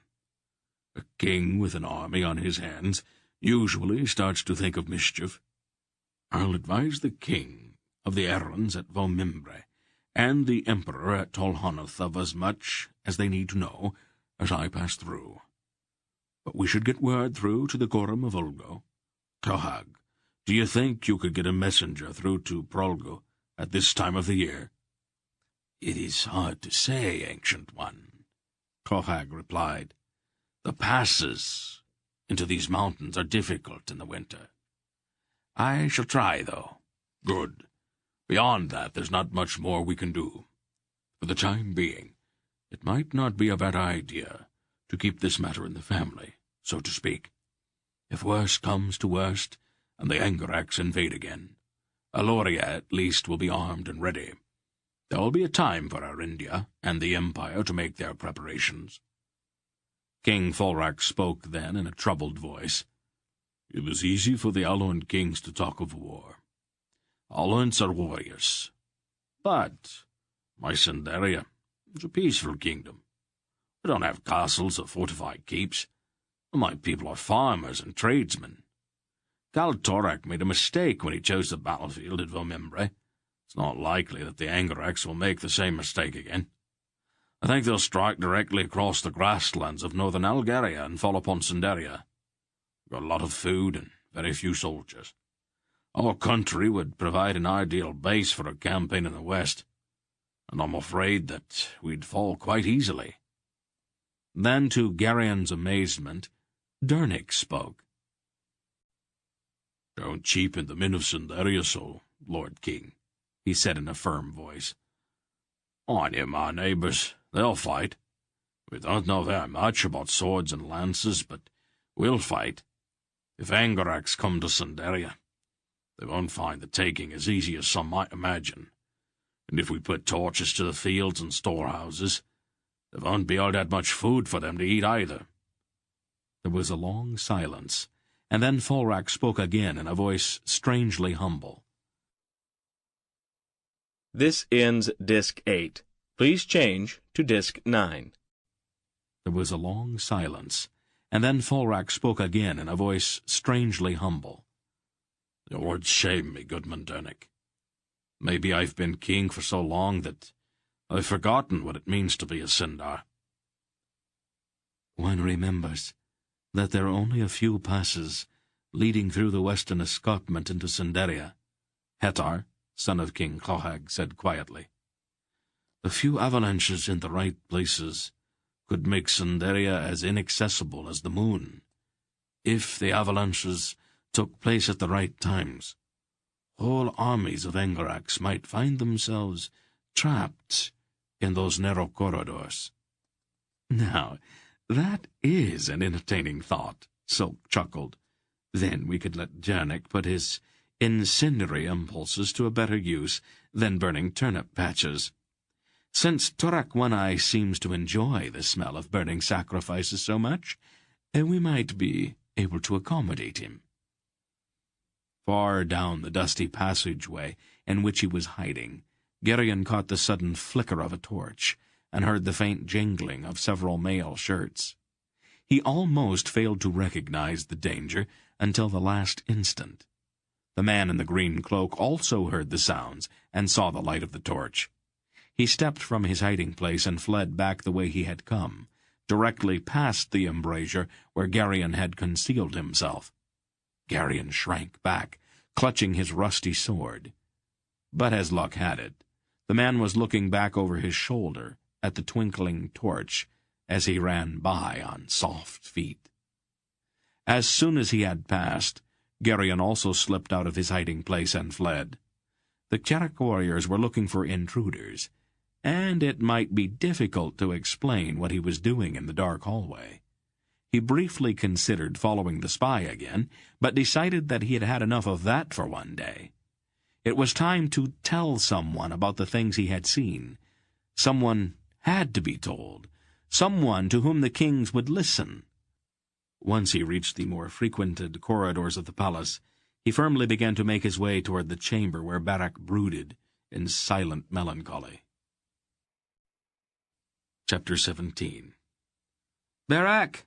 Garion called through the door after he had knocked for several minutes without any answer. "Go away!" Barak's voice came thickly through the door. "Barak, it's me, Garion. I have to talk with you." There was a long silence inside the room, and finally a slow movement. Then the door opened. Beric's appearance was shocking. His tunic was rumpled and stained.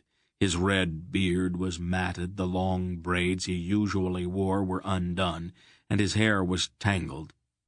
The haunted look in his eyes, however, was the worst. The look was a mixture of horror and self-loathing, so naked that Garion was forced to avert his eyes. "You saw it, didn't you, boy?" Beric demanded. "You saw what happened to me out there?" "I didn't really see anything," Garion said carefully. "I hit my head on that tree, and all I really saw were stars." "You must have seen it. You must have seen my doom." "Doom? What are you talking about? You're still alive." "A doom doesn't always mean death," Beric said morosely, flinging himself into a large chair. "I wish mine did. A doom is some terrible thing that's fated to happen to a man, and death's not the worst thing there is." "You've just let the words of that crazy old blind woman take over your imagination." "It is not only Martje. She's just repeating what everybody in Carrick knows. An augurer was called in when I was born. It is the custom here. Most of the time the auguries don't show anything at all, and nothing special is going to happen during the child's life. But sometimes the future lies so heavily on one of us that almost anyone can see the doom." "Oh, that's just superstition. I've never seen any fortune-teller who could even tell for sure if it's going to rain tomorrow. One of them came to Faldor's farm once and told Dernick that he was going to die twice. Isn't that silly?" "The augurers and soothsayers of Carrick have more skill," Beric said, his face still sunk in melancholy. "The doom they saw for me was always the same. I'm going to turn into a beast. I've had dozens of them tell me the same thing, and now it's happened. I've been sitting here for 2 days now, watching. The hair on my body is getting longer. My teeth are starting to get pointed." "You're imagining things. You look exactly the same to me as you always have." "Oh, you're a kind boy, Garion. I know you're just trying to make me feel better, but I've got eyes of my own. I know that my teeth are getting pointed and my body's starting to grow fur. It won't be long until Onheg has to chain me up in his dungeon so I won't be able to hurt anyone, or I'll have to run off into the mountains and live with the trolls." "Nonsense," Garion insisted. Tell me what you saw the other day," Beric pleaded. What did I look like when I changed into a beast?" "All I saw were stars, from banging my head on that tree," Garion said again, trying to make it sound true. "I just want to know what kind of a beast I'm turning into," Beric said, his voice thick with self-pity. "Am I going to be a wolf or a bear or some kind of monster no one has even seen or had a name for?" "Don't you remember anything at all about what happened?" Garion asked carefully, trying to blot the strange double image of Beric and the bear out of his memory. Nothing. I heard you shouting, and the next thing I remember was the boar lying dead at my feet, and you lying under that tree with his blood all over you. I could feel the beast in me, though. I could even smell him." "All you smelled was the boar. And all that happened was that you lost your head in all of the excitement." "Berserk, you mean?" Beric said, looking up hope. Then he shook his head. "No, Garion. I have been berserk before. It does not feel at all the same. This was completely different." He sighed. "You're not turning into a beast." I know what I know, Beric said stubbornly. And then Lady Merrill, Beric's wife, stepped into the room through the still open door. I see that my lord is recovering his wits. Leave me alone, Merrill, Beric said. I'm not in the mood for these games of yours. Games, my lord, she said innocently. I am simply concerned about my duties. If my lord is unwell, I am obliged to care for him. That is a wife's right, isn't it? Quit worrying so much about rights and duties, Merrill. Just go away. Leave me alone. My lord was quite insistent about certain rights and duties on the night of his return to Val Allon. Not even the locked door of my bedchamber was enough to curb his insistence. All right, Beric said, flushing slightly. I am sorry about that. I had hoped that things had changed between us. I was wrong. I won't bother you again. Bother, my lord? A duty is not a bother. A good wife is obliged to submit whenever her husband requires it of her, no matter how drunk or brutal he may be when he comes to her bed. No one will ever be able to accuse me of laxity in that regard. You're enjoying this, aren't you? Enjoying what, my lord? Her voice was light, but with a cutting edge to it. What do you want, Merrill? I want to serve my lord in his illness. I want to care for him and watch the progress of his disease, each symptom as it appears. Do you hate me that much? Beric asked with heavy contempt. Be careful, Merrill.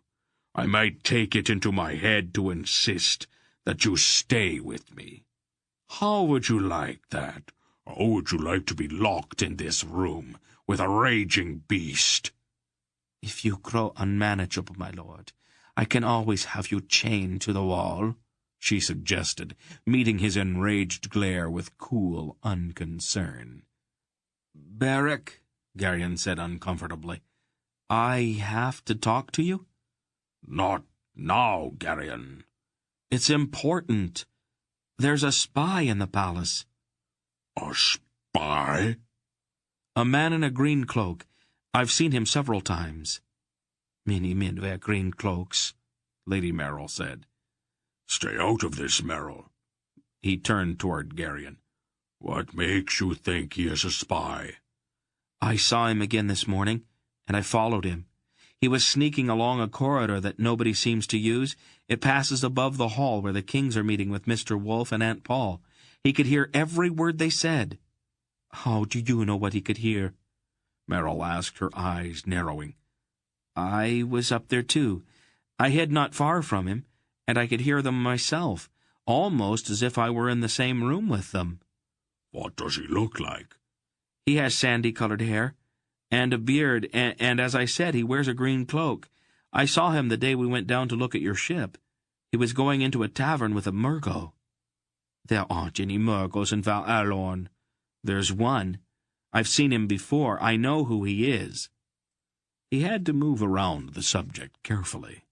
The compulsion not to speak about his dark-robed enemy was as strong as always. Even the hint he had given made his tongue seem stiff and his lips numb. Who is he? Beric demanded. Garion ignored the question. And then, on the day of the boar hunt, I saw him in the forest. The Murgo? No, the man in the green cloak. He met some men there. They talked for a while, not far from where I was waiting for the boar to come. They didn't see me. There's nothing suspicious about that. A man can meet with his friends anywhere he likes. I don't think they were friends exactly. The one in the green cloak called one of the other men my lord, and that one was giving him orders to get close enough so that he could hear what Mr. Wolfe and the kings were saying. That's more serious, Beric said, seeming to forget his melancholy. Did they say anything else? The flaxen-haired man wanted to know about us, Garion said. You, me, Dernick, Silk, all of us. Flaxen-colored hair? Merrill asked quickly. The one he called my lord. He seemed to know about us. He even knew about me. Long, pale-colored hair? No beard? A little older than Barak? It couldn't be him. Anheg banished him on pain of death. You're a child, Barak. He'd ignore that if it suited him. I think we'd better tell Anheg about this. Do you know him? Some of the things he said about Barak weren't very polite. I can imagine, Merrill said ironically. Barak was one of those who said that he ought to have his head removed. Barak was already pulling on his mail shirt. Fix your hair, Merrill told him in a tone that, oddly, had no hint of her former rancor in it. You look like a haystack. I can't stop to fool with that now, Barak said impatiently. Come along, both of you. We'll go to Anheg at once. There was no time for any further questions, since Garion and Merrill almost had to run to keep up with Barak. They swept through the great hall, and startled warriors scrambled out of their way after one look at Barak's face. "Hello, Barak," one of the guards at the door of the council hall greeted the huge man. "One side," Barak commanded, and flung open the door with a crash. King Anheg looked up, startled at the sudden interruption. "Welcome, cousin." "Treason, Anheg.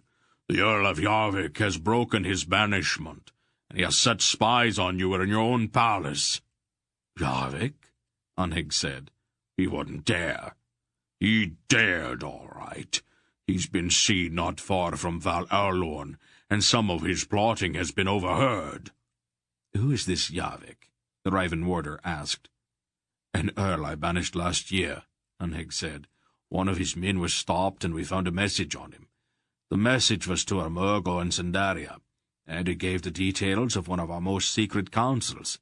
Yarvik tried to deny that the message was his, even though it had his own seal on it, and his strong room bulged with red gold from the mines of Kror Mugos. I'd have had his head on a pole, but his wife's a kinswoman of mine, and she begged for his life. I banished him to one of his estates on the west coast instead." He looked at Barak. "How did you find out about this? Last I heard, you had locked yourself in your room and would not talk to anybody." My husband's words are true, Anheg, Lady Merrill said, in a voice ringing with challenge. "I don't doubt him, Merrill," Anheg said, looking at her with a faintly surprised expression. "I just wanted to know how he learned about Yarvik, that's all." This boy from Sindaria saw him, and heard him talk to his spy. I heard the boy's story myself, and I stand behind what my husband has said. If anyone here dares to doubt him—" "Garion?" Aunt Paul said, startled. "May I suggest that we hear from the lad?" Kohag of the Algar said quietly. "A nobleman with a history of friendship for the Murgos, who chooses this exact moment to break his banishment, concerns us all, I think." "Tell them what you told Merrill and me, Garion," Barak ordered, pushing Garion forward. "Your Majesty," Garion said, bowing awkwardly, "I've seen a man in a green cloak hiding here in your palace several times since we came here. He creeps along the passageways and takes a lot of trouble not to be seen. I saw him the first night we were here, and the next day I saw him going into a tavern in the city with the Murgo. Barak says there aren't any Murgos in Karak, but I know that the man he was with was a Murgo." "How do you know?" Anheg asked shrewdly. Garion looked at him helplessly, unable to say Ashrak's name. "Well, boy?" King Rodar asked. Garion struggled with the words, but nothing would come out. "Maybe you know this Murgo?" Silk suggested. Garion nodded, relieved that someone could help him. "You wouldn't know many Murgos," Silk said, rubbing his nose with one finger. "Was it the one we met in Darin, perhaps, and later in Muros? The one known as Asherak?" Garion nodded again. Why didn't you tell us? I couldn't, Garion stammered. Couldn't? The words wouldn't come out. I don't know why, but I've never been able to talk about him. Ah, then you have seen him before, Sulk said. Yes. And you've never told anybody? No. Sulk glanced quickly at Aunt Paul. Is this the sort of thing you might know more about than we would, Bulgara?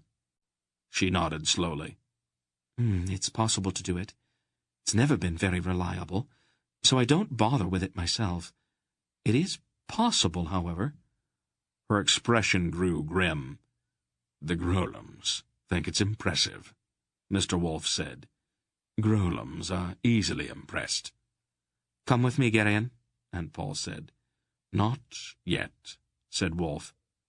This is important, she said, her face hardening. You can do it later. Let's hear the rest of his story first. The damage has already been done. Go ahead, Garion. What else did you see? Garion took a deep breath. All right, he said, relieved to be talking to the old man instead of the kings. I saw the man in the green cloak again that day we all went hunting. He met in the forest with a yellow-haired man who doesn't wear a beard. They talked for a while, and I could hear what they were saying. The yellow-haired man wanted to know what all of you were saying in this hall. You should have come to me immediately, King Anheg said. Well, anyway, I had that fight with the wild boar. I hit my head against a tree and was stunned. I didn't remember what I'd seen until this morning, after King Fulrak called Dernick here. I went exploring. I was in a part of the palace where the roof is all fallen in, and I found some footprints. I followed them, and then after a while I saw the man in the green cloak again. That was when I remembered all of this. I followed him, and he went along a corridor that passes somewhere over the top of this hall. He hid up there and listened to what you were saying. How much do you think he could hear, Garion? King Kohag asked. You were talking about somebody called the apostate, and you were wondering if he could use some power of some kind to awaken an enemy who's been asleep for a long time. Some of you thought you ought to warn the Erins and the Tolnedrins, but Mr. Wolf didn't think so, and Dernick talked about how the men of Cinderia would fight if the Angaraks came. They appeared startled. I was hiding not far from the man in the green cloak. I'm sure he could hear everything that I could. Then some soldiers came, and the man ran away. That's when I decided that I ought to tell Barak about all of this. Up there, Silk said, standing near one of the walls and pointing at a corner of the ceiling of the hall. The mortars crumbled away. The sound of our voices carries right up through the cracks between the stones into the upper corridor. This is a valuable boy you've brought with you, Lady Bulgara, King Rodar said gravely. If he's looking for a profession, I think I might find a place for him. Gathering information is a rewarding occupation, and he seems to have certain natural gifts along those lines. He has some other gifts as well, said Aunt Paul. He seems to be very good at turning up in places where he's not supposed to be. Don't be too hard on the boy, Bulgara, King Anheg said. He has done us a service that we may never be able to repay. Garion bowed again and retreated from Aunt Paul's steady gaze. Cousin, Anheg said then to Beric, it seems that we have an unwelcome visitor somewhere in the palace. I think I'd like to have a little talk with this lurker in the green cloak. I'll take a few men, Beric said grimly. We'll turn your palace upside down, and we will shake it and see what falls out.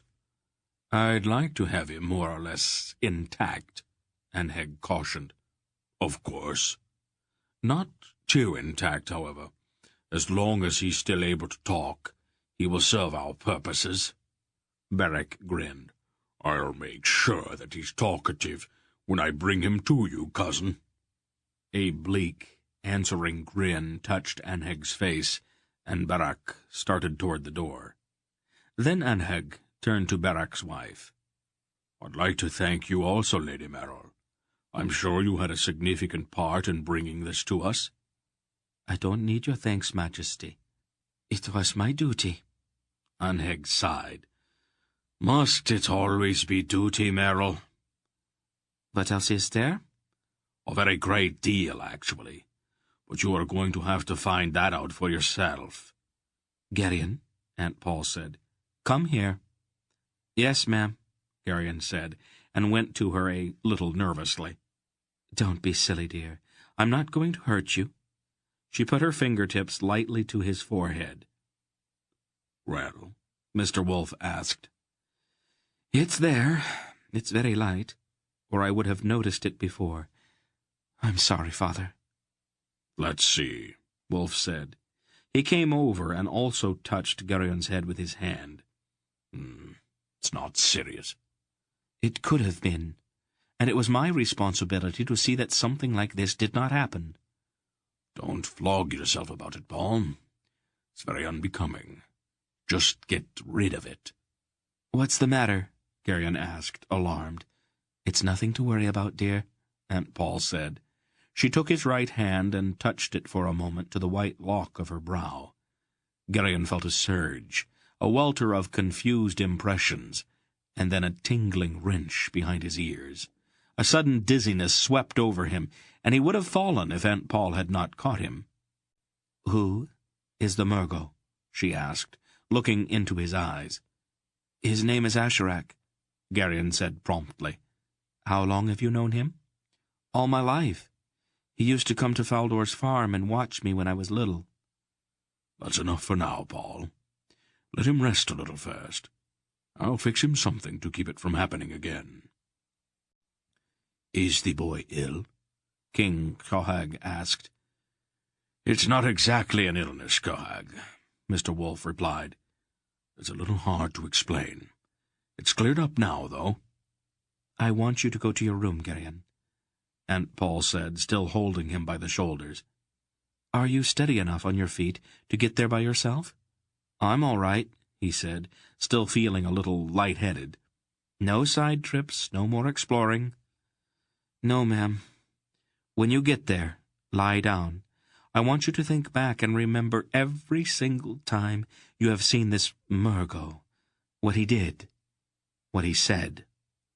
He's never spoken to me. He just watched.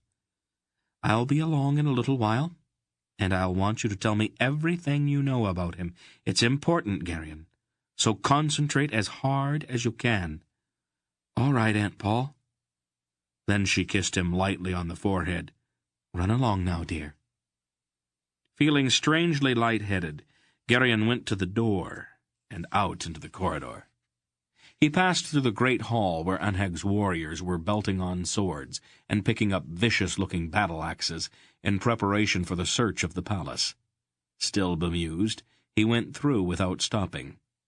Part of his mind seemed half asleep, but that secret inner part was wide awake. The dry voice observed that something significant had just happened. The powerful compulsion not to speak about Asherak was obviously gone. Aunt Paul had somehow pulled it out of his mind entirely. His feeling about that was oddly ambiguous. That strange relationship between himself and the dark-robed, silent Asherak had always been intensely private, and now it was gone. He felt vaguely empty and somehow violated. He sighed and went up the broad stairway toward his room. There were a half-dozen warriors in the hallway outside his room, probably part of Barak's search for the man in the green cloak. Garion stopped. Something was wrong, and he shook off his half-daze. This part of the palace was much too populated to make it very likely that the spy would be hiding here. His heart began racing, and step by step he began to back away toward the top of the stairs he had just climbed. The warriors looked like any other Charaks in the palace, bearded, dressed in helmets, mail shirts, and furs. But something didn't seem exactly right. A bulky man in a dark, hooded cloak stepped through the doorway of Garion's room into the corridor. It was Asherak. The Murgo was about to say something, but then his eyes fell on Garion. "Ah," he said softly. His dark eyes gleamed in his scarred face. I have been looking for you, Garion, He said in that same soft voice. Come here, boy. Garion felt a tentative tug at his mind that seemed to slip away, as if it somehow could not get a sure grip. He shook his head mutely and continued to back away. Come along now, Asherak said. We have known each other far too long for this. Do as I say. You know that you must. The tug became a powerful grasp that again slipped away. Come here, Garion, Asherak commanded harshly. Garion kept backing away step by step. No! Asherak's eyes blazed, and he drew himself up angrily. This time it was not a tug or a grasp, but a blow. Garion could feel the force of it, even as it somehow seemed to miss or be deflected. Asherak's eyes widened slightly, then narrowed. Who did this? He demanded. Belgarath? It won't do any good, Garion. I had you once. I can take you again any time I want to. You're not strong enough to refuse me. Garion looked at his enemy and answered out of some need for defiance. Maybe I'm not, but I think you'll have to catch me first. Asherak turned quickly to his warriors. That's the boy I want. Take him. Smoothly, almost as if it were done without thought, one of the warriors raised his bow and leveled an arrow directly at Garion. Asherak swung his arm quickly and knocked the bow aside, just as the steel-pointed shaft was loosed. The arrow sang in the air and clattered against the stones of the wall a few feet to Garion's left. Alive, idiot! Asherak snarled, and struck the bowman a crushing blow to the side of the head. The bowman fell, twitching to the stone floor. Garion spun, dashed back to the stairs, and plunged down, 3 steps at a time. He did not bother to look back. The sound of heavy feet told him that Asherak and his men were after him. At the bottom of the stairs he turned sharply to the left and fled down a long, dark passageway that led back into the maze of Anheg's palace. Chapter 18. There were warriors everywhere, and the sounds of fighting. In the first instant of his flight, Garion's plan had been simple. All he had to do was to find some of Barak's warriors, and he would be safe. But there were other warriors in the palace as well. The Earl of Yarvik had led a small army into the palace by way of the ruined wings to the south, and fighting raged in the corridors. Garion quickly realized that there was no way he could distinguish friend from enemy. To him, one Carrick warrior looked the same as another. Unless he could find Barak or someone else he recognized, he did not dare reveal himself to any of them. The frustrating knowledge that he was running from his friends as well as his enemies added to his fright. It was altogether possible, even quite likely, that he would run from Barak's men directly into the arms of Jarvik's. The most logical thing to do would be to go directly back to the council hall. But in his haste to escape from Asherak, he had run down so many dim passageways and turned so many corners that he had no idea where he was or how to get back to the familiar parts of the palace. His headlong flight was dangerous. Asherak or his men could wait around any corner to seize him, and he knew that the Murgo could quickly re-establish that strange bond between them that Aunt Paul had shattered with her touch. It was that which had to be avoided at any cost. Once Asherak had him again, he would never let go. The only alternative to him was to find some place to hide. He dodged into another narrow passageway and stopped, panting, and with his back pressed tightly against the stones of the wall.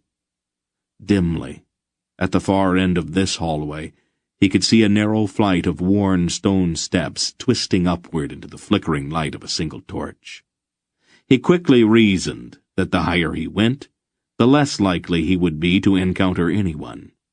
The fighting would most likely be concentrated on the lower floors. He took a deep breath and went swiftly to the foot of the stairs. Halfway up he saw the flaw in his plan.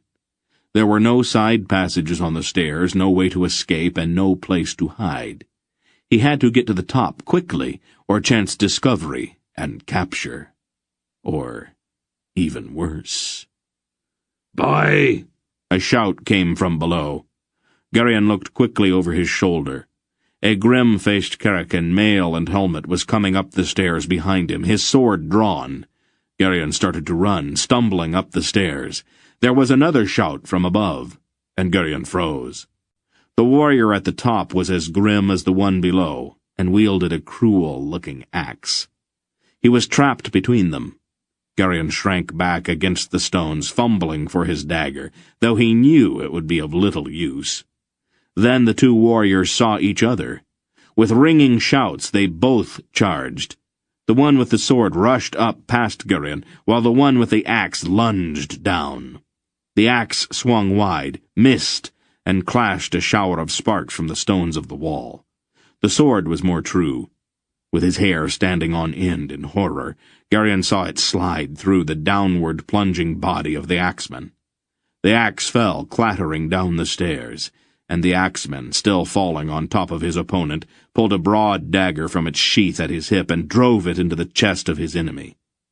The impact as the two men came together tore them from their feet, and they tumbled, still grappling together down the stairs, their daggers flashing as each man struck again and again. In helpless horror, Garion watched as they rolled and crashed past him, their daggers sinking into each other with sickening sounds, blood spurting from their wounds like red fountains. Garion retched once, clenched his teeth tightly, and ran up the stairs, trying to close his ears to the awful sounds coming from below, as the two dying men continued their horrid work on each other. He no longer even considered stealth. He simply ran, fleeing more from that hideous encounter on the stairs than from Asherak or the Earl of Yarvik.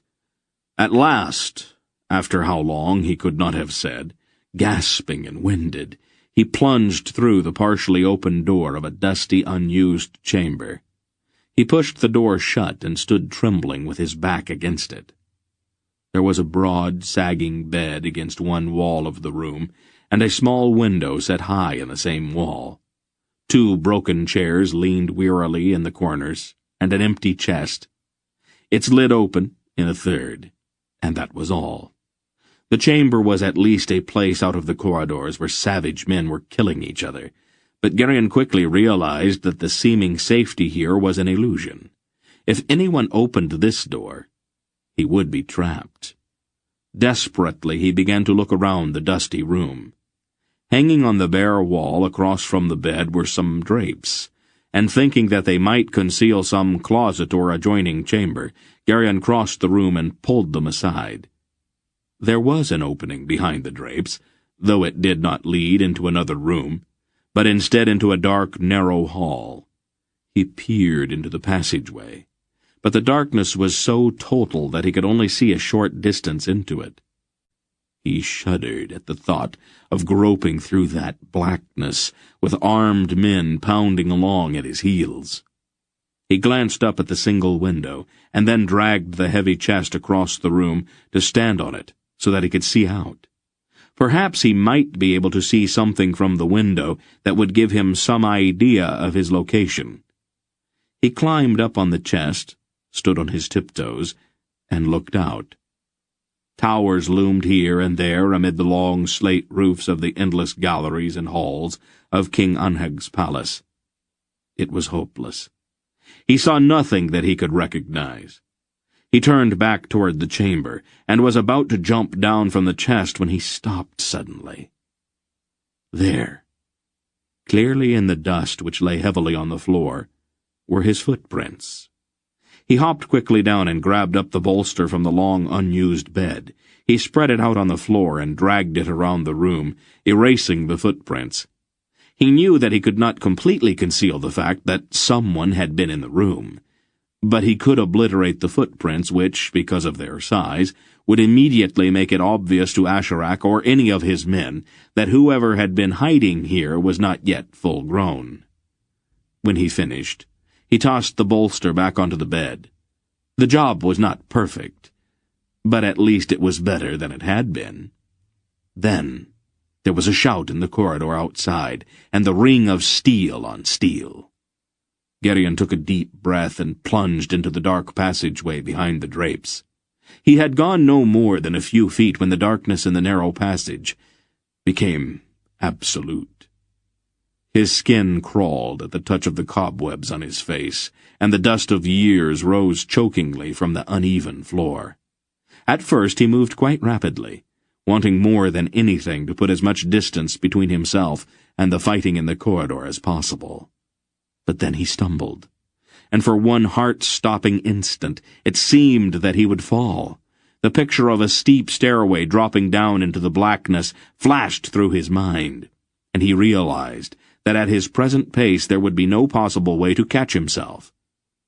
He began to move more cautiously, one hand on the stones of the wall, and the other in front of his face to ward off the cobwebs which hung thickly from the low ceiling. There was no sense of time in the dark, and it seemed to Garion that he had been groping for hours in this dark hallway that appeared to go on forever. Then, despite his care, he ran full into a rough stone wall. He felt a moment of panic. Did the passageway just end here? Was it a trap? Then, flickering at one corner of his vision, he saw dim light. The passageway did not end, but rather made a sharp turn to the right.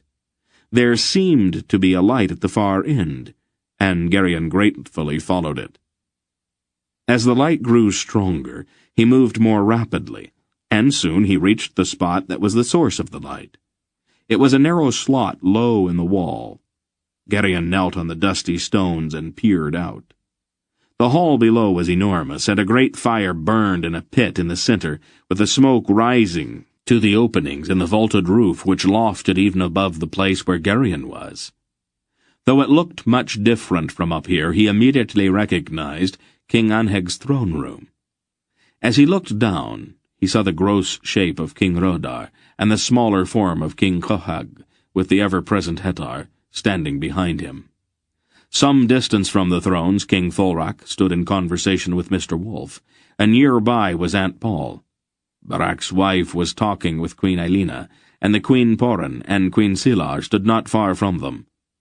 Silk paced the floor nervously, glancing now and then at the heavily guarded doors. Garion felt a surge of relief. He was safe. He was about to call down to them when the great door banged open, and King Anheg, mail-shirted and with his sword in his hand, strode into the hall, closely followed by Barak and the Raven Warder, holding between them the struggling form of the flaxen-haired man Garion had seen in the forest on the day of the boar hunt. "This treason will cost you dearly, Yarvik," Anheg said, grimly, over his shoulder as he strode toward the throne. "Is it over, then?" "Soon, Belgara. My men are chasing the last of Yarvik's brigands in the furthest reaches of the palace. If we had not been warned, it might have gone quite differently, though." Garion, his shout still hovering just behind his lips, decided at the last instant to stay silent for a few more moments. King Anheg sheathed his sword and took his place on his throne. "We will talk for a bit, Yarvik, before what must be done is done." The flaxen-haired man gave up his hopeless struggle against Barak and the almost equally powerful Brand. "I don't have anything to say, Anheg. If the luck had gone differently, I'd be sitting on your throne right now. I took my chance, and that's the end of it." "Not quite. I want the details. You might as well tell me. One way or another, you are going to talk." "Oh, do your worst, then," Yarvik sneered. "I'll bite my own tongue before I tell you anything." We will see about that," Anheg said grimly. "That won't be necessary, Anheg," Aunt Pole said, walking slowly toward the captive. "There's an easier way to persuade him." "I'm not going to say anything. I am a warrior, and I am not afraid of you, witch woman." "You're a greater fool than I thought, Lord Jarvik. Would you rather I did it, Paul?" said Mr. Wolf. "I can manage it, father." She said it, not taking her eyes off of Jarvik. "Carefully," the old man cautioned. "Sometimes you go to extremes. Just a little touch is enough." "I know what I'm doing, old wolf." She stared full into the captive's eyes. Garion, still hidden, held his breath. The Earl began to sweat and tried desperately to pull his eyes away from Aunt Paul's gaze, but it was hopeless. Her will commanded him, locking his eyes. He trembled and his face grew pale. She made no move, no gesture, but merely stood before him, her eyes burning into his brain. And then, after a moment, he screamed, and he screamed again, and collapsed, his weight sagging down in the hands of the two men who held him. "Take it away," he whimpered, shuddering uncontrollably. "I'll talk, but please take it away." Silk, now lounging near Anheg's throne, looked at Hettar. I do wonder what he saw. "I think it might be better not to know," Hettar replied. Queen Elena had watched intently, as if hoping to gain some hint of how the trick was done. She winced visibly when Jarvik screamed, pulling her own eyes away. "All right, Jarvik," Anheg said, his tone strangely subdued now. "Begin at the beginning. I want it all." "It was a little thing at first," Jarvik said, his voice shaking. "There didn't seem to be any harm in it." "There never does," said Brand. The Earl drew in a deep breath, glanced once at Aunt Paul, and shuddered again. Then he straightened. "It started about 2 years ago. I had sailed to Kotu and Drasnia. I met a Nadrak merchant named Greshnor there. He seemed to be a good enough fellow, and after we'd gotten to know each other, he asked me if I'd be interested in a profitable venture. I told him that I was an earl, and not a common merchant or tradesman, but he persisted. He said he was nervous about the pirates who live on the islands in the Gulf of Kerrick, and an earl's ship manned by armed warriors was not likely to be attacked. His cargo was a single chest, not very large. I think it was some jewels he had managed to smuggle past the customs houses in Bakhtar, and he wanted them delivered to Garion in Sundaria. I said I wasn't really interested, but then he opened his purse and poured out that gold. The gold was bright red, I remember, and I couldn't seem to take my eyes off of it. I did need money. Well, who doesn't, after all? And I really couldn't see any dishonor in doing what he asked. Anyway, I carried him and his cargo to Darin, and met his associate, a Murgo named Ashrak." Garion started at the name, and he heard Silk's low whistle of surprise. "As we had agreed, Ashrak paid me a sum equal to what Grashor had given me, and I came away from the affair with a whole pouch of gold. Ashrak told me that I'd done them a great favor, and that if I ever needed more gold, he would be happy to find ways for me to earn it. I now had more gold than I'd ever had at one time before, but it somehow seemed it wasn't enough. For some reason, I felt I needed more." "It is the nature of Angrak gold," Mr. Wolf said. "It calls to its own. The more one has, the more it comes to possess him. That's why Murgos are so lavish with it. Asherak was not buying your services, Jarvik. He was buying your soul." Jarvik nodded, his face gloomy. "At any rate, it wasn't long before I found an excuse to sail to Darain again. Asherak told me that since Murgos are forbidden to enter Kerrick, he had developed a great curiosity about us and our kingdom. He asked me many questions, and he gave me gold for every answer. It seemed to me to be a foolish way to spend money. But I gave him the answers and took his gold. Then I came back to Jarek. I had another pouch full. I went to Jarviksholm and put the new gold with what I already had. I saw that I was a rich man, and I still had not done anything dishonorable. But now it seemed that there wasn't enough hours in the day. I spent all of the time locked in my strong room, counting my gold, over and over, polishing it until it gleamed red as blood, and filling my ears with the sound of its tinkling. But after a while, it seemed I didn't really have very much. And so I went back to Asherek. He said he was still curious about Jarek, and that he'd like to know Anheg's mind. He told me that he would give me as much gold as I already had if I sent him word of what he has said in the high councils here in the palace for a year. At first I said no, because I knew it would be dishonorable. But then he showed me the gold, and I could not say no any more. From where he watched, Garion could see the expressions of those in the hall below.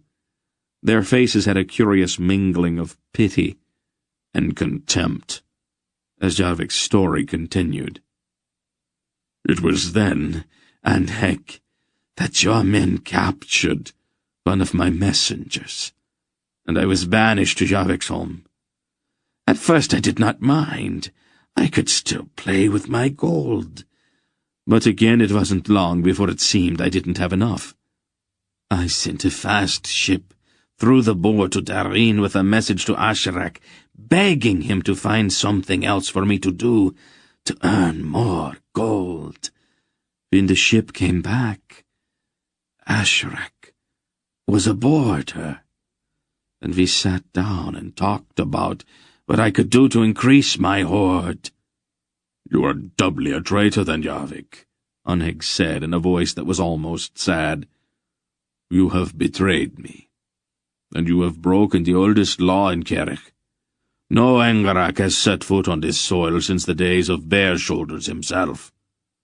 Jarvik shrugged. "I didn't really care by then. Ashrek had a plan, and it seemed like a good one to me. If we could get through the city a few at a time, we could hide an army in the ruined southern wings of the palace. With surprise and a bit of luck, we could kill Anheg and the other Alorn kings, and I could take the throne of Jarek, and maybe of all Aloria as well." "And what was Asherek's price?" the wolf demanded, his eyes narrowing. "What did he want in return for making you king?" "A thing so small that I laughed when he told me what he wanted. But he said that he'd not only give me the crown, but a room full of gold if I would get it for him." "What was it?" "He said that there was a boy, about 14, in the party of King Fulrak of Sindaria. He told me that as soon as that boy was delivered to him, he would give me more gold than I could count, and the throne of Jarek as well." King Fulrak looked startled. "The boy Garion? Why would Asherek want him?" Aunt Paul's single frightened gasp carried even up to where Garion was concealed. "Jarnek!" she said in a ringing voice. But Jarnek was already on his feet and racing toward the door, with Silk close behind him. Aunt Paul spun with eyes blazing, and the white lock at her brow almost incandescent in the midnight of her hair. The Earl of Jarvik flinched as her glare fell on him. "If anything has happened to the boy, Jarvik, men will tremble at the memory of your fate for 1,000 years." It had gone far enough. Garion was ashamed and a little frightened by the fury of Aunt Paul's reaction. "I'm all right, Aunt Paul," he called down to her through the narrow slot in the wall. "I'm up here." "Garion?" She looked up, trying to see him. "Where are you?" "Up here, near the ceiling, behind the wall." "How did you get up there?" "I don't know. Some men were chasing me, and I ran. This is where I ended up." "Come down here at once." "I don't know how, Aunt Paul. I ran so far and took so many turns that I don't know how to get back. I'm lost." "All right," she said, regaining her composure. "Stay where you are. We'll think of a way to get you down." "I hope so." Chapter 19. "Well, it has to come out someplace," King Anheg said, squinting up toward the spot where Garion waited nervously. "All he has to do is follow it." "And walk directly into the arms of Asherek the Murgo. He's better off staying where he is." "Asherek is fleeing for his life. He's nowhere in the palace now." "As I recall, he's not even supposed to be in the kingdom," Aunt Paul said pointedly.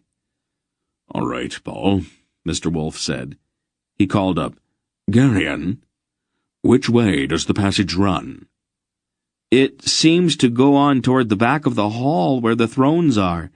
I can't tell for sure if it turns off or not. It's pretty dark up here." "We'll pass you a couple of torches.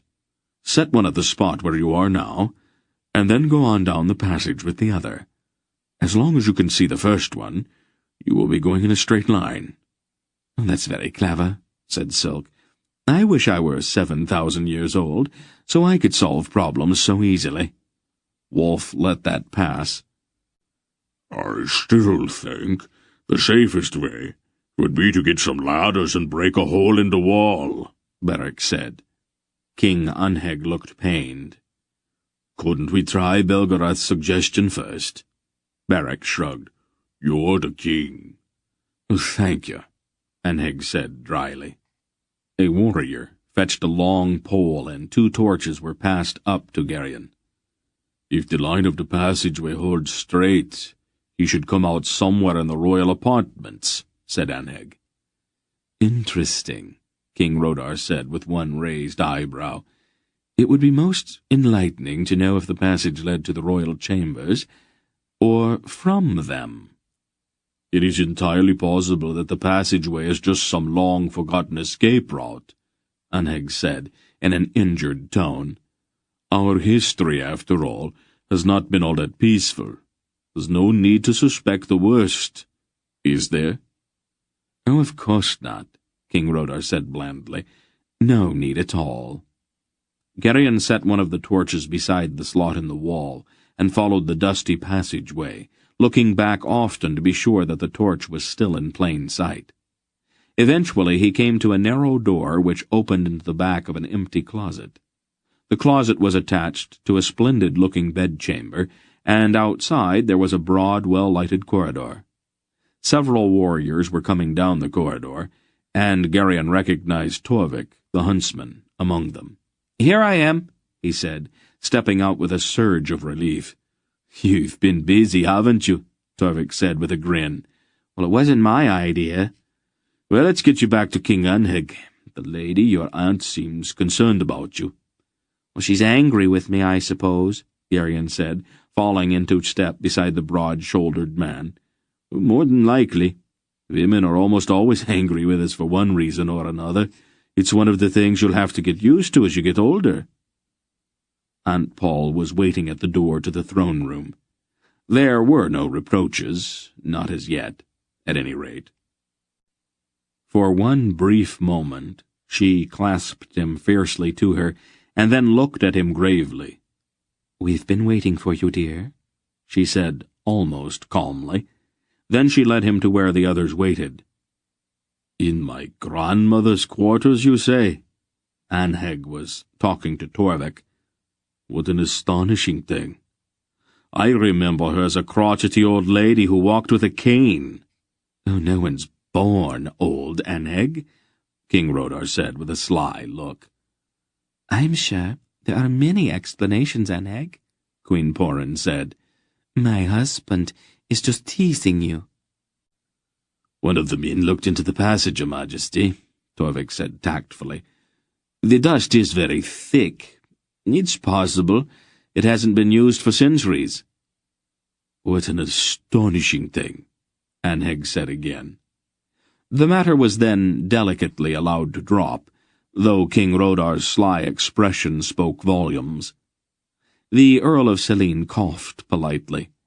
"I think young Garion may have a story for us." "I expect he has," said Aunt Paul, turning toward Garion. "I seem to remember telling you to stay in your room. Ashrek was in my room, and he had warriors with him. He tried to make me come to him. When I wouldn't, he said that he'd had me once and could get me again. I didn't understand exactly what he meant, but I told him that he'd have to catch me first. Then I ran." Brand, the Raven warder, chuckled. "I don't see how you can find much fault with that, Polgara. I think that if I found a Grollam priest in my room, I would probably run away too." "You sure it was Asherak?" Silk asked. Garion nodded. "I've known him for a long time. All my life, I guess. And he knew me. He called me by name." "I think I'd like to have a long talk with this Asherak," Anheg said. "I want to ask him some questions about all of the mischief he has been stirring up in my kingdom." "I doubt if you'll find him, Anheg." Wolf spoke. "He seems to be more than just a Grollam priest. I touched his mind once, in Muros. It is not an ordinary mind." "I'll amuse myself with a search for him," Anheg said with a bleak expression. "Not even a Grollam can walk on water, so I believe I'll just seal off all of the ports in Kerek, and then put my warriors to work searching the mountains and forest for him. They get fat and troublesome in the winter time anyway. It will give them something to do." "Driving fat, troublesome warriors into the snow in the dead of winter isn't going to make you a popular king, Anheg," Rodar observed. "Offer a reward," Silk suggested. "That way you get the job done, and you stay popular as well." "That's an idea. What kind of reward would you suggest, Prince Keldar?" "Promise to equal the weight of Asherak's head in gold. That should lure the fattest warrior away from the dice cup and the ale keg." Anheg winced. "He's a Grollam," Silk said. "They probably won't find him, but they will take the kingdom apart looking. Your gold is safe. Your warriors get a bit of exercise. You get a reputation for generosity, and with every man in Kerek looking for him with an axe, Asherak's going to be much too busy hiding to stir up any more mischief. A man whose head is more valuable to others than it is to himself has little time for foolishness." "Prince Keldar, you are a devious man." "Oh, I try, King Anheg," Silk said with an ironic bow. "I don't suppose you'd care to come work for me," the king of Kerek offered. "Anheg," Rodar protested. Silk sighed. "Blood, King Anheg. I am committed to my uncle by our bonds of kinship. I would be interested to hear your offer, though. It might help in future negotiations about compensation for my services." Queen Poran's laughter was like a small silver bell, and King Rodar's face became tragic. "You see, I am absolutely surrounded by traitors. What is a poor fat old man to do?" A grim-looking warrior entered the hall and marched up to Anheg. "It is done, King. Do you want to look at his head?" "No," Anheg said shortly. "Should we put it on a pole near the harbor?" "No. Javik was a brave man once, and my kinsman by marriage. Have him delivered to his wife for a proper burial." The warrior bowed and left the hall. "This problem of the Grollam, Asherak, interests me," Queen Eilena said to Aunt Paul. "Might we not between us, Lady Polgara, devise a way to locate him?" Her expression had a certain quality of self-importance to it. Mr. Wolfe spoke quickly before Aunt Paul could answer. "Bravely spoken, Ailina. But we would not allow the Queen of Skerek to take such a risk. I am sure your skills are formidable, but such a search opens the mind completely. If Asherak felt you looking for him, he would retaliate instantly. Bulgara would not be in any danger, but I am afraid your mind could be blown out like a candle. It would be a great shame to have the Queen of Skerek live out the rest of her life as a raving lunatic." Ailina turned suddenly very pale, and did not see the sly wink Mr. Wolfe directed at Anheg. Anheg said firmly, "I could not permit it. My queen is far too precious for me to allow her to take such a terrible risk." This ends Disc 9. Please change to Disc 10. My queen is far too precious for me to allow her to take such a terrible risk. "I must accede to the will of my lord," Ailina said in a relieved tone. "By his command, I withdraw my suggestion." "The courage of my queen honors me," Anheg said, with an absolutely straight face. Ailina bowed, and backed away rather quickly. Aunt Paul looked at Mr. Wolfe with one raised eyebrow, but let it pass. Wolfe's expression became more serious as he rose from the chair in which he had been sitting. "I think that the time has come to make some decisions. Things are beginning to move too fast for any more delay." He looked at Anheg. "Is there some place where we can speak without risk of being overheard?" "There's a chamber in one of the towers. I thought about it before our first meeting, but—" He paused and looked at Chohag. "You shouldn't have let it concern you," Chohag said. "I can manage the stairs if I have to. And it would have been better for me to have been a little inconvenienced than to have had Yarvik's spy overhearing us." "I'll stare at Garion," Dunnick said to Aunt Paul. Aunt Paul shook her head firmly. "No. As long as Asherak is on the loose in Skerek, I don't want him out of my sight." "Shall we go, then?" Mr. Wolfe said. "It is getting late, and I want to leave first thing in the morning. The trail I was following is getting colder." Queen Ailina, still looking shaken, stood to one side with Poran and Sila, and made no effort to follow as King Anheg led the way from the throne-room. "I'll let you know what happens," King Hrodar signaled to his queen. "Of course," Poran gestured back. Her face was placid, but the snap of her fingers as they spoke betrayed her irritability. "Calmly, child," Hrodar's fingers told her. "We are guests here and have to obey local customs." "Whatever my lord commands," she replied, with a tilt of her hands that spoke whole volumes of sarcasm. With Hetar's help, King Chohag managed the stairs, although his progress was painfully slow. "I apologize for this," he puffed, stopping halfway up to catch his breath. "It's as tiresome for me as it is for you." King Anheg posted guards at the foot of the stairs, then came up and closed the heavy door behind him.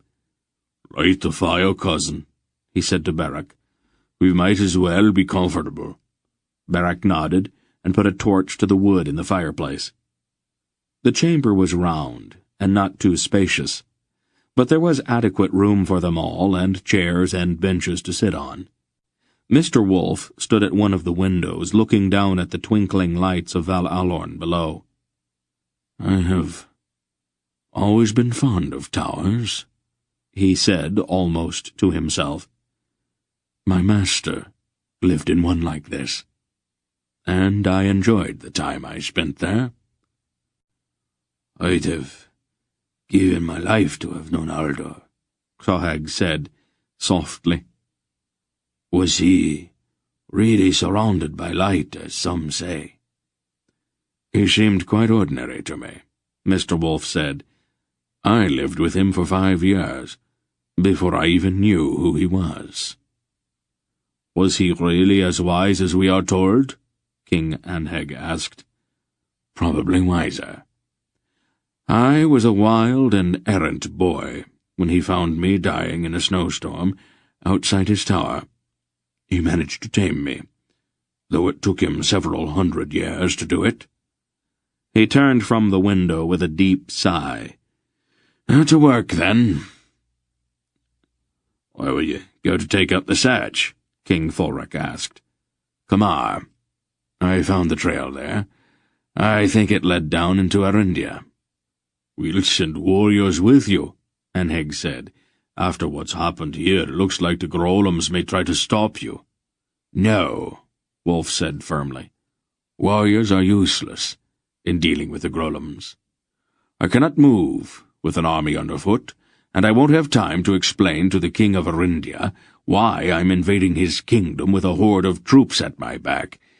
It takes even longer to explain things to Errands than it does to Elrons, impossible as that sounds. Don't be uncivil, Father. It is their world, too, and they are concerned. You wouldn't necessarily need an army, Belgarath, King Rodar said. But would it not be prudent to take along a few good men? There is very little that Polgara and I cannot deal with by ourselves, and Silk, Barak, and Janek are along to deal with the more mundane problems. The smaller our group, the less attention it will attract. He turned to Chahag. As long as we are on the subject, I would like to have your son Hetar with us. We're likely to need his rather specialized talents. Impossible, Hetar said flatly. I have to remain with my father. No, Hetar. I do not intend for you to live out your life as a cripple's legs. I've never felt any restriction in serving you, Father. There are plenty of others with the same talents I have. Let the ancient one choose another. How many Shadarim are there among the Algars? Mr. Wolf asked gravely. Hetar looked at him sharply, as if trying to tell him something with his eyes. King Shohag drew in his breath sharply. Hetar, is this true? Hetar shrugged. It may be, Father. I did not think it was important. Shohag looked at Mr. Wolf. The wolf nodded. It is true. I knew it the first time I saw him. He is a Shadar. He had to find it out for himself, though. The old king's eyes suddenly brimmed with tears. My son, he said proudly, pulling Hetar into a rough embrace.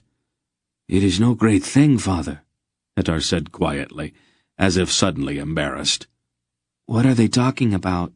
Garion whispered to Silk.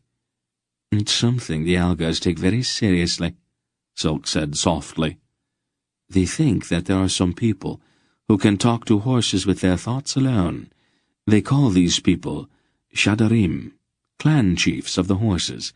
It is very rare, maybe only 2 or 3 in a whole generation. It's instant nobility for any Algar who has it. Shohag's going to explode with pride when he gets back to Algaria. Is it that important? Silk shrugged. Oh, the Algars seem to think so. All the clans gather at the stronghold when they find a new Shadar. The whole nation celebrates for 6 weeks. There are all kinds of gifts. Hetar will be a rich man if he chooses to accept them. He may not. He is a strange man. You must go, Shohag said to Hetar. The pride of Algaria goes with you. Your duty is clear. As my father decides, Hetar said reluctantly. Good, Mr. Wolf said. How long will it take you to go to Algaria, pick up a dozen or so of your best horses, and take them to Kamar? Hetar thought for a moment. 2 weeks, if there are not any blizzards in the mountains of Sindaria.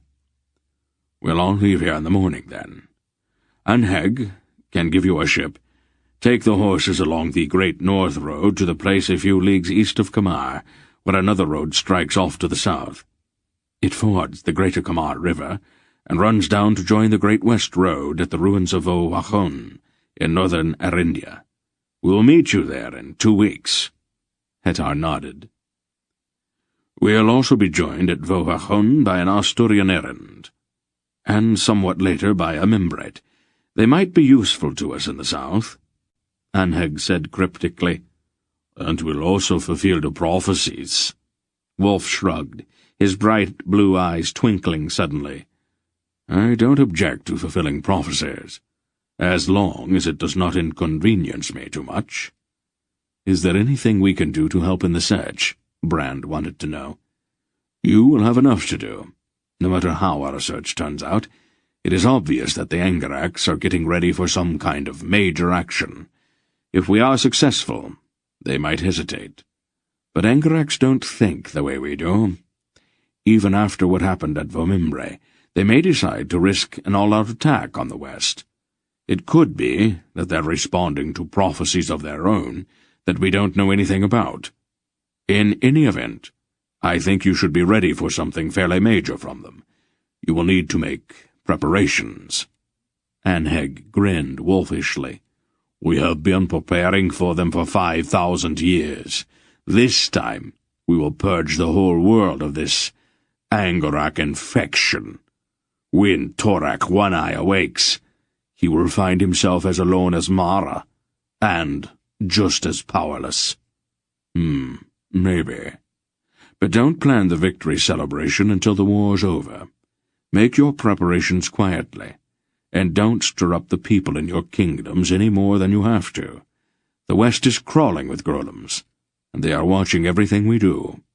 The trail I'll be following could lead me into Thralmurgos, and I'd rather not have to deal with an army of Murgos massed on the border." "I can play the watching game too," King Rodar said, with a grim look on his plump face. "Probably even better than the Grolems. It's time to send a few more caravans to the east. The Angarax won't move without help from the east, and the Malorians will have to cross over into Garagnadrak before they deploy south. A bribe or two here and there, a few barrels of strong ale in the right mining camps. Who knows what a bit of diligent corruption might turn up? A chance word or two could give us several months' warning."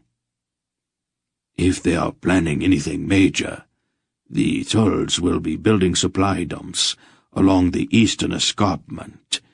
Thurs are not bright, and it is easy to observe them without being seen," said Kohag.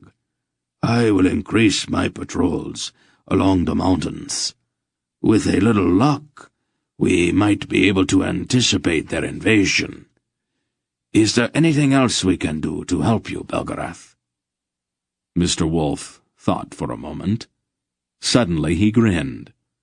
"I am certain that our thief is listening very hard, waiting for one of us to speak his name, or the name of the thing he stole. Sooner or later, someone is bound to make a slip, and once he locates us, he will be able to hear every word we say. Instead of trying to gag ourselves, I think it might be better if we gave him something to listen to.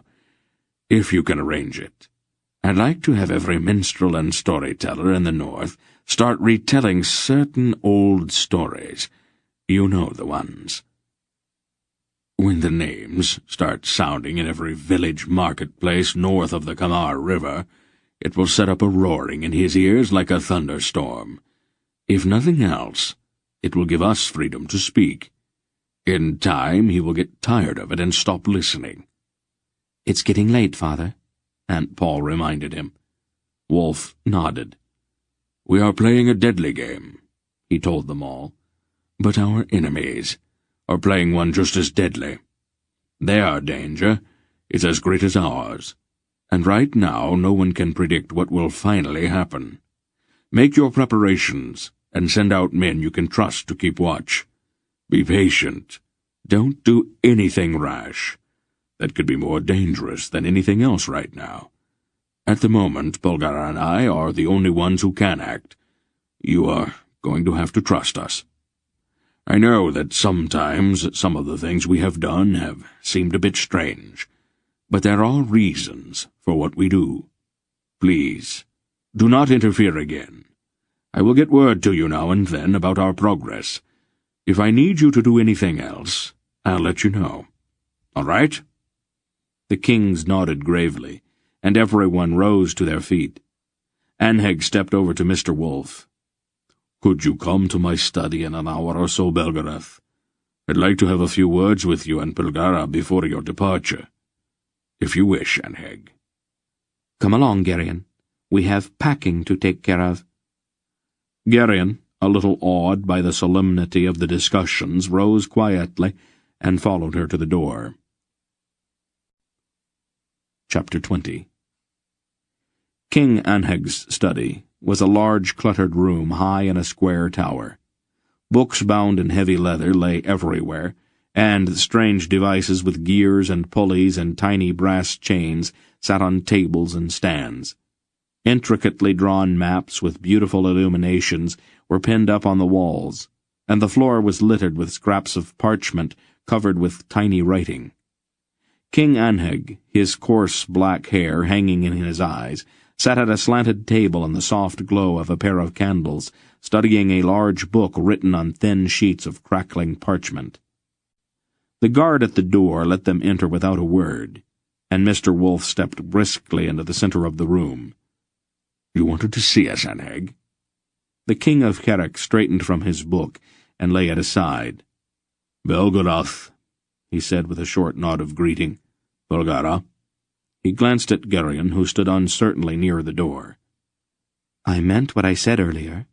I am not going to let him out of my sight until I know for certain that he is out of reach of the Grolem Asherak." "Anything you say, Belgara. Come in, Garion."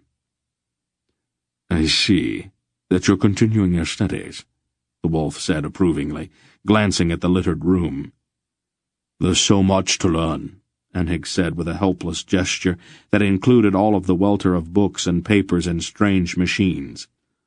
"I have a feeling that I might have been happier if you had never introduced me to this impossible task." "You asked me," Mr. Wolf said simply. "You could have said no," Anheg laughed. Then his brutish face turned serious. He glanced once at Garion and began to speak in an obviously oblique manner. "I don't want to interfere, but the behavior of this Asherak concerns me." Garion moved away from Aunt Paul and began to study one of the strange little machines sitting on a nearby table, being careful not to touch it. "We'll take care of Asherak," Aunt Paul said, but Anheg persisted. "There have been rumors for centuries that you and your father have been protecting—" He hesitated, glanced at Garion, then continued smoothly. "A certain thing that must be protected at all costs. Several of my books speak of it." "You read too much, Anheg." Anheg laughed again. "It passes the time, Belgara.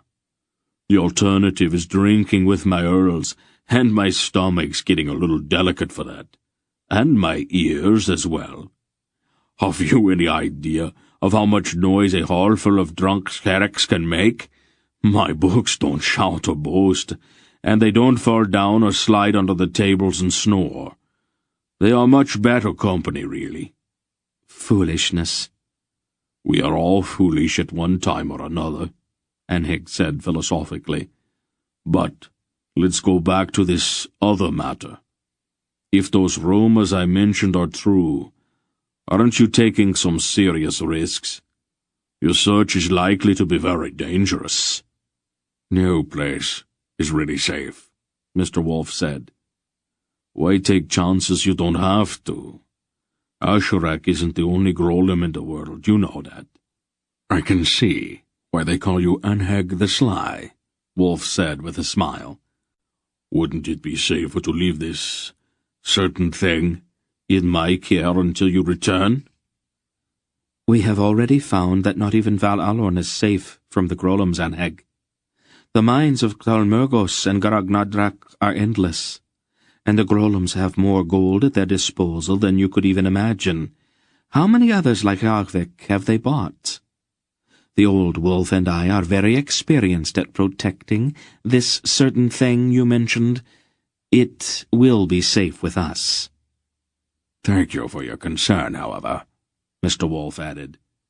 "This matter concerns us all."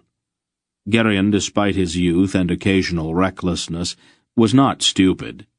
It was obvious that what they were talking about involved him in some way, and quite possibly had to do with the mystery of his parentage as well.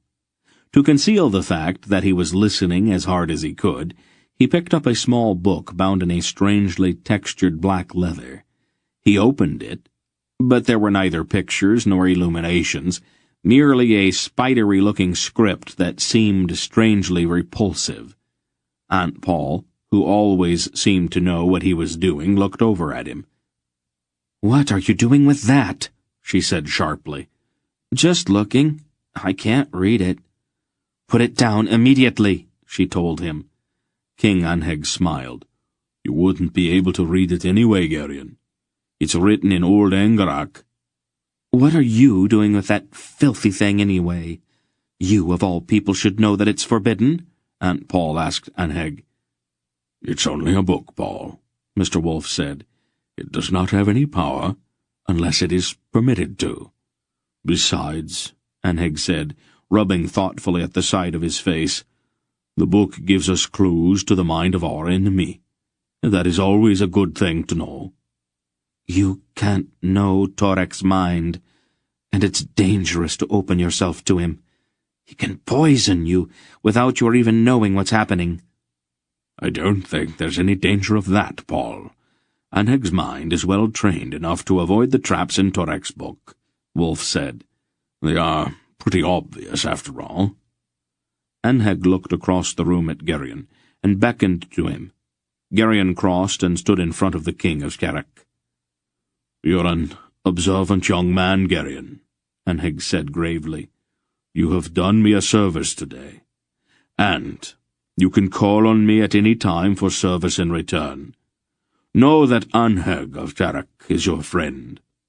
He extended his right hand, and Garion took it in his own without thinking.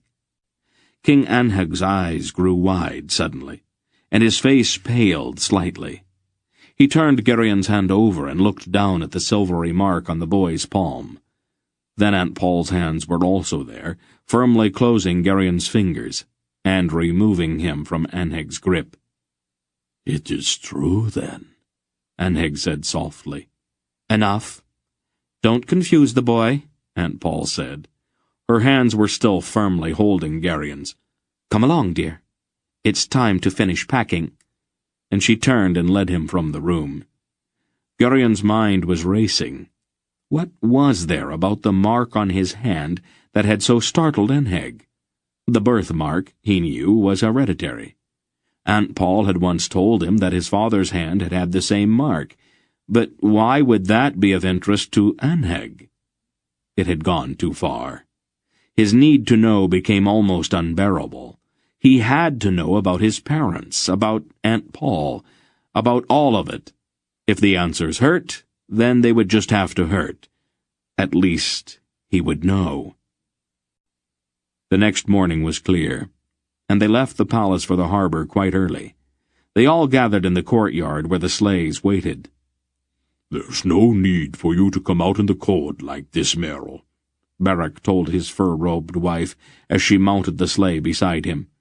"I have a duty to see my lord safely to his ship," she replied, with an arrogant lift of her chin. Barak sighed. "Oh, whatever you wish." With King Anheg and Queen Ailina in the lead, the sleighs whirled out of the courtyard and into the snowy streets. The sun was very bright, and the air was crisp. Garion rode silently with Silk and Hetar. "Why so quiet, Garion?" "A lot of things have happened here that I don't understand." "No one can understand everything," Hetar said rather sententiously. "Jareks are a violent and moody people," Silk said. "They don't even understand themselves." "It's not just them," Garion said, struggling with the words. "It's Aunt Paul and Mr. Wolf Asherak, all of it. Things are happening too fast. I can't get it all sorted out. Events are like horses, Hetar told him. Sometimes they run away. After they have run for a while, though, they will start to walk again, and then there will be time to put everything together. I hope so, Garion said dubiously, and fell silent again. The sleighs came around a corner into the broad square before the temple of Belar. The blind woman was there again, and Garion realized that he had been half expecting her. She stood on the steps of the temple and raised her staff. Unaccountably, the horses which pulled the sleighs stopped, trembling, despite the urgings of the drivers. "Hail, great one," the blind woman said. "I wish thee well on thy journey."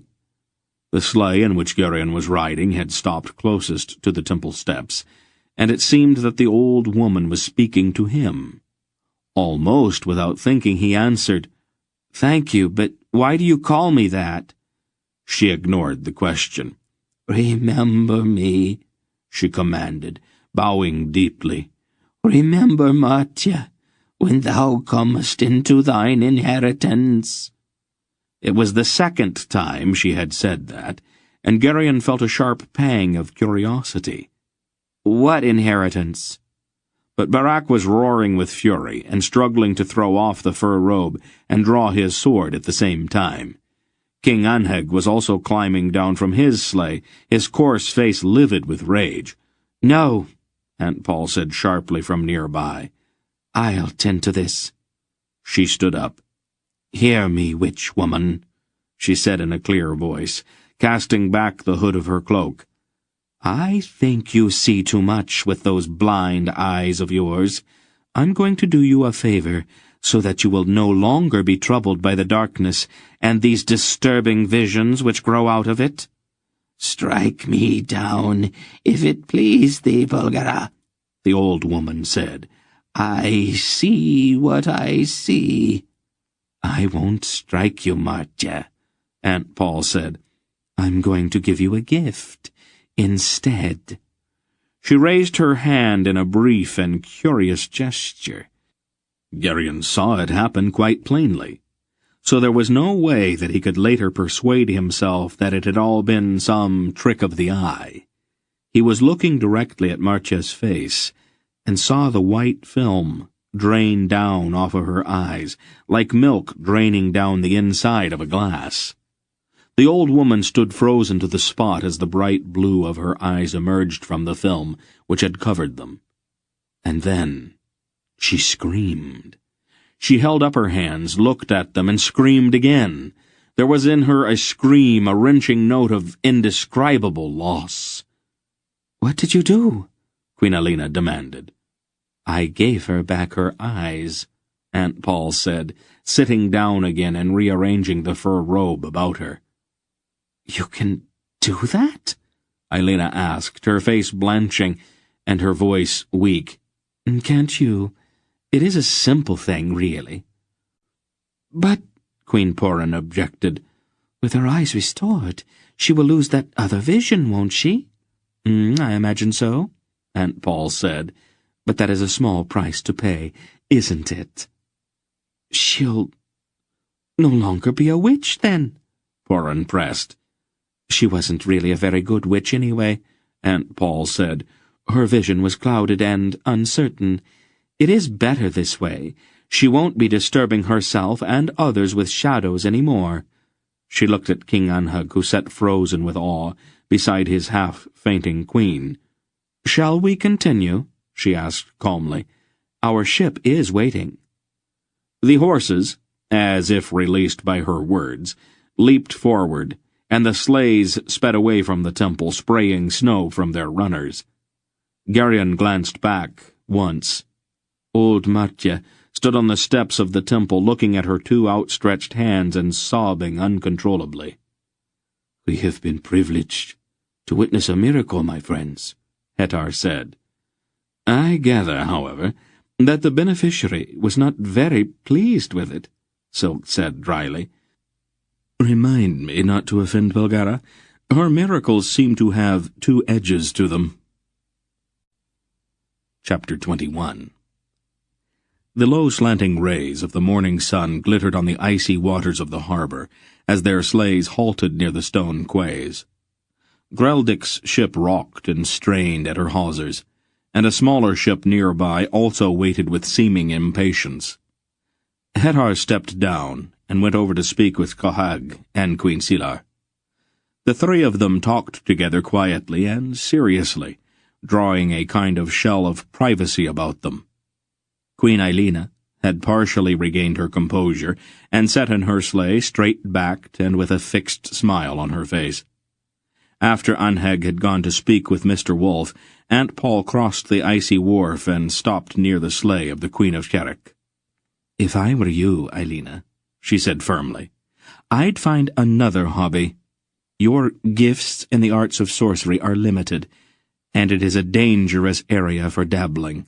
Too many things can go wrong if you don't know what you are doing." The Queen stared at her mutely. "Oh, and one other thing," Aunt Paul said. "It would be best, I think, if you broke off your connections with the bear cult. It is hardly proper for a queen to have dealings with her husband's political enemies." Eilina's eyes widened. "Does Anheg know?" she asked in a stricken voice. "I would not be surprised," Aunt Paul said. "He is much more clever than he looks, you know. You are walking very close to the edge of treason. You ought to have a few babies.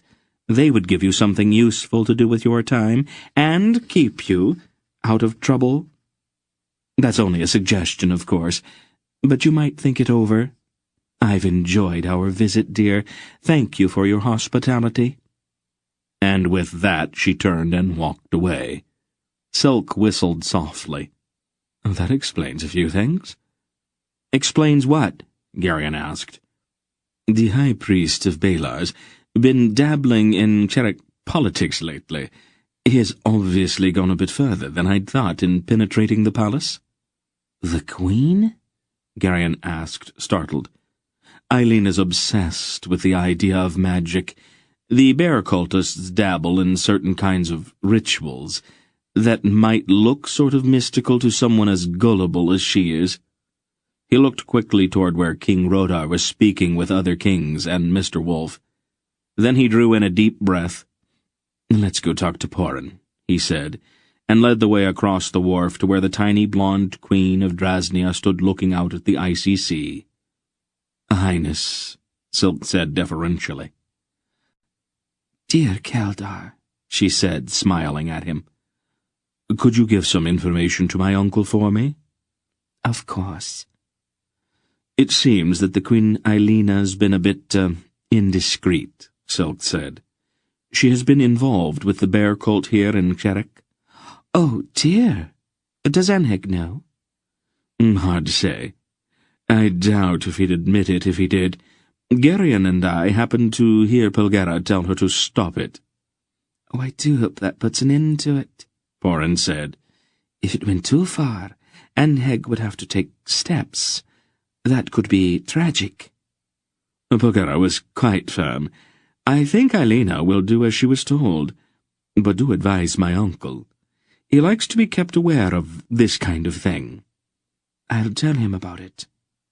"You might also suggest that he keep his eyes on the local chapters of the cult in Boktor and Kotu," Silk suggested. "This kind of thing is not usually isolated. It's been about 50 years since the last time the cult had to be suppressed." Queen Porin nodded gravely. "I'll see to it that he knows. I've got some of my own people planted in the bear cult. As soon as we get back to Boktor, I'll talk with them and see what's afoot." "Your people? Have you gone that far already?" Silk asked in a bantering tone. "You're maturing rapidly, my queen. It won't be long until you're as corrupt as the rest of us." "Boktor's full of intrigue, Keldar," the queen said primly. "It is not just the bear cult, you know. Merchants from all over the world gather in our city, and at least half of them are spies. I have to protect myself and my husband." "Does Rodar know what you're up to?" Silk asked slyly. "But of course he does. He gave me my first dozen spies himself, as a wedding present." How typically Dresdnian," Sulk responded. "It is only practical, after all. My husband's concerned with matters involving other kingdoms. I try to keep an eye on things at home, to leave his mind free for that kind of thing. My operations are a bit more modest than his, but I manage to stay aware of things." She looked at him slyly from beneath her eyelashes. "If you ever decide to come back to Boktor and settle down, I might just be able to find work for you." Sulk laughed. "The world seems to be full of opportunities lately." The Queen looked at him seriously. "When are you coming home, Keldar? When will you stop being this vagabond Silk and come back to where you belong? My husband misses you very much, and you could serve Drasnia more by becoming his chief adviser than by all of this flitting about the world." Sulk looked away, squinting into the bright wintry sun. "No, not just yet, Your Highness. Belgariad needs me too, and this is a very important thing we are doing just now. Besides, I am not ready to settle down yet. The game is still entertaining. Perhaps someday, when we are all much older, it won't be any more. Who knows?" She sighed then. "I miss you too, Keldar," she said gently. "Poor, lonely little queen," Silk said half-mockingly. "You are impossible," she said, stamping her tiny foot. "Oh, one does one's best," he grinned back. Hettar had embraced his father and mother, and leaped across to the deck of the small ship King Anheg had provided to them. "Belgariad," he called as the sailors slipped the stout ropes that bound the ship to the quay. "I'll meet you in 2 weeks at the ruins of Ohachon." "We'll be there," Mr. Wolf replied. The sailors pushed the ship away from the quay and began to row out into the bay. Hettar stood on the deck, his long scalp-lock flowing in the wind. He waved once, then turned to face the sea. A long plank was run down over the side of Captain Graldic's ship to the snow-covered stones. "Shall we go on board, Garion?" Silk said. They climbed the precarious plank and stepped out onto the deck. "Give our daughters, my love," Beric said to his wife. "I will, my lord," Merrill said, in the same stiffly formal tone she always used with him. "Have you any other instructions?"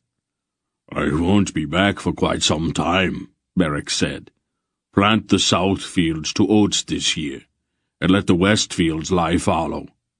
Do whatever you think is best with the north fields, and do not move the cattle up to the high pastures until all of the frost is out of the ground." "I shall be most careful of my husband's lands and herds," she said. "They are yours too." "As my husband wishes." Beric sighed. "You'll never let it rest, do you, Merrill?" "My lord." "Forget it." "Will my lord embrace me before he leaves?" "What's the point?" Beric said. He jumped across to the ship and immediately went below. Aunt Paul stopped on her way to the ship and looked gravely at Beric's wife. She looked as if she were about to say something. Then, without warning, she suddenly laughed. "Something amusing, Lady Bulgara?" Merrill asked. "Very amusing, Merrill," Aunt Paul said with a mysterious smile. "Might I be permitted to share it?"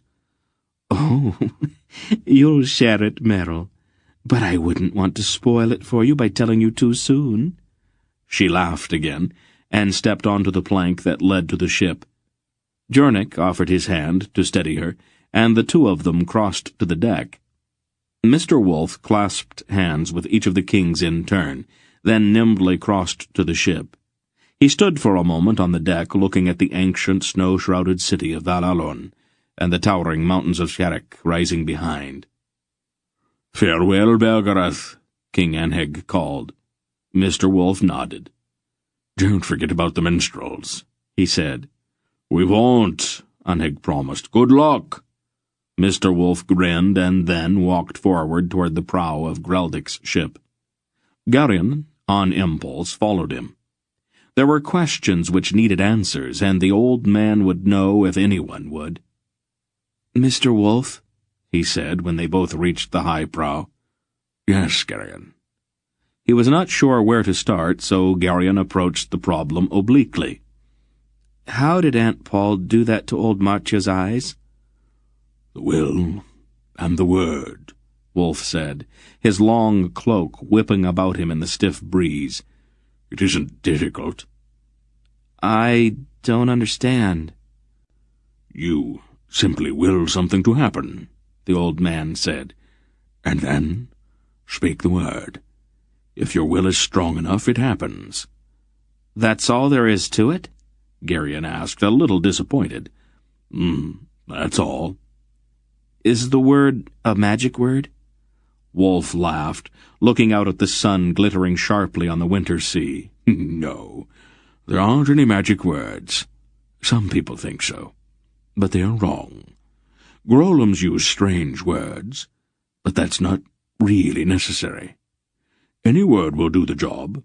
It's the will that's important, not the word. The word is just a channel for the will." "Could I do it?" Garion asked hopefully. Wolf looked at him. "I don't know, Garion. I wasn't much older than you are the first time I did it, but I had been living with Aldo for several years. That makes a difference, I suppose." "What happened?" "My master wanted me to move a rock. He seemed to think it was in his way. I tried to move it, but it was too heavy. After a while I got angry, and I told it to move. It did. I was a little surprised, but my master didn't seem to think it so unusual." "You just said move? That's all?" Garion was incredulous. "That's all." Wolf shrugged. "Seemed so simple that I was surprised. I hadn't thought of it before. At the time I imagined that anybody could do it, but men have changed quite a bit since then. Maybe it isn't possible anymore. It's hard to say, really." "I always thought that sorcery had to be done with long spells and strange signs and things like that." "Those are just the devices of tricksters and charlatans. They make a fine show and impress and frighten simple people. But spells and incantations have nothing to do with the real thing. It's all in the will. Focus the will and speak the word, and it happens. Sometimes a gesture of some sort helps, but it isn't really necessary. Your aunt always seems to want to gesture when she makes something happen. I've been trying to break her of that habit for hundreds of years now." Garion blinked. "Hundreds of years? Well, how old is she?" "Older than she looks. 'Tisn't polite to ask questions about a lady's age, however." Garion felt a sudden shocking emptiness. The worst of his fears had just been confirmed. "Then she isn't really my aunt, is she?" "What makes you say that?" "Well, she couldn't be, could she? I always thought that she was my father's sister, but if she's hundreds and thousands of years old, it would be impossible." "You're much too fond of that word, Garion. When you get right down to it, nothing, or at least very little, is actually impossible." "But how could she be? My aunt, I mean." "All right. Bulgara is not strictly speaking your father's sister. Her relationship to him is quite a bit more complex. She was the sister of his grandmother, his ultimate grandmother, if there is such a term, and of yours as well, of course." "Then she'd be my great-aunt," Garion said with a faint spark of hope. It was something, at least. "I don't know that I would use that precise term. Around her, she might take offense. Why are you so concerned about all of this?" "I was afraid that maybe she'd just said that she was my aunt, and that there wasn't really any connection between us at all. I've been afraid of that for quite a while now." "Why were you afraid?" It's kind of hard to explain it. You see, I don't really know who I am or what I am. Silk says I'm not a Sindar, and Barak says I look sort of Riven, but not exactly. I always thought I was a Sindar like Dernick, but I guess I'm not. I don't know anything about my parents or where they came from or anything like that.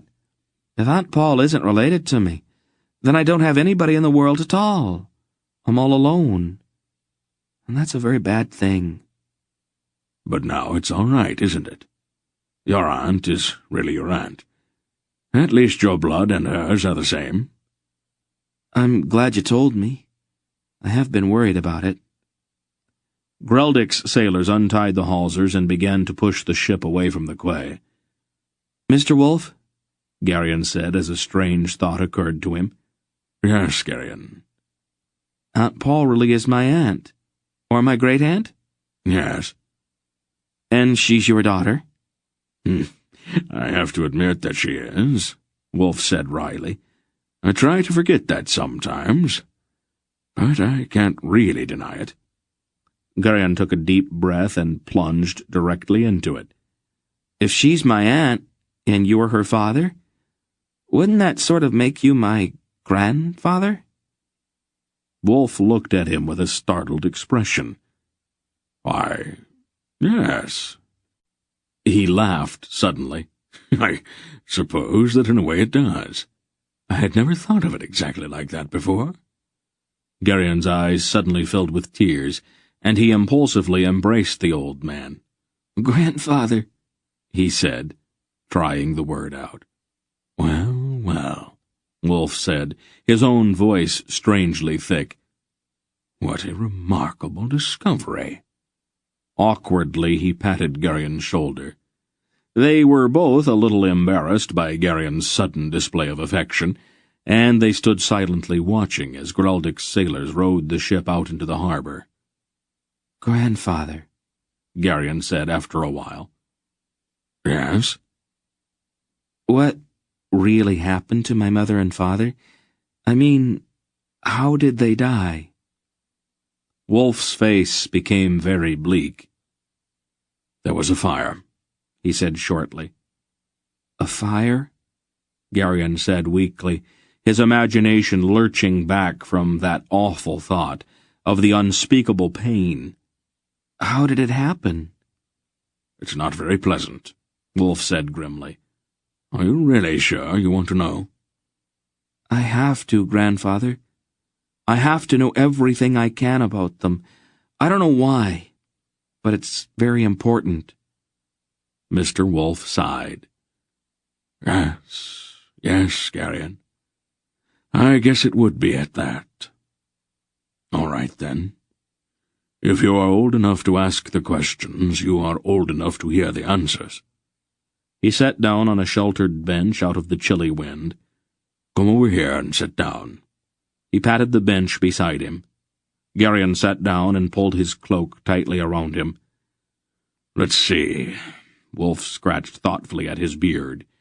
Where do we start? He pondered for a moment. Your family is very old, Garion, he said finally. And like so many old families, it has a certain number of enemies. Enemies?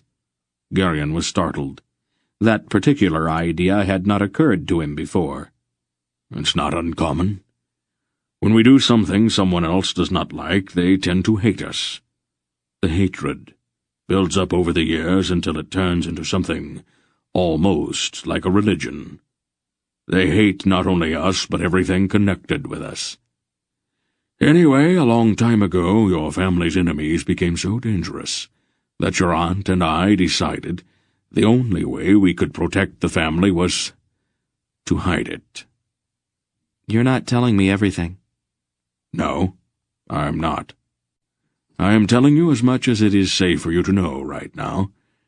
If you knew certain things, you would act differently, and people would notice that. It is safer if you stay ordinary for a while longer. You mean ignorant. All right. Ignorant, then. Do you want to hear the story, or do you want to argue? I'm sorry. It's all right, Wolfe said, patting Garion's shoulder. "Since your aunt and I are related to your family in a rather special way, we were naturally interested in your safety. That's why we hid your people." Can you actually hide a whole family? It's never been that big of a family. It seems for one reason or another to be a single unbroken line. No cousins or uncles or that kind of thing. It's not all that hard to hide a man and a wife with a single child. We have been doing it for hundreds of years now. We've hidden them in Tornidra, Riva, Cherak, Drasnia, all kinds of places. They have lived simple lives. Artisans mostly, sometimes ordinary peasants. The kind of people nobody would ever look at twice. Anyway, everything had gone well until about 20 years ago. We moved your father, Garion, from a place in Orindia to a little village in eastern Sindaria, about 60 leagues southeast of Derin, up in the mountains. Garion was a stone-cutter. Didn't I tell you that once before? A long time ago. You said you liked him and used to visit him once in a while. Was my mother a Sindar then? No. Ildera was an Algar, actually. The second daughter of a clan chief. Your aunt and I introduced her to Garion when they were the right age. The usual sort of thing happened, and they got married. You were born a year or so afterward. When was the fire? I'm getting to that. One of the enemies of your family had been looking for your people for a long time. How long? Hundreds of years, actually. Well, that means that he was a sorcerer too, doesn't it? I mean, only sorcerers live for that long, don't they? He has certain capabilities along those lines, Wolf admitted. Sorcerer is a misleading term, though. It is not the sort of thing we actually call ourselves. Other people do, but we don't exactly think of it that way. It is a convenient term for people who don't really understand what it is all about. Anyway, your aunt and I happened to be away when this enemy finally tracked down Garion and Ildera. He came to their house very early one morning while they were still sleeping. He sealed up the doors and windows, and then he set it on fire. I thought you said the house was made of stone. It was. But you can make stone burn, if you really want to. The fire just has to be hotter, that's all. Garion and Ildera knew that there was no way they could get out of the burning house, but Garion managed to knock one of the stones out of the wall, and Ildera pushed you out through the hole. The one who had set the fire was waiting for that. He picked you up and started out of the village. We could never be sure exactly what he had in mind. Either he was going to kill you, or maybe he was going to keep you for some reason of his own. At any rate, that's when I got there. I put out the fire, but Garion and Ildera were already dead. Then I went after the one who had stolen you. Did you kill him? Garion demanded fiercely.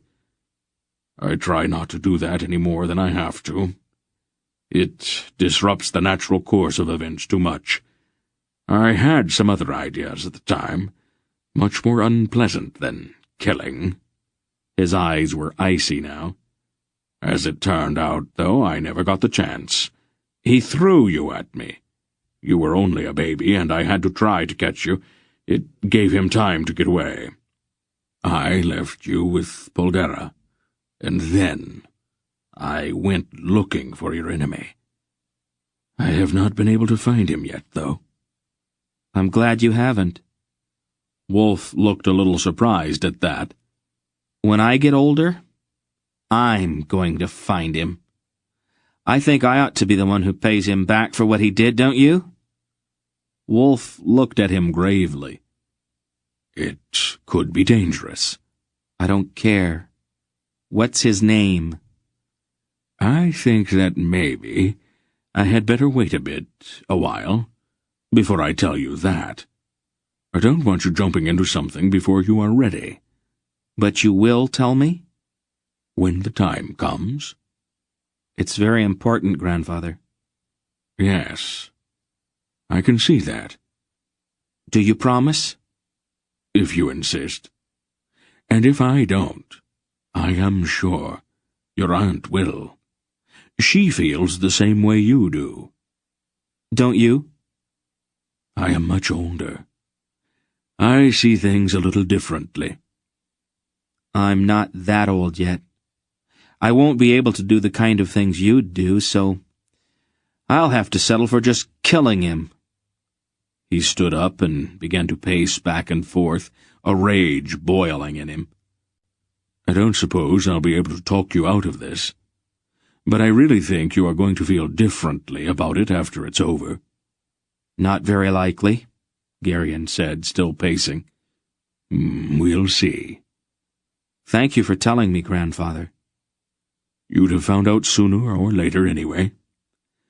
And it's better that I tell you than for you to get a distorted account from somebody else. You mean Aunt Paul? Belgariad would not deliberately lie to you, but she sees things in a much more personal way than I do. Sometimes that colors her perceptions. I try to take the long view of things. He laughed rather wryly. I suppose that is the only view I could take, under the circumstances. Garion looked at the old man, whose white hair and beard seemed somehow luminous in the morning sun. What is it like to live forever, Grandfather? I don't know. I haven't lived forever. You know what I mean. The quality of life is not much different. We all live as long as we need to. It just happened that I have something to do that has taken a very long time. He stood up abruptly. This conversation's taking a gloomy turn. This thing that we're doing is very important, isn't it, Grandfather? It is the most important thing in the world right now, Wolf said. I'm afraid I'm not going to be very much help, Garion said. Wolf looked at him gravely for a moment and then put one arm around his shoulders. I think you may be surprised about that before it is all over, Garion. And then they turned and looked out over the prow of the ship at the snowy coast of Skarek, sliding by on their right as the sailors rowed the ship towards Skamar, and whatever lay beyond. Here ends Book 1 of the Belgariad. Book 2, Queen of Sorcery, will reveal Garion's own dangerous powers of sorcery, and more on his heritage, which underlies their quest. Pawn of Prophecy, Book 1 of the Belgariad, is written by David Eddings. It is a work of fiction. Names, characters, places, and incidents are either the product of the author's imagination, or are used fictitiously. Any resemblance to actual events, locales, or persons, living or dead, is entirely coincidental. From Books in Motion in Spokane, Washington, this is Cameron Byerly. Thank you for listening.